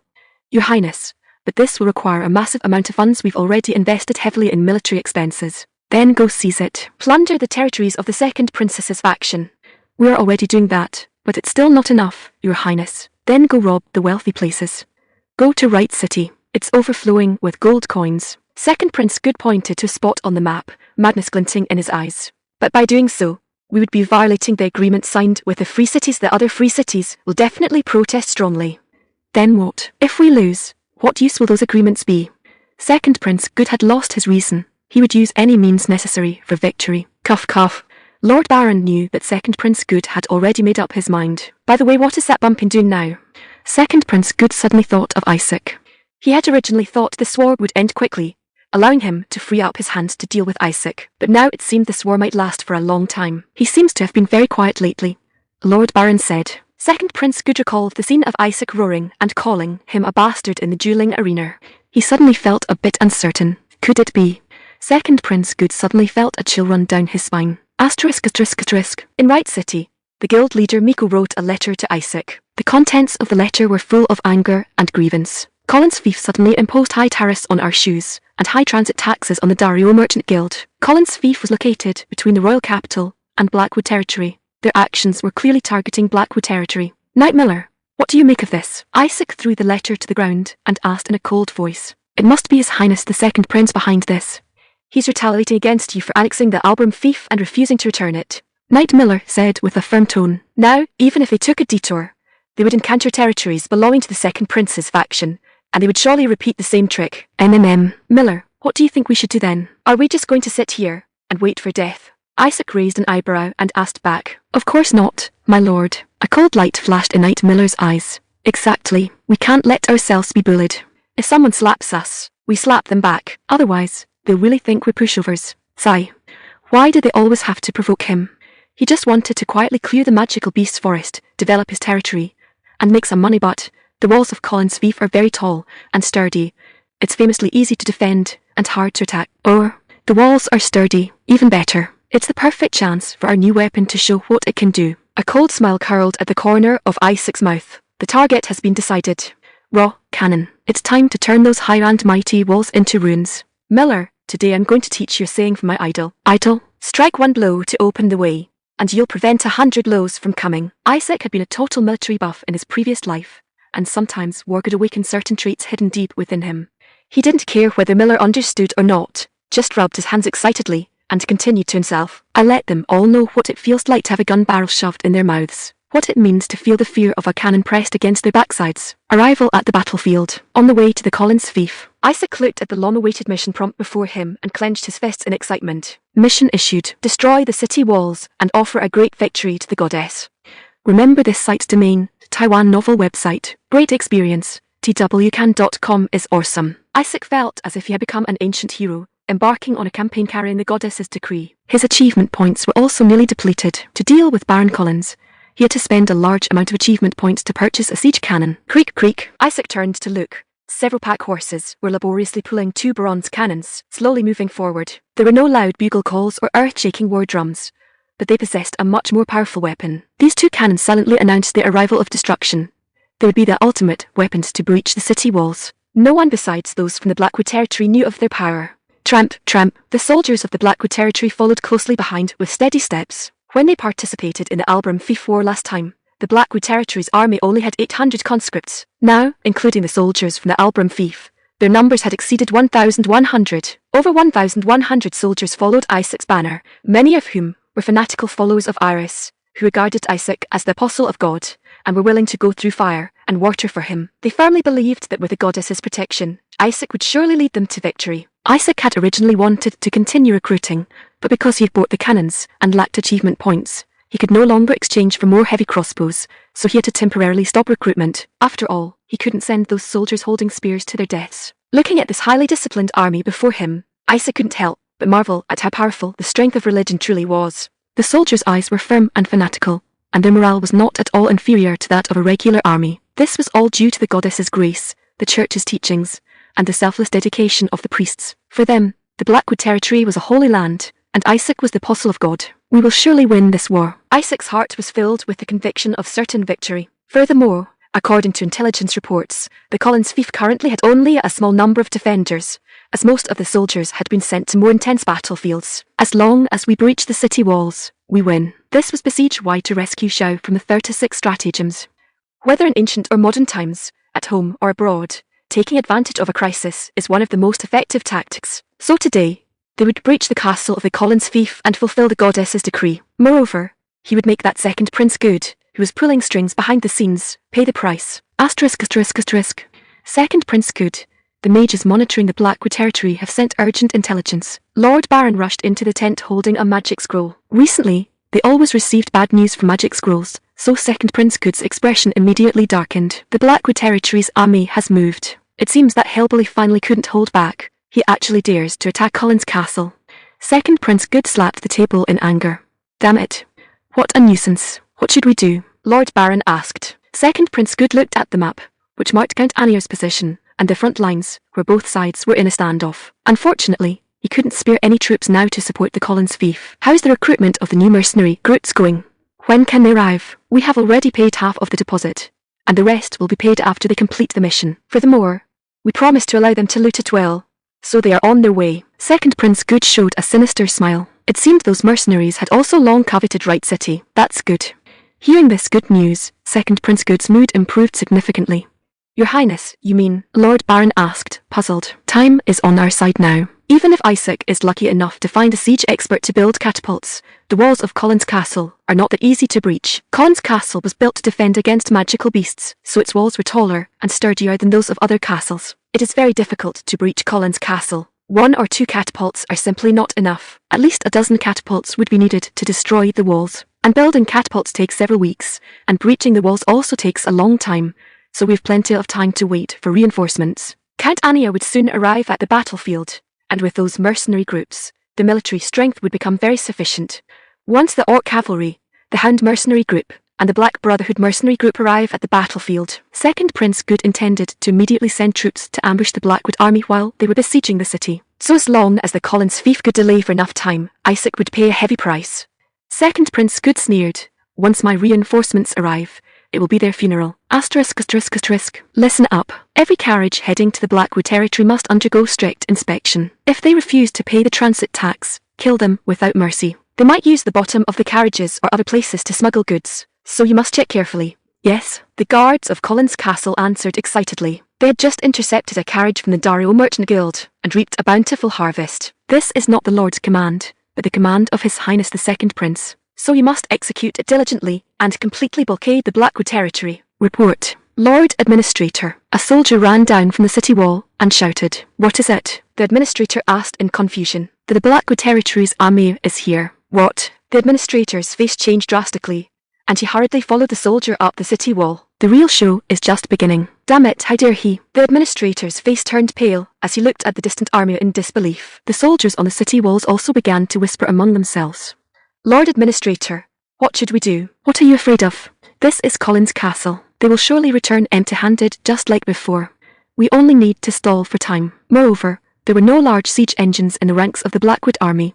Collins Castle had once resisted an enemy 10 times its size, creating a miracle of defensive warfare. The Blackwood army's hope of breaking through Collins Castle using human wave tactics was simply a pipe dream. Just then, a soldier pointed into the distance and said, Lord Administrator, that they seem to be assembling something. What? The administrator looked in the direction the soldier was pointing. Asterisk. Clip-clop. Clip-clop, the sound of horse hooves echoed across the plains. Lord, they refused to surrender and even aimed their bows at me. Knight Hans returned to Isaac's side on his warhorse, looking dejected. They actually dared to refuse your kindness. Knight Hans said indignantly. He seemed even angrier than Isaac. Ever since being knighted by Isaac, he had been fiercely loyal. I understand.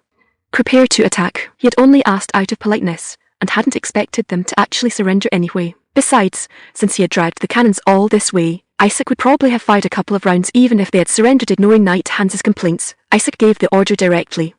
Deploy the cannons. Dozens of soldiers rushed to the side of the cannons, pushing the 3 heavy pieces toward the city walls. Rumble, the weight of the cannons was staggering, leaving deep ruts in the ground with every step. Isaac and Knight Miller also joined the team pushing the cannons. Under the combined strength of the 3 of them, the cannons moved slowly. The surrounding soldiers all looked at them with eyes full of awe. Knight Miller wiped the sweat from his forehead and complained to Isaac. Lord, you are a mage. Why is your strength about the same as mine? Isaac smiled and said, Knight Miller, you're too modest. It seemed their last drawer still weighed heavily on Knight Miller's mind. Knight Miller continued to grumble about how unfair the world was. Meanwhile, Hans spoke up excitedly from the side. This is the power of the Apostle of God. What Apostle of God? I know what the truth is. Knight Miller ruthlessly exposed Isaac's secret. Knight Miller, you know too much. Isaac face-palmed, truly helpless against this old fellow. Do you want to silence me? Knight Miller asked with a grin. No, the best way to shut someone up is to make them work. Go carry the cannonballs. That's an order. Isaac pointed to the stonemasons in the distance, who were polishing the projectiles. Those cannonballs were extremely heavy, but for an intermediate knight like Miller, they should be nothing. Knight Miller immediately shut his mouth and walked toward the cannonballs with resignation. Target locked. The artillerymen aimed the cannons at the city walls and gate, reporting to Isaac. Fortunately, mages of this era had already invented magic for range finding and aiming, allowing the artillerymen to target with ease. Load the shells. The artillerymen poured the black gunpowder into the barrels and used long ramrods to pack it down. Lord, the cannonball is here. Knight Miller walked over carrying a heavy stone cannonball. Wait, scratch. Isaac inscribed 3 layers of fortifying enchantments onto the cannonball. The harder the cannonball, the greater its power. NNGH Knight Miller's face turned beet red. Clearly, the cannonball had become incredibly heavy. Isaac nodded, and Knight Miller immediately stuffed the cannonball into the barrel. The other artillerymen followed suit, loading their cannons and inserting the fuses into the touch holes. Compared to catapults, the preparation for cannons was much simpler. Tudlin, what do you think? Isaac asked. We'll only know after we try. Tudlin spoke uncertainly. Everyone's eyes were focused on the artillery. The air was thick with tension and anticipation. Only Isaac was full of confidence. Knight Hans, you give the order to fire. Isaac decided to grant this honor to Knight Hans. Knight Hans walked over to the artillerymen, offered a devout prayer, and then shouted at the top of his lungs, "Fire!" Boom! A deafening explosion pierced the sky as a stone cannonball whistled toward the city wall. The cannon recoiled violently, leaving deep marks in the ground. Boom! The city gate was blasted to pieces, leaving only a single tottering hinge. A massive hole was blown directly through the gate, revealing the garrison inside. The once indestructible city gate was like paper before the cannon fire, instantly breached by a massive gap. That gate, which had withstood countless battering rams, had actually been blasted open by a single shot. The defenders inside were all scared witless, frozen in place for a moment without any reaction. Heh, it seems the goddess heard your prayer, Knight Hans. Isaac patted Knight Hans on the shoulder and said with a smile. Knight Hans was still immersed in shock, unable to pull himself out. Only then did a wave of terrified screams rise up from within the walls. A cold smile curled at the corner of Isaac's mouth as he directly ordered the artillerymen. The reaction is quite good. Keep firing. Blast their city walls to pieces for me. The good show has just begun. White flag. Collins Castle was currently in utter chaos. The administrator stood on the city wall, his face pale, directing the soldiers to prepare defences against the Blackwood Army's attack. Boomer! With a deafening roar, a massive stone projectile whistled through the air and shattered the city gate. How is this possible? The administrator stared in disbelief at the crumbling gate before him. Shrapnel flew and dust billowed. The gate had been blown open, leaving a hole large enough for 2 or 3 people to pass through side by side. Administrator, sir. The gate. The soldiers cried out in terror, their voices trembling. Shut up. I can see it. The administrator roared, but his voice also carried a tremor. He couldn't fathom what had happened. When did the Blackwood Army acquire such terrifying weapons? The administrator was filled with dread. Repair. We should quickly repair the gate. A soldier pointed at the gate and said, Can this even be repaired? The administrator looked at the gate, which was completely unrecognizable, and shook his head helplessly. This was not a simple matter of being struck by a battering ram or having a loose hinge. This gate had been completely destroyed. Even repairing it would require hundreds of artisans and a week's time. Quickly block the gate. The administrator yelled hoarsely. Use carriages. Use wood. Block it with everything you can. He gave up on repairing the gate and decided to seal it off completely, buying as much time as possible. They still had tall, sturdy walls. If they could just block the gate, perhaps they could hold out until reinforcements arrived. Boomer, however, his hope was quickly crushed by cruel reality. With another deafening crash, a stone projectile screamed in, and a previously intact arrow tower collapsed into a pile of rubble. A soldier running down from the arrow tower was struck by flying debris, instantly letting out a scream before falling motionless to the ground. Damn it. What in the hell is that thing? The administrator's face was ashen, and he couldn't help but curse. Could it be magic? But the power was too terrifying. Crucially, Blackwood territory didn't have high-level mages, and they hadn't had time to set up catapults either. The administrator was filled with doubt and alarm. Boomer! Another stone projectile slammed heavily into the city wall. The soldiers on the wall were shaken, stumbling everywhere. The wall shuddered violently, and a large hole was blown open, exposing the dirt and stones inside. The soldiers, looking at the blasted wall, completely lost their will to fight, throwing down their weapons and scrambling to escape. It's over. Fear spread wildly throughout the castle. Wow, sister. The arrow tower was blown up. Shafi excitedly pointed at Collins Castle. Effie looked at Shafi's innocent expression and shook her head helplessly. Shafi was actually supposed to be helping the Blackwood Army level the land and build fortifications. But upon seeing the spectacular sight of the wall being destroyed, she was utterly awestruck and forgot herself. Effie looked at Isaac Blackwood, who was enchanting the cannonballs, and was filled with admiration. This man always managed to do things that defied common sense. She had initially been skeptical about whether Isaac could destroy the walls of Collins Castle, but now Isaac had proven his capability through action. Hey, he really is a little man who keeps his word. But where exactly did he learn all this knowledge? Gunpowder, fertilizer, firearms, cannon, and those crops that even they didn't know about. These things gave Blackwood territory infinite potential. If Blackwood territory can continue to develop like this, perhaps even if the High Elves invade, we could. Perhaps Blackwood territory would soon become their new home, protecting them and ensuring they would no longer wander. Effie looked at Isaac, her eyes full of hope. In this moment, having lived for over 200 years, she had never imagined she would develop such complex feelings for a short-lived human. The bombardment started in the morning and continued until the afternoon. Fire. Boom, boom, boom. Deafening explosions echoed through the sky, and massive stone projectiles whistled as they flew toward the city wall. The wall was already riddled with holes and on the verge of collapse. Oh, nice. Isaac's eyes lit up. A stone projectile hit the inner part of the wall. With the blessing of the Solidify enchantment Isaac had inscribed, the projectile did not shatter, but instead blew open an even bigger hole in the wall. The wall was already tottering. Even an indirect hit might cause a chain collapse. Artillerymen, quickly, use shrapnel. Isaac looked at the cannon recoiling backward and changed his mind. Never mind, let's stick to solid shot. It seemed he had to find a way to secure the cannon. Isaac thought to himself. The wood elves were using the power of their elf partners to blow cold air into the cannon barrels to cool them down, preparing to quickly load the next round. Heh, those guys must be terrified senseless by now. Toddlin said with a smile, looking at the crumbling wall. What do you think? That's the power of the weapon you forged. Isaac patted Toddlin's shoulder and asked, cough cough, all the credit goes to you. I merely swung the hammer according to your instructions. Toddlin spoke modestly, but his face was full of pride. How's the thing I asked you to research coming along? Isaac asked. The weapon for dealing with trolls and giant ogres. The artisans are working hard on it. Toddlin replied. Good. Once that weapon is finished, we can dispatch the second Magical Beast Forest Expedition team. Ordinary rifles can't deal with giant ogres, and they are too agile to be hit by cannon. So Isaac needed a weapon specifically designed to deal with them. My goodness, what exactly is inside your head? Toddlin asked, looking at Isaac's excited eyes.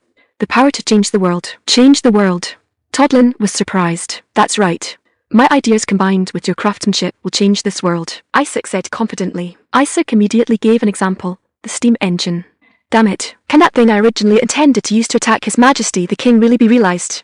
Toddlin asked in surprise. Isaac nodded. Although it's hard for me to believe, you have already proven the power of the cannon, so I believe you.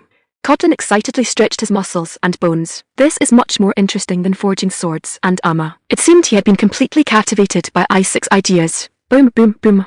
Just then, the cannon fired again. The earth trembled, and stone projectiles screamed as they flew toward the wall. Boom, boom, boom. The bombardment continued relentlessly. Finally, a stone projectile struck a weak point in the wall, accompanied by an earth-shattering crash. The city wall collapsed. The surrounding walls also crumbled. The earth shook, and dust flew, enveloping Colin's castle in a hazy grey smoke. The soldiers stared dumbfounded at the incredible scene before them. They had actually breached Colin's castle, without suffering any casualties. The garrison of Colin's castle, due to the collapse of the walls, completely lost the will to resist. Swoosh! A white flag was slowly raised on the city wall. Gently swaying, destroy city wall completed, achievement points plus 4,000. A few days later, Second Prince Good received news that Colin's castle had been captured. Your Highness, are you really going to let that bumpkin occupy my castle? Absolutely not. Baron Collins rushed into the tent, angrily slamming the table and shouting loudly. Please send troops to help me retake Colin's castle. Second Prince Good, however, was speechless and could only scratch his head awkwardly. After all, he was the one who had ordered the blockade of Blackwood territory in the first place. The second princess with complicated feelings. Baron, calm down. Once the mercenaries arrive in a few days, we will dispatch troops then. Second Prince Good said patiently. Your Highness, how much longer must we wait? When will those mercenaries arrive? Baron Collins roared anxiously. What if that hillbilly takes the chance to repair the walls? What then? Second Prince Good took a deep breath, trying to suppress the anger in his heart. Baron Collins has a point. How on earth did that hillbilly destroy the walls? If even Colin's castle has fallen, then our own territories are in danger. The other lords also expressed that the issue of the Blackwood territory should be resolved first. They seemed to have forgotten the situation on the front lines, thinking only of protecting their own lands. Damn it. Fuming with rage, Second Prince Good slammed the table again. If we withdraw troops now, the front line will surely collapse. But, Your Highness, the lords looked at Second Prince Good anxiously. Second Prince Good's heart was filled with bitterness. His army was mostly the private soldiers of these nobles. He couldn't ignore their opinions. Isaac, you bastard. Second Prince Good never expected that he would be pushed to such a state by a mere baron. Your Highness, Count Ania has already wiped out Princess Priscilla's surprise force, and is on his way. The mercenaries are also arriving soon. We can afford to withdraw some troops now to appease those lords, Lord Baron suggested. Moreover, the walls have been destroyed. It shouldn't be difficult to retake Collins Castle. Second Prince Good nodded. Fine. Then withdraw 2,500 soldiers. Also, send a 4th Circle Mage to assist Baron Collins. Baron Collins. Present. Second Prince Good roared. If you cannot retake Collins Castle, don't bother coming back. Yes, Your Highness. Baron Collins swallowed hard and nodded. Asterisk. Princess Priscilla, Your Highness. Knight Lugo ran into the room in a hurry. What is it, Lord Lugo? Why are you back? How is the front line? 2,500 enemy troops have left the front line, and a mage has also disappeared. Why? Do they intend to launch a sneak attack on us? It's likely that Baron Isaac has captured Collins Castle, and those lords are panicking. He captured Collins Castle, Baron Isaac? Princess Priscilla asked in surprise. Yes, he really is a remarkable man, har. Knight Lugo laughed. Asterisk. Thanks to him, we can catch our breath. Princess Priscilla gazed at the distant battlefield, a complex look in her beautiful eyes. Although Count Arnold was slaughtering everyone on the battlefield, he was only one person after all. As time passed, he also began to feel exhausted. Moreover, they were facing an enemy twice their size. If it weren't for Count Arnold, they would have collapsed long ago. Indeed. That thunderous weapon was scary enough last time, but now he can even destroy city walls. Did he get a hold of a large number of catapults? Knight Lugo's tone was full of disbelief. Now Baron Blackwood already possesses 3 territories. Princess Priscilla's tone was somewhat complex. Isaac alone had not only annexed the Albram fief, which was twice his size, but had now also occupied the Collins fief. A fortress leading to the west. Brotherhood has already sent troops to retake the Collins fief. If Baron Isaac can successfully hold it, perhaps he really could become the most powerful lord in the west. Isaac's growth rate was simply too fast. How long had it been? That once obscure country boy now showed signs of becoming a hegemon in the west. If only she had been more decisive back then. Sigh. Princess Priscilla's heart was filled with regret. Baron Alt, what kind of monster is your son? Let's hope so. However, the walls of Collins Castle are destroyed, and now they are outnumbered and facing a mage. It will be difficult for Baron Blackwood to hold it. Knight Lugo said worriedly. We can only pray that he can hold out for a bit longer. I will inform him of the second prince's faction's movements as soon as possible. If he really can hold it. A glimmer of hope flashed in Princess Priscilla's eyes. What would happen if he could hold the Collins fief, Your Highness? Knight Lugo asked. Perhaps we should seriously consider Baron Isaac's previous proposal to form an alliance with him. By now, Princess Priscilla had completely given up on the idea of making Isaac submit to her. She knew very well that Isaac was rising by his own strength and would not yield to anyone. No, I will write to him personally. I hope this time I can move him. Princess Priscilla picked up her quill and began to write the letter seriously. Asterisk. Above Collins Castle, a white flag representing victory fluttered in the wind. Isaac walked into the castle and saw faces filled with terror and unease. Looking at these trembling residents, Isaac knew what they were afraid of. In the siege warfare of this era, there was an unwritten rule. Only by surrendering before the battering ram hit the gate or the catapults attacked the walls could lives and property be spared. If they surrendered only after the walls were breached, their lives and property would not be guaranteed. Therefore, many lords would allow their soldiers to pillage the city after breaching the walls, as a reward or to boost morale. It seemed these residents were also worried they would face retaliation from the Blackwood army. Knight Miller, disarm the prisoners. Knight Hans, you're responsible for counting the resources, population, and damage to the walls in the city. Isaac issued orders methodically. Yes, my lord. The 2 knights took their orders and left. Isaac walked up to the terrified residents. Priestess Igni, go and see if there are any injured residents and treat them. Although most residents had hidden in basements during the shelling, some unlucky ones were still injured by falling rocks.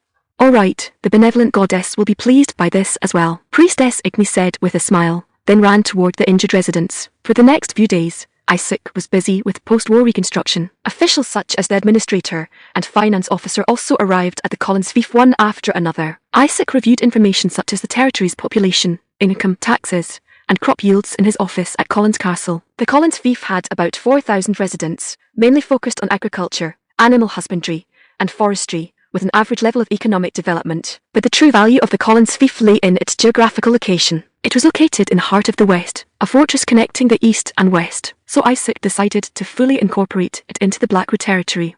Fortunately, the public security in the Collins fief was decent. Most of the soldiers in the Blackwood army were followers of the Elysian faith. They were highly disciplined, and the siege had gone very smoothly without causing too much destruction. Combined with the large amount of relief supplies Isaac provided, as well as the efforts of Priestess Igni and Father Pavel, the residents of the Collins fief did not have much resistance to the rule of the Blackwood territory. After all, for the peasants who made up the vast majority of the population, it didn't matter who ruled them. The taxes in the Collins fief were shockingly high, It seemed the previous lord had exploited the people quite a bit. After discussing with the finance officer, Isaac decided to lower taxes to ease the burden on the people. It was clear these lords were used to acquiring wealth by exploiting their subjects. Isaac, on the other hand, had accumulated a great deal of wealth through active trade, so he could afford to lighten the burden on his subjects. Of course, in the future, once the industry of the Blackwood territory developed and the middle and upper classes gradually formed, he would also increase income by levying indirect taxes.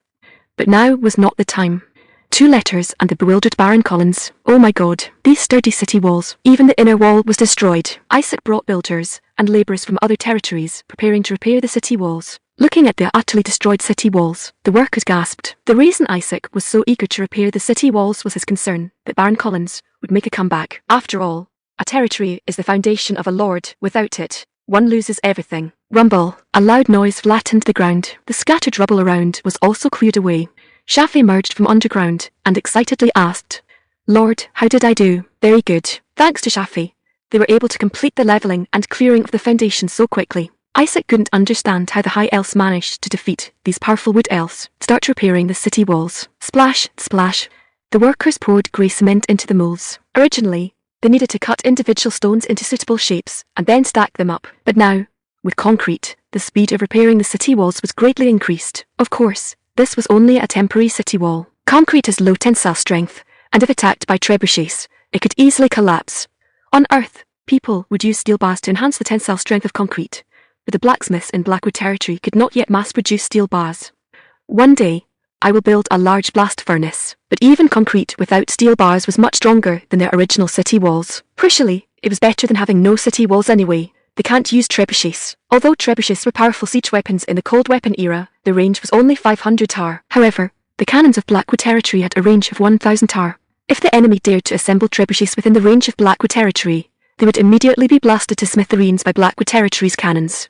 This is the power of gunpowder. In terms of range, firearms had an overwhelming advantage over cold weapons. Moreover, firearms required a long reloading time, so their maximum power could only be exerted from behind sturdy city walls. If the enemy dared to attack Blackwood territory, Isaac would definitely let them experience the shock of cannons blasting them in the face. Asterisk.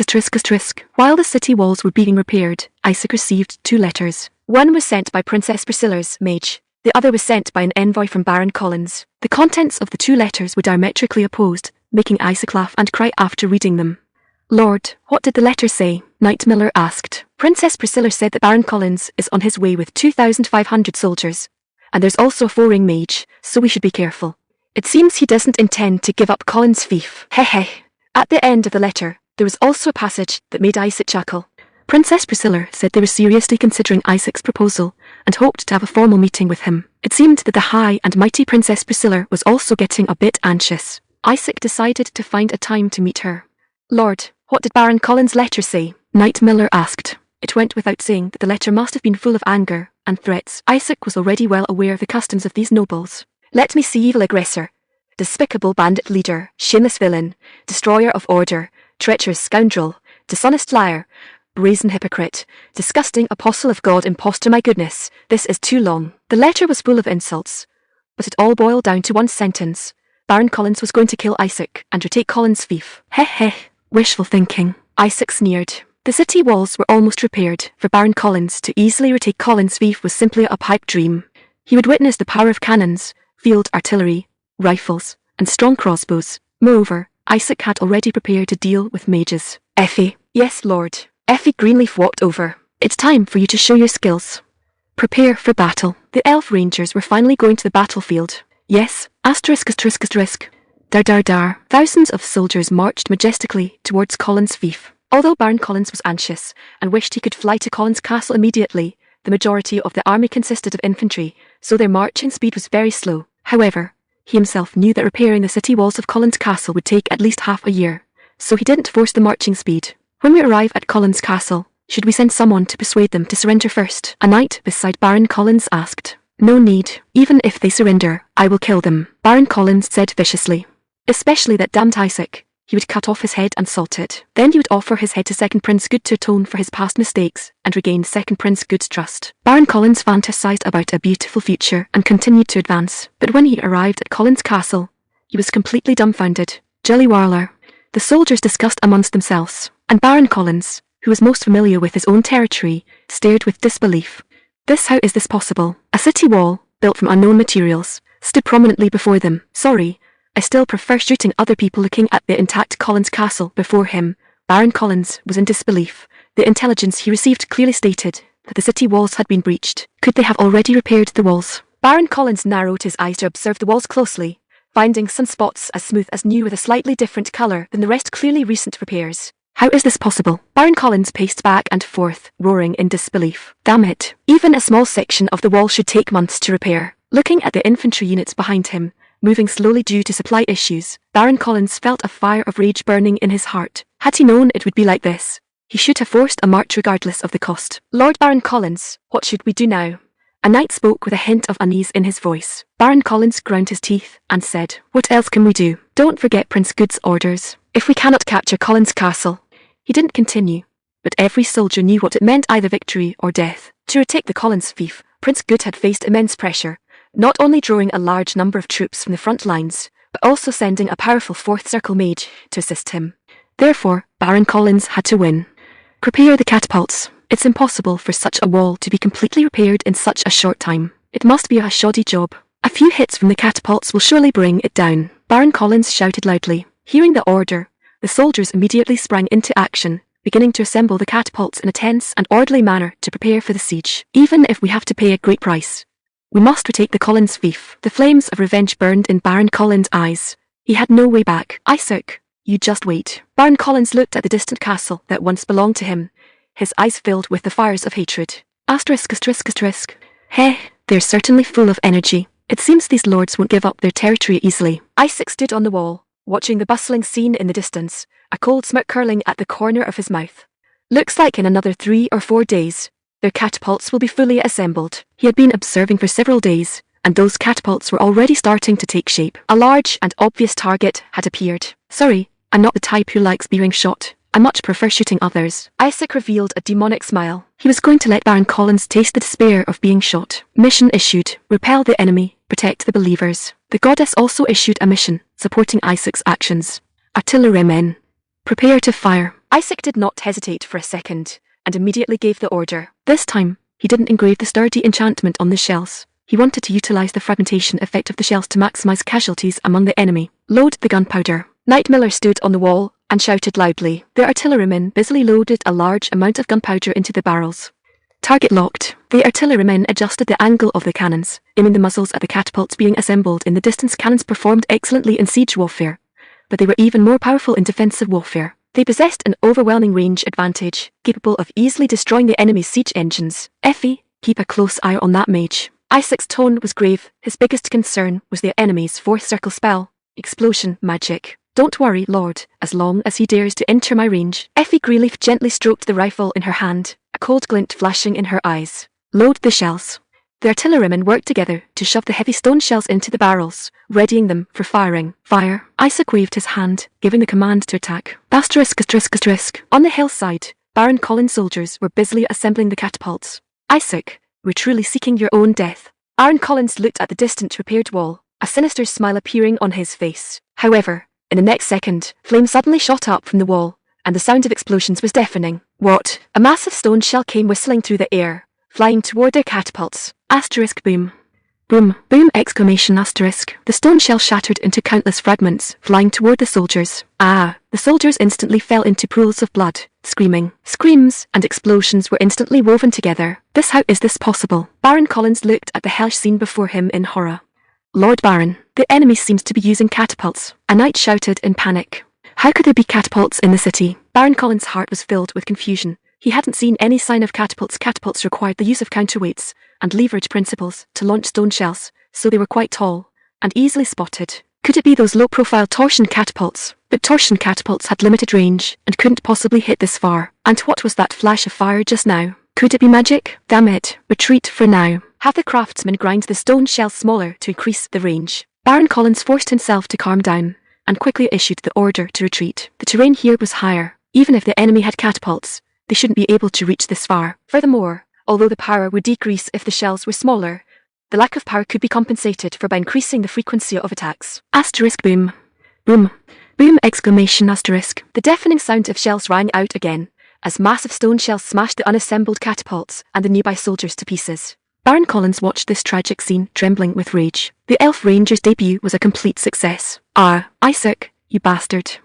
He finally saw the pitch-black giant cannon on the city wall, emitting a cold metallic luster. What the hell is that? How far is its range? He roared in anger. Could it be this thing that destroyed the sturdy Collins castle?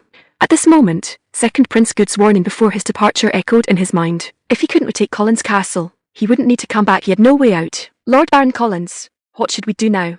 A knight asked, bracing himself. Baron Collins took a deep breath and pointed at Collins castle in the distance, saying viciously, "Fortunately, the battering ram hasn't been destroyed. We can only take advantage of the time before the enemy fires again to lead the soldiers in a charge. Use the siege ladders to climb the walls." But the knight wanted to say more, but was rudely interrupted by Baron Collins. "Damn it, do you want to stand here and wait for death?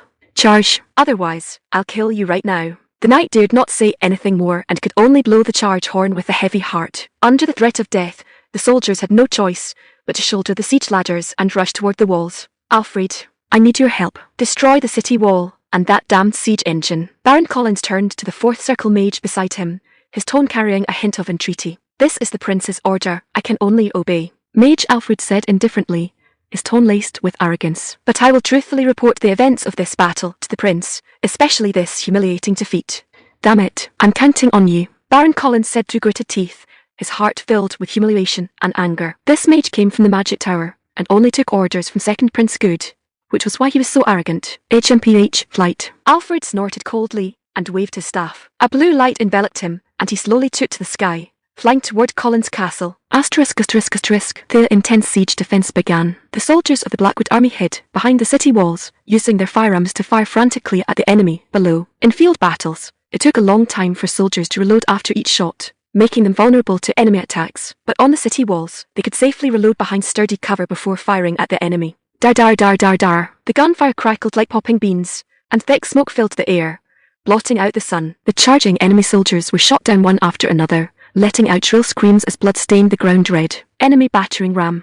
Target locked. A field gun aimed at the approaching battering ram and fired. Boom, boom, boom. The deafening explosions resounded through the sky. The roof of the battering ram was blown to pieces. Wood splinters and flesh flew everywhere in a gruesome sight. The battering ram came to a halt in the middle of the battlefield, unable to move another inch. Bro. At Knight Miller's command, several iron balls with burning fuses were thrown by the soldiers toward the enemy approaching the wall. Boom, boom, boom, boom, boom. Explosions erupted one after another below the wall, as fire and shockwaves swallowed the surrounding enemies, effectively halting the assault. Fire. At Hans's command, hundreds of arrows took to the sky, blotting out the sun and falling on the enemies' heads like raindrops. Arr! Screams rose one after another as the rain of arrows harvested the lives of the enemy. This is a trap. The enemy's morale instantly collapsed as they realized they had fallen into an ambush and were in a desperate situation. They didn't flee in a rout, but stopped where they were, looking up at the sky as if waiting for something. Shiar. In the distant sky, a dark shadow flew rapidly toward Collins Castle. At first, Isaac thought it was a giant bird or some kind of flying magic beast. But as the shadow drew closer, he was shocked to find it was a person, a mage dressed in magical robes, holding a staff, and suspended in the air. Holy crap, he's actually flying over here alone. Isaac watched the incredible scene, but in the next moment, he couldn't help but laugh. Effie, it's your turn. I've been waiting for this moment for a long time, my lord. Effie Greenleaf confidently propped her rifle on the city wall and aimed at the approaching mage. The distance was great, already exceeding the rifle's effective range. Furthermore, the mage seemed to have sensed the Blackwood army's attack and was constantly changing positions.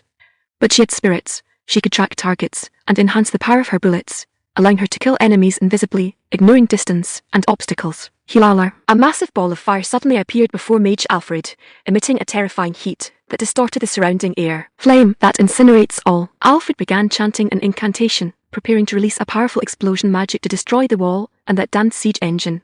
Just then, Effie Greenleaf pulled the trigger. Bang! A crisp gunshot rang out, and a silver bullet pierced the sky, trailing a long streak of fire as it flew toward Alfred. Grant endless flames to the enemy. Explode. Alfred let out a scream, clutching his chest as he fell from the sky. Splat. Alfred slammed heavily onto the ground from the air, and then lay motionless like a dead pig. The battlefield fell into a sudden silence. Everyone was stunned, staring wide-eyed at the scene, unable to believe their eyes. Phew. Effie Greenleaf coolly blew on the muzzle of her gun, and looked at Isaac, asking, "How was that, my lord?" The Elf Ranger's debut, hunting both knights and mages, was a perfect success. Western Dominator. Well done, Effie. Amidst the crisp sound of the bolt action, Effie Greenleaf lowered her rifle, confirming the enemy's complete death. Thank you for the praise, my lord. Effie Greenleaf smiled sweetly, her emerald green eyes curving into two crescent moons, the beauty mark at the corner of her eye adding a touch of charm. With the high-level magician killed, the battlefield suddenly fell into silence. The soldiers who had been counting on the magician to turn the tide of battle were dumbfounded upon seeing this. The soldiers began to stir restlessly. The Blackwood army's overwhelming firepower had long since crushed the enemy's morale. The magician's death became the final straw that broke the camel's back. The soldiers completely collapsed, discarding their armor and weapons as they scrambled to flee the battlefield. Boom! A field gun roared, its shell landing precisely amidst the fleeing enemy crowd. Seeing this, Knight Miller immediately ordered the artillerymen to continue firing to maximize their gains. Boom! Boom! Boom! Stones are flying over again. Run! Fear spread like a plague among the enemy troops. The soldiers fled the battlefield in a desperate frenzy. Shells fell relentlessly like raindrops, reaping the lives of the enemy. The soldiers were all crying out and fleeing, even trampling over the corpses of their comrades. Form ranks. Take up your weapons. The knights tried to reorganize the ranks, but the tide of the rout was unstoppable. The soldiers only wanted to escape this terrifying battlefield.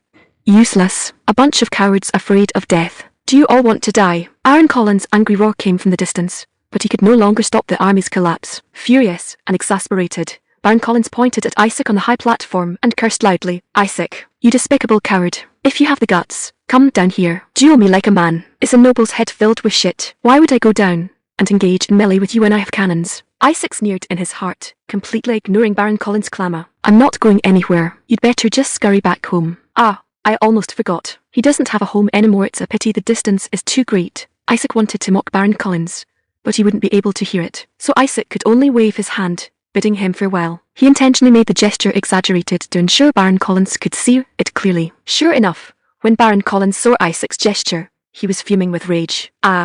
He clutched his hair, roaring in a frenzied rage like a madman. A knight, seeing that Baron Collins had lost his mind, forcibly dragged him away from the battlefield. Once Baron Collins left, the soldiers, who were still hesitating, also discarded their equipment and scattered like birds and beasts. Toot! Toot! Toot! The bugle call for retreat echoed through the skies, bringing this one-sided battle to a close. Repel the enemy, protect the believers. Completed. Achievement points plus 3,000. Baron Collins' army suffered heavy losses due to their inferior range and eventually fled in a pathetic state. Soldiers, we have secured victory once again. Isaac held his gleaming mace high and shouted loudly. Yura! The soldiers of the Blackwood army let out a deafening cheer. ****. Right City, Dario Merchant Guild branch. Click clack click clack. Branch head Miko lightly toyed with the scales on her desk, weighing the chances of second Prince Good and Princess Priscilla in her heart. This war of succession concerned the future of the Dario Merchant Guild, and branch head Miko had to choose carefully. What should I do? Of course, this was not something she, a mere branch head, could decide. It had to be determined by the Dario Merchant Guild headquarters in the royal capital. But because of a certain person, branch head Miko's heart had already leaned toward the second princess's faction. She believed that Lord Isaac would surely overcome the current difficulties and win the final victory. Of course, this was a huge gamble, but she trusted her intuition. Lord Isaac was always able to create miracles. Not only did he defeat the Albram thief, which was twice his size, but he also invented all sorts of miraculous things. Coupled with the recent rumors of him being the apostle of God. Knock, knock, knock. The sound of knocking interrupted branch head Miko's train of thought. Come in. Libero entered the room holding a document in his hand. Branch head Miko, have you heard? Libero's expression was very serious, and branch head Miko's heart immediately tightened. Could it be that the guild headquarters had given her another unreasonable task? The Collins thief, which previously seized our carriages and blocked our trade routes, has been captured by Baron Blackwood. What? Branch head Miko stood up abruptly and said in pleasant surprise. I knew it. He would definitely win. Furthermore, he defeated Baron Collins' 2,500 soldiers and a high-level magician at a minimal cost. Baron Collins is now fleeing in a pathetic state. Excitedly, branch head Miko snatched the document from Libero's hand and read it carefully. The Blackwood army's casualties are almost negligible. A merchant's intelligence is always the fastest and most accurate. Lord Isaac always managed to prove himself through actual results. Branch head Miko's eyes were filled with a light of excitement. He truly is a remarkable man. She had only just reported the Collins thief's misdeeds to the guild headquarters, and not long after, Lord Isaac had taken action. I'm going out for a bit, Libero. Branch head Miko's tail wagged excitedly. She was going to visit Lord Isaac. From the first time they met, she felt that Lord Isaac was a very interesting person. He was always able to spark her curiosity and interest, and her intuition also told her that Lord Isaac was a trustworthy person. Where are you going? Branch Head, Libero asked in confusion. I'm going to visit the man who is about to become the Overlord of the West. This is called maintaining client relations. Branch Head Miko said as she tidied her clothes and hair, a slight blush on her face. Maintaining client relations. You certainly look very happy. Libero teased, looking at Branch Head Miko's excited appearance. Shut up.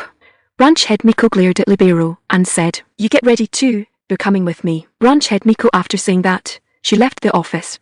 She had many things to discuss with Lord Isaac. She recalled the scene when Lord Isaac first met her and handed her a Blackwood beer without hesitation. A smile curled at the corners of Branch Head Miko's mouth as she quickened her pace. The second prince was defeated. Rumble, rumble. Hundreds of tall and mighty warhorses formed a dense formation, launching an overwhelming charge toward the enemy forces. Baz! Count Arnold held his long sword high, its blade shimmering with a dazzling blue light, looking like a god descended to earth. I am Arnold Brianna. The sword saint's roar echoed across the battlefield, shaking the surrounding fields.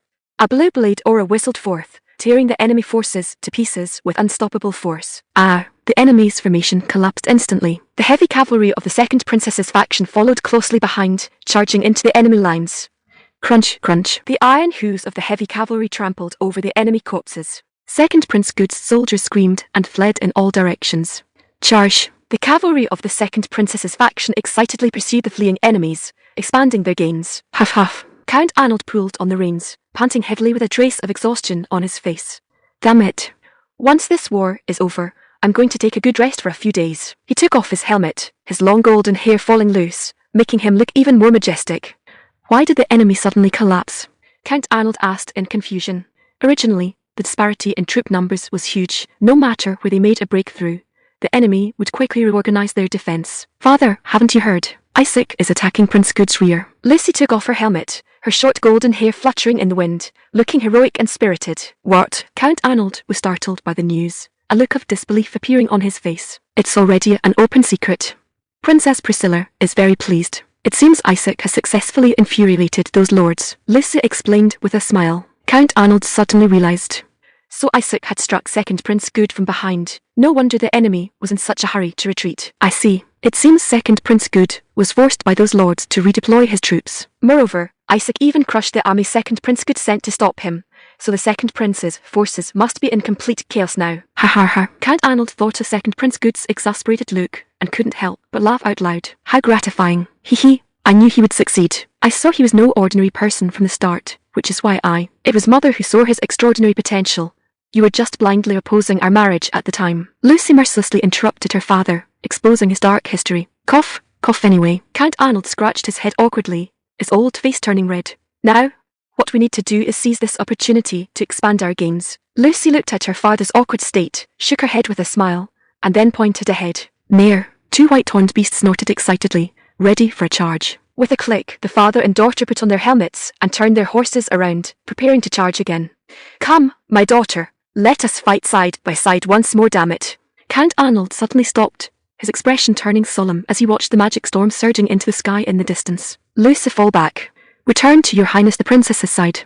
It seems he has arrived. Count Ania. Count Arnold looked at Count Ania, who was releasing magic in the distance, his eyes filled with cold murderous intent. Asterisk. At Collins Castle, the siege ended in victory for the Blackwood territory. Isaac gave some soldiers time off, but he remained busy handling various affairs. To reward him, the spirit who controlled the plant elemental spirits brought him a tray of brown powder. It seemed they'd sliced and dried the pot-quality beets and then extracted sugar from them. So sweet. Isaac dipped a finger in a bit of sugar and put it in his mouth, speaking happily. He dipped a piece of bread in the sugar and put it in his mouth. The surface of the bread was covered in glistening sugar crystals, tasting sweet and delicious with every bite. This is absolutely delicious. And so, eating bread dipped in sugar, Isaac continued to handle his official business. Knock, knock, knock. The sound of knocking interrupted Isaac's thoughts. Lord, Branch Head Miko seeks an audience, Administrator Peter said respectfully. Let her in. Isaac put down the documents in his hand and said with a smile. Asterisk. Greetings to the new Overlord of the West. Branch Head Miko lifted her skirt and performed an elegant curtsy, her poise like that of a noble lady. She deliberately used the term Overlord instead of the usual Lord, clearly implying something. You're joking. Branch Head Miko. Blackwood territory is just a tiny place. How could it be worthy of the title Overlord? Isaac shook his head helplessly. Blackwood territory's foundation was still shallow, having only annexed 2 territories at most. How could it compare to the true overlords who possessed vast lands and millions of troops? But I am a merchant. I always look at future possibilities. Branch head Miko chuckled, covering her mouth, skillfully using various compliments in an attempt to close the distance between her and Isaac. Blackwood territory is flourishing now. With such momentum, it wouldn't be an exaggeration to say its future is promising. Wouldn't you agree? Her gaze was far too intense. Feeling watched, Isaac quickly changed the subject. The business in the Collins fief earlier didn't delay the shipment to the royal capital, did it? Rest assured, the goods reached the royal capital smoothly before the Collins fief blocked the roads. Thanks to your swift resolution of the trouble, those who wanted to target us will never dare to have ill intentions toward our caravans again. Branch head Miko expressed her gratitude to Isaac once more. Since we are partners, your trouble is naturally mine as well. It was only right to help. By the way, how are the sales for the fountain pens and carriages? The fountain pens are already being sold in the palace. Their exquisite design and practical functions have been recognized by the royal family. As for the carriages, Branch head Miko paused. The Belfolk Merchant Guild, which was originally responsible for supplying carriages to the royal family, has been interfering. It seemed that entering the lucrative grounds of the palace was no easy feat. Fortunately, Regent Parsis was very fond of the fountain pens we sent, so he agreed to let our carriages enter the palace. That's great. Isaac pumped his fist excitedly, like a salesman who had just signed a major contract. It was like a new car manufacturer producing a new model, and then having the president decide to ride in it. This would bring about a massive promotional effect. Well done, Branch head Miko, Isaac said, excitedly gripping Branch head Miko's hand. The sudden action left Branch head Miko a bit flustered, a faint blush appearing on her fair cheeks. I want you. In any case, as long as His Majesty the Regent likes that carriage, your plan can be considered half successful. You've ridden in that carriage yourself, its comfort goes without saying. Combined with the silence enchantment, it will surely leave a deep impression on the Regent. So, your use of connections to get the carriage into the royal palace is a significant contribution. Branch head Miko's tail began to wag excitedly. Not at all, it's all thanks to the superior performance of the carriage you invented. I'm just adding a finishing touch. By the way, Miko, you didn't just come here to tell me this, did you? Of course not. Lord Isaac, I heard that the Blackwood territory had a bumper harvest this year. Branch head Miko asked. She had heard that everyone in the Blackwood territory now had white bread to eat. A bumper harvest, perhaps, in Branch head Miko's understanding, a harvest meant planting wheat in fertile soil, and then having favourable weather without pests or diseases to finally get a good crop. But the Blackwood territory had already achieved an agricultural revolution. They used chemical fertilizers for intensive cultivation, and obtained unprecedented high yields. I want to buy some wheat from you. The more the better. What do you want so much wheat for? Civil war has broken out in the east, and it's before the wheat harvest. I believe we will soon face a food shortage. If we can seize this opportunity, we can make a fortune. The farmers who should have been tilling the fields were all conscripted, so grain production in the east will definitely drop. Branch head Miko wanted to seize this opportunity, taking the risk to sell grain to the east for high profits. The Dario Merchant Guild was financially powerful and could hire strong guards, so ordinary bandits wouldn't dare target them. You want to take advantage of the war to expand the Dario Merchant Guild's influence in the east. You could say that. Isaac calculated in his mind. The Blackwood territory currently didn't have the capacity to transport wheat to the east, so it was better to take the opportunity to make a profit. We have war here too. You're not thinking of doing business in the west, are you? How could I? You are the apostle of God. How would I dare to have any crooked thoughts on your turf? That's good. I will sell the wheat to Princess Priscilla. This will also increase my bargaining chips. How much wheat do you plan to sell? 500 bushels. Branch head Miko tentatively held up 5 fair fingers. Too little. Branch head Miko looked at Isaac in surprise. Isaac shook his head and also held up 5 fingers. 5,000 bushels. Branch head Miko was dumbfounded. Do you know, even in the east, which is hailed as the granary, the most wheat that can be sold at one time is 3,000 bushels. Isaac didn't know, and didn't want to know. Once the water conservancy projects were further improved, and the Albram fief and Collins fief also started using chemical fertilizers, wheat production would increase significantly again, so there was no need to worry about food issues. You don't need to worry about that, Isaac said with a confident smile. How much can you take? The price of wheat isn't cheap right now. Isaac glanced at Miko's small mouth and said with a smile, I can take at most 2,000 bushels. Branch head Miko bit her lip and stated her bottom line. Tusk, that won't do. Her appetite is too small. Isaac brought it all out, but Miko could only take in less than half. All right, you can discuss the specific transaction details with my finance officer. Oh, one more thing. Isaac suddenly remembered something. I want to buy some mercury. Do you know where there's a mercury mine? Mercury? Do you want to use it for beauty treatments? Branch head Miko was a bit surprised. In ancient China, Qin Shi Huang regarded mercury as an elixir of immortality, but ended up dying of mercury poisoning. And in the West, Elizabeth, I once applied mercury to her face for beauty, but Isaac had other uses for it. No, I need to do some experiments. Just a small amount is enough. No problem, leave it to me. Also, can you help me recruit some artisans from Wright City, such as apothecaries, jewelers, glassmakers, tailors, blacksmiths, and so on? The pay will be excellent. This might be a bit difficult. The artisans in Wright City are the pillars of the city. The mayor won't let them leave easily. What if I'm willing to pay a higher price? Even if you're willing to pay an even higher price, those artisans won't easily leave Wright City unless Wright City suffers a catastrophic disaster, branch head Miko said regretfully. Sigh, what a pity. The reason the Free City could exist was that they had reached agreements with the surrounding nobles and the king. Those short-sighted nobles probably wouldn't break their agreement and attack Wright City for immediate gain, would they?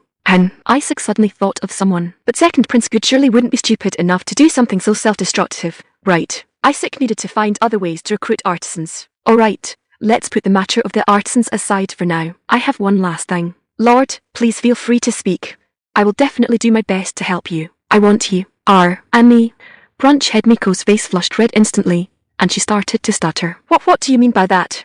You're a half-beastman. You must have faced a lot of discrimination in the guild, right? Have you ever thought about changing jobs? Branch head Miko finally understood what Isaac meant. Her ears drooped slightly, and her tone was a mix of disappointment and loneliness. You want to recruit me? Are you going to establish your own merchant guild? I'm not sure yet. I'm just considering the possibility. I need a shrewd and capable merchant like you to help me manage the guild. A bitter smile curled at the corners of Branch head Miko's mouth. I have indeed suffered a lot of grievances in the guild. Even my father has always discriminated against me. But I'm not asking you to give up everything and come to the Blackwood Territory right now. Isaac explained. I just want to tell you that the doors of the Blackwood Territory are always open to you. Hee. Are you serious? On one side was her father who wanted to drive her away, and on the other was Isaac who wanted to recruit her. Miko still couldn't make a decision for the moment. However, Isaac's invitation had already planted a seed in Branch head Miko's heart. I will seriously consider it, Lord Isaac. You are the first person who has wanted to recruit me. That's because they are blind and haven't truly understood your value. Experience and knowledge are wealth, especially for a merchant with rich experience like Branch head Miko. Moreover, Branch head Miko seemed to be on bad terms with other branches of the Dario Merchant Guild, but she was very popular within her own branch. So, if she were willing to join the Blackwood Territory, perhaps the entire branch would follow her. Of course, the possibility was slim. To celebrate our success in delivering the goods to the palace and the conclusion of the wheat deal, shall we have a drink? Asterisk clack asterisk. Isaac opened a beer keg, and golden beer slowly poured into the wooden cup. Of course, Lord Isaac. That's also one of the reasons I came to the Blackwood Territory in person. Branch head Miko said with a smile. To the Blackwood Territory and the Dario Merchant Guild. Isaac raised his glass. Asterisk clink asterisk. The two glasses clinked gently together. Asterisk asterisk asterisk. Inside Second Prince Good's camp tent, the atmosphere was terrifyingly oppressive. Those nobles who were usually arrogant were now as quiet as cicadas in winter, their faces filled with despair. What did you say? A flash of white light, accompanied by a deafening roar. And then our army was wiped out. Second Prince Good asked in disbelief, his tone filled with anger and fear. Baron Collins knelt on the ground and said tearfully, Yes, Your Highness. The shocked nobles and the Second Prince's assassination, a living hell.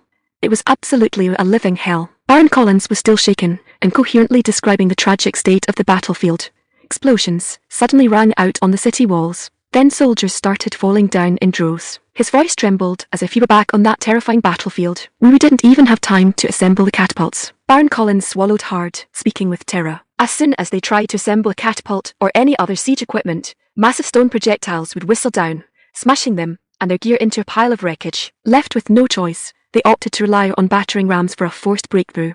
However, they were met with even fiercer suppressive fire. The soldiers of the Blackwood Territory, the wooden sticks they held could actually spit fire and thick smoke. Our heavy infantry were like scarecrows in front of them. Baron Collins clutched his head in agony, his voice filled with despair. The nobles in the tent listened to Baron Collins's description, their expressions growing increasingly grim. How can such terrifying weapons exist in this world? Exactly. The Blackwood Territory doesn't have a great magician, and they didn't have time to set up catapults either. You said those wooden sticks could pierce the armor of heavy infantry. That's too outrageous. Also, you said they could use fire and explosions. Are the soldiers of the Blackwood Territory monsters?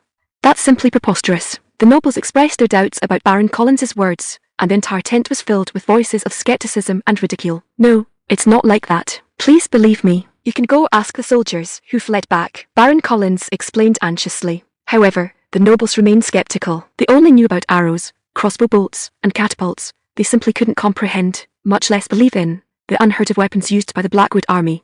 What about Alfred, the magician I sent to assist you? What happened to him? Second Prince Good asked in a deep voice. He flew into the air, preparing to unleash explosive magic on the enemy. Baron Collins's voice grew softer, carrying a hint of unease. And then, Second Prince Good pressed, his tone unfriendly. He was struck by a silver light, and then he fell. I apologize, Your Highness. Arg, useless.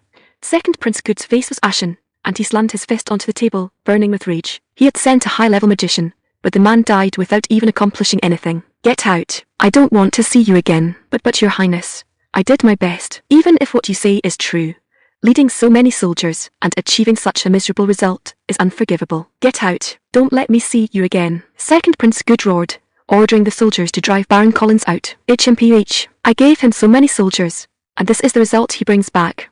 Second Prince Good said angrily, looking at the nobles. The nobles lowered their heads one after another, afraid to meet Second Prince Good's gaze. Your Highness, what should we do about the Blackwood territory? Lord Baron asked, a trace of helplessness in his voice. What else can we do? If even 2,500 soldiers couldn't get near the city walls, how many more must we send to capture the Blackwood territory? Second Prince Good said through gritted teeth, his eyes blazing with fury. He was secretly annoyed, realizing that dealing with Isaac would require waiting until Count Aniar was free. But currently, Count Aniar was locked in fierce combat with Count Arnold on the front lines and couldn't disengage. We will proceed according to the original plan. Will the mercenaries arrive on time? Second Prince Good asked. No problem. They were very excited when they heard they could participate in the looting of Light City. We hired them at a very low price. Count Aniar was fighting fiercely with Count Arnold on the front lines to buy them time, and the mercenaries were about to arrive. They could then all go loot Light City to raise military funds. Everything was proceeding according to plan. Although Collins' fief had been occupied by Isaac would need time to consolidate this new territory. Therefore, Second Prince Good decided to push forward quickly during this period and deal with Isaac once he was free. So, up until now, our plan hasn't been disrupted. Although they had suffered an unexpected defeat, it was still within the controllable range. But for some reason, a hint of unease arose in Second Prince Good's heart. Isaac, who could have thought that the dissolute young master from the west, that piece of trash who should have been utterly crushed under Second Prince Good's heel, would actually become a source of major trouble. Isaac's existence was like a thorn, deeply embedded in his heart, keeping him restless. Ike, Second Prince Good furiously punched the tent pole. ****. What is all this? Branch Head Miko. Libero asked in surprise, looking at the endless line of carriages. The carriages were loaded with sacks, and upon closer inspection, they were all filled with golden wheat. Do you know, the harvest in Blackwood territory is completely different from what we understand as a harvest, Branch Head Miko said with a laugh, her tone carrying a hint of disbelief. She was also shocked by the grain yield of the Blackwood territory. We'll transport this wheat to Light City first, and then process it. We probably can't move it all in one trip, maybe 2 or 3 trips will be needed. Har har. Branch Head Miko laughed happily. Libero scratched his head in surprise and said, I heard Lord Blackwood is an apostle of God. Is he perhaps an apostle of the god of earth? No, I heard he's an apostle of the goddess of harmony. The residents of the Blackwood territory are very devout in their faith toward the goddess of harmony. The goddess of harmony. Could that be the vanished Church of Harmony? Perhaps. Branch Head Miko nodded. The goddess of harmony. How did you allow the Blackwood territory to achieve such a massive harvest? I don't know. Branch Head Miko shook her head regretfully. I once asked Lord Isaac, but he wouldn't tell me either. She also wanted to know how those miraculous weapons were manufactured, but Isaac wouldn't tell her that either. The Lord drank with you. That's not like you at all. Watch your mouth. Branch Head Miko glared angrily at Libero, like a young girl whose secret thoughts had been exposed. The Blackwood territory and Light City are going to make a fortune again. The other branches, and those who want to inherit the head position, will surely be even more jealous of you. Seeing Miko about to erupt in embarrassed anger, Libero immediately coughed and changed the subject. It was true, though other branches struggled to acquire just a few hundred bushels of wheat, while Branch Head Miko had secured the exclusive supply from Blackwood territory. When I climb to a high position, I must take proper revenge on them, especially those who discriminated against me. Flames of vengeance burned in Branch Head Miko's eyes. Without Lord Isaac, she might have had to swallow her anger, but now she had seen hope. Good, that spirit. Revenge is the best motivation, Libero said with a smile from the side. Then, changing the subject, he jokingly pointed toward the Blackwood castle and added, but you have to maintain a good relationship with Lord Isaac first, right? Why don't you go back and have another drink now? Ike, shut up. Branch Head Miko stomped her foot in anger and glared fiercely at Libero once more. Please calm down, Your Excellency. The massive grain trade significantly increased the fiscal revenue of the Blackwood territory. At Finance Officer Charles's suggestion, Isaac decided to recruit more soldiers. The victories in the siege and defense battles also earned Isaac a large number of achievement points, which could be exchanged for more rifles. Those newly recruited soldiers would all be trained as musketeers. Isaac also expanded the Elf Ranger Corps, recruiting 5 new rangers and intending to equip them with specialized sniper rifles, such as the British Whitworth rifle. Although scopes could not be installed, the elf's keen eyesight was already enough to compensate. Additionally, a new building was constructed in the Albram Fief, a temple for worshipping the goddess of harmony. Jilly Wyler. Compared to when the first temple was built, even more people came to participate in the celebration ceremony this time. Isaac stood in the center of the crowd, holding high the shimmering mace. Believers, behold this light. The mace emitted a dazzling radiance. This is the goddess's gift. It is her blessing. It is her joy. Asterisk whoosh asterisk. 2 magic cores rotated at high speed, and a beam of white light shot out from the mace, enveloping the new temple in a holy glow. Japanese letter R. O Goddess. The believers knelt on the ground in excitement, praying. Priestess Igni and Father Pavel were even more moved, embracing each other and weeping tears of joy. Wow, this is so touching. We once ate bread mixed with tears. I never expected this day would come. Under Isaac's guidance, the believers' faith converged to form a powerful holy power that enveloped the entire temple. Isaac also felt this warm and life-filled holy power. Goddess Iris's believers have reached 10,500. Achievement points plus 3,300. Holy hymns resound through the clouds. Achievement points plus 1,500. The second temple has been completed. Achievement points plus 2,000. It seemed the goddess was very satisfied with his performance. The goddess gained more believers. The believers found spiritual solace, and he obtained achievement points. A win for everyone. Isaac was very satisfied with his performance in this play. Asterisk asterisk asterisk. Igni, the white-haired, red-eyed young girl, was so excited that her pretty face was flushed red. Goddess. She stood in the crowd, looking up at the apostle of God who was the center of everyone's attention, her voice filled with uncontrollable joy and excitement. The once forgotten goddess had finally regained her faith in the Albram Fief. Holy power surged into her body like a rushing river, making her feel unprecedented happiness and strength. Pray, Priestess Igni. This, Pavel shouted in surprise. Igni's eyes also widened.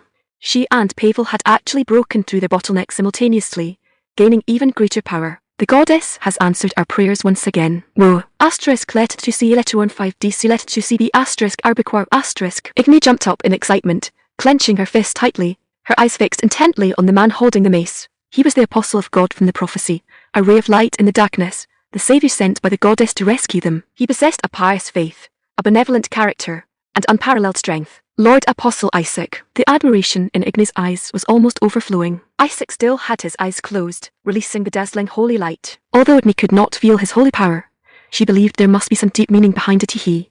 Our Lord Apostle is truly amazing. He can actually inspire people's faith so easily, and make the goddess so happy. Pavel remarked with emotion. Igni seemed to have lost her voice.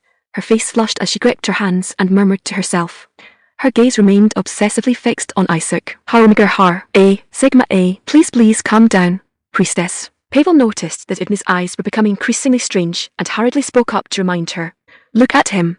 His pious expression is just too handsome. Igni said, her cheeks flushed with excitement. Isaac, Japanese letter. Yes, very handsome, but you mustn't have any improper thoughts about him. Pavel helplessly covered his forehead. It was starting again. Priestess Igni was starting again. The way Priestess Igni looked at Lord Isaac recently had been very abnormal. She always interpreted everything as the goddess's will, just like when that merchant threw her a piece of black bread at the city gate. Regarding Lord Apostle Isaac, you're a member of the clergy. You must mind your image. But I'm doing this for the revival of the church. I heard a succubus tried to seduce him before.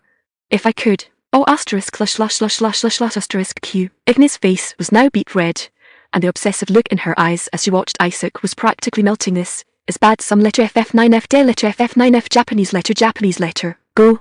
We need to leave now. Fearing that Priestess Igni would say something shocking, Pavel immediately grabbed her and forcibly dragged her out of the temple. Oh my Lord Apostle. Equals identical. Sigma Japanese letter Omega acute Japanese letter.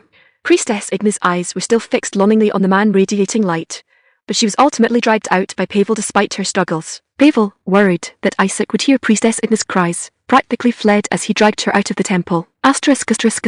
In the royal palace, in Regent Passis's office. Asterisk scritch asterisk. A rose gold fountain pen wrote smoothly on the parchment. It really is easy to use. Regent Passis put down the fountain pen and admired its exquisite craftsmanship. The fountain pen wrote very smoothly, and he particularly loved the delicate rose on the nib. Truly interesting, Regent Passis said with a smile, a glint flashing in his eyes. Barbarian Raw. On the training grounds of the Blackwood Territory, The air was filled with thunderous battle cries as soldiers underwent intense training. Pikemen, advance. Clack, clack, clack. The sharp spearheads looked like a forest of steel. Fire. Bang, bang, bang, bang, bang. Flames flared and gunpowder smoke filled the air as the deafening roar of gunfire echoed in all directions. Click, clack, click, clack. The recruits were hurriedly reloading their ammunition. With the help of Finance Officer Charles, the standing army of the Blackwood Territory had reached 250 men.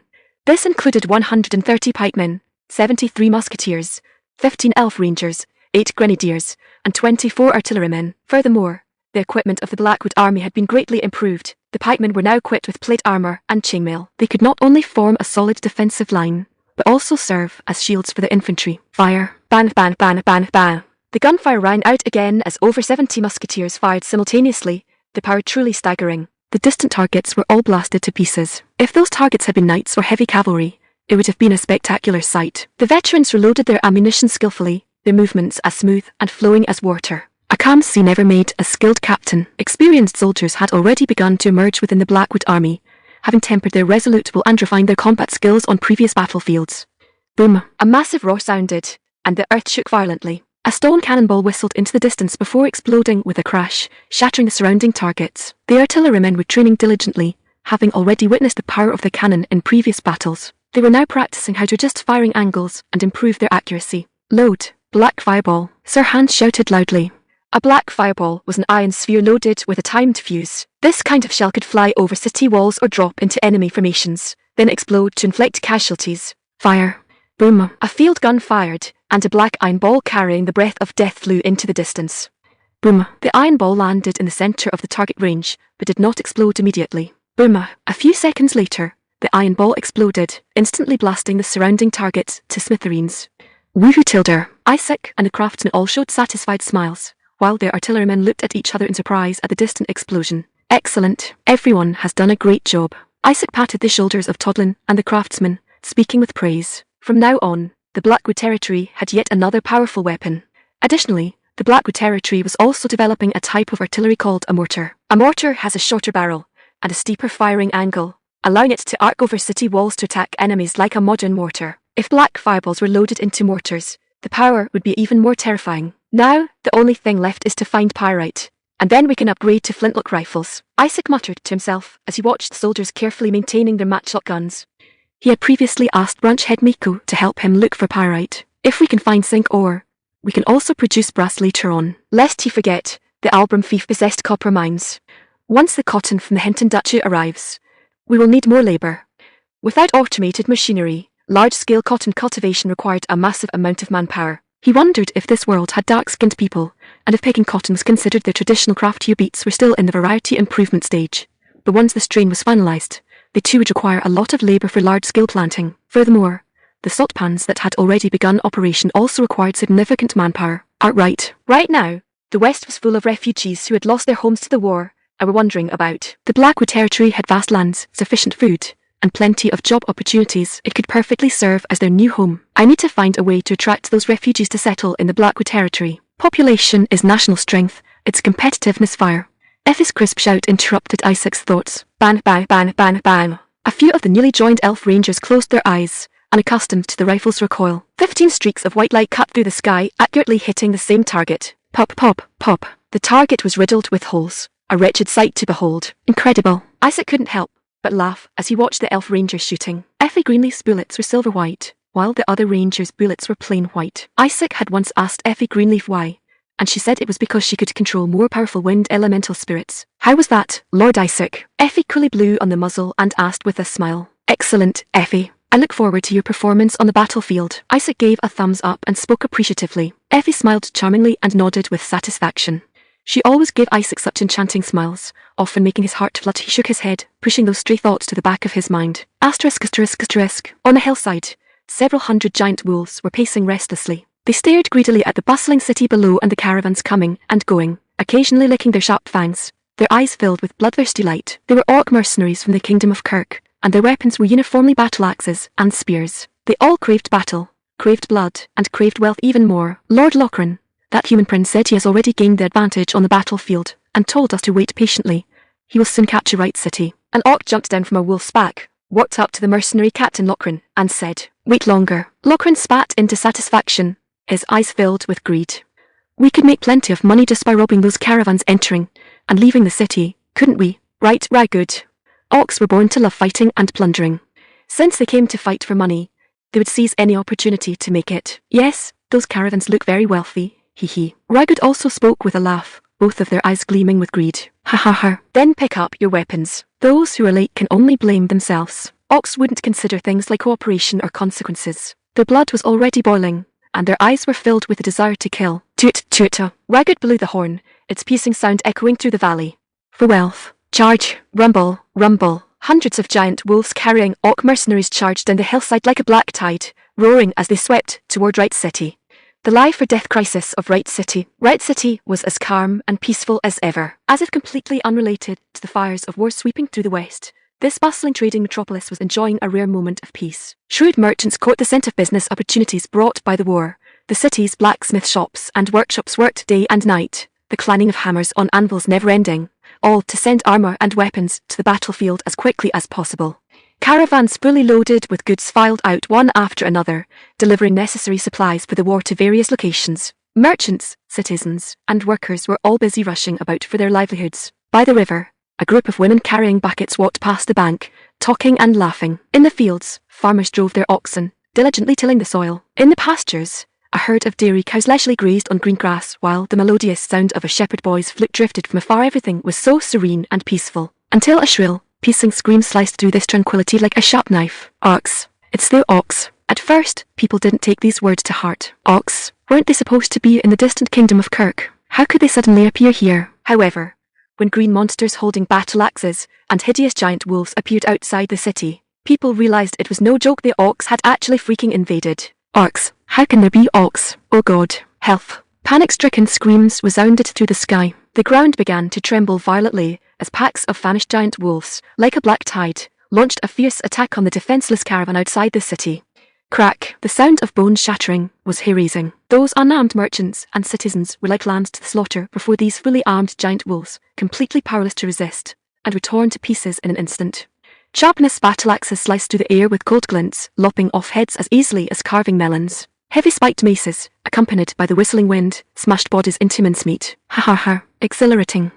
Humans are truly too fragile. The earth-shaking battle cries and the wild laughter of the orcs intertwined, echoing across the entire battlefield like a concerto from hell. Help! Save me! Raging fires from burning villages turned half the sky red. Panic-stricken people cried out as they swarmed toward the city gates as if their apocalypse had arrived. Close the gates. Close the gates quickly. On the city wall, an officer clad in armor watched the dense, black mass of the orc army in the distance, his face turning deathly pale as he hurriedly shouted the order. Rumble. The heavy city gates slowly descended, making a tooth-gritting sound that seemed to herald the death of hope. The gates are closing for Valhalla. Just as the gates were about to close, a group of orc warriors riding giant wolves suddenly charged out from the orc army, launching a suicidal assault toward the city gates. For the beast god. Kill. For the beast god. For glory. The fearless orc warriors braved the rain of arrows, launching a suicidal charge toward the closing city gates. Whip. Arrows carrying the scent of death pierced their bodies, pinning them to the ground. However, even death could not stop their advance. Boom! With a deafening crash, the city gates were finally forced open. Over a dozen blood-soaked orc warriors rode their giant wolves and charged through the gate. Help! With the gates breached, the people inside the city immediately fell into chaos, their cries and screams blending into one. Beast God, protect us. Kill all these humans. The orc warriors who charged into the city were like tigers among sheep, swinging their weapons and killing everyone in sight. Kill. For Right City. After a brief moment of chaos, the city guard quickly organized a defense, engaging in a life-and-death struggle with the orc warriors inside the city, building a final line of defense with their own bodies. It was a battle of vastly unequal strength, but the soldiers of Right City did not give up their resistance. They fought a bloody battle, defending their home with their lives. For Valhalla, the orc army outside the city also let out an earth-shaking roar, seeing off their fallen warriors. For Valhalla, the orc army outside the city also let out an earth-shaking roar, seeing off their fallen warriors and cheering for the impending victory. Ha. All this loot is ours. Looking at the mountain-like piles of goods, the orcs cheered excitedly. They plundered and destroyed wantonly, as if the city were already their possession. The surviving human soldiers on the wall watched the scene before them, their eyes filled with grief, anger, and a deep sense of helplessness. Asterisk. What did you say? An orc invasion? Miko, who was busy handling official business, stood up abruptly upon hearing the news brought by Libero, her delicate face full of disbelief. Yes, miss, it's already complete chaos outside the city. The orcs have pillaged the caravans, and our people have suffered heavy casualties, Libero said in a heavy tone. How could this happen? Why didn't we receive any news beforehand? Miko's brow furrowed, a flicker of doubt in her eyes. The Dariwo Merchant Guild's intelligence network spanned the entire western continent. Logically, it should have been impossible to miss the news of an invading orc army. The scouts we sent out recently seem to have lost contact, just like when someone deliberately blocked market news last time. I suspect someone is pulling strings behind the scenes, Libero speculated. Bang! Hearing this, Miko slammed her fist onto the table, her delicate face filled with anger. Damn it! Who is it? Why would they do this? She had already endured too much pressure lately while fighting for the family inheritance, and now someone was stabbing her in the back. How could she tolerate this? Do those damn fools not fear playing with fire and getting burned? Miko said through gritted teeth, a dangerous light flashing in her eyes. Miss, now is not the time to assign blame. The priority is to find a way to resolve the current crisis, Libero reminded her rationally. I know. What's the situation in the city right now? Miko took a deep breath, trying her best to calm down. Heavy losses. Many merchant guilds have suffered greatly, countless civilians are dead or injured, and all the goods outside the city have been seized by the orcs. Damn it, Miko couldn't help but curse. Those goods were all priceless treasures. For them to be snatched away by orcs like this, how was she supposed to explain this to the family? By the way, where's the mayor? What does he say? Miko suddenly remembered something and asked hurriedly. The mayor seems to have vanished, Libero said after a moment's hesitation. What? Vanished? What do you mean? Miko froze for a second, then immediately realized what happened, her expression turning ugly. You mean, he ran away? Most likely. I heard all the valuables in his room are gone, and he left a letter saying he was going out to lie low for a while, Libero said. Damn it, that bastard. Miko was shaking with rage. That wretched mayor actually abandoned the entire city and fled at a time like this. Miss, what should we do now? Libero also let out a helpless sigh and looked at Miko. What else can we do? To the city hall. That's the only place where we might find a solution. Miko took a deep breath, a look of determination flashing in her eyes. ****. The city hall of Wright City was currently in utter chaos. The city's nobles, wealthy merchants, councillors, and representatives of various families were all gathered here, discussing countermeasures. However, faced with the aggressive orc army, they couldn't think of any effective solution. Who was it? Who let those damn orcs in? What's the use of saying that now? The priority is to find a way to drive those orcs out. Easier said than done. Do you think those orcs are that easy to deal with? Then what do you suggest? Are we just going to watch as they breach our city and slaughter our families? I propose we ask the royal family for reinforcements. Reinforcements? Do you think the royal family will actually send troops to save us at a time like this? Then what do you suggest? Are we just going to watch as those orcs hunt us down to the last man? Everyone argued back and forth, but not a single person could offer a practical plan. I know who did it. Just then, a steady voice suddenly rang out through the crowd. Everyone turned to look, and saw a slightly plump middle-aged man with a handlebar mustache speaking. President D'Amelio, you know who did it?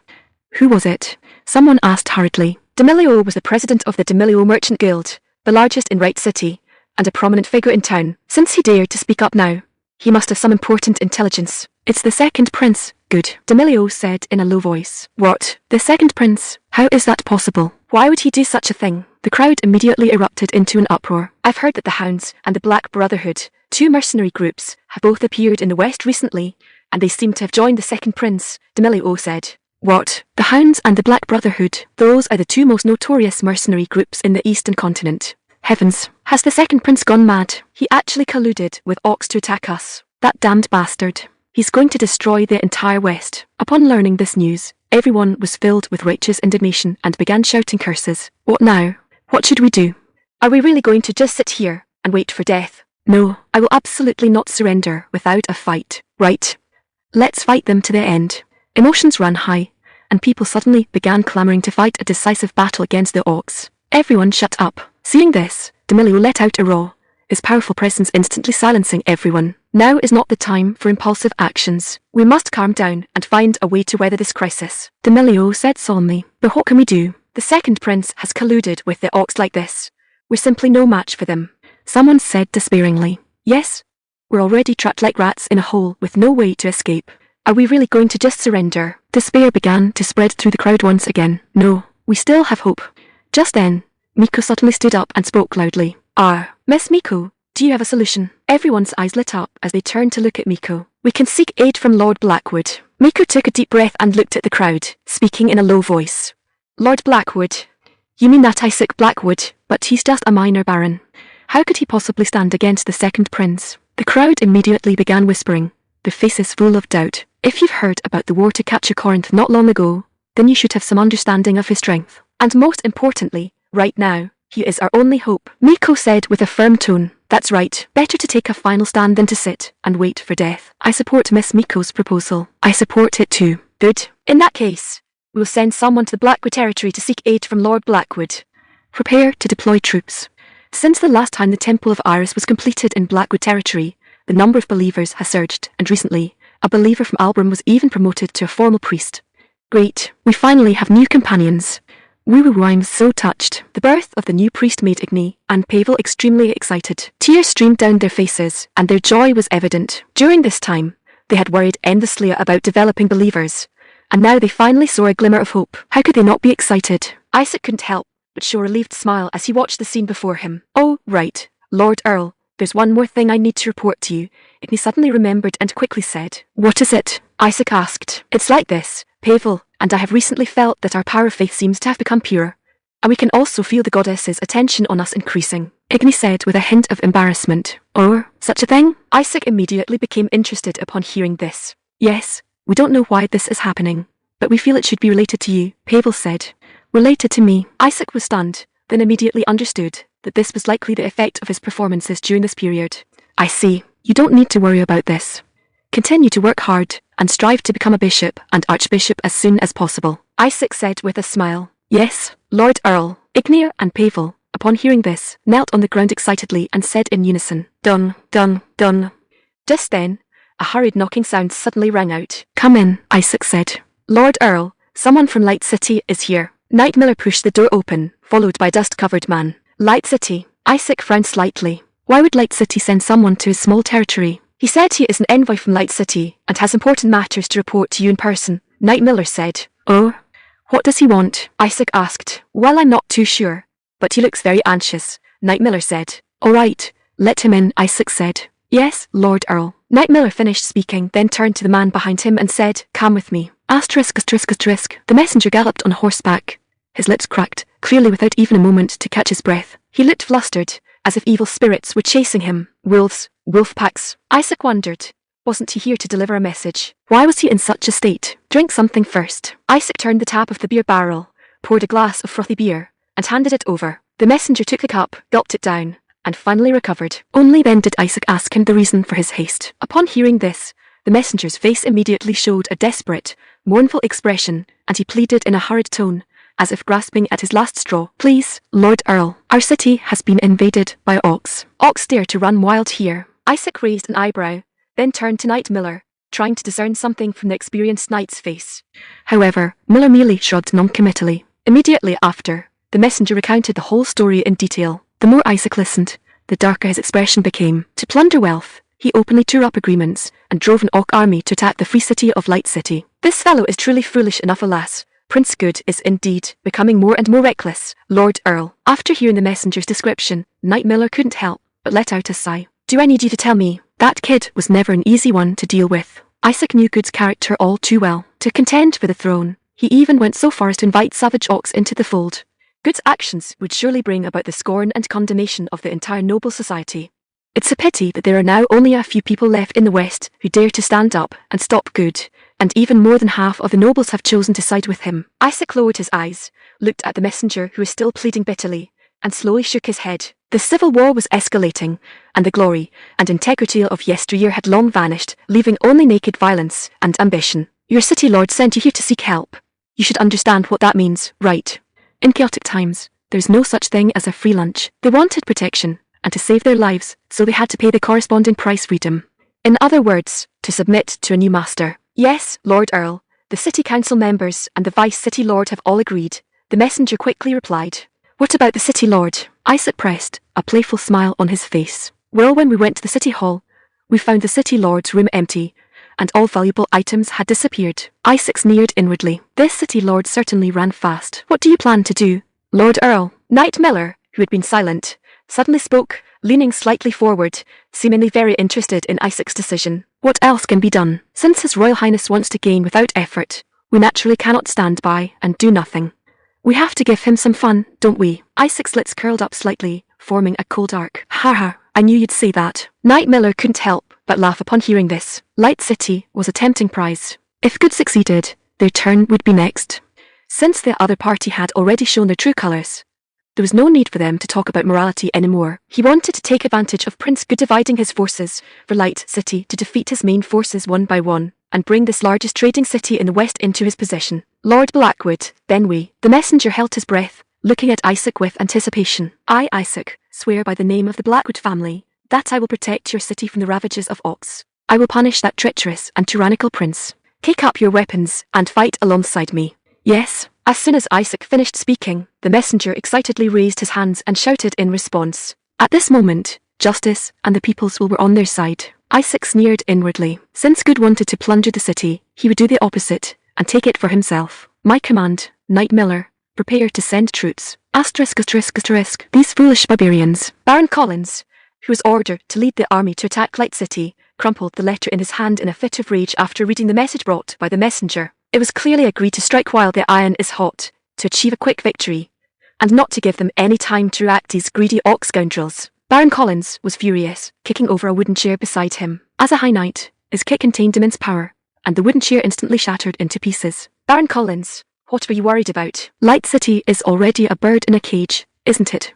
His adjutant, seeing this, quickly stepped forward and asked with concern. That mad dog, he might intervene in this matter. Baron Collins ignored the adjutant's question, instead raising his head and gazing gloomily into the distance. What truly made Baron Collins uneasy were the strange weapons Baron Collins had shrieked about before, although most nobles considered it a lie.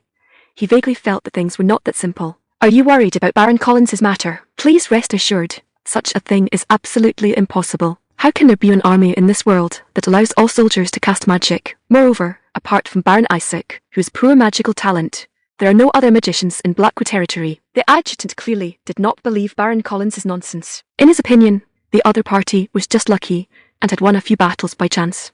I hope so. Baron Collins sighed. He also hoped he was overthinking things. After all, deep down he really couldn't believe that a mere few hundred people could make the earth tremble and kill heavily armoured knights with just wooden sticks. Lord Earl, please rest assured. This time, we have the assistance of the Hounds and Black Brotherhood mercenary groups, plus the elite troops you brought. We now have an army of over 5,000. Besides, even if that mad dog really rushes to support, it's just a few hundred more lives sent to their deaths. The adjutant patted his chest, speaking with full confidence. Yes, 5,000 against 800, no matter how brave and skilled in battle the opponent is, they cannot defeat us. Baron Collins nodded, the adjutant's words slightly calming his previously uneasy heart. Moreover, Light City did not have sturdy city walls like Corinth City. As long as they could intercept the enemy outside the city, this battle would become a one-sided slaughter. I'd like to see how you'll fight me this time, Isaac. Then Baron Collins led his mighty army towards Light City. His main force still had many knights and high-level magicians of the 4th and 5th ranks. Although his plan was disrupted by the Ox, if Isaac really dared to come, he could seize this opportunity to completely end his good luck. How can someone get headshot before even stepping onto the field? Pick up the pace. Full speed ahead. In this war, speed was life. The messenger arriving from Light City informed Isaac that the enemy forces consisted of the Hound mercenary group, the Black Brotherhood, an Orc mercenary group, and the Second Prince's main force. According to intelligence provided by the merchant Emilio, these armies were currently advancing separately, each fighting their own battles. They hadn't concentrated their forces at the start. Instead, they had agreed on a general rendezvous point before setting out individually. This was a common flow of armies under the feudal system. Their loose organizational structure and chaotic command hierarchy gave Isaac an opportunity to exploit. To increase the marching speed, Isaac specifically selected physically robust elite soldiers, totaling 800 men including the standing army. As for the enemy's strength, there were about 600 Orcs, 1,000 from the Hound mercenary group, 1,400 from the Black Brotherhood, and approximately 2,000 in the Second Prince's main force. Since their main forces were pinned down in the western hinterlands, most of the other armies, aside from the Orcs, were likely infantry. Isaac planned to strike early and defeat them one by one before these mercenary groups could assemble beneath the walls of Light City. And now was the perfect time. 800 against 4,000. No matter. The advantage is mine. Don't forget that these 800 men were equipped with rifles, cannons, bombs, and other weapons. This style of combat only required holding the advantage at the moment of engagement, So Isaac was extremely confident. Isaac decided to first deal with the exposed orc army, then take out a nearby mercenary group, and finally retreat to Wright City to defend using the city walls. By then, the enemy's numbers should have been reduced to about 3,000. Isaac already had experience winning against superior numbers by relying on city walls. Baron Collins's army was the best example. Move out, my rangers. Based on the intelligence from Chairman D'Amelio, find those damned orcs and use your magic to tell me their positions. The Ranger Corps mission was vital. They were responsible not only for reconnaissance, but also for sniping enemy officers to buy time for the main force. After all, in modern warfare, as soon as a sniping incident occurs, everyone immediately halts movement to investigate suspicious locations. Har! With a sharp cry from the female rangers, their steeds charged out like arrows from a bow, quickly vanishing into the dense forest. Watching all the rangers except Effie Greenleaf depart, Isaac mounted his horse and spoke loudly to the soldiers behind him. Igni, Pavel, lead the priests in blessing the soldiers. Normally, such a forced march would cause severe physical exhaustion and even non-combat casualties, but fortunately, Isaac had the devout priests of the Elysian faith, particularly Bishop Igni and Priest Pavel. Since the last incident, the holy power within them had become exceptionally strong. As long as they were present, the soldiers would not fall behind due to exhaustion or minor injuries. Move out, the goddess will bless us with victory. Before setting off, Isaac suddenly received a notification from the system. Ding! Detection, host is about to engage the orc army. Side quest triggered. Eradicate the orc invaders. Objective, annihilate the invading orc army. Reward. Isaac accepted the system quest, a cold glint flashing in his eyes. It seemed the goal this time was to completely wipe out this orc army **** for the great orc warlord. For Valhalla, a group of orcs sat around a bonfire, devouring roasted meat and gulping down strong liquor, saying loudly to celebrate their victory. In their eyes, war was a carnival, a feast, a game, where they could indulge their bestial nature to their heart's content. Report, Chief. We found so many good things in the city. Pelts, jewelry, weapons, and everything. If we sell these, we'll make a fortune. We found an entire wagon of gold and silver treasures. Ha ha ha. I told you, human cities are great.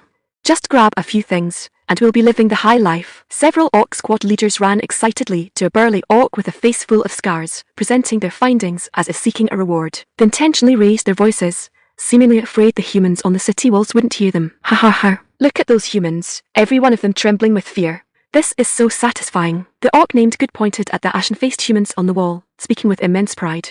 Those humans were like tigers with their teeth pulled. They could only hide behind the walls, watching helplessly as the orcs acted with impunity. Locron looked at the mountain of loot, a greedy light flashing in his eyes as he fantasized about the scene after the city was breached. Listen up, everyone. Kill all those humans. Loot all their treasures. Burn all their houses. Locron raised his massive axe high, roaring at the top of his lungs.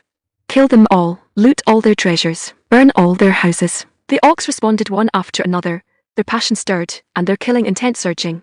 Locron grinned cruelly, as if he could already see Wright City engulfed in flames and the humans being slaughtered at will. ****. Watching the orcs' atrocities, the people on the walls of Wright City had fallen into despair. Look, what is that? Just then, a sharp-eyed soldier suddenly pointed into the distance and cried out. Under the bright sunlight, an army was slowly approaching them. That army wasn't large, but every soldier was well equipped and strictly disciplined. One could tell at a glance they were an elite force seasoned by many battles. Could it be reinforcements sent by the second prince?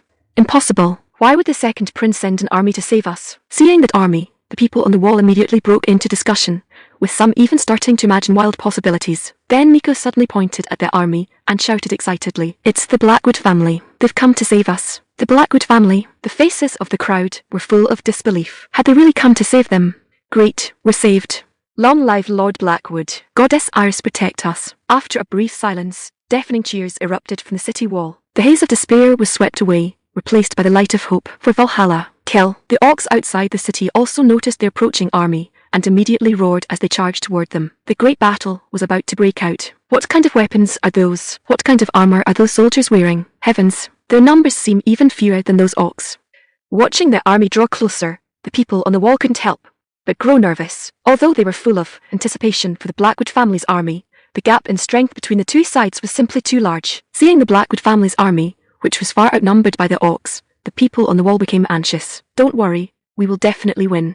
Because we have Lord Isaac. Miko looked at that familiar figure, her eyes shining with unwavering light. She believed that the man who had constantly created miracles in Albrum and Corinth City would surely create another miracle to save them from the abyss of despair. Load the shells. While the orcs were still clamoring, Isaac had already directed the soldiers to set up the cannons and quickly load the shells.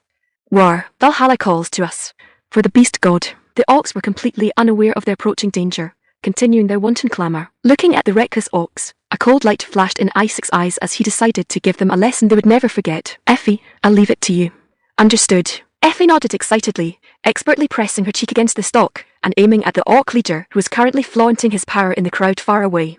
Specially processed black powder, the powerful Lawrence bullet, and the high-speed rotation of the rifling gave this bullet unparalleled lethality. That one over there, the strongest-looking guy holding the giant axe, should be their leader. Give him a shot first. As you command. Effie Greenleaf's lips curled up slightly into a cold arc, and she pulled the trigger without hesitation. Bang!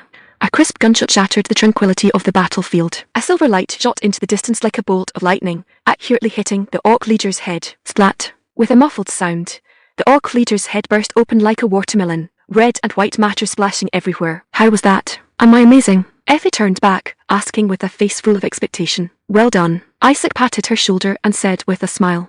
On the other side, the orcs surrounding the leader were stunned, staring dumbfounded at their leader lying in a pool of blood, momentarily forgetting to react. In their understanding, Valhalla was a hall of heroes that only brave warriors could enter, and cowards, who were easily killed by the enemy on the battlefield, were not qualified to enter Valhalla. What kind of luck was it to get hedged before even taking the field? Can you still enter Valhalla after dying like this? The ancestors hadn't given them an answer to this question. Very good. Next, it's time to send them a big gift. Isaac let out a cold laugh and waved his hand. Fire. Boom. Boom. Boom. The deafening sound of cannons echoed through the sky. One black cannonball after another, trailing long tails of flame, whistled as they fell into the orc crowd and instantly exploded. Collapsed orcs. Boom. Boom.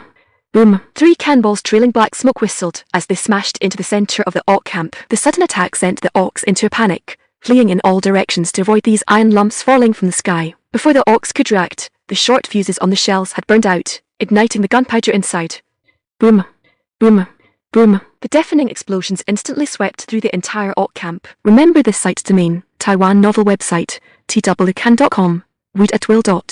Sharpness, shrapnel and iron filings flew in all directions like a storm of pear blossoms, tearing the orcs and wargs who couldn't dodge in time into pieces. The power of the black powder was fully revealed at this moment, turning the area within the blast radius into a hell of severed limbs and flesh. The center of the explosion was nothing but debris. The impact of the explosion sent even this army of fearless orcs into a brief panic. Fire. Isaac seized the opportunity and gave a sharp command. Ban, ban, ban. As a series of piercing gunshots rang out, over 70 Lawrence bullets whistled through the air, carrying the scent of death. More than 50 orcs were riddled with bullets by the dense barrage before they even realized what was happening, collapsing limply to the ground. Those orc warriors charging at the very front became stumbling blocks for their companions behind before they could even show their bravery. The pungent smell of gunpowder smoke quickly spread, enveloping the Blackwood Territory army in a cloud of white smoke. Luck, Lord Luckrun. Underestimating the enemy is a major taboo on the battlefield. Suffering another sudden blow threw the orcs into a brief state of chaos. The orc army lost its footing. Reload. Isaac barked sharply. The well-trained soldiers poured gunpowder into the barrels, and then packed it down firmly with ramrods. Kahara. To hide the fear in their hearts, the orcs endured their terror and charged toward the Blackwood Territory army, roaring as they bypassed the corpses of their comrades. Bang! Effie's blonde hair fluttered slightly from the shock of the gunshot. The rifle in her hand spat a flash of fire, hitching an orc in the distance who had been roaring loudly, trying to regroup the troops. Lord Lagood. Damn it, the orc camp fell into chaos once again. Fear spread among the orcs like a plague. For Kahara. Some orcs roared desperately to mask their fear and boast to their courage. Swish, swish, swish. Just then, several grenadiers, like javelin throwers, threw the black iron balls in their hands with all their might toward the orc camp. The oblivious orcs were still roaring loudly as they charged toward the Blackwood Territory army. Boom, boom, boom. A series of explosions rang out, and the orc cavalry charging at the front were instantly consumed by the flames and shockwaves. My leg, my leg. In an instant, the sounds of explosions and screams merged, and the momentum of the orc charge suddenly stalled. Fire. The musketeers, already prepared, pulled their triggers without hesitation. Bang, bang, bang. Flames flickered, and smoke filled the air. One orc after another fell into pools of blood with screams. They didn't even have time to swing their weapons before their lives were ruthlessly harvested. Loose arrows. Knight hands gave the command, and the archers, who were already prepared, drew their bows and loosed arrows at the panicked orcs. The rain of arrows filled the sky like a swarm of locusts, turning the orcs who couldn't dodge in time into pincushions. Pikes. The sharpness spearheads formed a wall of steel. If it were a human army, they would have collapsed long ago after suffering such a heavy blow. But these orcs still charged fearlessly toward the Blackwood Territory army. Squelch. Crack. The sound of blades entering flesh and bones breaking echoed across the battlefield. Some orcs broke through the first row of pikemen with their momentum, but were quickly pierced by the second row. Retreat. Retreat quickly. Seeing this invincible army, the orcs finally broke, ran away. Seeing that more than half of their army was lost while those heavy pikemen still stood before them like a steel wall, the orcs finally collapsed, ran away. Without their leader's command, the orc army became completely disorganized, throwing down their armor and fleeing in all directions. Ding. Congratulations on completing the mission. Eliminate the orc warlord's lackeys. Gained achievement points, 2,500. We won. Our cheers of victory echoed through the sky. Hurrah. On and off the city walls, cheers thundered as people celebrated this hard-won victory. Asterisk. We survived. The joy of survival spread across the walls of Wright City. The Blackwood Territory army really defeated those barbaric orcs. Hurrah. People flooded the streets, cheering and celebrating this resounding victory. They witnessed with their own eyes how those fierce orcs were routed, and fled under the attack of the Blackwood Territory army. The gaze of the people toward the Blackwood Territory army was full of awe. I never expected a mere baron to possess such formidable strength.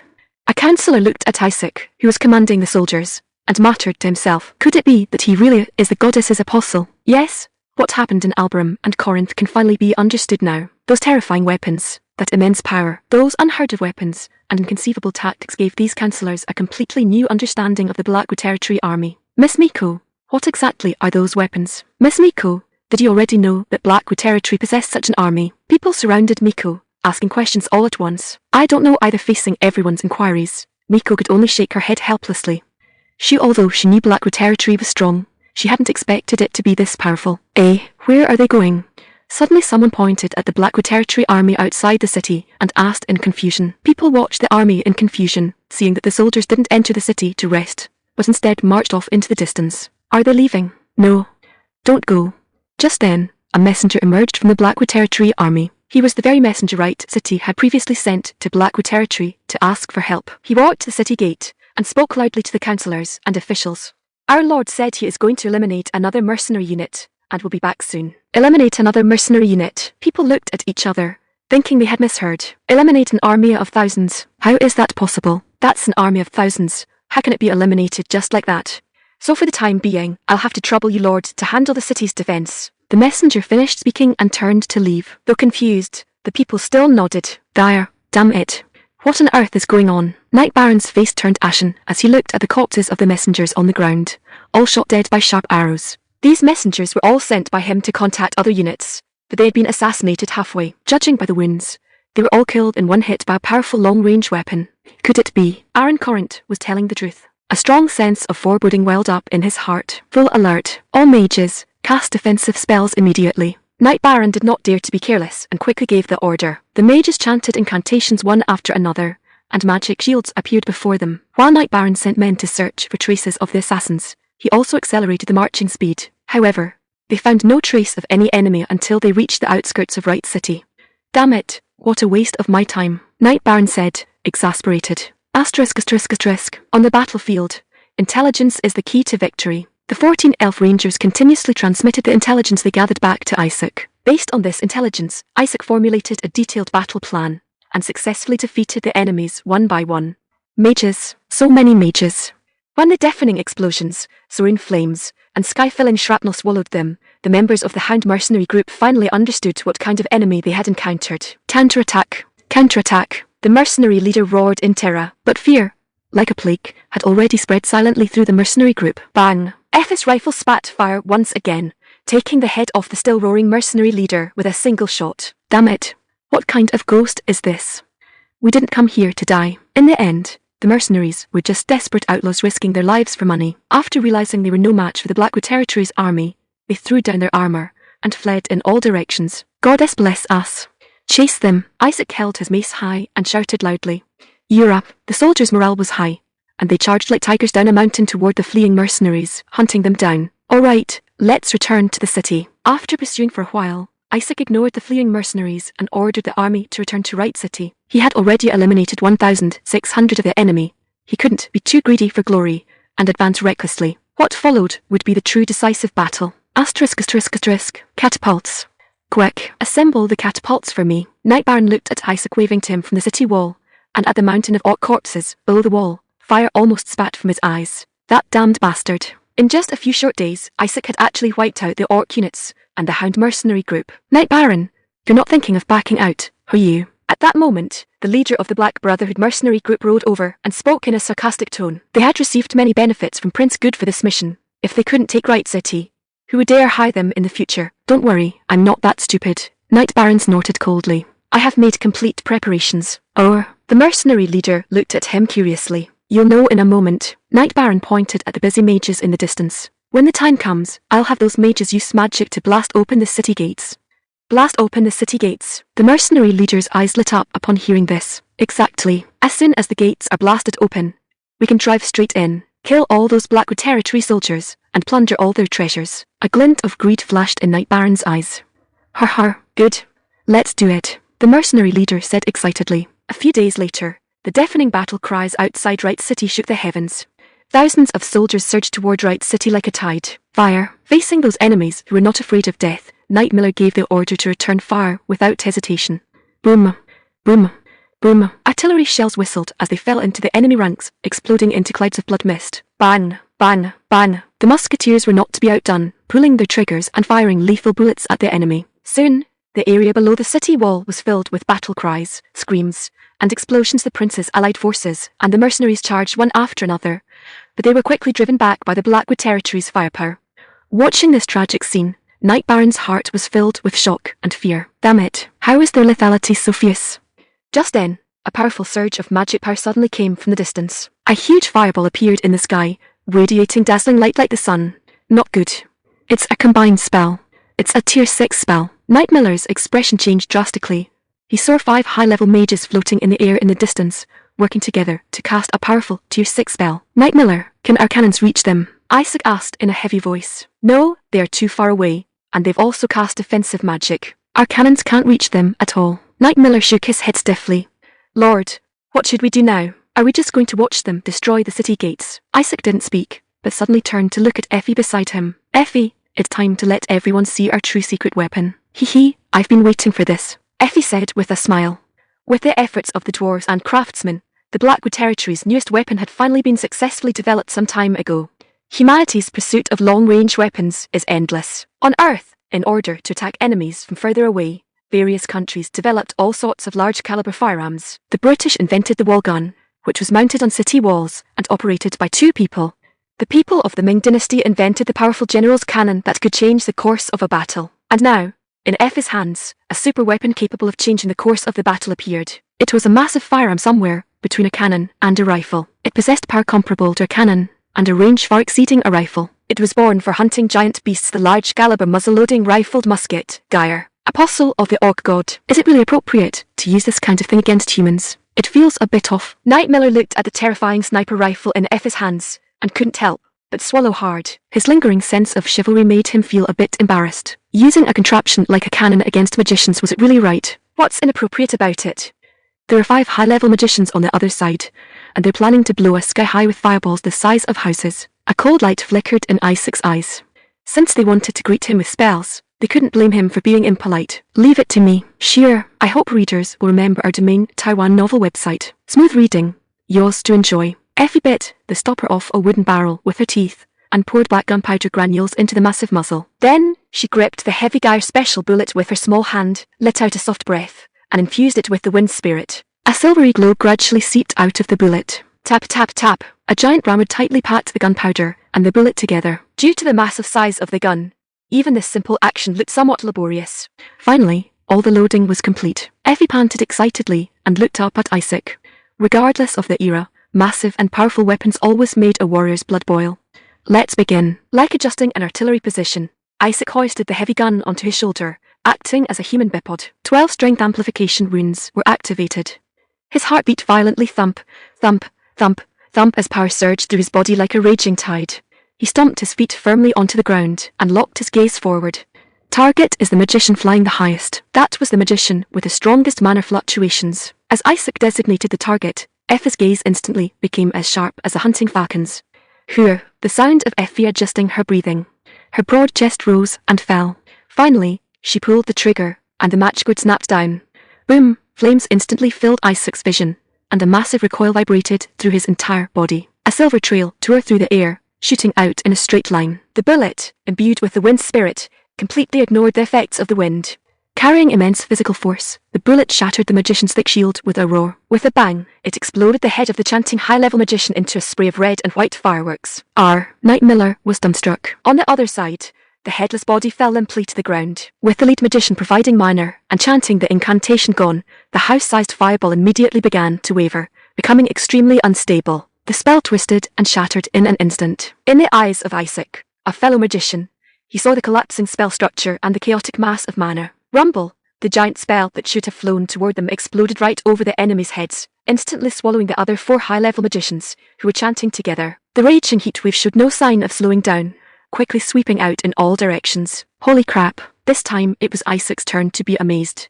This wave was a total unexpected bonus. Looking at the enemy formation that had turned into a literal hell of fire, Isaac couldn't help but laugh out loud. How was that?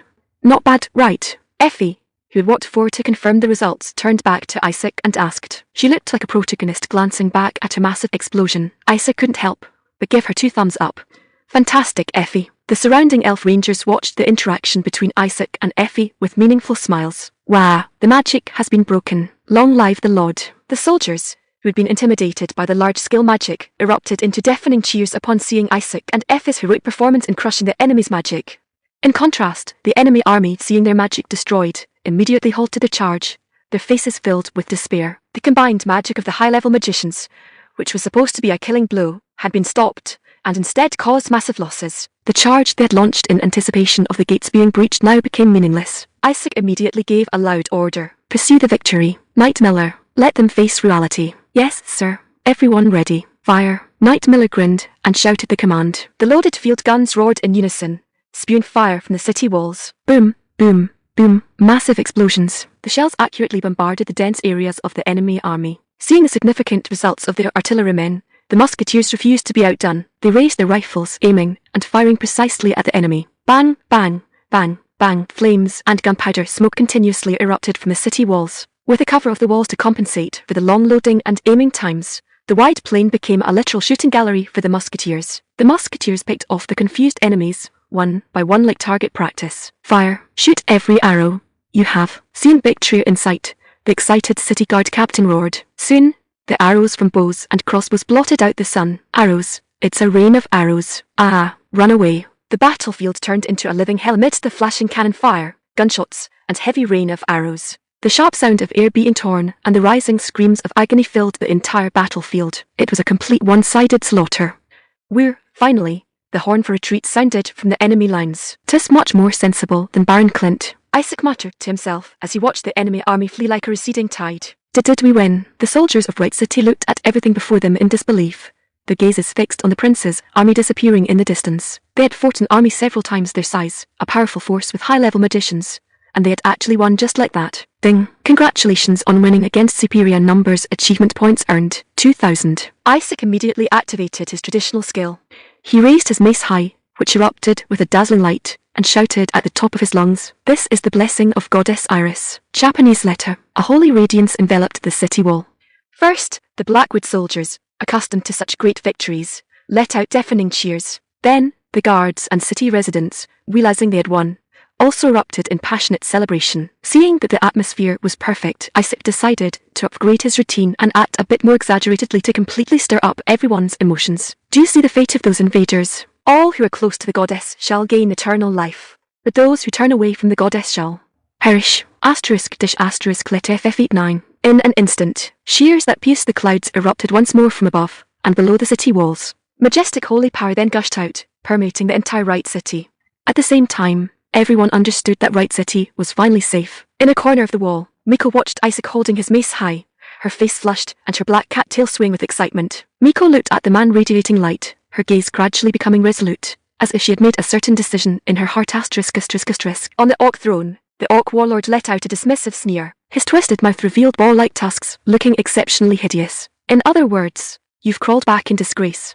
Sitting on a throne made of stone and bone, he questioned the wounded Orc mercenaries, who had fled back with a brutal, bloodthirsty expression. Seeing the warlord in this state, The orc mercenaries hurriedly explained that the humans used strange weapons. They had weapons that spit fire and iron balls that explode. Lord Rockland and Lord Laggold fell one after another before they could even react. There were explosions everywhere. Ban! The orc warlord didn't seem to want to hear any more and stomped his foot heavily on the ground. The immense force caused the entire building to shake violently. The orc apostle, who had torn apart the previous orc warlord to take the throne, suddenly seemed to catch a scent. His nose twitched rapidly like a pig's. Snort, snort, you are afraid of those humans. Hearing his voice filled with rage, the orc mercenaries began to tremble. Not only did you fail in battle, but you feel fear toward humans. This is a disgrace to the kingdom of Kirk, a disgrace to all orcs. The orc warlord's eyes instantly turned blood red. He released the violent and cruel holy power of the orc god, roaring in anger. Our kingdom has no need for the weak. Drag them out and feed them to the wolves. The burly orc warrior standing on either side immediately stepped forward and forcibly dragged the orc mercenaries out. The mercenaries struggled desperately, begging the warlord for mercy. Lord Warlord, at least let us return to the battlefield. Let us fight to the death there. Hearing their desperate cries, the orc warlord sneered and sat back on his throne. Trash like you has no right to enter the Hall of Heroes. Under his cold sentence, the fate of the orc mercenaries was finalized to become food for the wolf packs. After a few new fingernail scratches were left on the ground and the commotion subsided, the building fell into a heavy silence. A grey-bearded orc priest walked up to the still panting orc warlord and said softly, "The stories about strange weapons and explosions might be true. I've heard that an apostle has appeared among the humans as well." The priest stroked his beard and told the warlord the rumours he had heard about the birth of a human apostle in the far west. True or false, it doesn't matter. If these guys are strong enough, they can win no matter what tricks the enemy plays. The orc who had ascended to the position of warlord by his own strength alone was full of confidence in absolute power, and he ruthlessly mocked those mercenaries. In his eyes, those strange weapons and fire-spitting attacks were probably just another form of what humans called magic. That perspective is indeed correct. The priest, who had personally witnessed the warlord's martial prowess, couldn't help but nod while stroking his beard. However, it's quite a nuisance. I sent them to seize the silver coins, yet they came crying back. It truly tarnishes the orc reputation. The orc warlord rested his chin on his hand and muttered with a frown. Though they stirred up some trouble, it doesn't affect the big picture. The priest leaned on his long wooden staff and revealed a meaningful smile. Seeing this smile, the orc warlord also seemed to remember something and couldn't help but clench his fist tightly. That's right. Everything is proceeding according to our god's will. I've got Miko, the cat-eared girl. The orc's god once conveyed a divine decree to the orc apostle. A green tide sweeping across the entire continent is about to arrive, and their orc race will become the leaders of this tide. What if they are the human apostle of God? Those who dare to stop us orcs will only find death. The orc warlord's eyes flashed with malice. Asterisk, asterisk, asterisk. How is it? My queen, are you satisfied with this pair of shoes? In the distant Henton Duchy, the dark elf queen was sitting on a chair covered with soft fur, admiring the new pair of shoes in her hand. Not bad. I like this pair of shoes very much. The dark elf queen nodded and said with a smile. The succubus licked her full lips, watching her with expectant eyes. How about it? Will these sell like hotcakes on the western continent? Hearing Azazel's question, King Freyr Vanadis, the dark elf queen of Henton Duchy, nodded in satisfaction. That's right. These shoes, and those other interesting things all have great potential. Hearing the queen affirm her foresight, Azazel happily flapped her wings and nodded repeatedly. More things like this will appear in the future. In short, since Lady Freyr is satisfied, should I go to the Blackwood territory and officially start trading? Go ahead. Try to bring back as much as possible. It will help the Duchess' finances. Queen Freyr nodded, agreeing to Azazel's request. Don't worry, with the bargaining chip we have, we should be able to get quite a lot. Azazel recalled the cotton seeds loaded onto the merchant ship and showed a confident smile. Be careful, though. I hear that region is currently engulfed in war. War brings variables and disrupts trade. It would be a huge loss if we finally sent a ship over, only to find the territory already reduced to ruins upon arrival. Perhaps by the time we get there, the Blackwood territory will have doubled in size. That lord is an apostle just like you. MHM. Queen Freyr herself was aware of the potential of an apostle of God, so she did not deny Azazel's statement. All right, be careful on your journey, but please, don't cause any trouble this time. The queen recalled the last time Azazel tried to attack the human apostle in a dream, and she warned her again, helplessly, not to stir up trouble. Oh ho ho. What are you talking about? Azazel swung her leathery tail, answering with feigned ignorance. The queen looked at her suspicious expression, which suggested she was about to cause trouble again, and helplessly covered her forehead. Asterisk, asterisk, asterisk. The celebrations in Light City lasted for 3 days and 3 nights. The high-ranking officials held a separate grand banquet at the city hall to celebrate the victory. Precious wine and food were continuously sent into the city hall, and the extravagant banquet lasted for several days. Bards played cheerful tunes, singing praises of the victory and extolling the bravery of the Blackwood Territory Army. The entire city was immersed in the joy of victory. Isaac really wanted to skip these formalities and quickly deal with the aftermath and implement the integration policy.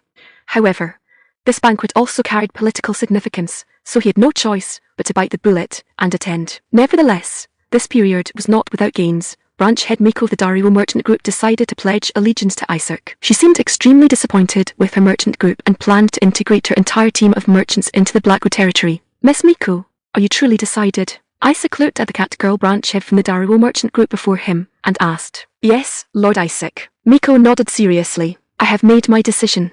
I want to join the Blackwood territory and become your loyal subordinate. Miko was completely disappointed in the Dario merchant group. She had originally thought the Dario merchant group was an organization she could trust and rely on, but reality dealt her a heavy blow. So-called integrity and promises were worthless in the face of profit. But Isaac was different. Although he came from a humble background, he possessed courage, wisdom, and strength that ordinary people could not match. More importantly, he was truly a trustworthy and reliable person. And handsome, too good. Welcome, Miko, Isaac said with a smile. I believe you will definitely become one of the most outstanding officials in the Blackwood territory. Just like that, Isaac obtained the cornerstone for establishing a territorial merchant group connections, clients, as well as tradability and experience. With the city mayor fleeing and power being divided, branch head Miko, who originally held the greatest influence in the city, also defected to Isaac. This caused a subtle shift in the attitudes of the heads of various families, the city councillors, and the leaders of small and medium-sized merchant groups. After the war ended, the real politics began. They all began to realize strongly that a new ruler had emerged in the city. The vacant position of city lord and mayor would likely soon be filled by someone obedient appointed by Isaac. If previously they balanced each other and fought for power, now power belonged to whoever could gain the favor of the new ruler. They looked at Miko sitting beside Isaac, calculating in their hearts, and one after another, they brought their people and approached Isaac with beaming smiles. Wine cups clinked, and the bard's songs pushed the atmosphere of the banquet to a climax. Yet the city councillors all had sharp eyes, and hidden currents flowed beneath the surface. Like sharks smelling blood, they rushed toward Baron Isaac, the protagonist of the banquet. Watching this group of impatient people, Isaac couldn't help but find it amusing. Their subtle atmosphere and the clash of their gazes were so clear to him. Miko, what do you think they will do? Isaac tilted his head slightly, his gaze remaining fixed on the approaching city councillors, and asked softly. Miko, the beautiful half-beastkin sitting next to him, was gently swirling the wine glass in her hand, the deep red wine shimmering with an alluring luster. She narrowed her eyes and replied, what else could they do? Naturally, they'll scheme and try to attach themselves to you. These people only know how to climb up by calculating against others. She glanced at the heavily made-up young girls with hourglass figures following the city councillors, and her brow furrowed slightly. Her furry tail twitched impatiently, an expression clearly written on her face. Displeasure. HMPH, judging by this posture. They must be thinking of shoving their daughters at you to become the Baroness. Miko's tail swung even wider. Although Isaac had never owned a cat in his previous life, as a veteran virtual cat owner, he could still discern some clues. Clearly, Miko was very unhappy right now. Isaac could feel the scrutinizing gazes around him. This feeling of being the center of attention stood in stark contrast to the cold shoulder he received during his coming-of-age ceremony, causing him to feel a pang of emotion. Miko seemed to notice Isaac's change in mood, and she turned back to ask anxiously, you aren't actually tempted, are you? As soon as these words were spoken, Effie, who was gnawing on roast duck nearby, immediately pricked up her long ears. Even Sir Miller, who always maintained his knightly demeanor, couldn't help but secretly glance at Isaac. Lately, both Claire and Miko seemed so interested in his love life. He had explained many times that such matters should just take their natural course, but they simply wouldn't listen. No. Isaac felt somewhat helpless, so he simply answered concisely, not wanting to explain further. Isaac was a firm believer in free love, though such an idea was too outrageous for this era, so it was better left unsaid. In this era, political marriages driven by supreme self-interest or parental orders were the mainstream. Greetings to the new ruler of Light City. I'm Reynold Abel, and this is my daughter, Bianca Abel. Quickly, say hello. A city councillor rushed ahead to stand before Isaac, bowing respectfully and introducing his daughter to him. This young lady named Bianca lifted the edges of her low-cut gown, revealing a brilliant smile. It is an honor to meet you. My name is Bianca Abel. The young lady's smile carried a hint of charm, captivating and attractive, at least that's what Isaac thought before he learned her age. All 3 magical artifacts are now complete. My daughter is 16 this year, just at the right age for marriage, so we are looking for a suitable partner for her, Councilman Abel said with a smile, his tone full of implication. What, 16? So young? Remember this site's domain name, Taiwan novel website, for smooth reading at your leisure. Isaac's brows furrowed, this old fellow was actually using his own 16-year-old daughter just to climb the social ladder. Or was this just how nobles played the game? Lord Blackwood, you are also only 16, Sir Miller reminded him in a low voice from the side. Ah, that's true. Isaac scratched his head awkwardly. So they were peers. He occasionally forgot this point. After all, with two sets of memories merged together, occasional confusion was normal. Lord Blackwood, our family's daughter, would also like to be introduced to you. With Councilman Abel taking the lead, other city councillors followed suit, scrambling to introduce their daughters to Isaac. Just as Miko had predicted, they all wanted to seize this opportunity to leave a good impression on Isaac. I have always wanted to introduce my daughter to the city's saviour. My daughter deeply admires your style of keeping your word, unlike that despicable second prince, who only sat by and watched the city be plundered. Amidst the cheerful singing of the bards, the flattering sycophancy of the city councillors was mixed in. They praised Isaac while disparaging the regent and the brutal second prince, who had done nothing and allowed the city to be sacked. That was truly a battle worthy of an apostle of God. That deafening roar and the sky full of flames. I have decided to become a believer of the Elise faith. In these chaotic times, no one knew what the future would hold. The city councillors had witnessed Blackwood's formidable power with their own eyes. They were like people grabbing a life-saving straw on a stormy sea, all wanting to cling tightly to Isaac. The family patriarchs constantly urged their daughters forward, and those heavily made-up young ladies swarmed around Isaac like a charging army, chattering incessantly. The air was thick with the scent of powder, while the middle-aged men standing behind them spoke volubly about how the city and Blackwood should form an unbreakable alliance. They are certainly putting in a lot of effort. Isaac dealt with the city councillors impassively, but secretly shook his head. He valued people like Miko and Effie, who could prove their own ability, rather than those who rose through flattery and opportunism. Perhaps they could grow their families this way in the past, but now that he was here, this city would be merit-oriented. At least, his other territories needed to operate that way. However, the city councillors did not know this. They continued their old ways, constantly trying to sell their daughters to Isaac. But eventually, someone seemed unable to suppress their dissatisfaction and started causing trouble. Bang! A window was suddenly thrown open, and a gust of wild wind swept in, blowing those elaborately dressed young ladies head over heels. The meticulously styled hair instantly turned into a bird's nest. They tried to fix their hair in a panic, but it was useless. Their hairstyles were completely ruined. Oh dear. They looked back at their fathers with dejected faces, their eyes full of the question, what do we do? Their fathers also looked troubled, helplessly holding their foreheads. Everyone was looking around in confusion for the source of this strange wind, while Isaac silently looked toward the most likely suspect. Effie caught Isaac's sweeping gaze, and immediately looked away guiltily, pretending as if nothing had happened. Seeing her like this, Isaac couldn't help but laugh out loud. Asterisk, asterisk, asterisk. A short while later, at the city hall, Miko helped me organize a list of the city's craftsmen, technicians, and those in power. Isaac occupied the empty mayor's office and began handling the aftermath and integration of Wright City.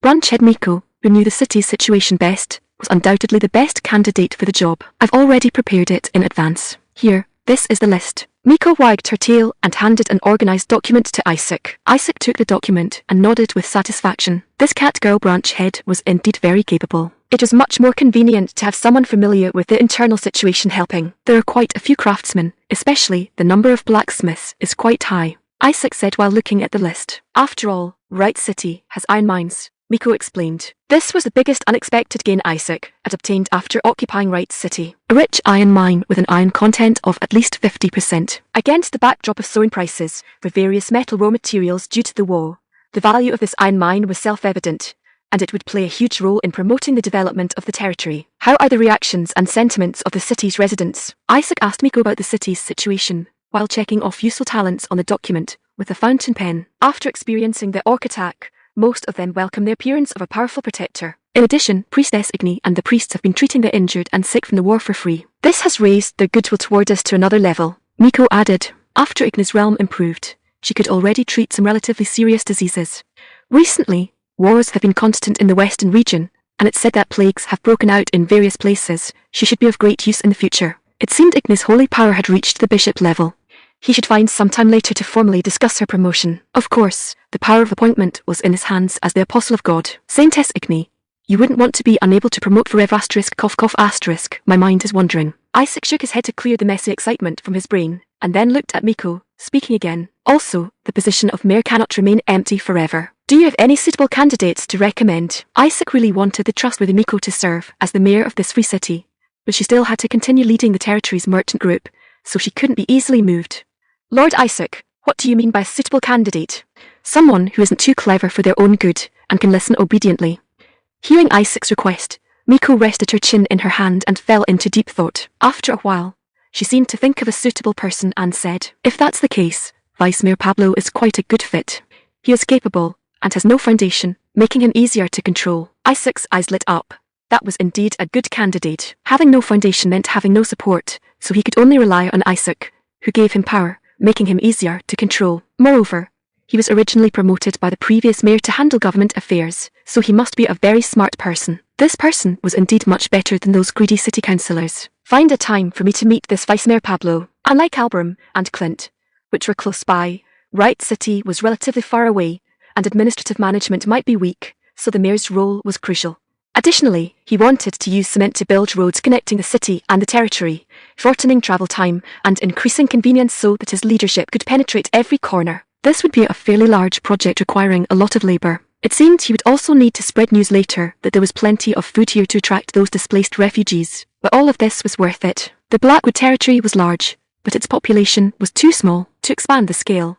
He had to absorb people, and after absorbing them, he also needed to provide them with employment opportunities. Furthermore, this will help with the centralization of power in the Blackwood territory. The lands of the Blackwood territory were all directly administered lands with no vassals. As long as an administrative system that could transmit his administrative orders to every corner was established here, he could gradually move toward a centralized system. To this end, Isaac also intended to absorb the scribes and other literate administrative staff in Wright City. After all, there were too many bad habits that needed reform.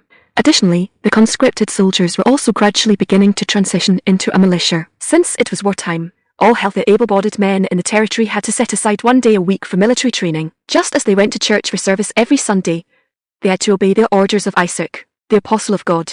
Of course, the intensity of the training was not high, and Isaac would distribute some grain as a reward after each training session. But even so, Isaac once again deeply realized what it truly meant to be an apostle of God in this world, where gods actually existed. In the future, after smoothbore muskets with relatively low production costs could be mass-produced, Isaac also intended to try a system of universal military service, or at least form a territorial self-defense force. But that's a matter for the future. In this way, Isaac's goals had already surpassed the scope of a mere territory. He wanted to transcend the feudal system and establish a brand new system. Knock, knock, knock. The sudden sound of knocking interrupted Isaac's musing.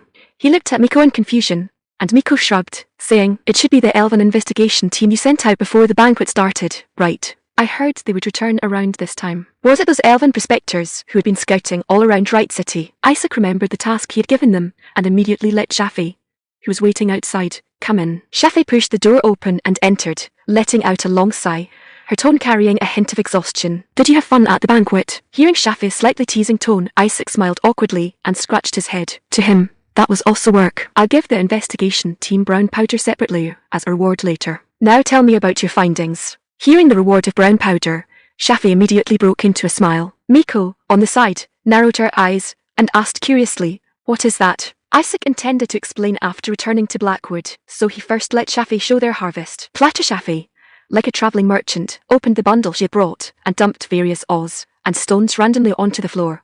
"I collected all the ones with characteristics similar to what you described. Is what you're looking for in here?" Isaac hurried over and carefully examined the things Shafi had found. He threw aside those that looked similar, but weren't what he was looking for, one by one, then scanned with sharp eyes like an old man hunting for treasures in a curio shop.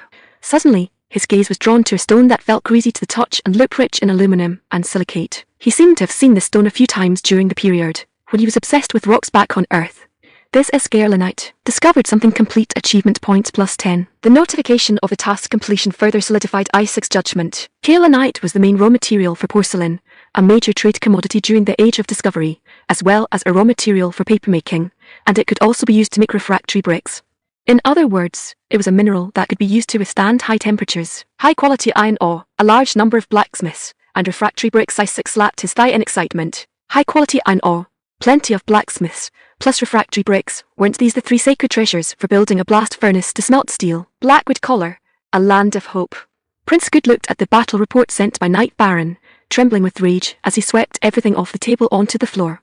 "Useless, Baron. You are absolutely useless." His roaring voice echoed through the room, making the surrounding nobles tremble in fear. With 5,000 soldiers, plus knights, and high-level mages for support, the enemy was just a city with fewer than 400 defenders. Even if that madman Isaac really came to reinforce them, They should have been able to win easily, and the result. Not only was the siege a complete disaster, but even a high-level mage had fallen. Why are you all so afraid of him, Baron? Do you want to follow in the footsteps of Baron Collant as well? Prince Goodrod, flames practically spitting from his eyes. This subordinate is incompetent. Earl Baron grit his teeth, his face pale as he bowed his head to admit his fault to the prince. Although Prince Good's face was livid with anger, he still suppressed his rage and did not dismiss the knight commander who had led the battle. Fortunately, Earl Eniel and his mages on the central front had achieved brilliant results. Otherwise, he might have overturned the entire tent by now. Speak. What on earth happened? You couldn't have made the same mistake as that idiot Collant, could you? Prince Good took a deep breath, trying to calm himself down. Baron Collant, everything he said was true. Knight Baron looked up and, in a low voice, began to describe in detail the Blackwood army he had seen with his own eyes. Earl Baron gestured as he recounted what he had seen and heard to the prince and the nobles. As they listened to his description, the expressions of everyone present became increasingly strange. What? Does such a weapon really exist? The prince asked in disbelief. Was there really a weapon that could spit fire and eliminate enemies from hundreds of paces away? When Baron Collant mentioned it before, he thought it was nonsense. But now that even Earl Baron was saying it, he couldn't help but start to doubt. No, how could that be possible? Can it really launch such a large stone 800 paces away? Ordinary soldiers can easily knock down heavy infantry. The surrounding nobles also began to buzz with discussion, their faces filled with expressions of disbelief. They had originally thought those wooden sticks were just enhanced crossbow bolts, and the stones were launched by improved catapults. It seemed they were gravely mistaken. That damned bastard, the prince said through gritted teeth. At this moment, the second prince realized that Isaac was no longer just a nobody from a remote territory. Unbeknownst to them, he had grown into a massive threat. What should we do now? Earl Baron's voice carried a hint of despair. Damn it, change the plan immediately. The plan to eliminate the second princess first, and then concentrate all our efforts on Blackwood territory is no longer viable. Prince Good made a prompt decision. Settle Brianna first, then march the army south to attack Blackwood territory. Eniel has already severely wounded Arnold. Now is the perfect opportunity for us to eliminate the second princess. Once the second princess is out of the way, we will concentrate all our forces to crush Blackwood territory. Murderous intent flared in Prince Good's eyes. It should be resolved quickly. Earl Eniel has already pinned down Earl Arnold. The once majestic Earl Arnold had retreated to his earldom after being severely wounded on the battlefield. They had to take this chance to eliminate the Sword Saint, or the consequences would be endless. ****. War swept across the western continent, and countless people lost their homes and became displaced overnight. They left their hometowns and fled their plundered villages, all for a slim chance of survival. Such refugee caravans could be seen everywhere throughout the West. Hunger and rage turned some refugees into bandits, and combined with the diseases brought by war, the entire West had become a living hell. With the second prince's pillaging and the second princess's continuous retreats, it looked like they were about to be swallowed by the flames of war once again. They had nowhere left to go. These refugees were completely at a dead end, wandering in despair. Go to Blackwood territory. It is a land of hope. At that moment, a former travelling merchant shouted loudly. He pointed west, in the direction of the magical beast forest. I heard they had a bumper harvest this year, and even the livestock are well fed and strong. This was a widely circulated rumour. It was said that long convoys of wagons carrying countless grains travelled back and forth between Wright City and Blackwood territory. But, will that lord take us in? No lord would welcome these penniless refugees, who would only add to the burden of security and sanitation. Most of them would be treated as beggars, especially in a situation where territories were being scorched by war and food prices were skyrocketing. I heard that a newly established religious order there is treating people for free, and the lord there is an apostle of that order, so, hearing the merchant's words, the refugees all showed surprised expressions. Those high and mighty clergy members would actually treat people for free without charging any fees. Perhaps he will give us alms. Maybe it's worth a try. A glimmer of hope lit up the tired eyes of the refugees.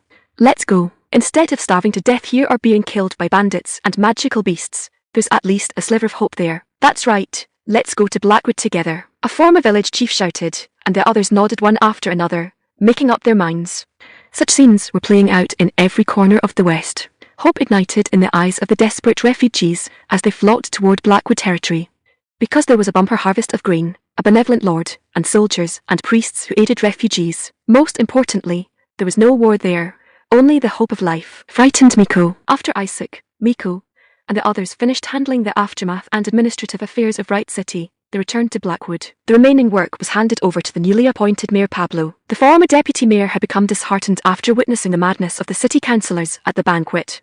When Isaac expressed that he was fully capable of appointing him as mayor, he was so moved that he knelt on the spot and swore an oath of loyalty to Isaac. He regained his vitality in an instant, and looked full of motivation. This was truly a good thing. A capable and enthusiastic talent joining their ranks could lighten their burden. Recently, with the expansion of the territory, the workload had increased significantly, and even Miko, who handled administrative affairs with him, complained incessantly. It seemed that for his own sake, Isaac also had to cultivate administrative talent.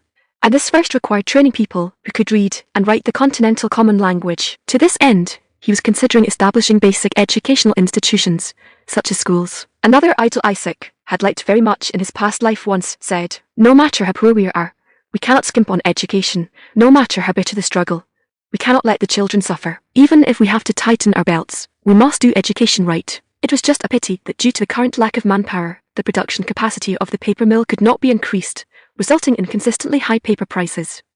Once a large-scale supply of cheap paper was possible, the establishment of schools would be just around the corner.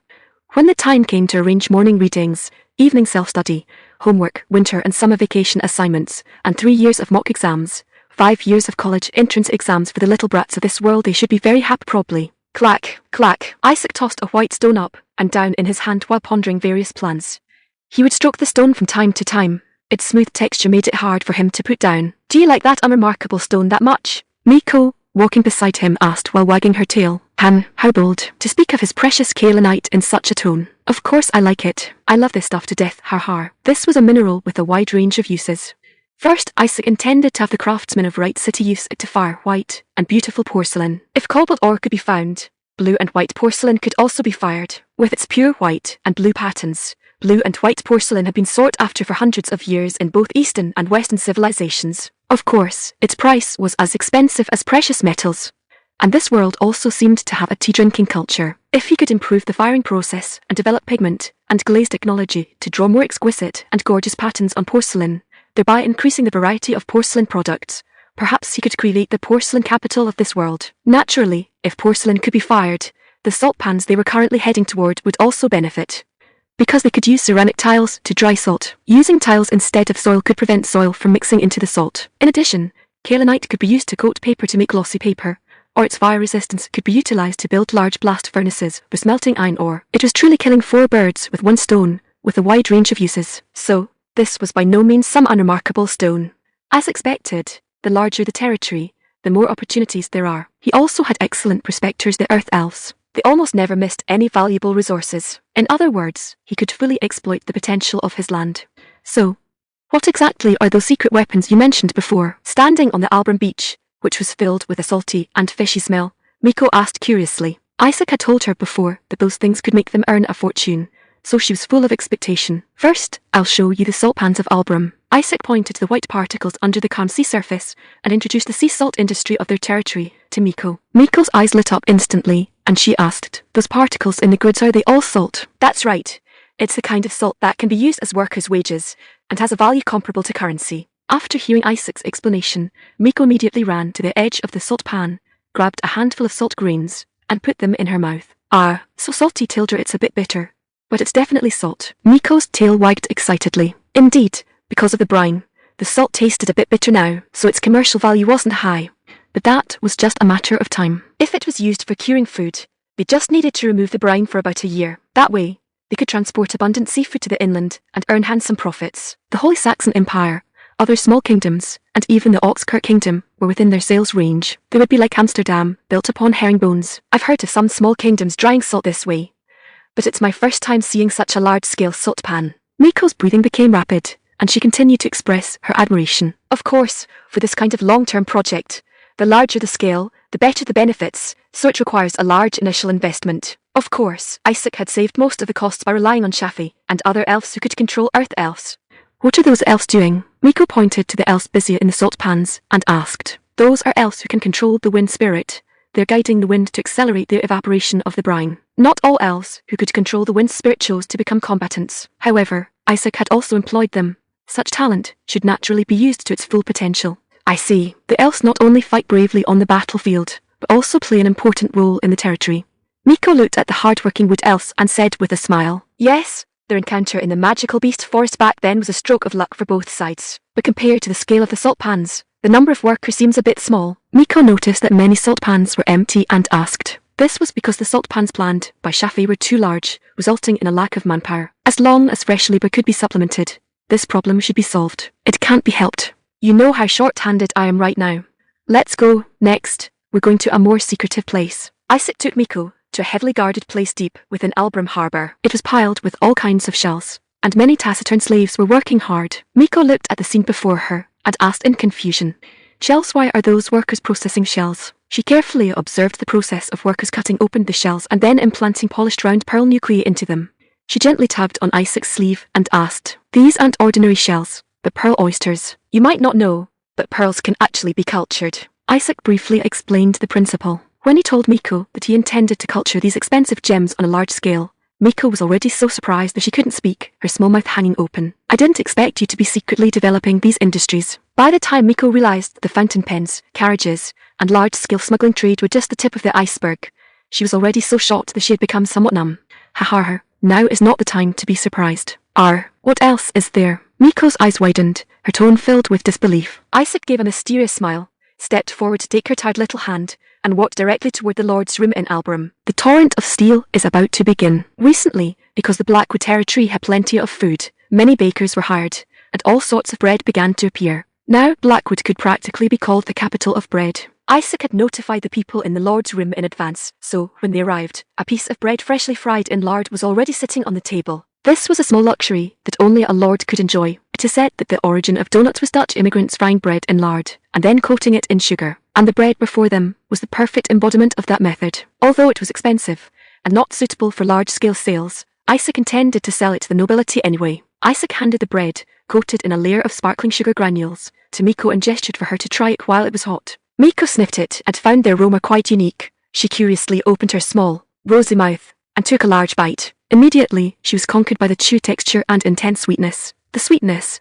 unlike anything she had ever experienced, caused her pupils to dilate instantly, and her cute eyes widened. MMNTH, it's sugar, produced right here in our territory. Although Miko's mouth was full, Isaac saw the shock in her eyes, and answered for her.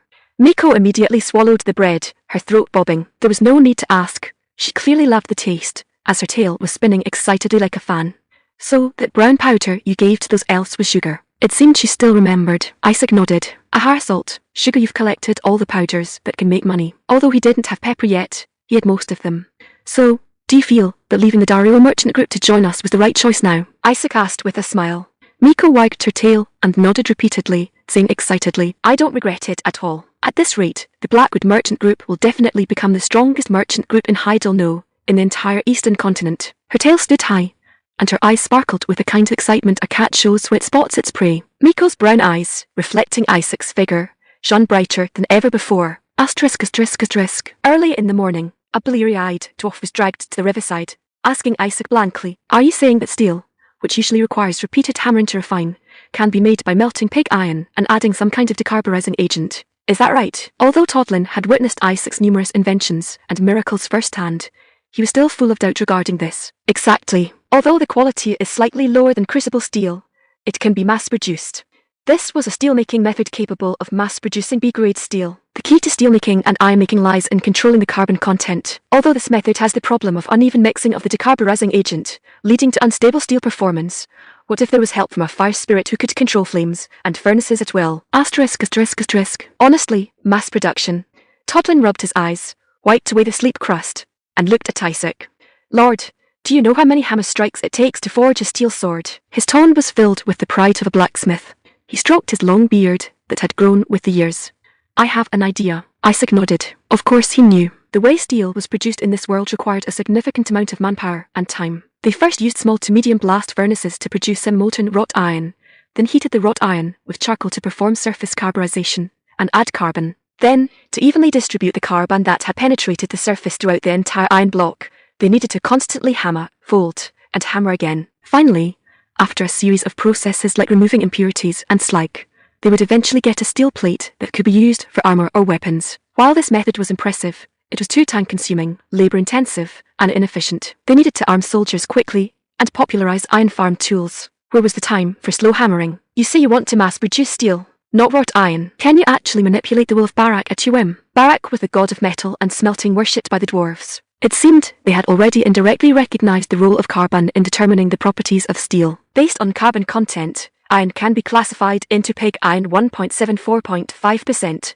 steel 0.0351.7%, and wrought iron below 0.035%. Pig iron has the highest carbon content, so it is very hard, but lacks ductility and toughness, making it difficult to forge and prone to shattering, unsuitable for weapons. While wrought iron doesn't shatter easily, its strength is too low, making it very prone to deformation. Therefore, the most suitable material for human use was the steel that Isaac now wanted to mass produce. Just like always, trust me this once, Toddlin, Isaac said, looking at the slowly flowing Blackwood River. This river had a good bed coefficient and an abundant water supply. He planned to build a water-powered continuous blast device by the river, and then construct a tall 200 kg class blast furnace using high-temperature resistant kaolin refractory bricks. Then, charcoal and limestone would be put into the blast furnace to lower the melting point and produce carbon-rich molten pig iron. The molten liquid would then be poured into another container, where iron oxide powder would be added and stirred with a rod. This way, the oxygen in the iron oxide powder would combine with the carbon to form carbon monoxide and evaporate, while the stirring action would cause a decarburization reaction in the molten liquid exposed to the air. This was the puddling process that allowed for the mass production of steel before the modern era in his previous life. However, because the blast furnace was large and the amount of molten liquid processed at once was high, the decarburization process might be unevenly distributed, resulting in some parts becoming high-quality steel, while others did not. Isaac intended to use Toddlin's fire spirit to solve this problem. He had previously seen that the fire spirit could enter furnaces and refining ovens. If this attempt succeeded, they might be able to mass-produce B+ or A-grade steel for weapons and armor. Isaac explained all of this in detail to Toddlin. So, are you interested? Toddlin looked at Isaac with an indescribable expression. Based on what you're saying, do I really not have to swing a hammer anymore? At least not as desperately as you do now. Isaac nodded. Steel produced this way, whether for swords or armor, only needs to be shaped, no forging required. Once the technology matured, he would let these otherworldly craftsmen understand what assembly line work and mass production truly meant. Isaac's army would soon be able to equip steel weapons and armor on a large scale. Currently, until technologies like the Bessemer converter or open hearth furnace appeared, this was the most effective steelmaking method. So Isaac planned to use this method to solve the problem of large-scale steel supply, while high-quality special steels like spring steel would be produced using the crucible steelmaking method. Toddlin, don't you want to see our soldiers looking majestic in shine steel armor? In this world, steel was extremely expensive. As a result, heavy infantry, the core of the army, had high training and maintenance costs, and their numbers were always insufficient. Although they had spent a lot of silver to buy armor from Wright City and the royal capital, only the first row of pikemen was truly fully armed. The equipment of the soldiers in the back rows became increasingly meager. But if these ironmaking and steelmaking technologies could be introduced, the situation would change fundamentally. Furthermore, steel could be used not just for weapons, but in various other fields as well. Farm tools, daily necessities, and various industries could all utilize steel. This would lead to a massive increase in productivity. The 3 sacred tools of ironmaking had been gathered. As long as they could be successfully operated, the enemy would witness what a torrent of steel truly looked like. Of course, the lack of coal was a pity, but they could use charcoal instead, just like 19th century America did for iron smelting. Although this might lead to deforestation, there was a vast forest nearby, so they didn't have to worry about that for now. Since you've put it that way, what more can I say as a blacksmith? Just send me some skilled construction workers. Toddlin finally became interested in Isaac's plan. Of course, Wright City has many excellent construction workers. I'll send them over as soon as possible. Isaac smiled and patted Toddlin's shoulder. All right, everything was ready. Now all that was left was to start. He was going to show this world what mass production of steel looked like. Isaac looked at the land before him, as if he could already see the bustling blast furnaces. Now that the steel problem was solved, perhaps it was time to speed up the progress of the Industrial Revolution. The woman with goat horns visits the Lord's room in Countess Brianna's fief. Princess Priscilla's violet eyes, symbolizing the royal family, were trembling with unease. Remember the site's domain name, Taiwan novel website. It's super practical and easy to read. Sir Luger, has Lily replied. In the north, bordering the Saxon Empire, lived her half-sister. That was the 4th princess, Lily. There might still be a possibility of cooperation between them. A reply has come, but a civil war is also about to break out in the north, so she cannot dispatch troops and expressed her apologies. It seemed they could not count on outside help. Princess Priscilla bit her lip and lowered her head again. Her gaze fell on the map on the table, where chess pieces representing enemy forces were gradually surrounding Countess Brianna's fief. The front lines, which were originally evenly matched, began to retreat steadily after Count Emil appeared, and now they had approached Countess Brianna's fief. Even if they defended strictly, They could not withstand the firestorm sweeping across the battlefield. The subsequent enemy attacks were even more like a nightmare. Sigh. The princess's soft sigh echoed in the room. The nobles of the second princess faction around her also had faces full of worry. They were like candles in the wind, liable to be extinguished at any moment. "I'm sorry, Your Highness the Princess Priscilla." Count Arnold appeared in the room, his body covered in bandages. Seeing him, both the princess and Lucy, who was nearby, were startled and quickly stood up. "Lord Earl, you should be resting properly. Father, you haven't fully recovered yet." Despite their best efforts to dissuade him, Count Arnold walked over with a smile and looked at the map on the table. His golden eyes carefully scanned the battle situation on the map. The enemy forces were using their numerical advantage to advance steadily, pushing the princess's army into a corner. "That damn second prince. He's getting more and more arrogant, however. Your Highness, if I'm not mistaken, the number of enemy troops seems to have decreased slightly." "Did you repel him, or was it Lucy's doing?" Hearing the Count's question, both Priscilla and Lucy lowered their heads somewhat awkwardly. "Father, it wasn't me, it was." Lord Isaac repelled the 2,000 princes' army and 3,000 mercenaries attacking White City, so we have unintentionally received his help once again. Learning that Isaac had achieved another victory on a distant battlefield, Count Arnold couldn't help but give a bitter smile. While they were retreating step by step, Isaac in the west was winning battle after battle. This sharp contrast made him feel incredibly ironic. Really, the fish that got away always seems bigger. That guy really becomes more the more I look at him. Was the judgment of his wife and Lucy correct in the first place? Count Arnold clicked his tongue with some regret. "Father, he doesn't just seem bigger. He really has become very big." Lucy, who had been standing by holding her helmet, corrected Count Arnold's mistake. Although Isaac was only a baron, his strength could already be compared to that of a count or even a marquis. After the war ended, he would likely be promoted to count. "I feel like he's getting further and further away from us." A look of loss appeared on Lucy's face. At the coming-of-age ceremony, she hadn't felt this way. Out of consideration for her status as his former fiancé, Isaac had let her call him by his name, but now even if they met again, it would be hard for her to do that. "Your Highness, it seems we must win over this former son-in-law to have any hope of turning the tide." This was an obvious suggestion, but the nobles of the second princess faction remained silent, faces showing difficult expressions. Only Count Arnold, who didn't know the inside story, asked with a puzzled look. "Yes, I think so too, so I've already written several letters to him." Initially, they thought Isaac needed their help more, so they offered protection on the condition that he swear fealty. Later, as the situation worsened, they offered more benefits, and finally, they even hinted at an equal partnership rather than a vassal relationship. But he hasn't given a clear answer. Were the terms they offered not generous enough? Isaac's attitude made Priscilla feel incredibly anxious. Should she have won him over at all costs during the coming-of-age ceremony? In that carriage, she should have asked risk. Isaac was wiping a newly made special bullet with a cloth while listening to Miller's wording with confusion. Not a messenger, nor an envoy, but a guest. When the messenger from Wright City came before, Miller had this same expression. It seemed he didn't know this guest either. "I say, Lord, why are you tinkering with these pieces of iron in the workshop again? What you should be doing is governing the territory." Sir Miller couldn't help but complain when he saw the lead bullets rolling around on the table. This worrisome lord was always running to the workshop, which made him quite helpless. Hearing Miller's complaint, Isaac was also slightly stunned. This sentence sounded like something his father back on Earth used to say all the time. Back then, his old father always said he didn't farm properly and spent all day messing with those iron blocks and machines. "War's imminent, and the workshop is short-staffed, so of course I have to help. If you have nothing to do right now, come and help here too." Whether it was operating the bellows or carrying materials, with Knight Miller's strength, he would definitely be of help. Isaac licked his lips and invited Knight Miller to work together in a reversal of roles. But Knight Miller shook his head repeatedly upon hearing it, and immediately retorted, "My lord, where is there a case of making an intermediate knight do such menial labour? Hey, even the lord has come down to work personally. Isn't it reasonable for you to come and work as well? Even the lord has taken the field. What right does a knight have to be special? Before labour, everyone is equal." Isaac made up his mind that if he had the chance, he would have to instill the great thoughts of my party into them. "Anyway, who is that guest? Is it someone from Wright City or from the second princess?" Isaac asked while tinkering with the lead bullets. Sir Miller shook his head and replied, "Neither. They came from Alburn Port." The port, coming from the port meant they came from the sea. It's a merchant ship flying the flag of the Duchy of Henton. A woman with goat horns came off the ship, saying she was looking for you. Cotton seeds have arrived.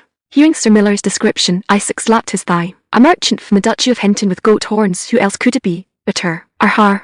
It's Azazel. What a rare guest. It was now the season of late summer and early autumn. It seemed the succubus from the western continent had brought the essential winter cotton as promised. What are you waiting for? Quick. Invite her into the castle at once. It had been many days, But Isaac still remembered Azazel's charming smile and her curvaceous figure shortly after.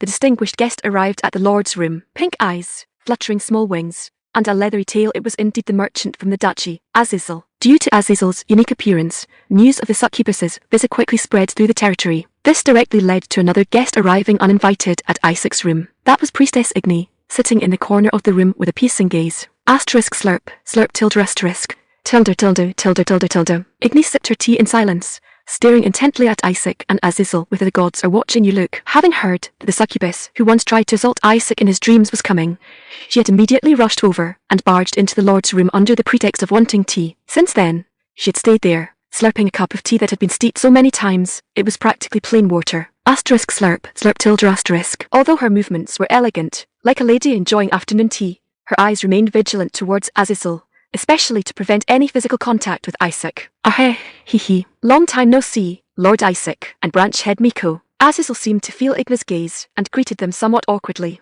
Miko, who was sitting next to Igni drinking tea, waved at her enthusiastically.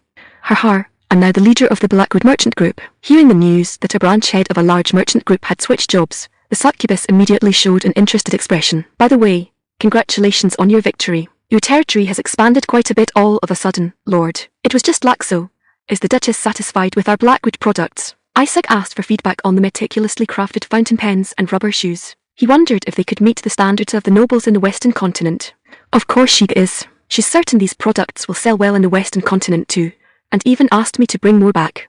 That's why I came here with a merchant ship. Azazel shrugged and affirmed with a smile. That dark elf duchess had also caught the scent of money. It seemed their sales range had taken its first step from the kingdom to the entire continent. That's good. I'm glad she likes them. Since products that sold well in the Eastern continent were equally popular in the Western continent, he could try loading Blackwood-produced carriages onto merchant ships for sale in the West in the future. Isaac looked at Azazel expectantly and continued. Did you bring what I asked for? Azazel nodded immediately in understanding and pulled a handful of items from her bosom. On her fair palm lay a pile of seeds wrapped in soft cotton. Isaac's eyes instantly lit up. These are just samples. There are many more on the merchant ship I brought, Azazel explained proudly. Isaac couldn't help but grab a handful of cotton seeds. Well done. The Duchess is truly generous. He could almost see the vast cotton plantations, with blackskins diligently picking cotton while he held a whip. No, wait. There don't seem to be any blackskins in this place. Sigh. What a pity. He really wanted to recreate a famous historical scene. Isaac shook his head to clear those images away, looked at the cotton seeds before him, and grinned. Next, he had to organize the irrigation canals as soon as possible, recruit labor, and use fertilizers to address the cotton's depletion of soil nutrients. Then he'd have the elves who could control plant spirits improve the cotton seed to adapt to the local climate. Lord, is this thing really worth being so happy about? Miko, sitting next to Igni, asked in confusion. She found it very strange that Isaac was beaming with joy over a mere handful of seeds. Of course it's worth it. You don't understand. Just as tea once sparked wars and even led to a nation's independence, cotton was a non-food crop that changed human culture and history. If they could promote cotton cultivation and solve some technical and institutional issues, they would not only stay warm in winter, but could even change the way wars were fought. Hehe Tilda. Isaac laughed happily while rubbing his hands together and counting the cotton seeds. People in the Western continent seemed to use cotton only for padding, but he could press oil from the cotton seeds and make paper from the cotton linters, maximizing the value of the cotton. I'll buy all of them. As for what goods to exchange and the price of the cotton seeds, you can discuss that with the finance officer and Miko. Asterisk Russell. Russell tilde Russell. Russell tilde asterisk. Isaac rolled the cotton seeds he got from Azazel back and forth in his hands. The sound of the cotton fibers rubbing together made him feel comfortable all over. Watching his actions, Azazel said with a smile, to be honest, before I came, the Duchess was a bit worried when she heard that war had broken out in your region, but now that she sees your territory has expanded instead, she can rest easy. I hope we can cooperate long-term in the future. It seems the kingdom's civil war had also made them uneasy. After all, they had finally found a stable trading partner and didn't want it to vanish overnight. By the way, how's the Western continent lately? War hasn't broken out there too, has it? Isaac asked. Azazel smoothed her hair and replied. Unfortunately, the Western continent isn't peaceful either. The High Elves suddenly invaded the Dwarven Kingdom, and now all the surrounding countries are on edge. The High Elves are said to be a race that cannot control spirits, but possesses advanced magical technology. They gather on an island nation called Avalon, and hold themselves in high regard. They have already occupied several regions in the Western continent as their territories, and are continuously expanding their sphere of influence. Is the situation in the Dwarven Kingdom very bad? Isaac thought of Todlin, that dwarf king. who was the first in history to be injured by a steam engine explosion, seemed to live there. Yes, the situation in the Dwarven Kingdom is not optimistic. It said the enemy used powerful weapons called what was it magical devices. Magical devices. Isaac seemed to have heard the term before, but he knew nothing about the specifics of magical devices. I think I've heard of magical devices too, Lord Apostle. Just then, Priestess Igni suddenly raised a hand high and spoke. The integrity of an old friend. Hasn't this girl been staying in the cave the whole time? How does she know about magical devices? The former priest told me this. It said that when the Order was hiding everywhere, they were once attacked by a group of people filled with an evil aura. The weapons they used were called magical devices. The mysterious enemies who attacked the Order actually used magical devices. Isaac suddenly felt it was strange. It seemed that so far, all news related to the High Elves was negative. Do these guys not do a single good thing? It's said that High Elves believe they are the superior race and all other races are inferior, so they often invade and massacre other races, Azazel added from the side. Isaac narrowed his eyes. Something wasn't right. Something was very, very wrong. Azazel's words made him keenly sniff out the character of a certain old friend. He almost instantly thought of an old friend from his previous life on Earth who had a small mustache and liked to give speeches everywhere. These High Elves wouldn't also like to build concentration camps and make soap, would they? House your Hinton Duchy? Will the flames of war spread there? Having basically understood these guys' style of doing things, Isaac immediately asked with concern. We're fine. Under the iron-blooded rule of the Lord Apostle Koff, anyway. Under her brilliant leadership, the duchy is developing rapidly and is very far from here, so you don't need to worry. Isaac suddenly understood. The Apostle of the Hinton Duchy believed in the God of Order. It seemed she also managed her country in an orderly fashion. That's good. Thank you for the information. I hope we can have more pleasant transactions in the future. I still have many things I haven't introduced to you yet. The Blackwood territory still had many products under development, such as pearls. It seems you still have many secret weapons. I really came to the right place. Azazel's pink eyes sparkled. When Isaac said goodbye to her, she once again reached out her fair hand. She wagged her tail while revealing a meaningful smile. Snap! Isaac glanced at her and was finally moved by her persistence, taking her hand and shaking it up and down a few times. Oh my! Igni exclaimed at the sight and stood up abruptly. This girl had been on guard for so long, yet the other party still managed to steal a march on her. But Isaac didn't pay her any mind. Anyway, an apostle wouldn't be affected by any mental interference. Looking at it from another perspective, he was one of the few men who could calmly shake hands with a succubus. I don't know why, but I feel like I'll be seeing you often in the future. Until next time, please take care of me. Azazel said goodbye politely and turned to leave. Even at the end, her tail was still wagging happily. In any case, Isaac understood the international situation and the fact that the West was also not peaceful. The mysterious enemies of the Order and the apostles appearing in various places all gave him a sense of crisis. He had to become strong as quickly as possible now. On the vast Khan village plains, the elf rangers, riding horses, were conducting mounted training while humming the song Isaac had taught them. I'm willing to guard the border for a lifetime for you. I've learned that skill tilde the parting shot. Drive away the tigers, leopards, and wolves, so you won't tilde be hurt again. These were lyrics from the song The Parting Shot. Isaac felt this valiant song was very suitable for these elves who could control bullets at will, so he taught it to them. They also really liked the lyrics and melody of this song, especially Effie. Since she learned it, she often hummed it in front of Isaac when she had nothing to do. Clatter, clatter, clatter, clatter. Hooves beat against the ground. Isaac was also practicing riding next to the elves. Whether on the battlefield or escaping, mobility was very important. But his riding was not going smoothly. No matter how he pulled the reins, the horse always snorted and went its own way. As a result, he could only move forward unsteadily, as if he were drunk. Unlike vehicles on Earth with pedals and steering wheels, riding a horse required coordination between the person and the horse, which was the main reason why training cavalry took so long. Holy crap. This horse is really hard to handle. Seeing Isaac's disheveled state, Miller and Claire were both snickering on the side. Who told you not to study hard when you were a child? Knight Miller said with a laugh, clearly referring to the ridiculous years when Isaac skipped class to go drinking. Fine, that line again. Do you plan to keep saying it until I die? Isaac shook his head helplessly. At least until you learn how to ride. Har, Miller said, laughing loudly. However, I still think brother is amazing. You've finally started to take the initiative to learn and practice riding. Claire suddenly chimed in with a smile, trying to save what little face Isaac had left at the moment. She was very happy about her brother's recent changes, and even felt a bit proud. All right, I'm only doing this to stay alive, Isaac muttered while tugging at the horse's reins. This little girl had almost become his little fangirl recently, praising him to the skies for everything. Suddenly, the reaction of the horse beneath him became very strange. Perhaps unable to stand Isaac's clumsy control, the horse suddenly whinnied and reared its front hooves. Holy cow! Isaac's body jerked backward, and he instinctively let out a cry of surprise. The reins slipped from his hands. Just as he was about to fall off the horse, a sudden gust of wind supported his back, allowing him to regain his balance. A flash of white light passed before his eyes. Effie. Isaac gave Effie a grateful look. The corners of Effie's mouth curled up slightly, and she shrugged as if to say don't mention it. The nearby elf rangers also exchanged glances with Effie. Watching the exchange of looks between them, Claire suddenly had an epiphany. This atmosphere isn't right if things keep going like this. His brother going to marry an elf as his wife. She had never thought of this possibility, and suddenly covered her forehead in a bit of a panic. Her face was full of confusion. But the age difference, even if the races are different, brother is only 16. This is almost like a crime, she whispered to herself with a confused expression, suddenly feeling a bit afraid to look at her brother and Effie. In this way, amidst Claire's internal struggle and the warm atmosphere of the others, the riding training continued. Before long, a person suddenly appeared in the distance, galloping toward them on horseback. Anne, silver armor shining in the sun, a snow-white warhorse, and short golden hair. It was clearly a valiant female knight. New mission: save Brianna. Sister Lucy. Claire was the first to recognize Lucy. Seeing her childhood friend, Claire excitedly waved, then, as if suddenly remembering something, turned to look at Isaac. Knight Miller also looked at Isaac with a worried expression. They were clearly recalling Isaac's previous twisted obsession with Lucy. However, this Isaac was no longer that Isaac. The current Isaac had only one thought in his mind.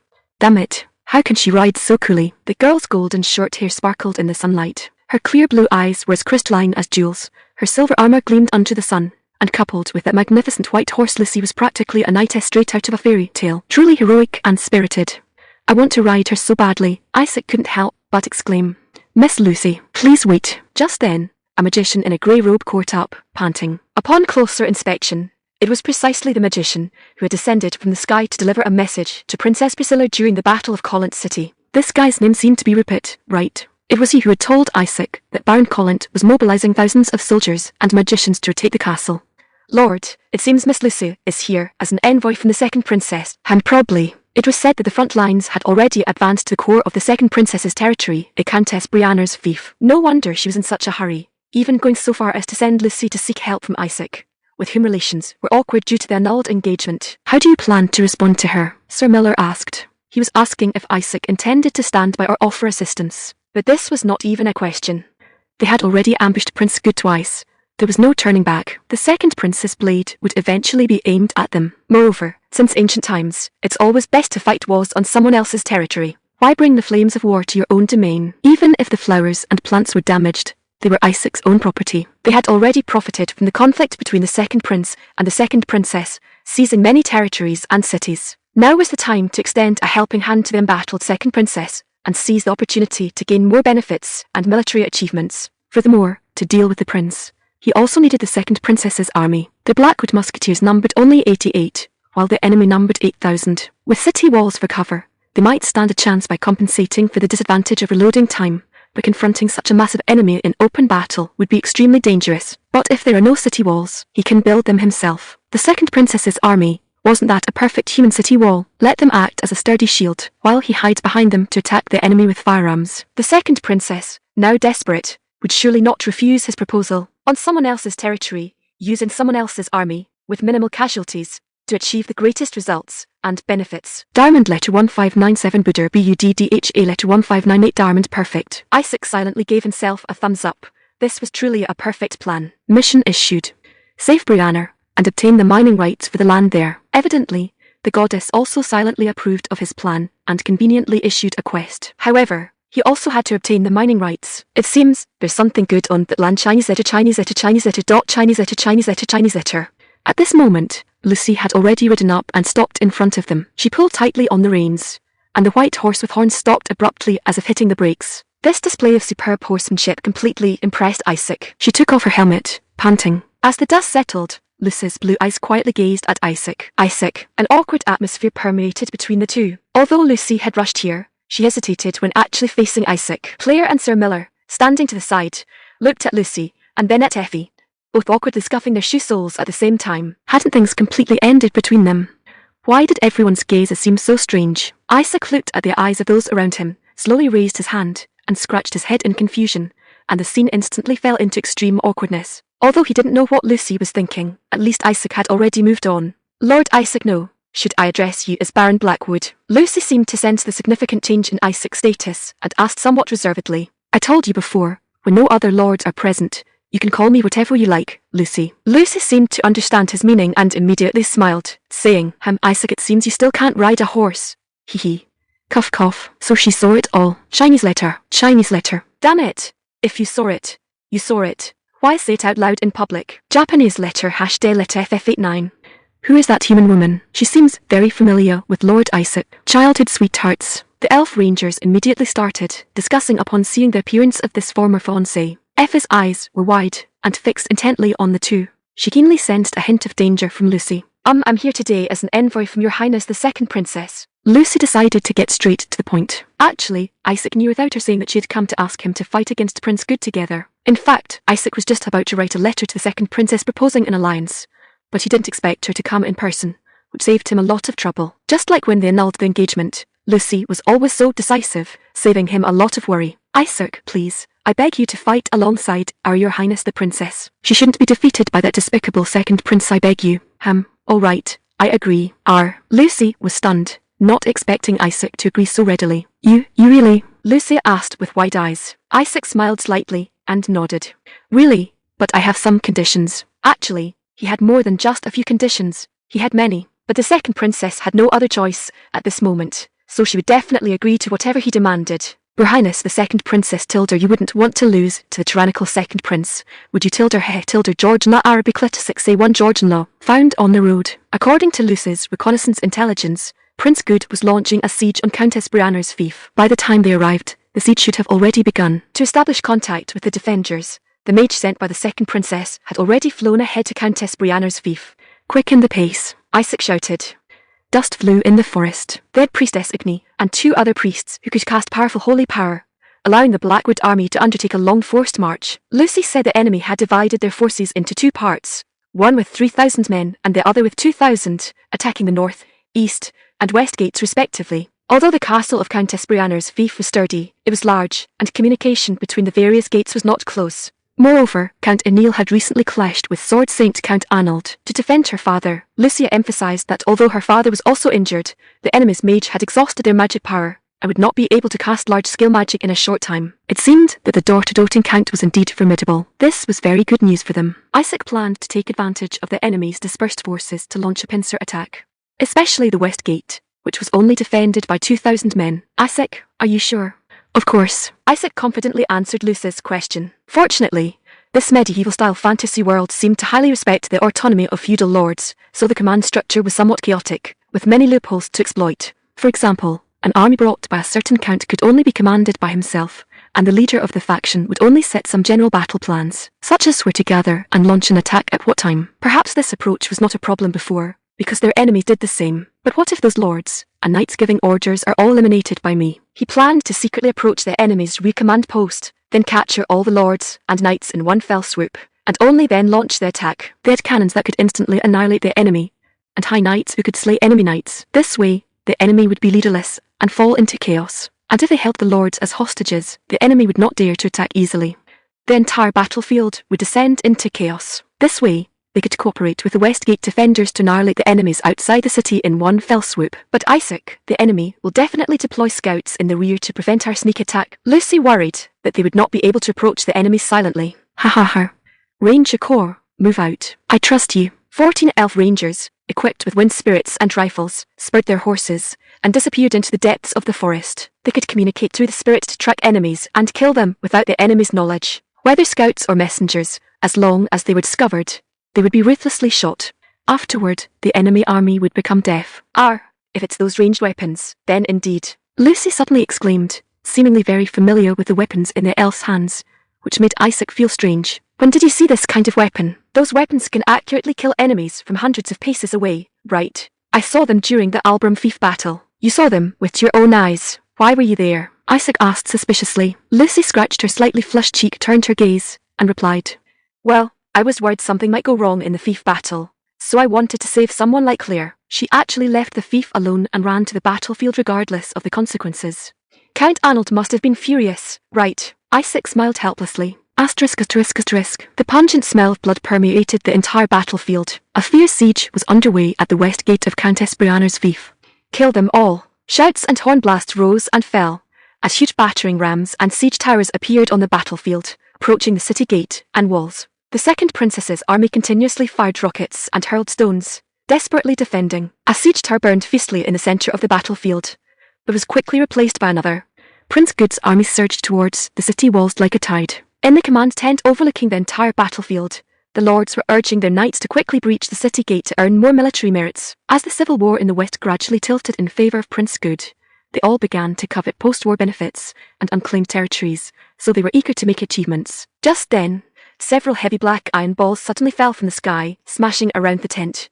Boom, boom, boom. The soldiers gathered curiously, all craning their necks together, staring at the suddenly appearing iron lumps. Ha! What is this thing? Their last words were spoken the next second.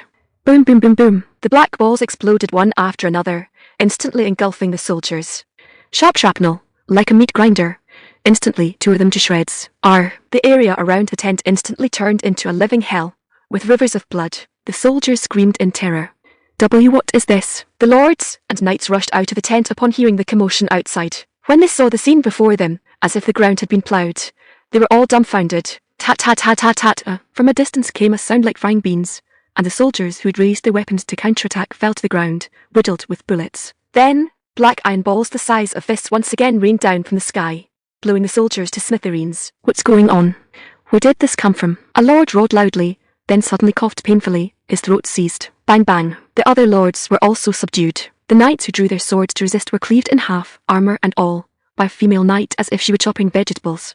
Her blade glowed with fierce magic power. And what was your name again? Redu? Or Redu? The hand gripping his neck was full of strength. Through the gap in the steel helmet, a pair of cold, gleaming eyes seemed visible. Hearing that familiar voice, the lord of the second prince's faction immediately trembled with fear. I am Count Leighton. How are you here? He asked in terror. He couldn't imagine how this damn scoundrel in front of him had arrived here so silently. It was like seeing a ghost. That's not important, Count Leighton. I want you to order those charging soldiers to retreat. Otherwise, you and the other lords will have your heads blown open next second. Saying this, Isaac took the rifle handed to him by Effie and shoved it directly into Count Leighton's mouth. Japanese letter 1. Blown open. Understand? It means I pull the trigger, and then band tilter tilter. Your brains just explode. It was a chilling threat. Count Leighton understood that this madman in front of him seemed truly capable of doing it, and at this moment, all the lords' faces turned incredibly pale. Baron Blackwood's famous mace was now right before their eyes. They had all witnessed this weapon smashing people into bloody messes during their coming-of-age ceremonies, so they couldn't help but shriek. Isaac looked at the lords, trembling like chicks, and showed a cold smile. Heh. The fierce siege continued, with enemy catapults and siege units attacking in turns. Princess Priscilla suddenly heard good news from the west gate and the arrival of reinforcements, and she excitedly ran out. The first thing she saw was the banner, with the Blackwood crest fluttering in the wind. Against the backdrop of the banner, a group of crestfallen lords from the second prince's faction, bound hand and foot, walked in. Lord Isaac, with a heavy mace on his shoulder, walked majestically in front of them, like a triumphant general. Seeing the Blackwood army achieve such a massive victory immediately upon arrival, the second princess's army cheered with joy. Lord Isaac, what exactly happened? The princess was so excited she was incoherent, pointing at the lords, her voice trembling. This was truly a timely help. Honestly, if there weren't so many people around, she would have knelt down and kowtowed to Isaac. Isaac, however, shrugged, looked at her unworldly expression, and said casually, You mean these lords? Picked them up on the road. Our army has always treated prisoners of war well. These lords, can they just be picked up on the road? Her Highness the Princess actually stuttered. It seemed she had lost her royal composure. Otherwise, I couldn't have just swung my mace and brought them over, could I? Isaac clicked his tongue with an expressionless face and replied. Princess Priscilla followed the gaze of the group of trembling lords. She stiffly moved her gaze to the blood-stained mace resting on Isaac's shoulder, and then her expression instantly froze as well. Princess Priscilla's currently rigid expression seemed to say, Good grief, at least wipe your mace before you say that. These people were clearly swung over here by your big mace. Wow. At this moment, the defenders of the West Gate couldn't understand their princess's feelings. They were still cheering and jumping for joy. When Rupert returned and told them that Baron Blackwood was about to join that army to crusade against the second prince, they only expected Baron Blackwood to be able to pin down or distract the enemy's forces in the rear. No one could have imagined that he would be so powerful. Not only did he repel the enemies attacking the city, but he also captured those lords, and most importantly, he walked in through the West Gate in a grand and swaggering manner. What do you call this move? This move is like a thief entering the house, and, instead of stealing money, directly stealing the sister-in-law.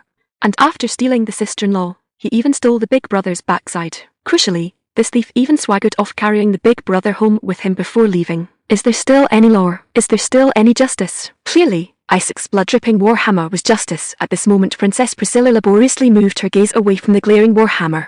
She looked at the soldiers behind Isaac, and her eyes widened in the next moment. The soldiers Isaac brought were almost all well-equipped, and nearly half of those infantrymen holding long spears were wearing plate chest armor.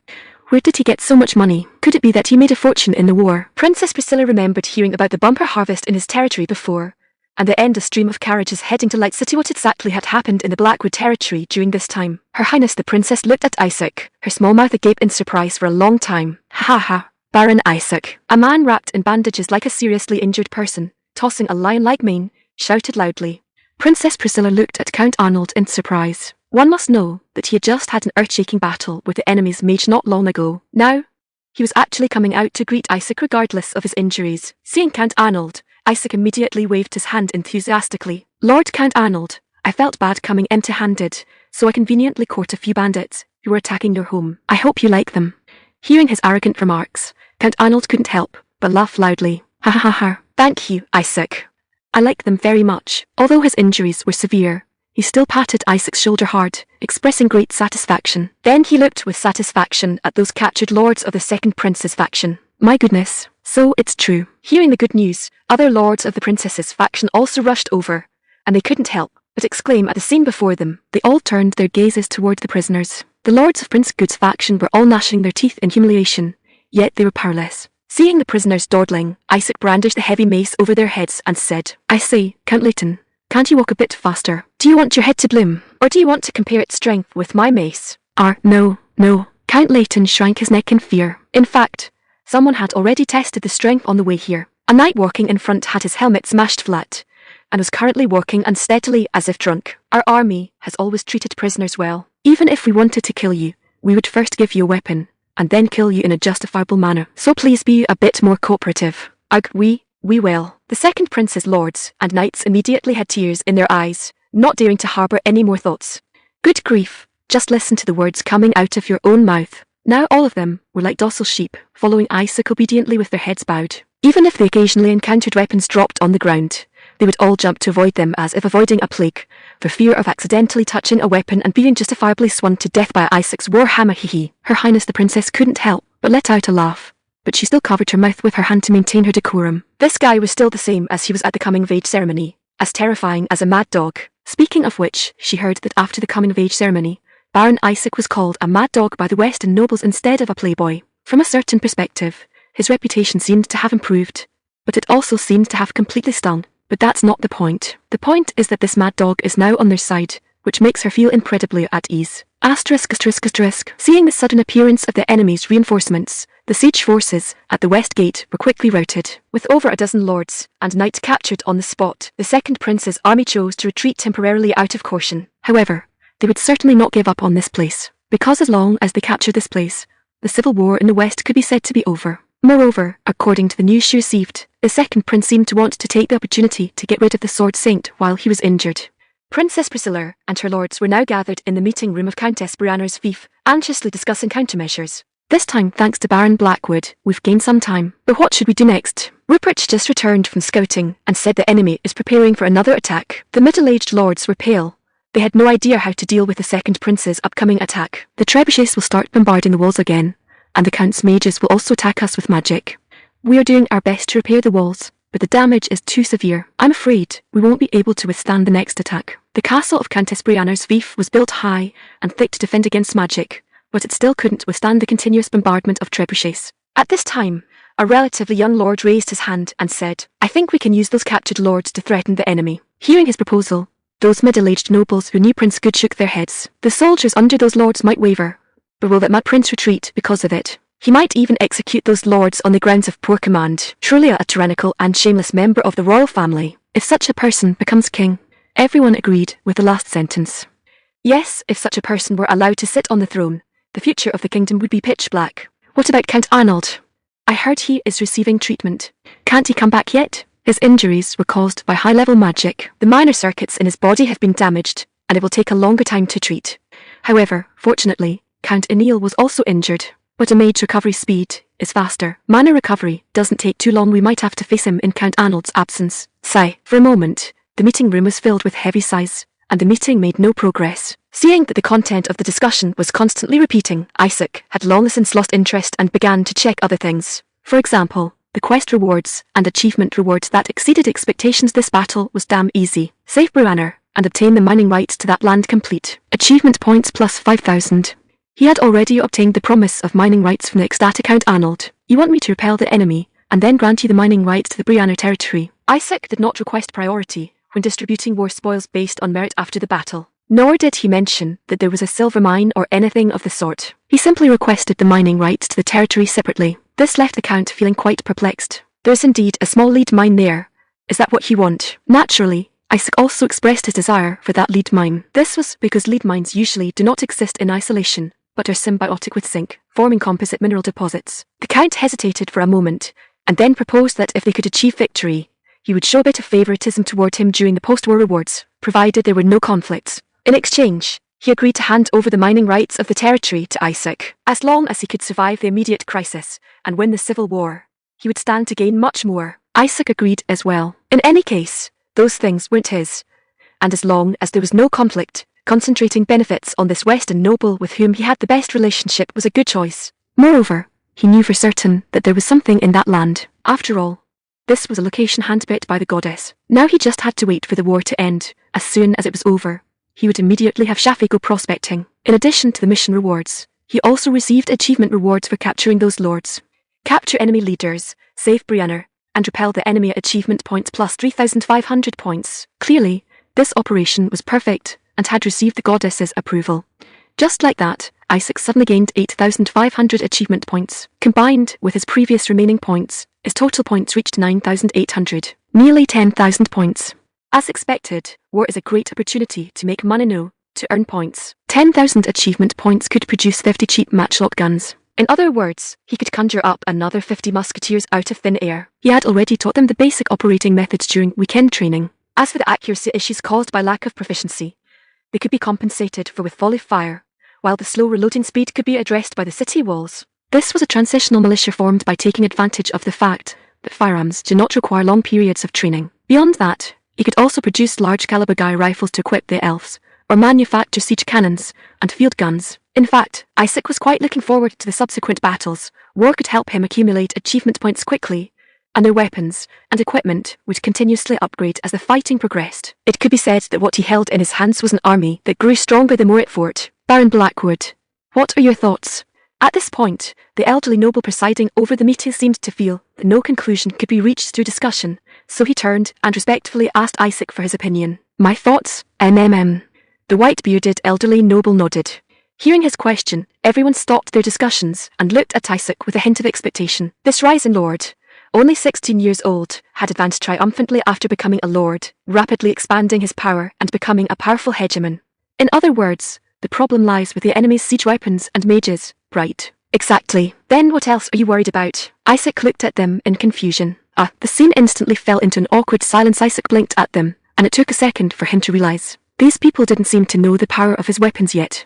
Unlike the second prince, whom he had beaten back and forth several times, they had only heard rumors, and the only eyewitness, Lucy, had only seen muskets and iron balls. Furthermore, the conservative nature of this world exacerbated this information asymmetry. In this era, without photos or videos, stories passed by word of mouth were always exaggerated. For instance, a flying magical beast discovered in a distant land would turn into a monster like a half-dragon by the time the story reached the other end of the kingdom, so people generally did not believe rumors. But unfortunately for them, the weapons of Isaac's army might be even more powerful than the rumors suggested. Then let's wait until I've destroyed them before we fight. What? Your Highness the Princess and the lords all looked at Isaac with expressions of disbelief. How do you intend to do that, Baron Isaac? Count Jordan asked in confusion. The other nobles also nodded one after another. Tusquel. Isaac clicked his tongue, but did not explain immediately. They certainly wouldn't believe him if he just used words, so Isaac decided to prove himself in the way he was best at. After several days of preparation, the Blackwood army ascended the city walls. Knight Miller and Knight Hans shouted orders to the soldiers, while the artillerymen were busy loading black powder and shells into the cannons.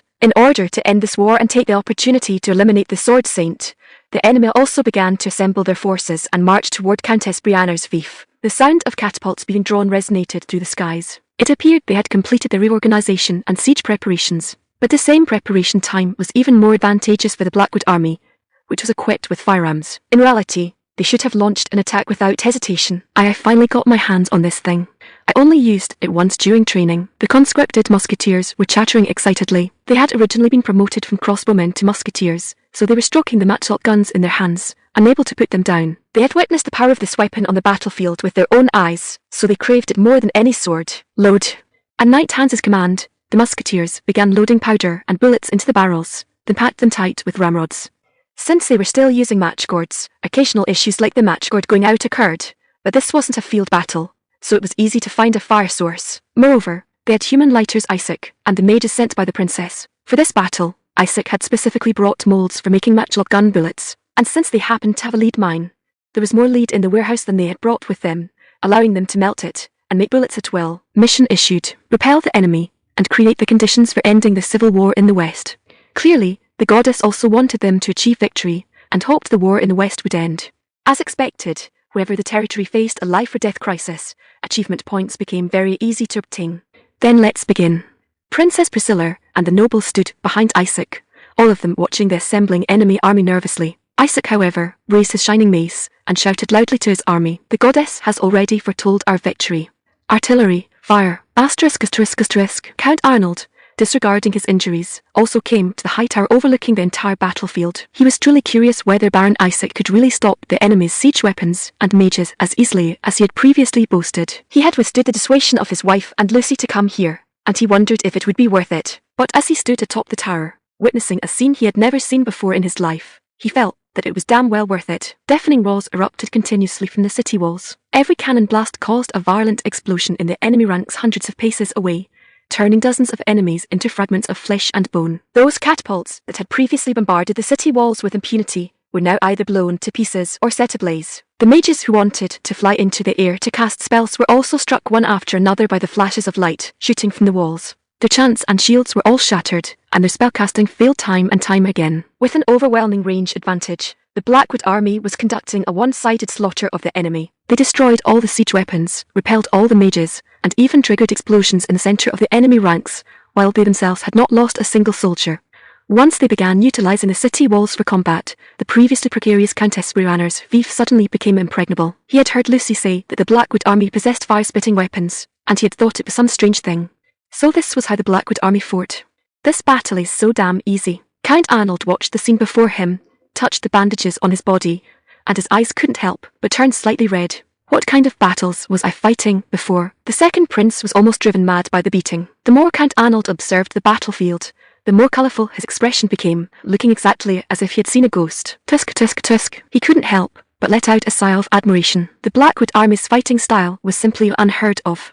In past siege battles, the attackers would risk their lives to charge forward. How could it be like this? They actually started fighting from 400 paces away, and they were even fighting in the sky. The way this battle is being fought makes all the battles from the first half of my life seem so dull. That kid, Baron Isaac, somehow managed to get a group of pointy-eared elves to serve as soldiers. Those elves were all sharpshooters. The weapons in their hands could fire extremely fast and powerful projectiles, hitting almost exactly where they aimed. Streaks of white light flashed across the battlefield, hitting the enemy with unerring precision. That shooting technique was simply divine. High elves are usually quite arrogant. Could these be defeated wood elves? Just what has happened to Blackwood during this time? Count Arnold's heart was filled with doubt. Those mages who couldn't fly were unable to get close to the city walls at all, only able to release some spells of limited power from a distance. Bang, bang. Meanwhile, the mages who could fly were desperately dodging in the air, pursued relentlessly by those white lights that seemed like living things.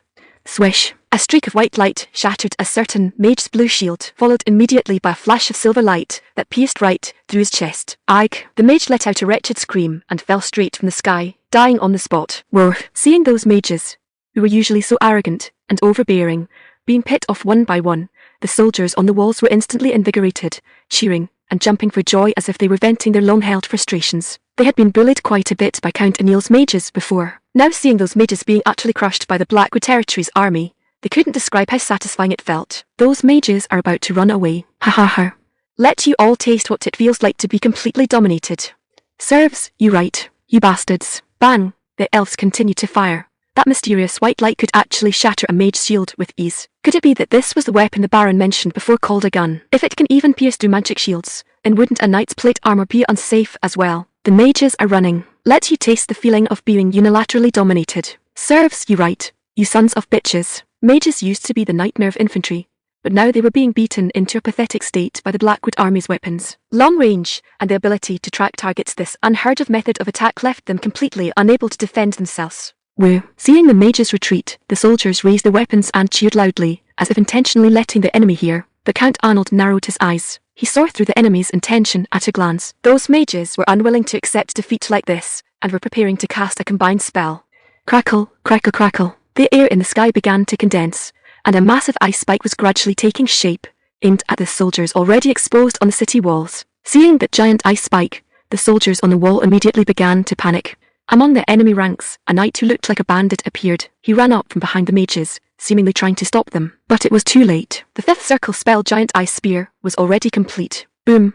At that moment, a powerful weapon on the city wall was the first to spit fire. In the midst of the row, a silver flash accurately struck the head of a mage who was in the middle of casting the combined spell.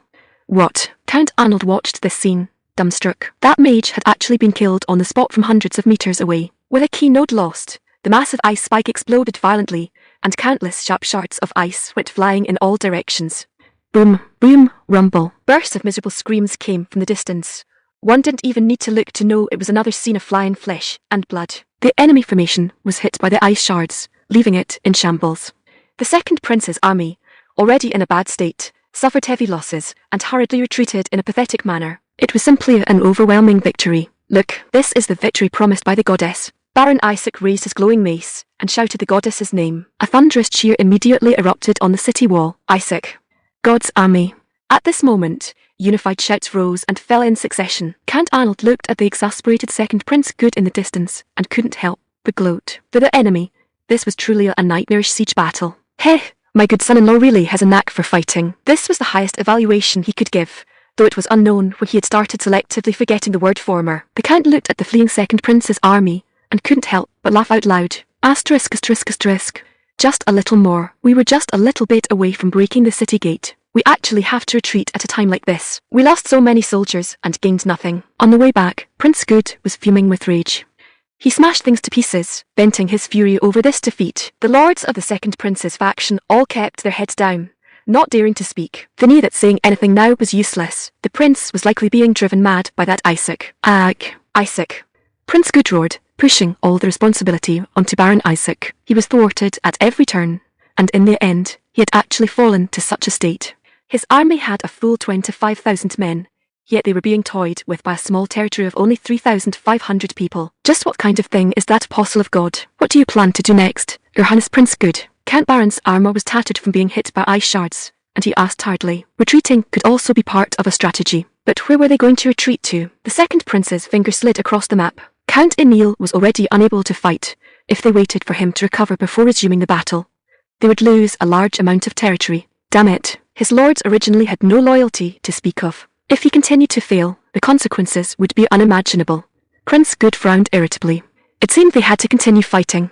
He asked Count Baron, the one who had seen the Blackwood army in Wright City. You said there are fewer than 100 people holding those fire-spitting sticks, right? Yes, most people hold spears or weapons similar to crossbows. You said their shooting speed is very slow, but they made up for that weakness with the city walls.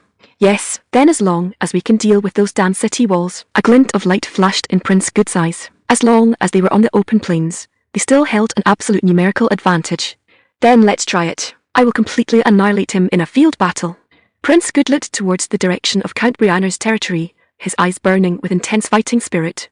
Special bullets and mysterious metal. This thing is actually quite good, Isaac murmured to himself while rubbing the cleaning bullet in his hand. It looked no different from a regular lance bullet, but it had cleaning magic inscribed inside. Taking advantage of the enemy's siege, he added these cleaning bullets to the troops for their first combat test, and the results were quite good. After using a ramrod to press it into the barrel and firing, more than 90% of the residue inside the barrel was cleared. Normally, when using rifling and Lawrence bullet, problems would arise after firing 7 or 8 rounds at most. But now, if cleaning bullets were interspersed during firing, dozens of consecutive rounds could be fired without any issues. Of course, his team hadn't had the chance to conduct such prolonged continuous firing yet. The downside was that unlike regular Lawrence bullet cast directly from lead, cleaning bullets required precious points to replenish, so they couldn't be supplied in unlimited quantities. For now, they could only be used flexibly based on the situation and remaining points. Fortunately, Isaac had earned many points in the last siege battle, allowing him to replenish some cleaning bullets for backup. However, the successful experiment with the cleaning bullets also gave Isaac a lot of inspiration. If cleaning magic could be inscribed in bullets, then common things like sharpness magic, ice enchantment, fire enchantment, or even the opposite, designing a magic that caused the bullet to automatically burst and fragment upon hitting a target, would be much stronger than the famous dum-dum bullets on Earth. If such bullets were successfully used, getting hit by just one would essentially mean certain death. These bullets were equivalent to a secondary explosion after entering the human body. Even if they only hit an arm, they would instantly blow the flesh and bone to smithereens. Furthermore, the fragments would re-enter the body, creating horrific cavities. There were also corrosive bullets, stun bullets, space distortion bullets, and so on. Following this line of thought, the future possibilities were vast. Forward. While Isaac was still brainstorming special bullets, Miller's command rang out from outside the city. Under the commander's orders, 900 Blackwood Territory soldiers advanced steadily with synchronized steps. They stopped at times and retreated at others, repeatedly practicing uniform rapid movements. To cooperate with the training, the surrounding 2nd Princess Army soldiers joined in, watching the well-trained formation movements of the Blackwood Territory soldiers with curiosity. They had no idea what role they would play in the coming war, perhaps sensing the gazes around them. The Blackwood Territory soldiers maintained their formation even more meticulously. A proper sense of pride wasn't a bad thing. At this moment, the Blackwood Territory soldiers each stood tall with heads held high, pride practically etched onto their faces. Isaac, most of those soldiers are conscripted peasants, aren't they? Standing next to Isaac, Lucia asked on behalf of the various lords, sounding puzzled. That's right. Why do they look like well-trained soldiers? Because I have them train every week. Lucy tilted her head slightly, clearly curious about this system that fell somewhere between a standing army and a conscripted one. Train every week. They aren't a salaried standing army, are they? That's right. Isaac saw her skepticism and patiently gave her a detailed explanation. Although they weren't paid as salary, the soldiers who participated in training received some food or crops as a subsidy. Furthermore, the training content focused mainly on formation movements and firearm usage, so it didn't require too much time or energy. Are they really willing to follow your method? Ha. They will gladly accept any request from an apostle of God. She had almost forgotten that the faith of Isaac's Elysian faith was extremely devout. In fact, whether they were priests or believers, they often displayed a near fanatical devotion, a fervor that even made people feel a bit afraid. Pikemen, advance! Knight Miller shouted loudly. In the past, commanding a massive army of 3,400 would have been an almost impossible task. But now, the elf rangers scattered in various corners could transmit orders through spirits, quickly relaying commands to each squad. Open the city gates. To prepare for the upcoming field battle, the Blackwood Army and the 2nd Princess Army were conducting joint training. Fortunately, the 2nd Princess's lords had realized that Isaac's army would play a key role in the upcoming battle, so they were very cooperative with this training. Of course, they were also desperate to reclaim their lost territories and lands. Dar. The new battle formations and the 2nd Princess Army soldiers serving as human walls were moving flexibly. The riflemen fired in unison, pouring dense fire onto the enemy, then quickly began reloading. During the gaps while they reloaded, the swordsmen and pikemen filled the firing gaps like closing city gates. All of this was proceeding in an orderly fashion under Isaac's command and the communication of the spirits. If there are no city walls, use people as walls. That's right. The group of soldiers who had been training with the Blackwood Army and watching them curiously with the Blackwood Army's meat shields to this, Isaac felt no pity whatsoever. Since they weren't his own troops, why the hell should he care? Of course, those lords and the 2nd Princess didn't feel pity either, as that sly fox Isaac hadn't told them why the positions were arranged that way, watching the formation that tightly in case the Blackwood Army takes shape. Isaac nodded with great satisfaction. Although it was still far from his ideal state, at least the prototype was there. Just as he was about to continue training to improve the soldiers' coordination, a dirt-covered, pointed-eared elf came running excitedly toward Isaac, holding something high in her hand. She was the elf Shafi, who had previously been captured by Isaac to serve as a combat engineer and was later sent to prospect for mineral veins. Hehe, Tilda. My lord, I finally found it. Japanese letter asterisk let ff9 let ff9e. With a naive and incredibly silly smile on her face, she came running over. It wasn't until she got close that Isaac saw clearly what was in her hand. It was a very regular, unknown metal block. The metal didn't look like gold, yet it emitted a faint golden glow, looking much like brass. It's done, it's almost done. Oh, a golden, cubical metal block was embedded in the pile of stones. Isaac recognized the naturally formed cubic metal block immediately, confirming it was pyrite. This material has a famous characteristic, its unique color and geometric shape, which resemble gold. In his previous life, Isaac had also been fooled by its appearance and specifically acquired a piece from a Peruvian mine to keep at home. Of course, even without looking at the exterior, its identity could be verified immediately. Isaac took a dagger from his pocket and scraped the metal surface with the blade, almost tapping it. Asterisk Karka. Kai exclamation asterisk. In an instant, dazzling sparks burst forth. It was as if it was proclaiming itself to be the pyrite that had left a profound mark on the history of firearms. How is it, Lord? Is this what you were looking for? Shafi asked while wiping the dust from her face with her arm. She had clearly used the power of the elves to search the ground, but this made her look like a little miner. Her eyes sparkled with anticipation, waiting for Isaac's reply. That's right, you did very well. Isaac nodded, smiling. Yay. Asterisk letter 2C letter 15 DC letter 2CB asterisk Arabic asterisk. Shafi jumped up happily, but then, as if she suddenly remembered something, she immediately stopped celebrating. She awkwardly tossed her hair, then suddenly turned around. Tilda, I did pretty well, didn't I? She poorly imitated someone's tone and mannerisms, tossed her hair, threw Isaac a flirtatious look, and puffed out her ample chest. It was obvious she had witnessed that scene on the city wall. Ha ha her. Does that even need saying? Isaac was almost captivated by a certain tremor, but immediately gave an awkward, subtle smile. He patted her shoulder, just like before. Effie, who was training the elf rangers nearby, witnessed the scene and instantly glared fiercely at Shafi from across the distance. Shafi, we need to have a serious talk later. At this moment, the surrounding elf rangers all covered their mouths, their shoulders silently twitching, clearly trying to suppress their laughter. Although Shafi was scheduled for a beating by her older sister, she seemed addicted to the imitation game. Hearing her older sister's threatening words, she actually shrugged, imitating Effie's demeanor the last time she rescued Isaac. Good heavens, this move was like casting an ultimate ability right in her face. Just as the enraged Effie, whose veins were throbbing, was about to come over and execute this rebellious younger sister on the spot, Isaac quickly gave Shafi a look and spoke. Shafi, go check over there again for me. I need to know the approximate reserves of this ore. Come back and report to my room once you've checked. Yes, Lord, I'll go right away. Shafi immediately understood and agreed without hesitation.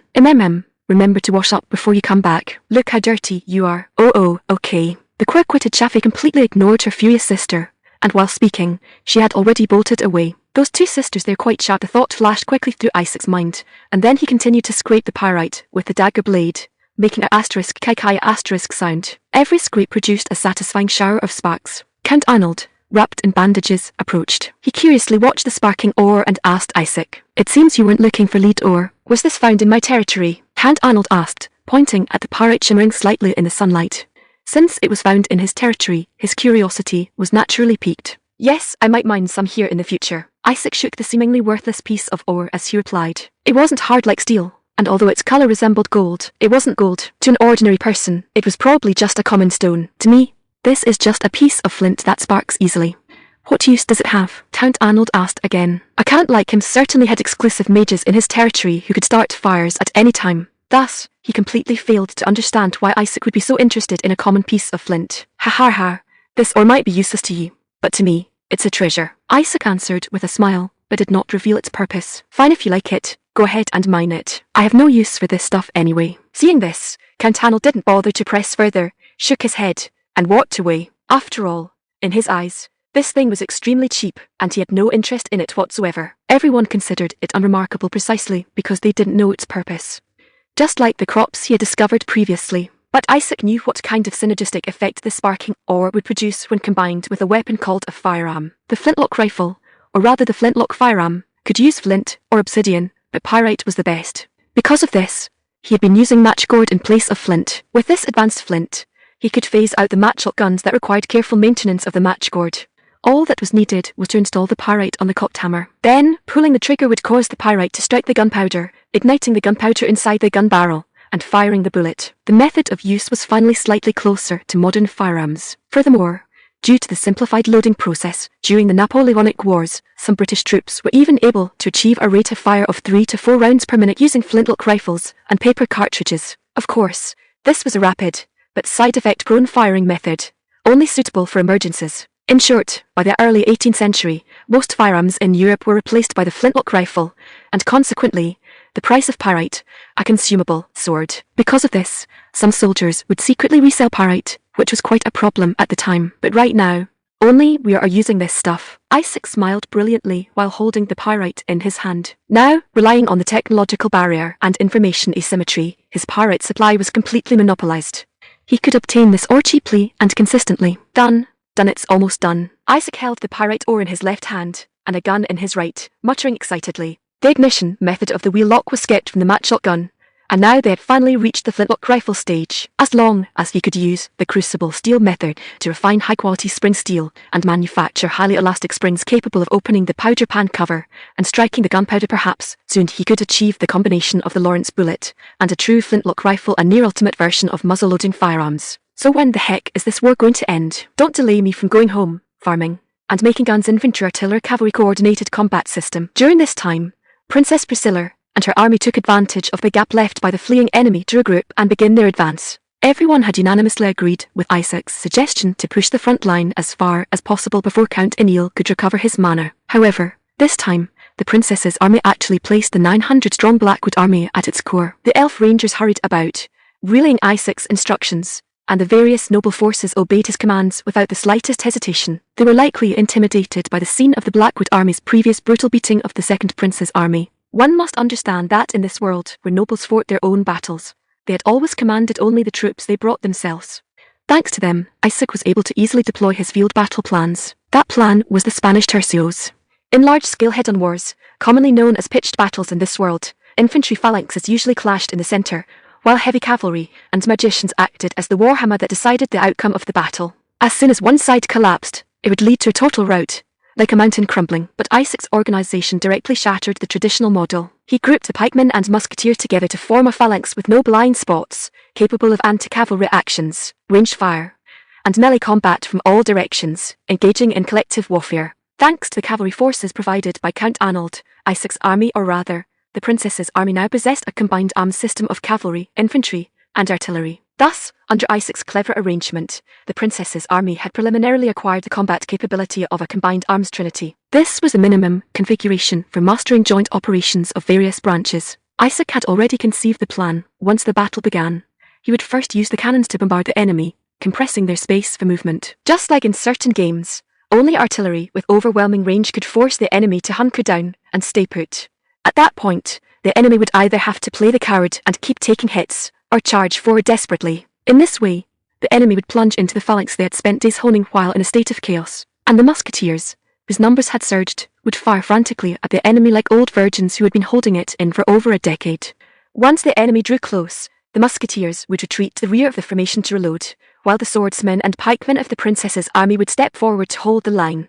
At this point, the enemy would be in agony because while they were fighting, the musketeers inside the phalanx on the other side were already preparing to reload and harvest their lives. Afterward, the cavalry led by Lucy would be responsible for intercepting enemy cavalry or catching a breath under the anti-cavalry support fire of the infantry, then striking the enemy at the rear of the attacking phalanx like a warhammer. The magicians and knights would be left to the elf rangers. After the musketeers finished reloading, there would be another round of volleys, combined with cannon bombardment, and the battle would be just about over. P.S. Basically using infantry as a human wall, with pikemen and artillery dealing damage from inside, and cavalry coordinating and skirmishing outside. This should be clear enough. Combining offense and defense, Isaac's arrangement turned the entire phalanx into a mobile fortress to completely annihilate the enemy. Of course, this was only the ideal scenario. This kind of organization required a great deal of training to master, so there would certainly be shortcomings in actual combat, and casualties would likely not be small.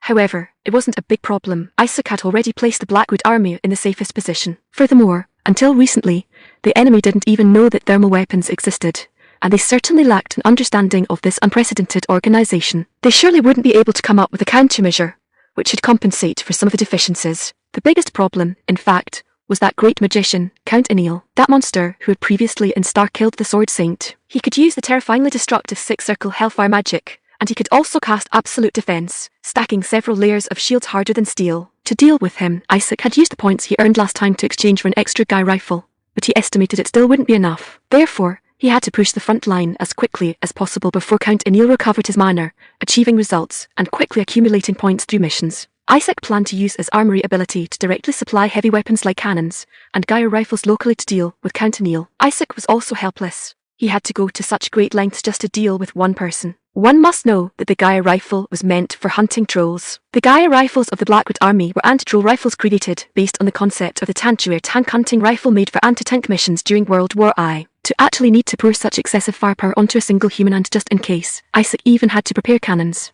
Whenever he thought of this, Isaac would shake his head helplessly. This really was like using a cannon to swat a mosquito, but looking at it from another perspective. After that person had worked hard to cultivate for decades, only to be blown away by a single cannon shot, would Count Anil's mental state collapse on the spot. Fortunately, in order to regroup his forces for another battle elsewhere, Good had concentrated all his troops and retreated. Thus Isaac was able to sweep through the area, reclaiming the territories lost by the princess's faction one by one. Isaac himself received generous rewards because of this.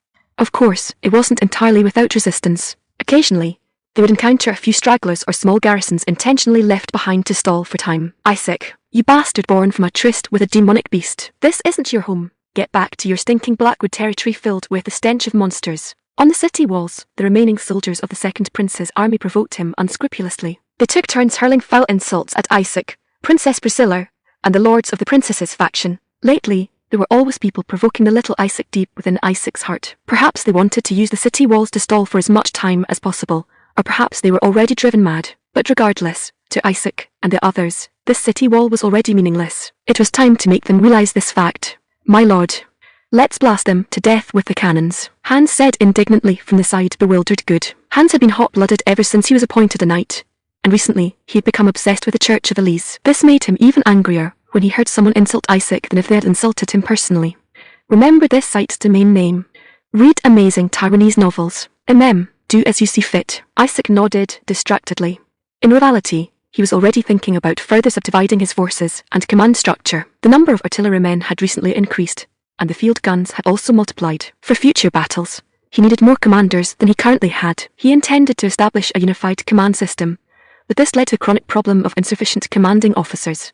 Currently, he could only rely on 2 knights and Isaac, the lord, to barely keep the army running. They could cope while the troop count was low, but if the numbers continued to increase, a complete system had to be established. In particular, more non-commissioned officers in Kos who could serve as the waist of the army were needed. It must be understood that in war, the intermediate management layer connecting officers and soldiers is a very important factor. In this regard, this world still has many shortcomings. Although there was the concept of selecting capable and shrewd infantrymen to serve as centurions and decurions, considering the future need to simultaneously command artillerymen, infantry, and cavalry, and conduct complex combined arms operations, he had to cultivate a true NCO-class trained and educated in professional military service. Rumble, continuous explosions tore through the air, deafeningly loud. Isaac looked up in surprise, and saw that Hans seemed to have used 9 cannon to fire several black powder shells directly at the city wall. The black shells exploded near the top of the wall, and just behind it, flames rose, and various fragments flew everywhere. The soldiers, who had just been shouting, were instantly blown away, perhaps now scattered all over the top of the wall. The distant wall was already a mess. I will make sure they never dare insult the Lord again. Hans George clenched his fists and spoke, his eyes full of indignation. That was certainly true. They probably wouldn't get another chance to curse Isaac. Isaac glanced at Hans, who was still full of fervor, looking as if he wished he could launch himself as a shell onto the opposite wall. This guy has become increasingly fanatical lately. Not only does he regularly attend the services of the order that worships Isaac as the apostle of God, but he has even started singing hymns of praise for some reason. Isaac suddenly thought of the commissar from Old Sue's family seriously. Though, look at his spirit, but how many shells did this wasteful idiot fire? Isaac twitched his mouth, but ultimately couldn't bring himself to scold him directly, instead saying in a gentle tone, Hans, isn't that a bit excessive? Although Hans wore an expression that clearly said, it's not excessive at all, he still reluctantly nodded and acknowledged Isaac's request that he restrain himself in the future. Before long, a white flag was raised over the enemy's castle. The effect of the cannon remained consistently reliable. Isaac and his forces had reclaimed another territory. Thank you, Baron Blackwood. I truly don't know how I can repay your kindness. Just like that, they swept through and reclaimed everything they had lost. The middle-aged and elderly lords all held Isaac's hand, expressing their gratitude. They sobbed while pulling Isaac aside to thank him. However, for a lord, their territory is their foundation, as important as life itself. Isaac had essentially recovered their family property for them. For this reason alone, Isaac was practically their second parent. Ha. This is all thanks to everyone cooperating with my command and advice. Isaac was in a very good mood right now, and he had also gained a considerable amount of achievement points because of this. In reality, siege warfare was not difficult for the Blackwood army. Despite this, they were still overwhelmed with gratitude toward Isaac. They would even secretly push their marriageable daughters in front of Isaac, asking them to express their thanks as well. Thanks to this lord, we were able to successfully defend the city in Brianna and reclaim our territory. Quickly, come and greet the lord. The daughters of the lords bowed and greeted Isaac. Perhaps because Isaac was at a marriageable age and did not yet have a suitable partner, he encountered this situation everywhere he went. Isaac looked helplessly at the noble ladies in front of him, when suddenly his heart skipped a beat, feeling a sense of unease. Isaac immediately stole a glance in Effie's direction. Sure enough, he saw her glaring fiercely, and a certain white object beside her was glowing more and more brightly. It was obvious that she was about to use the power of the spirit to play a trick on those young ladies. Isaac felt his scalp tingle, and quickly signaled with his eyes for her not to do it. The next second, Effie pretended nothing was wrong, and Sundialai turned her head away. Seeing Effie's singular act of turning her head, Isaac couldn't help but chuckle softly. Asterisk. Prince Good finally chose a vast plain as the location for the decisive battle. Prince Good learned that the second Princess Army had recovered their front lines and reclaimed territories faster than expected. He immediately found a suitable location, where he regrouped his troops, set up camp, and waited. Beyond this plain lay the territory of the Princess faction. Therefore, Good could not allow them to continue their advance unchecked, so he decided to settle the matter here. Good knew the enemy certainly had scouts, and must have already discovered their formation. He knew that Isaac and his forces would prepare thoroughly and then march toward him, but that didn't matter, because he still possessed an absolute advantage in troop numbers. Moreover, this time there were no city walls to protect them. This battlefield would allow him to fully utilize his numerical superiority. Then come Isaac. Prince Good gritted his teeth and muttered. Time slowly passed, and a few days later, the advancing second Princess Army finally appeared in the distance. As they gradually came into view, the prince's expression grew stranger and stranger. This was completely different from the sight he usually expected. There was neither a solid infantry formation like an anvil nor cavalry units. Instead, they adopted a strange square formation, seemingly protecting something within. What the hell is that? Good stared for a long time, still completely bewildered, having absolutely no idea how to handle it. He couldn't figure out which was the front and which was the back, and so this strange, unidentified formation, resembling an iron turtle, slowly crept closer and closer to Good's army. Good's army seemed petrified, staring at the iron turtle opposite them, exchanging confused glances, unsure of what to do. The entire battlefield presented a bizarre and unfamiliar scene at this moment. Forced charge. Princess Priscilla, today is our final battle to completely defeat Good. This battle must be won. Japanese letter. Count Arnold. Kid, success or failure depends on this battle today. You can completely rest assured with Lucy on the knight's side. O Omega, letter FF89. Many other nobles. Baron Isaac, we believe you can create another miracle. This time, the winning side can only be us. Japanese letter people dare. Isaac, so many people. Isaac had no time to worry about their mood at this moment. He saw a dense mass of enemies on the vast plain opposite, an army of 7,500 soldiers. The second Princess Army, including the Blackwood Army, only had 3,400 soldiers, meaning each person had to eliminate at least 2 enemies. In this battle, their forces were clearly at a disadvantage, and this was in a field battle. Isaac quickly calculated in his mind. They currently possessed cannons, capable of launching powerful long-range attacks from all directions, which could quickly reduce the enemy's strength, demoralize them, and sweep away their heavy infantry and heavy cavalry. Fortunately, he had previously distributed some weapons to the Princess Army, thanks to his previous efforts in reclaiming numerous territories, as if entering an unmanned land. During this process, Isaac gained a large number of achievement points, and he immediately promoted many soldiers to musketeers. As a result, his Blackwood army also had many unused crossbows. So Isaac used the remaining crossbows and newly purchased ones to directly turn the farmers in the second Princess Army, who were armed with spears or crude swords, into crossbowmen. Therefore, as long as his organizational arrangements went smoothly, this battle would be easy to win. As for equipping the Princess Army with crossbows, Isaac had also given it careful thought. At that time, Princess Priscilla picked up a crossbow and curiously asked if Isaac had invented it. Although it was invented by his ancestors in his previous life, Isaac shamelessly nodded and said yes. He also added that this was why they were able to repel the goblin invasion before, and he detailed its advantages. Of course, telling her all this was also to negotiate a good price with her later. Previously, even children could use this weapon, but after his subsequent improvements, replacing the bow limbs with more elastic materials and modifying them with goat or magic beast horns, its power had greatly increased. However, this also meant that now only adult women could pull the handle.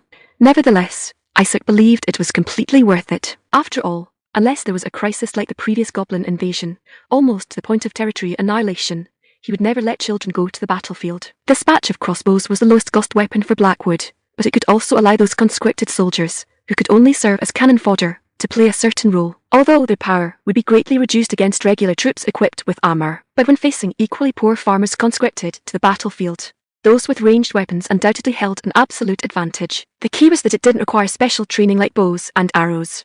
As for the cost of these weapons, Isaac decided to discuss it properly with the second princess after the war. After all, he was always the one to take advantage of others. He never liked being taken advantage of. ****. Lord, the enemy seems confused by our formation. What should we do? Miller pointed to the second prince's army at the other end of the distant plain. Upon seeing their formation, the enemy was completely at a loss, sometimes moving their troops to the left, sometimes to the right, completely unsure how to proceed. What else can we do? Of course, first, bombard them with cannons to wake them up. In many cases, the principles are the same. When boys were young, they would compete to see who could pee the furthest, and whoever did was the coolest. War is actually the same. When two armies clash, whoever shoots the furthest is also the coolest. At this moment, Isaac planned to first use overwhelming range to directly reduce the number of enemies. Isaac raised his shining long-handled mace.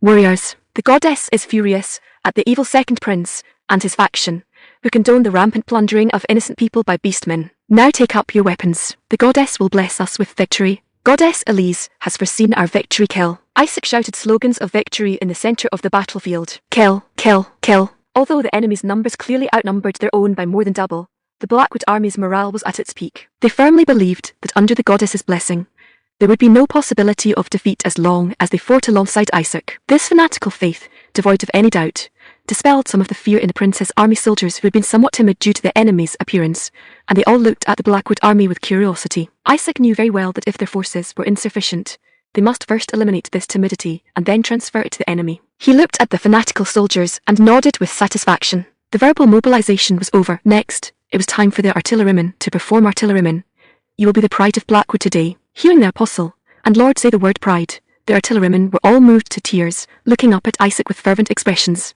A total of 4 siege cannons and 6 field guns. After this period of accumulation, the artillery team's strength had also greatly increased. Now let the enemy witness the results of your diligent training. Yes, the artillerymen got busy. Seeing huge stones being loaded into the muzzles, the second princess army soldiers all showed surprised expressions. The fuses were inserted into the breech, and the artillerymen holding the linstocks all looked at Isaac with expectant eyes. Isaac scanned everyone, then suddenly waved his hand and shouted loudly, "Fire!"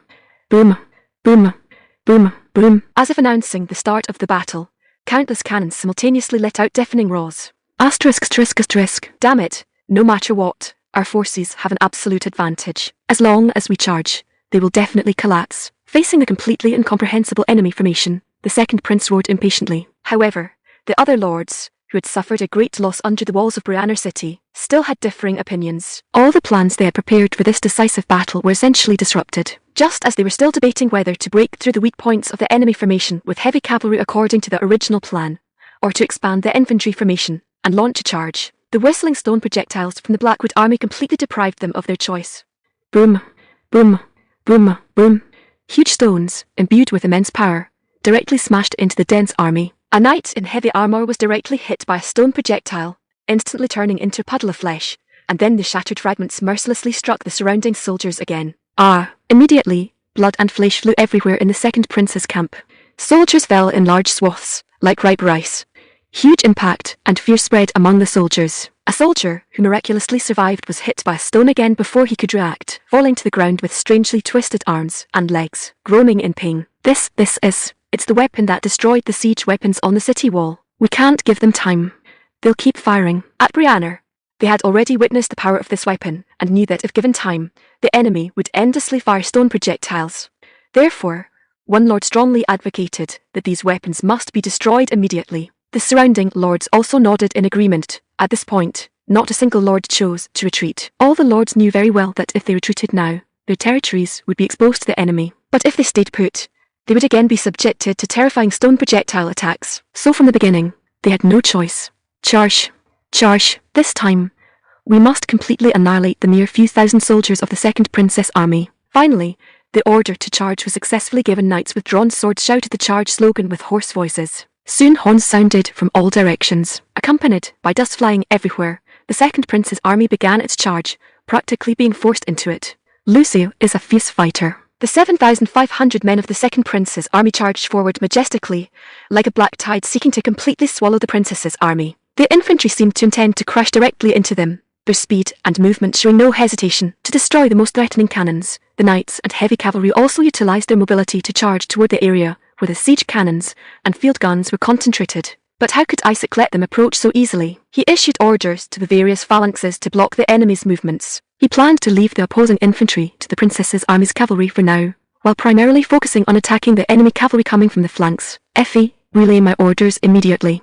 Yes, Effie blew a whistle, sending a wind spirit shooting in a certain direction like an arrow. Shortly after, under Isaac's command, several phalanxes began to close ranks to concentrate their strength, moving to cut off the enemy's route to the cannons. Good. Now, let's send them some of the big stuff. Rumble. Deafening explosions echoed across the land. The field guns that finished reloading first took the lead in opening fire on the enemy cavalry. Stone shells landed in front of the heavy cavalry charging in a wedge formation. The shattered fragments turned the high-speed enemy vanguard into a chaotic mess. Nay, heavy stone fragments flew in all directions, accompanied by clouds of dust, as the heavy cavalry leading the charge fell one after another. Armor was torn like paper, and the screams of men and horses filled the air. Fire. Once they entered range, the musketeers surrounding the phalanxes pulled their triggers in unison, spitting fire and instantly filling the battlefield with choking white smoke. Accompanied by the popping sound of gunfire, the heavy cavalry fell from their horses one after another, coughing up blood and clutching their plate armor pierced by bullets in disbelief. Despite this, as the core of this battle, they still did not give up. The heavy cavalry behind them continued to charge, undeterred by death. However, before them, black iron spheres that had long been ready began to fall. Rumble. Dazzling explosions swept through the enemy. Sharp as iron shards shredded the unprotected legs of the horses, leaving them blooded with flesh and bone separated. Under the continuous baptism of bullets and explosions, the enemy's charge and speed dropped significantly. Musketeers, fall back. Swordsmen and pikemen, take up your weapons. As the cavalry approached, the musketeers quickly retreated into the interior of the phalanx to reload. Then, the phalanx, armed like a hedgehog with spears and swords, met the charging heavy cavalry. The enemy exerted all their strength, trying to break through the phalanx. Crack. Wood splinters flew. Although their speed had dropped significantly, by relying on their massive mass, spears and pikes were still easily snapped. The sound of steel clashing violently against steel, the sound of flesh being crushed the moment the enemy's impact hit the phalanx, various hair-raising sounds rang out. Fortunately, the previous attacks from bullets and cannonballs had already played a huge role. The wedge formation the enemy was so proud of lost its most important breakthrough capability. Their plan had completely failed. They tried their best to break out, but were firmly trapped by the solid anvil. Seeing this, Isaac immediately used Effie to call for Lucy, who was currently impacting the enemy infantry. Asterisk, asterisk, asterisk, clatter, clatter. The sound of hoofs pounded the ground. Lucy felt her heart racing violently for a while now. She had previously been skeptical of this unheard of organization and tactics, but now she finally realized that it actually worked. Isaac, just when did you? Lucy looked at the battlefield, murmuring to herself in disbelief. It felt like being in the middle of that incredible battle for the Albram fief. Have Viscount Ralph felt the same despair back then? Even in the heat of battle, Lucy couldn't help but smile. Manner surged, and her breathing was rapid. Not long ago, the fief where she grew up and her respected father were nearly taken by the enemy. But since Isaac joined the princess's army, everything had changed. Isaac had created a miracle once again.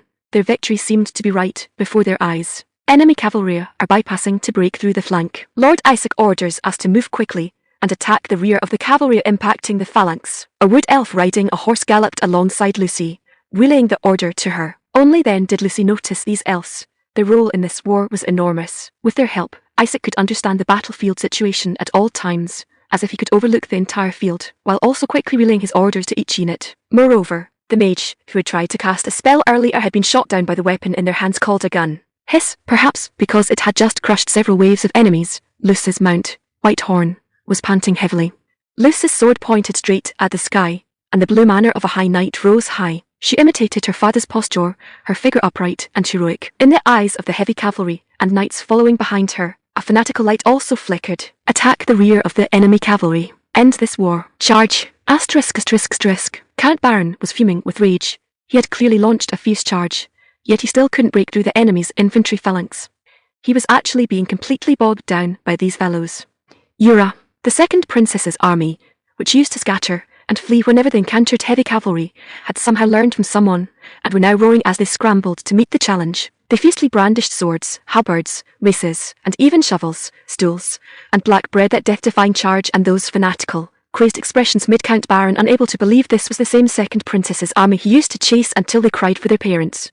Damn it! These pikemen, accompanied by the clanging of metal impacts, the weapons the heavy cavalry brandished from horseback were blocked by the armor of the enemies in front. Unable to advance, he was startled by the formation of the Blackwood pikemen, who wore chainmail underplate cuirasses and helmets. Broken pikes and the family banners the knights were so proud of were torn and scattered on the ground, yet they could not move an inch. Why on earth is this happening? Count Barton's face was exceptionally grim as he looked at the deadlocked battle. He couldn't understand it at all. Clearly, not long ago, they were the weak second princess's army, retreating at every turn with low morale. Had they become this strong just because a single Blackwood army joined them?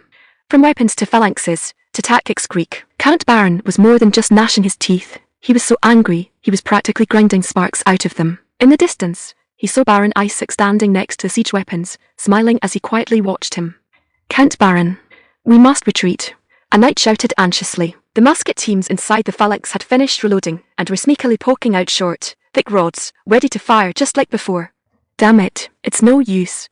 We can't break through. After making his judgment, Count Baron immediately wanted to turn his horse around to retreat. But just then, for Brianna, Count Barton whipped his head around, suddenly feeling a chill down his spine. He saw the daughter of the Sword Saint, Brianna's female knight Lucy Brianna, leading knights and heavy cavalry filled with a thirst for revenge.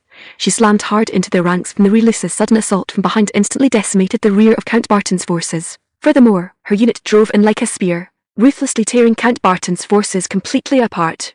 Priscilla's worries. The tide of battle now resembled a flash flood, surging towards the second prince's army. After Lucy completely routed the enemy cavalry, the cannons were able to continue showering the enemy with shells without hindrance. After that, everything fell into place. The enemy didn't know how to deal with this formation from the start, and after being attacked by bullets and cannonballs, they were trapped and unable to move within the formation, and the rear began to be thrown into disarray by the black powder shells fired by the cannons, with men and horses falling. Taiwan Novel website has a vast collection of books, twcan.com, read anytime. The heavy cavalry, led by Lucy, once again swept across the battlefield, charging into the enemy lines and cutting through them repeatedly. The second prince's army collapsed instantly like a sandcastle losing its foundation. Toot! The horns of retreat echoed across the battlefield. Another defeat. The enemy fled in disarray, with their tails between their legs. Meanwhile, the second princess's army raised their weapons and cheered jubilantly. Wow, we won. You defeated the enemy with excellent coordinated combat and rescued the princess's army from crisis achievement points plus 3,500 points. As if celebrating this victory, the goddess's message also appeared in Isaac's vision. The scales of war had completely tipped in their favor, and the harvest was rich. He confirmed that this hastily assembled, even borrowing troops from other armies. Primitive Spanish tercios was equally effective in this world. If elite troops could be expanded, a complete system established, and dragoons used swords and blunderbuss musketeers used against cavalry then if after arduous training. They no longer used the current rudimentary system, but could skillfully employ the Spanish tercios that brought the Spanish army into its golden age siglo de oro. Then, perhaps they would usher in their own glorious golden age in military affairs. ****. We won. Princess Priscilla, looking down at the battlefield, spoke in a daze. Surprise? No, it was beyond surprise now. Her purple eyes sparkled with immense joy. Indeed. Watching Baron Isaac lead the army to an overwhelming victory against an enemy more than twice their number, Knight Luger showed the same expression and nodded. To cultivate such an army and deploy such tactics in such a short time, if this man has a few more years, Luger, how far do you think Blackwood will develop by then? Facing the princess's question, Knight Luger wanted to give a hopeful answer, but in the end, he could only shake his head helplessly, indicating that he didn't know either. I cannot imagine. Hearing this answer, Princess Priscilla silently pursed her lips. Could the second princess's faction, no, perhaps it should be called the Hyde Kingdom by then, still accommodate him? One must know that even now, they were only barely cooperating. If it were before, I would have been very happy.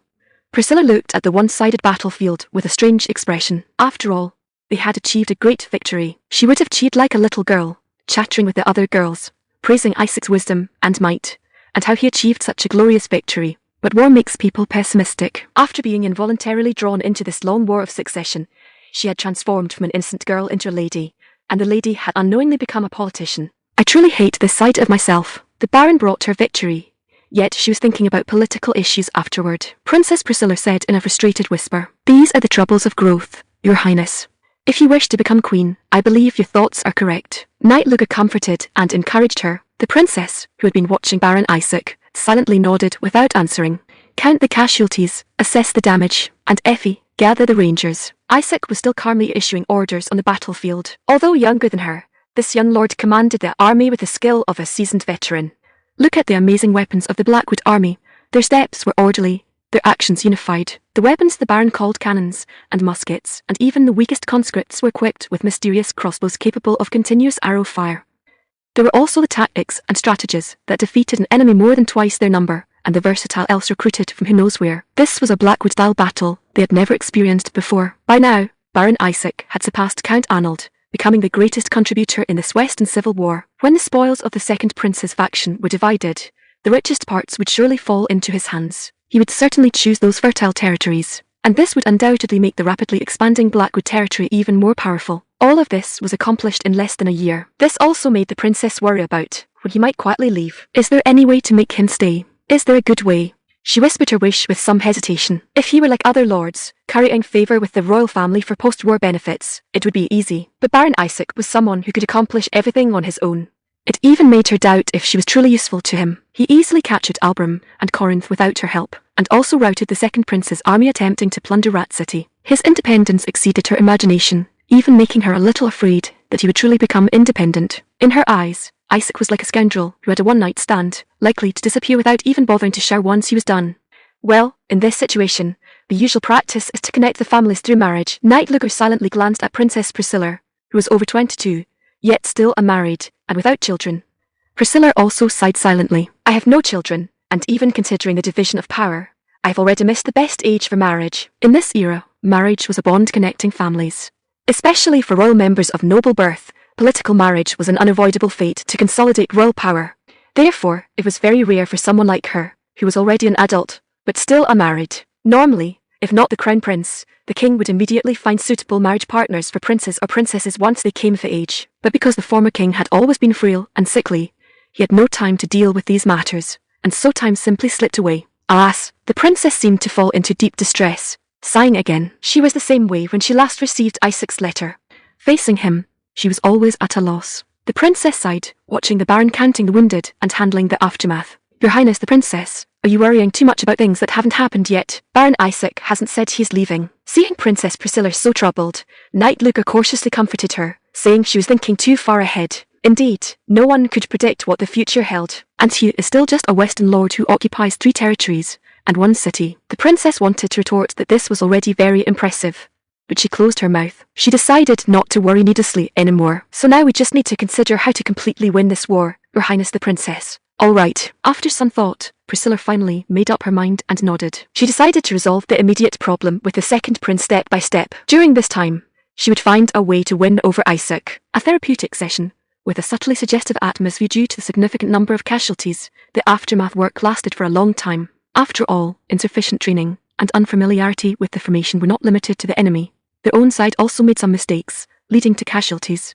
However, Isaac also took this battle as a lesson and prepared to further refine the Spanish tercios in future conflicts. In any case, most casualties occurred in the formations belonging to the lords who were blocking the enemy infantry. Gaining these lessons using others' armies was quite cost-effective. This also reminded Isaac never to let down his guard. Writing this here, I hope readers remember our domain wcan.com for easy reading. Lord Apostle, are you alright? Priestess Igni, serving as a field medic on the battlefield, her snow-white hair fluttering, ran towards Isaac from a distance.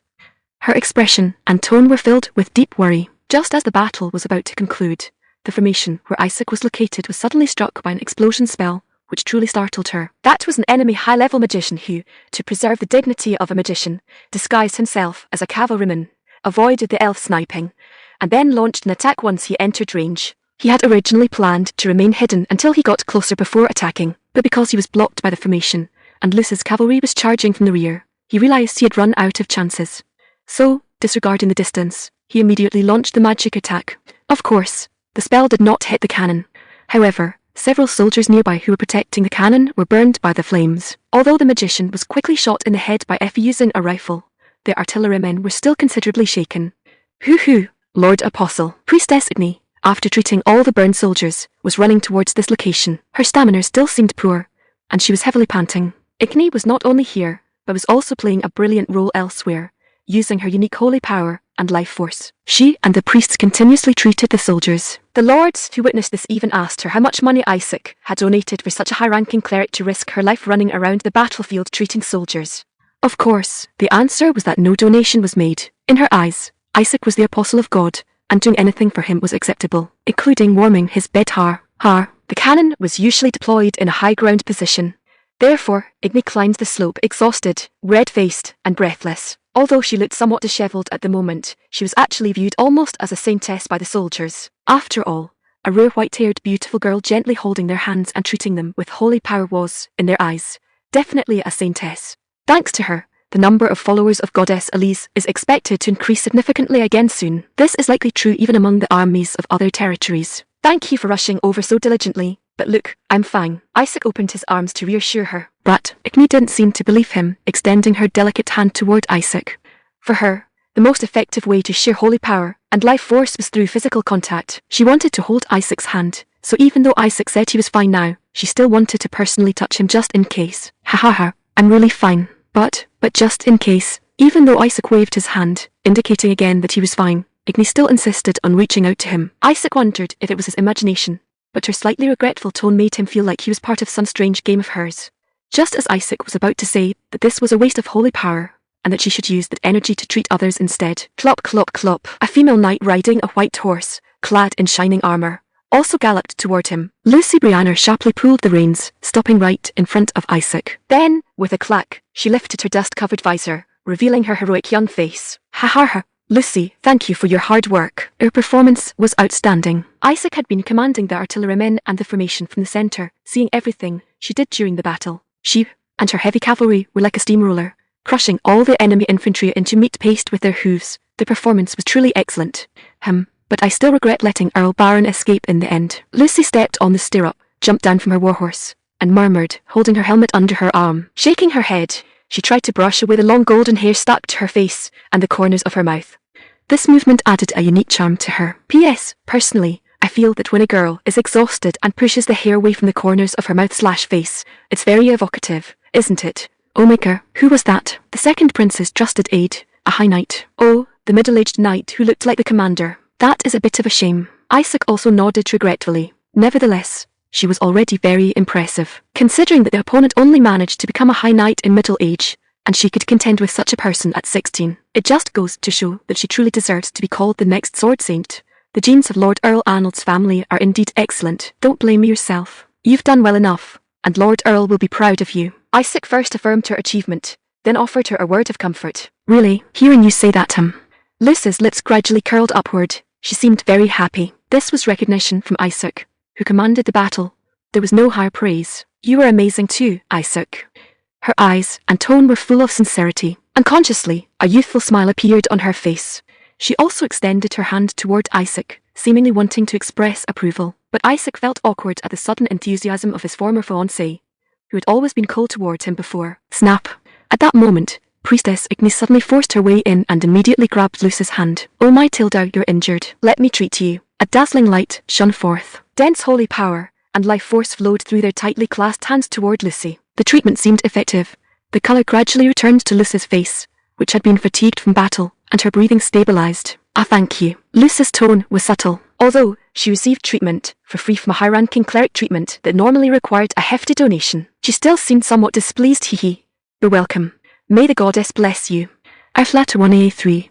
Igni, smiling broadly, patted Lucy's hand, her face beaming with a brilliant smile. Lucy was silent for a moment, staring quietly at Igni with a strange look, and Igni continued to respond with a squinty-eyed expression. Free. Isaac looked at Lucy, then looked at Igni, blinking in confusion. Why does the atmosphere feel weird to maybe she was touched? It seems another follower will be added soon. As an apostle, Isaac felt very gratified by this. Jude, let's play one more game.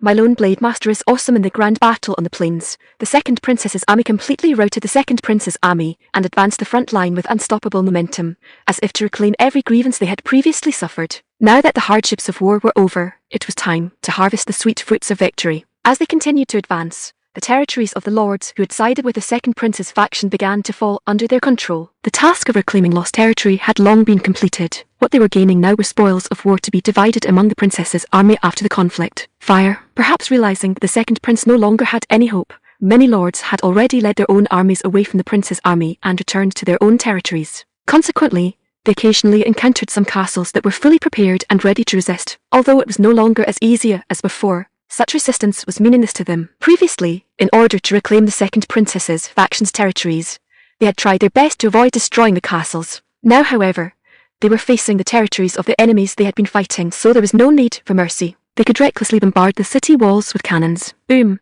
boom, boom. Stone projectiles imbued with strengthening magic ruthlessly hammered the enemy's castle. Bricks and filler material fell in succession, and the enemy soldiers on the walls let out bursts of miserable screams. A weapon like the cannon proved its power far more in siege warfare than in defensive or field battles. Fire. Another round of stone projectiles flew out, hitting the city walls that already had their inner linings exposed.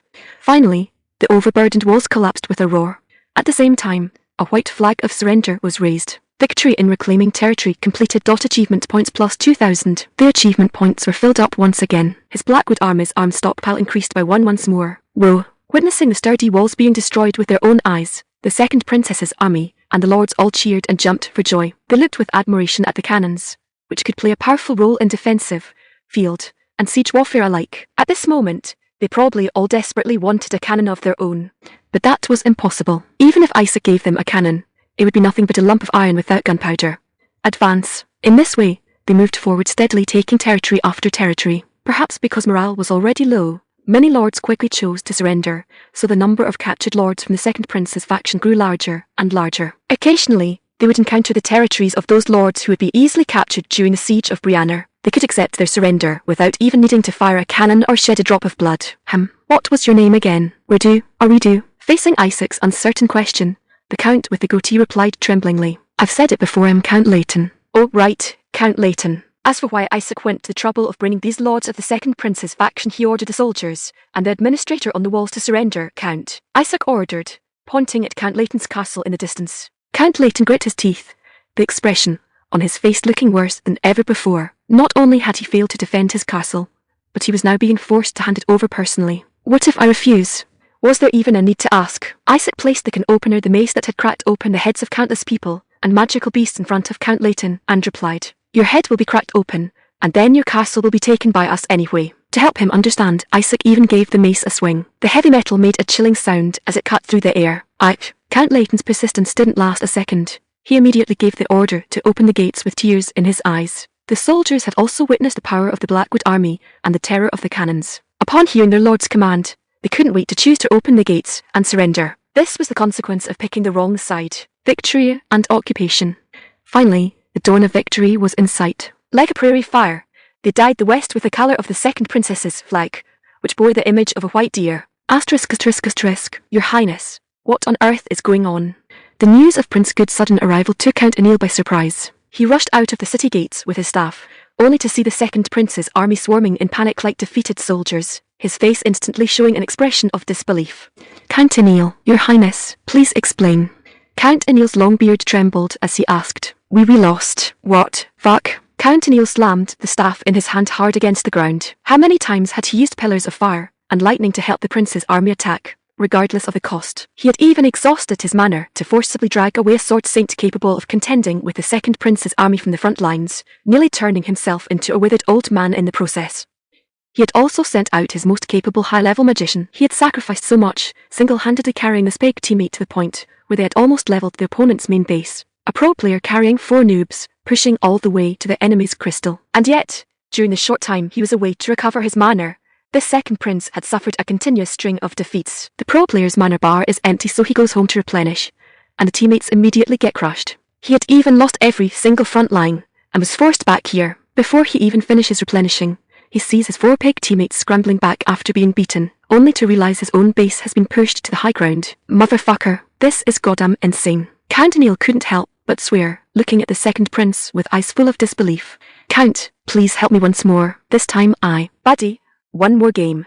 My lone blade master is super pro. Gunpowder replenished, ready to fire. What a delightful sight. Isaac smiled contentedly, watching the long line of trucks, laden with spoils of war, following the princess army. A lord's castle usually stored the wealth of the lord and the territory, hence it was protected by sturdy walls. But they had cannons capable of destroying walls, so they could easily acquire this wealth as if peeling a banana. The trucks were piled high with gold and silver coins, silk, various silverwares, golden goblets, and sparkling jewelry and gems. As they continued to advance, These spoils of war had grown like a snowball rolling downhill. Furthermore, the quantity of weapons and armor they captured in the grand battle was also considerable. For Taiwanese novels, look for the super smooth experience. Isaac collected all the weapons and armor discarded by the prince's knights and heavy cavalry, selected those that were still usable, and distributed them to his soldiers to wear. As seen in the capital, Mir, a complete set of plate armor cost as much as 700 silver coins. The second prince's faction lords, who knew its value, had coveted a share, but after seeing Isaac forcefully help them reclaim their territories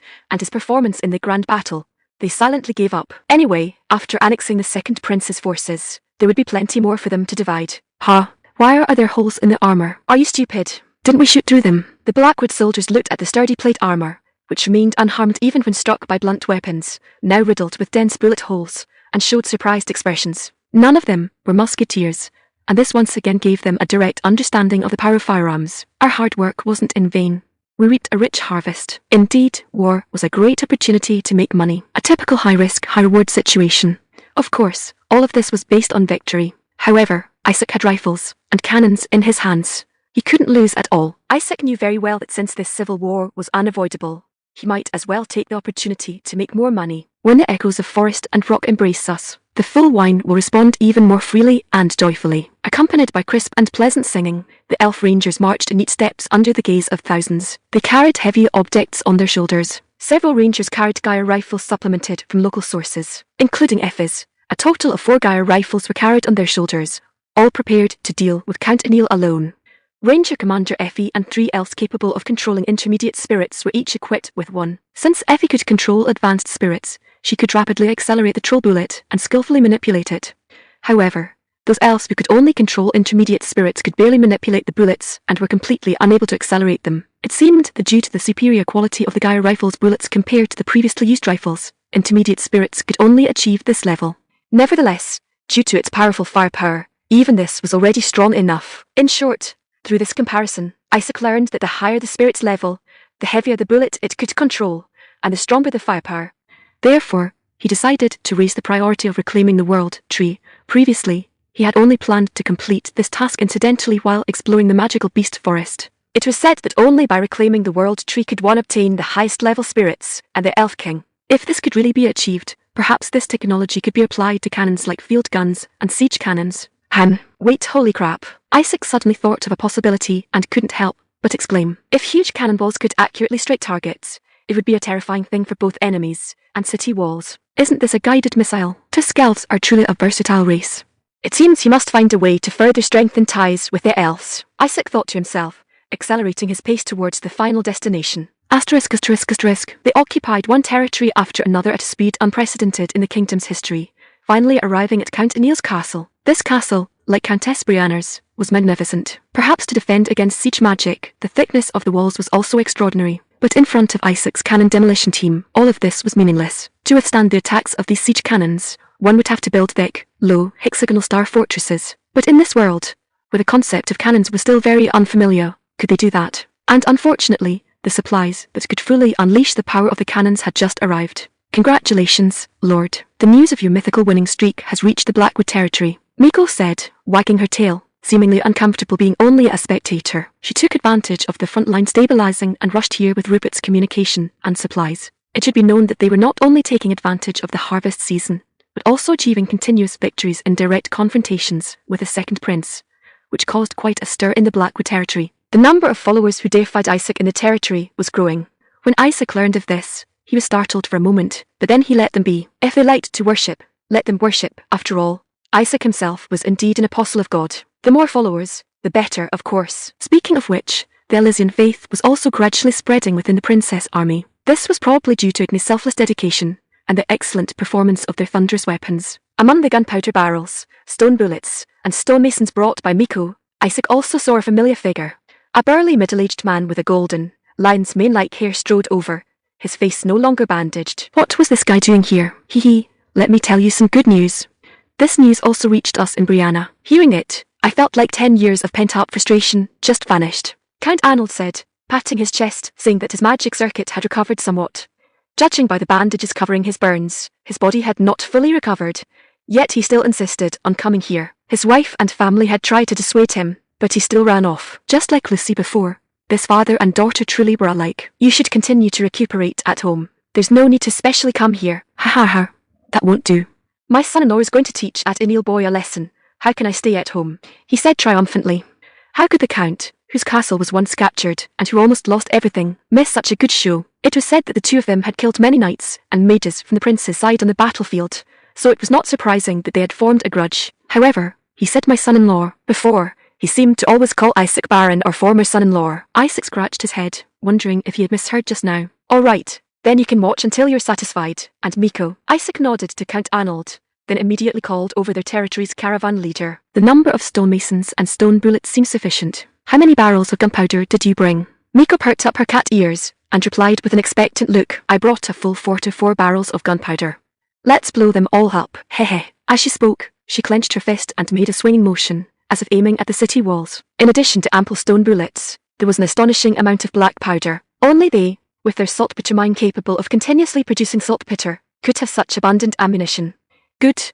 I will satisfy you. A furious bombardment. Nothing is more terrifying than an army with ample ammunition. Isaac gave the order to prepare to fire to the artillerymen who had finished their preparations, and call Effie and the other rangers to his side. The rangers used thick ramrods to load gunpowder and bullets into the barrels, then skillfully assumed a bipod firing stance with their guy rifles. This seemed a bit strenuous, so Isaac planned to install bipods on the rifles later and re-register them in the armory, so that even one person could operate them. However, because Effie used advanced elven magic to maximize the bullet's rate of fire, the recoil was extremely strong. Even Isaac, who possessed the strength of an intermediate knight, had to support her from the side. My apologies, Lord. Effie rested the muzzle on Isaac's shoulder and said in a voice as gentle as a spring breeze, It's all right, go ahead. Isaac nodded in response. He actually wished he could switch places with Effie and fire the cannon himself.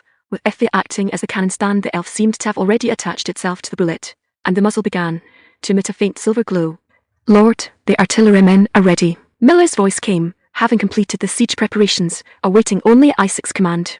The artillerymen held their linstocks, awaiting his command. 4 siege cannons, 6 field guns, 4 troll rifles, and over 150 rifles and muskets. This was the Blackwood Army's strongest fighting force. Come on, Count Enil, fire. Isaac waved his hand, and a deafening roar echoed across the hillside. Asterisk, asterisk, asterisk. Count, please lend me a hand, this time I. What the F asterisk asterisk asterisk. Before Count Enil could finish his curse, he suddenly received an urgent report from the city wall and immediately rushed over. Damn it. Where did they come from? Seeing the Blackwood army had already arrived in front of the castle, the Count was greatly alarmed, his beard trembling with rage. They actually occupied those territories so quickly and arrived here. Did all the messengers die? Why was there no news of their approach? It's that guy. That mad dog actually chased us all the way here. The princes and lords who arrived after hearing the news gasped in fear when they saw the Blackwood army. Seeing the prince so flustered, the soldiers on the city wall also began to stir. If we don't kill that bastard, this war will Count Enil. You must have a way. Attack them with hellfire. The eyes of the princes and lords were all focused on the Count. Damn it, this idiot. The after effects of his hellfire spell had not fully recovered. He had left the rear to the prince and gone to attack Countess Brianna, but the prince not only failed to hold it, but was driven here in less than a week. Count Enil gritted his teeth and glared at Prince Good, the culprit, wishing he could just kill him. But he had no time to blame anyone, because suddenly, with a boom from the hillside, a dazzling flash of fire erupted, accompanied by a deafening roar. The legendary Blackwood army weapons had opened fire. That strange siege weapon that had swept through the prince's soldiers and mages was displayed for the first time before this powerful mage. Bring me my staff. He roared in anger, his voice filled with it. No matter what tricks the opponent played, he would not let them succeed. Count Enil took his staff and immediately flew into the sky, ready to defend his castle. Asterisk, asterisk, asterisk. After 10 cannons were loaded with gunpowder and cannonballs, they fired one after another. Then came an earth-shattering tremor, constantly shaking the hillside, and dazzling fire and thick smoke enveloped the entire battlefield. Ice spell. The chilling cold cooled the hot cannon barrels. This first-string magic could cool the cannon barrels to be as cold as beer just taken out of the refrigerator, playing a huge role on the battlefield. Normally, these cannons would require cooling of their barrels after continuous firing, ranging from 10 minutes to several tens of minutes. But in this world where mages exist, the cooling process can be greatly shortened. However, this was not good news for Count Enil, who was passively taking a beating. Boom, rumble, rumble. The cannons roared again, firing huge stone projectiles at the castle without any pause. Under the cloudless blue sky, the stone projectiles arced in parabolas, flying into the distance. On the city wall, some burning explosive suddenly appeared, intercepting the incoming stone projectiles in midair. Boom! This was an explosive magic released from the tip of a staff inlaid with magic crystal stone. As expected of siege magic capable of destroying city gates, the shells fired by the field guns were completely shattered, and the stone projectiles from the siege cannons were also broken into several pieces, their power halved, before hitting the city wall. Damn it! He can actually shatter cannonballs. Isaac's cursing echoed on the hillside. One must know that even on Earth, intercepting cannonballs requires missiles, let alone using magic. Boom, rumble, rumble. Count Eniel's castle let out a painful groan, because Isaac could continuously bombard with ample ammunition and cooling magic, even with a sixth-ring mage defending with all his might.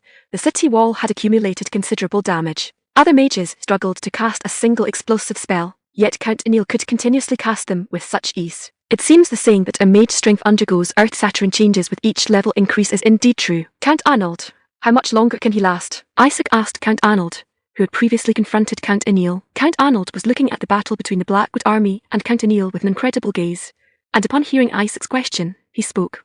He previously cast that incredible magic, and he should still be experiencing after effects. In other words, it won't be long. Although he said it as if he didn't say anything, Isaac himself also estimated it wouldn't be long. He looked back at the supplies prepared for this battle. Stone projectiles were constantly being replenished, and there were still over 30 barrels of gunpowder left. If Count Eniel was truly on his last legs, then he wouldn't be able to stop them. Boom, rumble, rumble. As if to prove this point, intact stone projectiles finally mercilessly bombarded Count Eniel's city wall. The stone projectiles, reinforced by enhancement magic, were even harder, transferring the full power of the gunpowder to the city wall without reservation.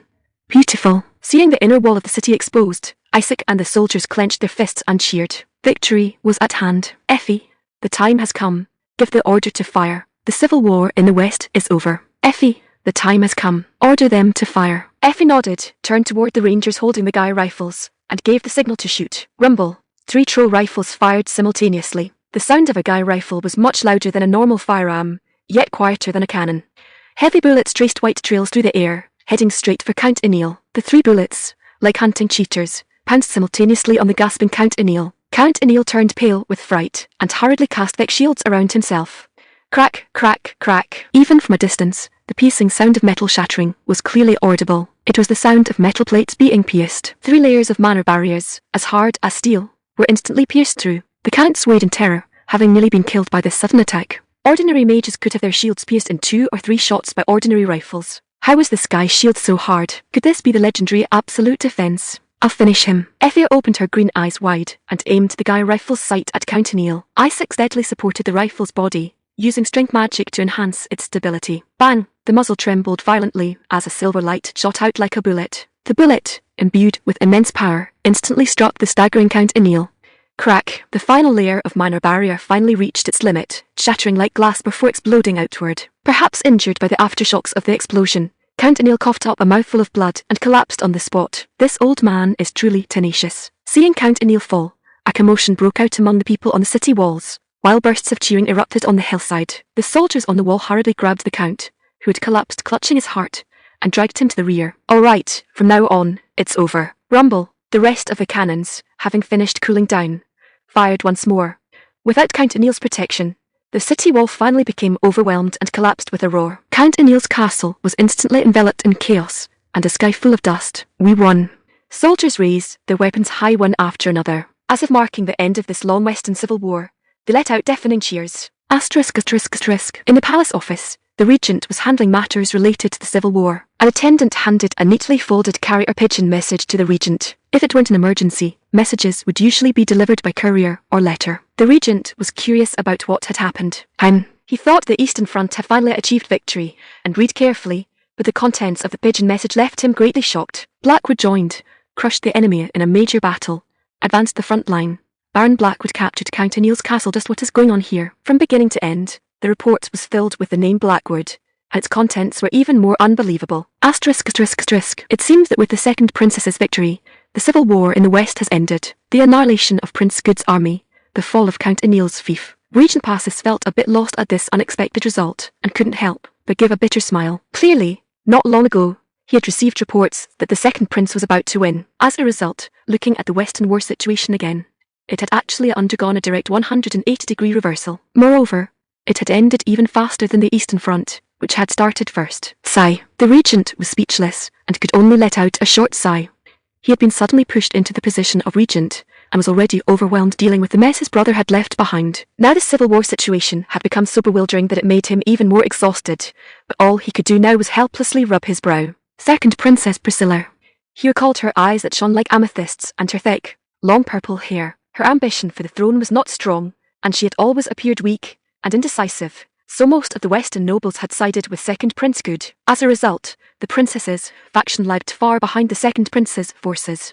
For her to be able to achieve victory now was truly incredible. Weapons that can spray lightning and pillars of fire. Over 80% of the pigeon message content was about the Blackwood army. The regent picked up an exquisitely crafted fountain pen and gently rubbed his thumb over the pattern of crossed logging axes and the sword on the cap. He also thought of that Blackwood carriage, which had already become the official carriage for the royal family. When he first rode in it, he was surprised to find that the stone-paved roads of the royal capital no longer frantically jolted his backside. In his memory, Blackwood territory was a remote fief bordering the magical beast forest with a population of only about 3,000. Previously, the heir there had also come to the palace to inherit the title of Baron. Because the rumours were bad, and he believed the territory would have no future development, he had just casually sent a secretary officer to handle the inheritance matters. Sigh. Truly unbelievable. Fortunately, the secretary officer who returned at the time said the Baron did not feel dissatisfied by such neglect, but was instead happy that things went smoothly. The regent wiped his face hard, as if trying to refresh his spirits. The achievements of Baron Blackwood in the pigeon message reminded him of his brother, who was hailed as the Conqueror King, and had rapidly expanded the Hyde Kingdom. Heroes emerge in times of chaos. The regent put down the pigeon message filled with unbelievable battle records and sighed deeply. Asterisk. You have ended the civil war in the West, bringing a brief peace to the kingdom. Achievement points plus 5,000. The goddess's message popped up right on time, announcing the end of the civil war. The word brief was a bit grating, but at least it was over. Isaac had consumed more than 14 barrels of gunpowder to finally capture Count Ineil's fief. Before the count's body had fully recovered, he pushed his miner to the limit, resulting in his high-level shield magic being broken, which ultimately caused severe damage to his minor circuits, turning him into a cripple. And Isaac, until the statistics came out, still found it somewhat hard to believe. To deal with one person, he had actually consumed so much gunpowder. In this world, one person can sometimes truly become an army. If it weren't for these cannons and firearms, the Second Prince's forces would likely have achieved victory as expected. The Second Princess would have been defeated, and Countess Brianna's fief would have been trampled and plundered. But now, because of Isaac's appearance, everything had changed. I should have executed you for treason back then. You trash from the magical beast forest. The Second Prince, tied up like a stray dog, barked at Isaac.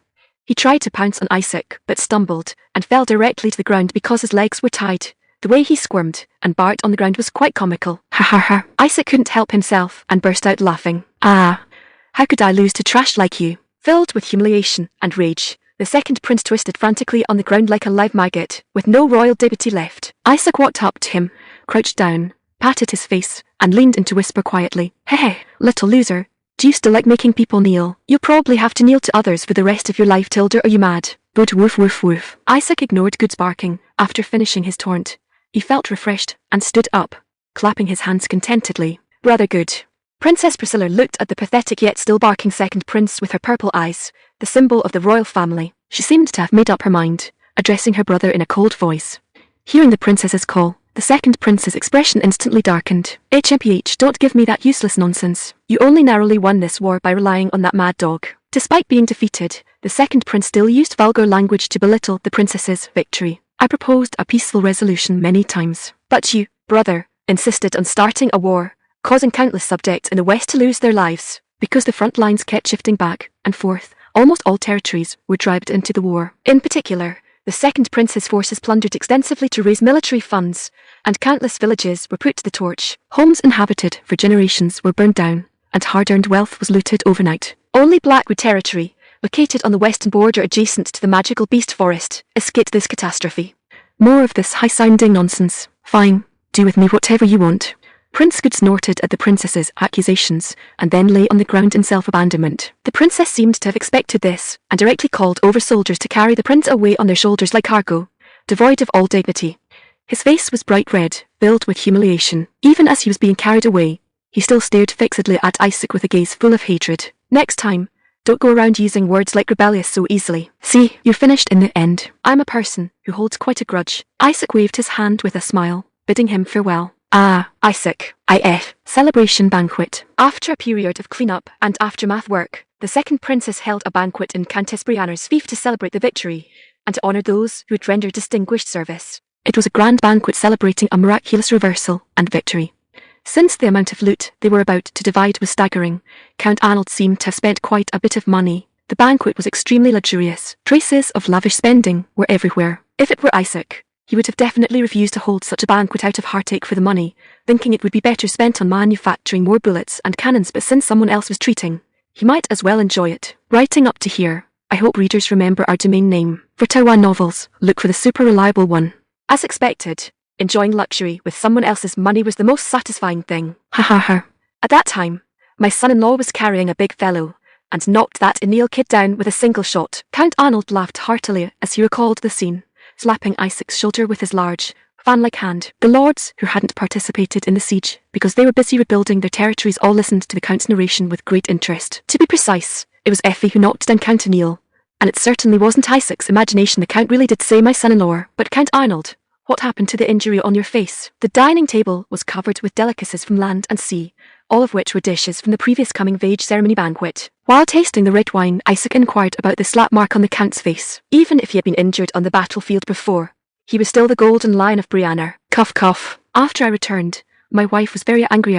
Actually, I intentionally caught it with my face because I was afraid her hand would hurt. Arhar, so that was it. He had been scratched by a lioness. Isaac chuckled at his lame excuse and didn't say anything more. It was said that the Countess was also a former knight. It seemed the Count's status at home was truly very low. Then again, he had almost died on the battlefield, and then ran back to the front lines without permission before his injuries had even healed. It was only right that he be lectured by his wife. Lucy was also looking at Count Arnold, her eyes filled with helplessness. Gulp. Isaac happily drank another glass of red wine. He wondered if Lucy would also turn into a lioness like that when she grew up. She was known as the woman who would be the next sword saint. Whoever married her would not have an easy life in the future. Couples fighting, don't even think about it. She probably wouldn't even need to give a warning. She'd just serve him with a great sword.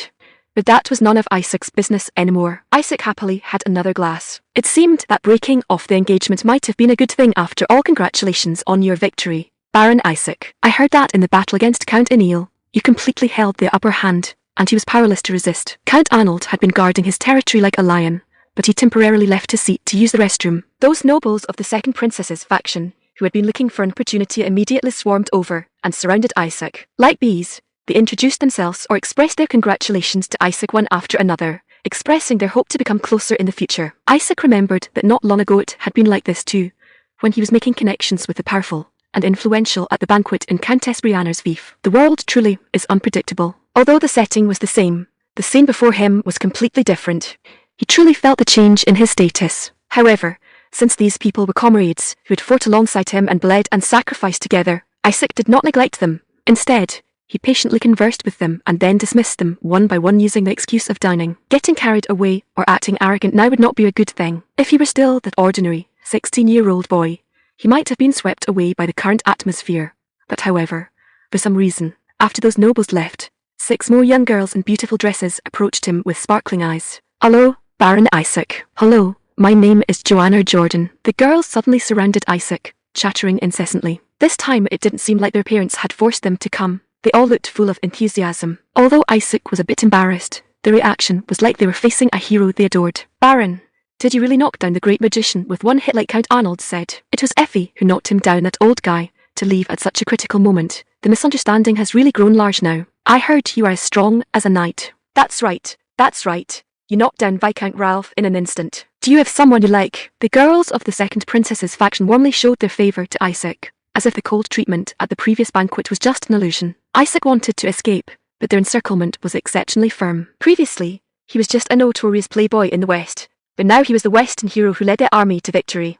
And although he was only 16, he already possessed 3 territories and a city, becoming a hegemon. In the upcoming award ceremony, he would be titled a Grand Hegemon, wielding immense wealth and power. Looking at it this way, Isaac could indeed strike a pose and shout, "The tides turn every 30 years. Do not look down on a poor youth." Furthermore, Isaac himself possessed gentle eyes and well-defined features, making him a true handsome man. So these girls felt they couldn't find a better marriage partner in the West, which is why they were so eager to show their favour, wanting to strike first. The luck with women that he had never enjoyed in his past life was actually being realised in this other world. Isaac, however, couldn't bring himself to be happy.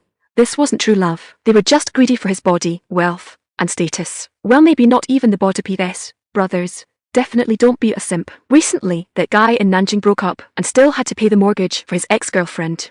We handsome brothers must learn to love ourselves. My lord, this is very delicious. Have you tried it? Just then, a slender hand suddenly reached out in front of Isaac. A beautiful elf, holding a golden piece of corn, struck up a conversation with a flushed face. She had a very striking beauty mark under her eye. At the same time, a white sphere of light suddenly appeared above her head, emitting a faint glow. Isaac heard the sound of wind. The girls who met Effie's gaze seemed to remember the experience of having their hair blown into a mess by wild wind last time, and they all retreated. As expected of women, they understand women best. Isaac looked at Effie and couldn't help but smile. Corn is a delicious crop. Did you know? It tastes even better when roasted with butter. Butter roasted corn. That could be considered a classic snack. It just so happened that corn had reached the harvest season. They would soon be able to eat it in the territory. Really? Of course. When the corn is harvested, I'll cook it for you personally. Effie had performed exceptionally well in this war, including the Rangers. They all deserved to be rewarded. I'm looking forward to it. Effie narrowed her eyes, glanced at the surrounding girls, and nodded with satisfaction. Meanwhile, Isaac looked at the corn and gulped. In his previous life, he had been very fond of popcorn. If he could use those elves who controlled plant spirits to cultivate bursting corn and popcorn corn in the future, maybe he could make popcorn. Salted popcorn is very tasty. Caramel popcorn might be a bit difficult, but that's a true delicacy. If corn is ground into flour, it can also be used to make bread. Although there was no hexane, he could use the pressing method to extract some corn. All corn has so many uses. Just as Isaac was thinking about how to utilize corn, Princess Priscilla has arrived. The doors of the banquet hall opened, and second Princess Priscilla, dressed in a white gown, walked in. From her expression, it seemed she had already made the decisions regarding the awarding of honors and the distribution of loot. Rewarding merit. Tap tap tap. Princess Priscilla walked with elegant steps, her neatly combed purple hair swaying gently with her movement. On the battlefield, she had always worn simple clothes unfitting her status. Now, she was finally well dressed. Here I hope readers remember our domain. Find good books on Taiwan novel website. TC is super convenient. She wore a pure white, elegant gown that accentuated her fair skin. The nobles of the second princess's faction praised her beauty, saying she was in no way inferior to those young ladies of marriageable age. However, Isaac was somewhat puzzled by the princess's attire, which seemed even more formal than when she was in the royal palace. At this moment, Lucy limped to stand behind the princess. I will serve you. Speaking of which, ever since the Civil War ended, whenever there was a public occasion, Lucy would naturally follow the princess like a guard. It seemed the relationship was very good. This was not surprising. Lucy had been serving the princess for a long time. It was also she who suggested Isaac join the princess's faction when the princess visited the Black Forest. She has also found her future path. Lucy became a High Knight at 16, an unprecedented achievement, and now she had latched onto the second princess, who might ascend to the throne. Although without Isaac, this support almost turned into a rotten rope. All in all, Countess Brianna's fief would be inherited by the eldest son according to the order of succession. So if Princess Priscilla won the succession war, Lucy would likely gain a high position in the Royal Knights or the Imperial Guard. Lucy would surely rise rapidly in the future. Thank you all for taking the time out of your busy schedules to attend my banquet. Princess Priscilla ascended the platform, her amethyst-like eyes scanning the nobles who supported her. Then her gaze settled on Isaac. Not long ago, my brother, unable to restrain his ambition, brought violence and plunder to the west. His army was very strong, but even so, you all chose to fight alongside me in my most difficult moments, shedding blood and making sacrifices for me. Hearing Princess Priscilla affirm their efforts, the nobles and lords felt very proud, puffing out their chests. Indeed, those who supported the second princess were different from those nobles who, for personal gain, knew the second prince was unfit to be king yet still chose to cooperate with him. They at least understood some honor and loyalty. Unlike those nobles who only paid lip service to honor and loyalty. That was why Isaac's father befriended them.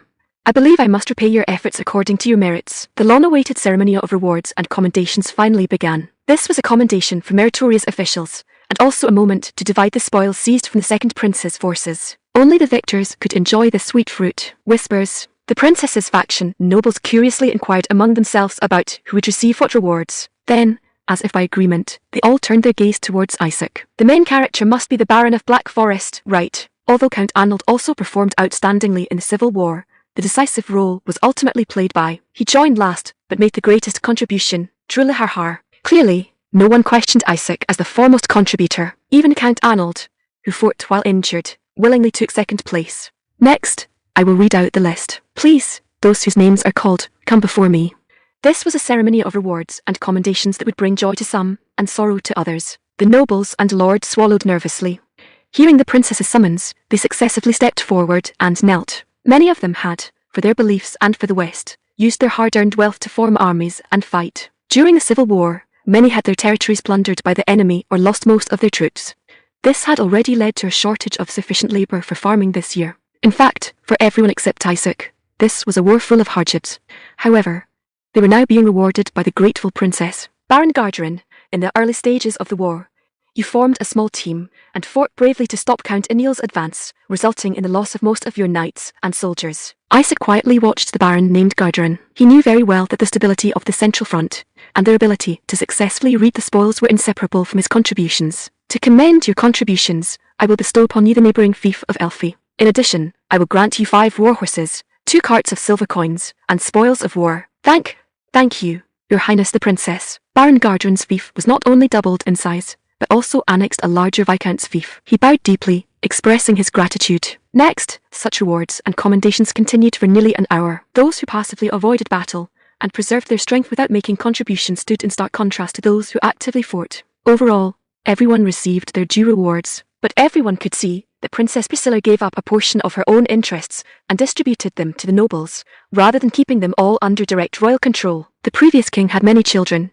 so the western territories she inherited directly were not many. Truthfully, she could have been more greedy, but her current action seemed more intent on caring for the nobles who supported her in her time of need. Isaac observed all this, pondering whether it was her inherent weakness or her unique art of managing people. And Count Arnold, the Count, with a clear slap mark on his face, stepped forward and knelt. Seeing this former foremost contributor, the pillar of the second princess's faction, Princess Priscilla showed a hesitant expression. Isaac felt an opportunity arise and immediately stepped forward, beginning to praise the Count's contributions, assisting him. As the person with the most say at the moment, Isaac's support immediately caused a buzz among the nobles of the second princess's faction, and everyone's gaze swept back and forth between the two of them. It seems there's still some connection between them. The Count shamelessly started calling him son-in-law again. If they reconcile at this time, their meaning was probably that Count Aniel was finished, and if the two of them joined forces, they would become the most powerful force in the West, unstoppable. But Isaac was only fulfilling his agreement with the Count in return for obtaining pyrite and mining rights. Juliwarla very softly. The nobles of the second princess's faction whispered amongst themselves,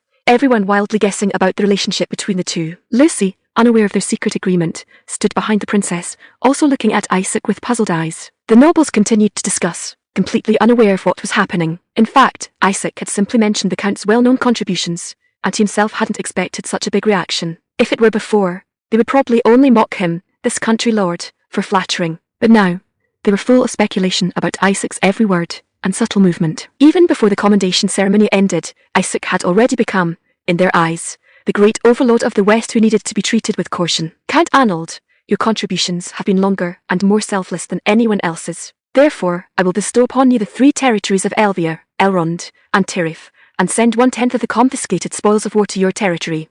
1/10 of the spoils of war. The nobles recalled the countless convoys of carts following the princess's army, and couldn't help but exclaim in surprise. Wow, oh my goodness. Elvia, Elrond, and Tirith were 1 viscounty and 2 baronies, respectively. Although, like other territories, they were mainly focused on agriculture, animal husbandry, and forestry, they were all fertile and good places.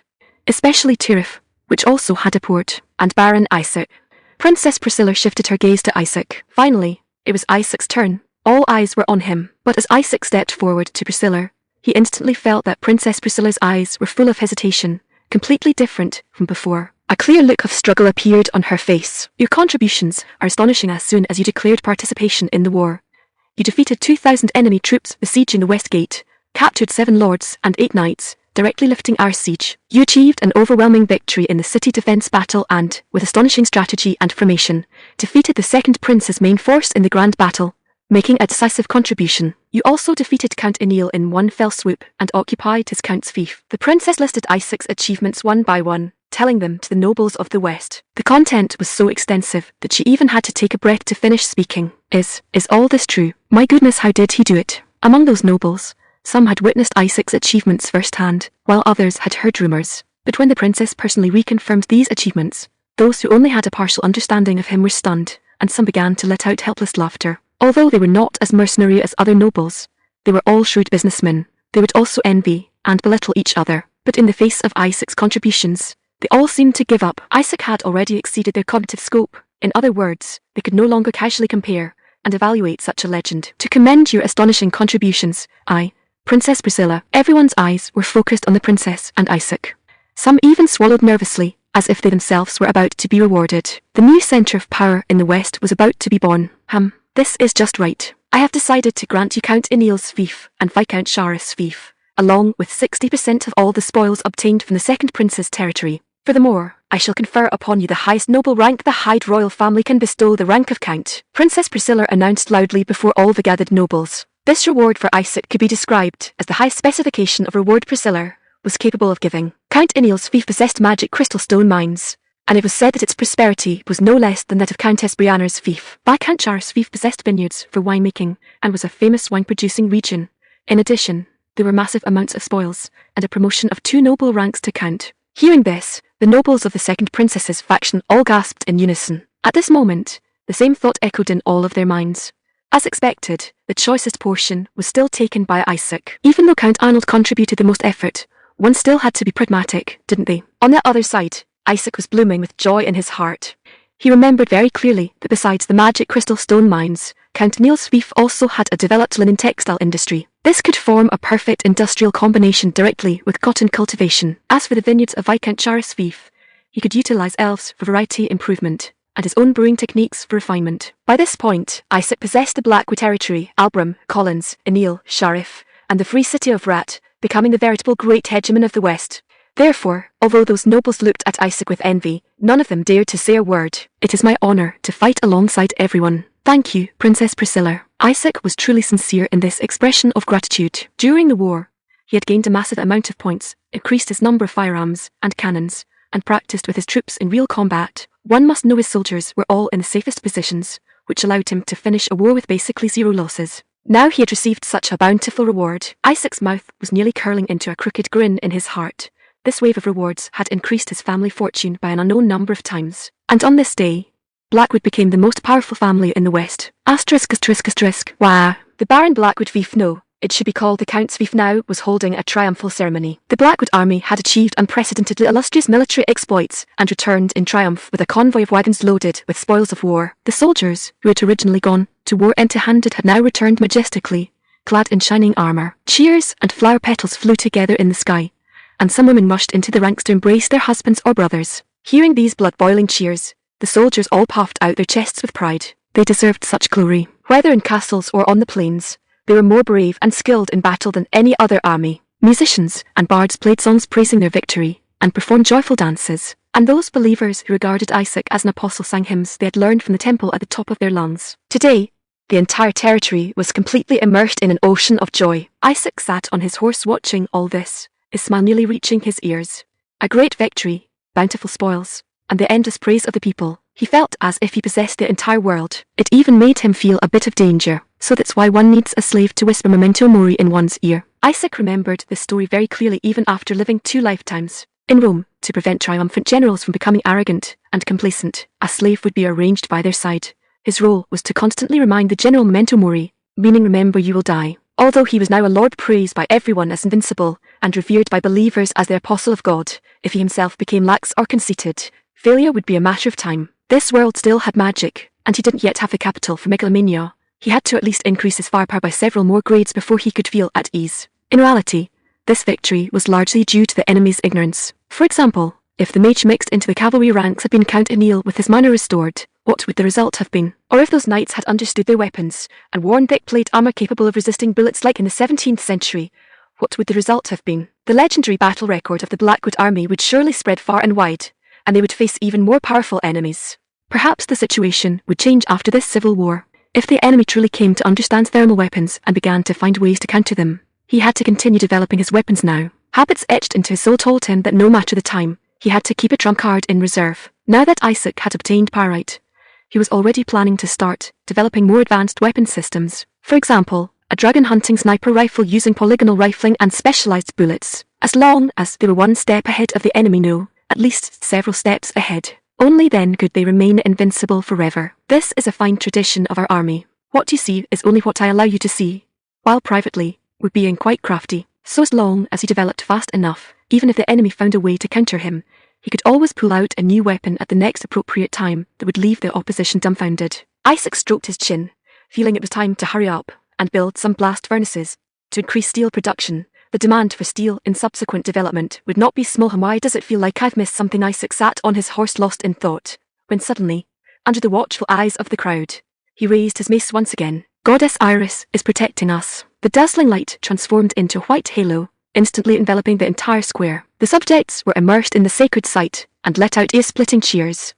Wah! At this moment, everyone seemed as if they were on a high, letting out fanatical and frenzied cheers. Igni, who had been following by Isaac's side, also stared blankly at Isaac's profile with a flushed face. NGH, my lord apostle.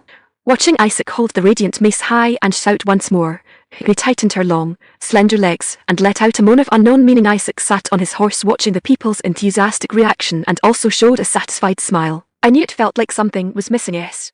Now this feels right. There are no hungry people here. The flames of war swept across the land. The streets were littered with corpses, as flocks of crows and magical beasts enjoyed this sudden feast. To raise military funds, the lords squeezed their subjects ruthlessly, like wringing every last drop of ink from a squid. Exorbitant taxes, tyranny, and skyrocketing grain prices made life unbearable for the common people, and bandit groups began to appear everywhere. Coupled with the brutal looting of enemy territories, people were eventually forced to flee their homes. Although leaving meant becoming displaced, staying behind offered no hope at all. Clutching their hungry bellies, they wandered aimlessly, searching for a place where they could survive or someone who would take them in. More and more people, sharing the same plight, gathered together to form massive columns of refugees.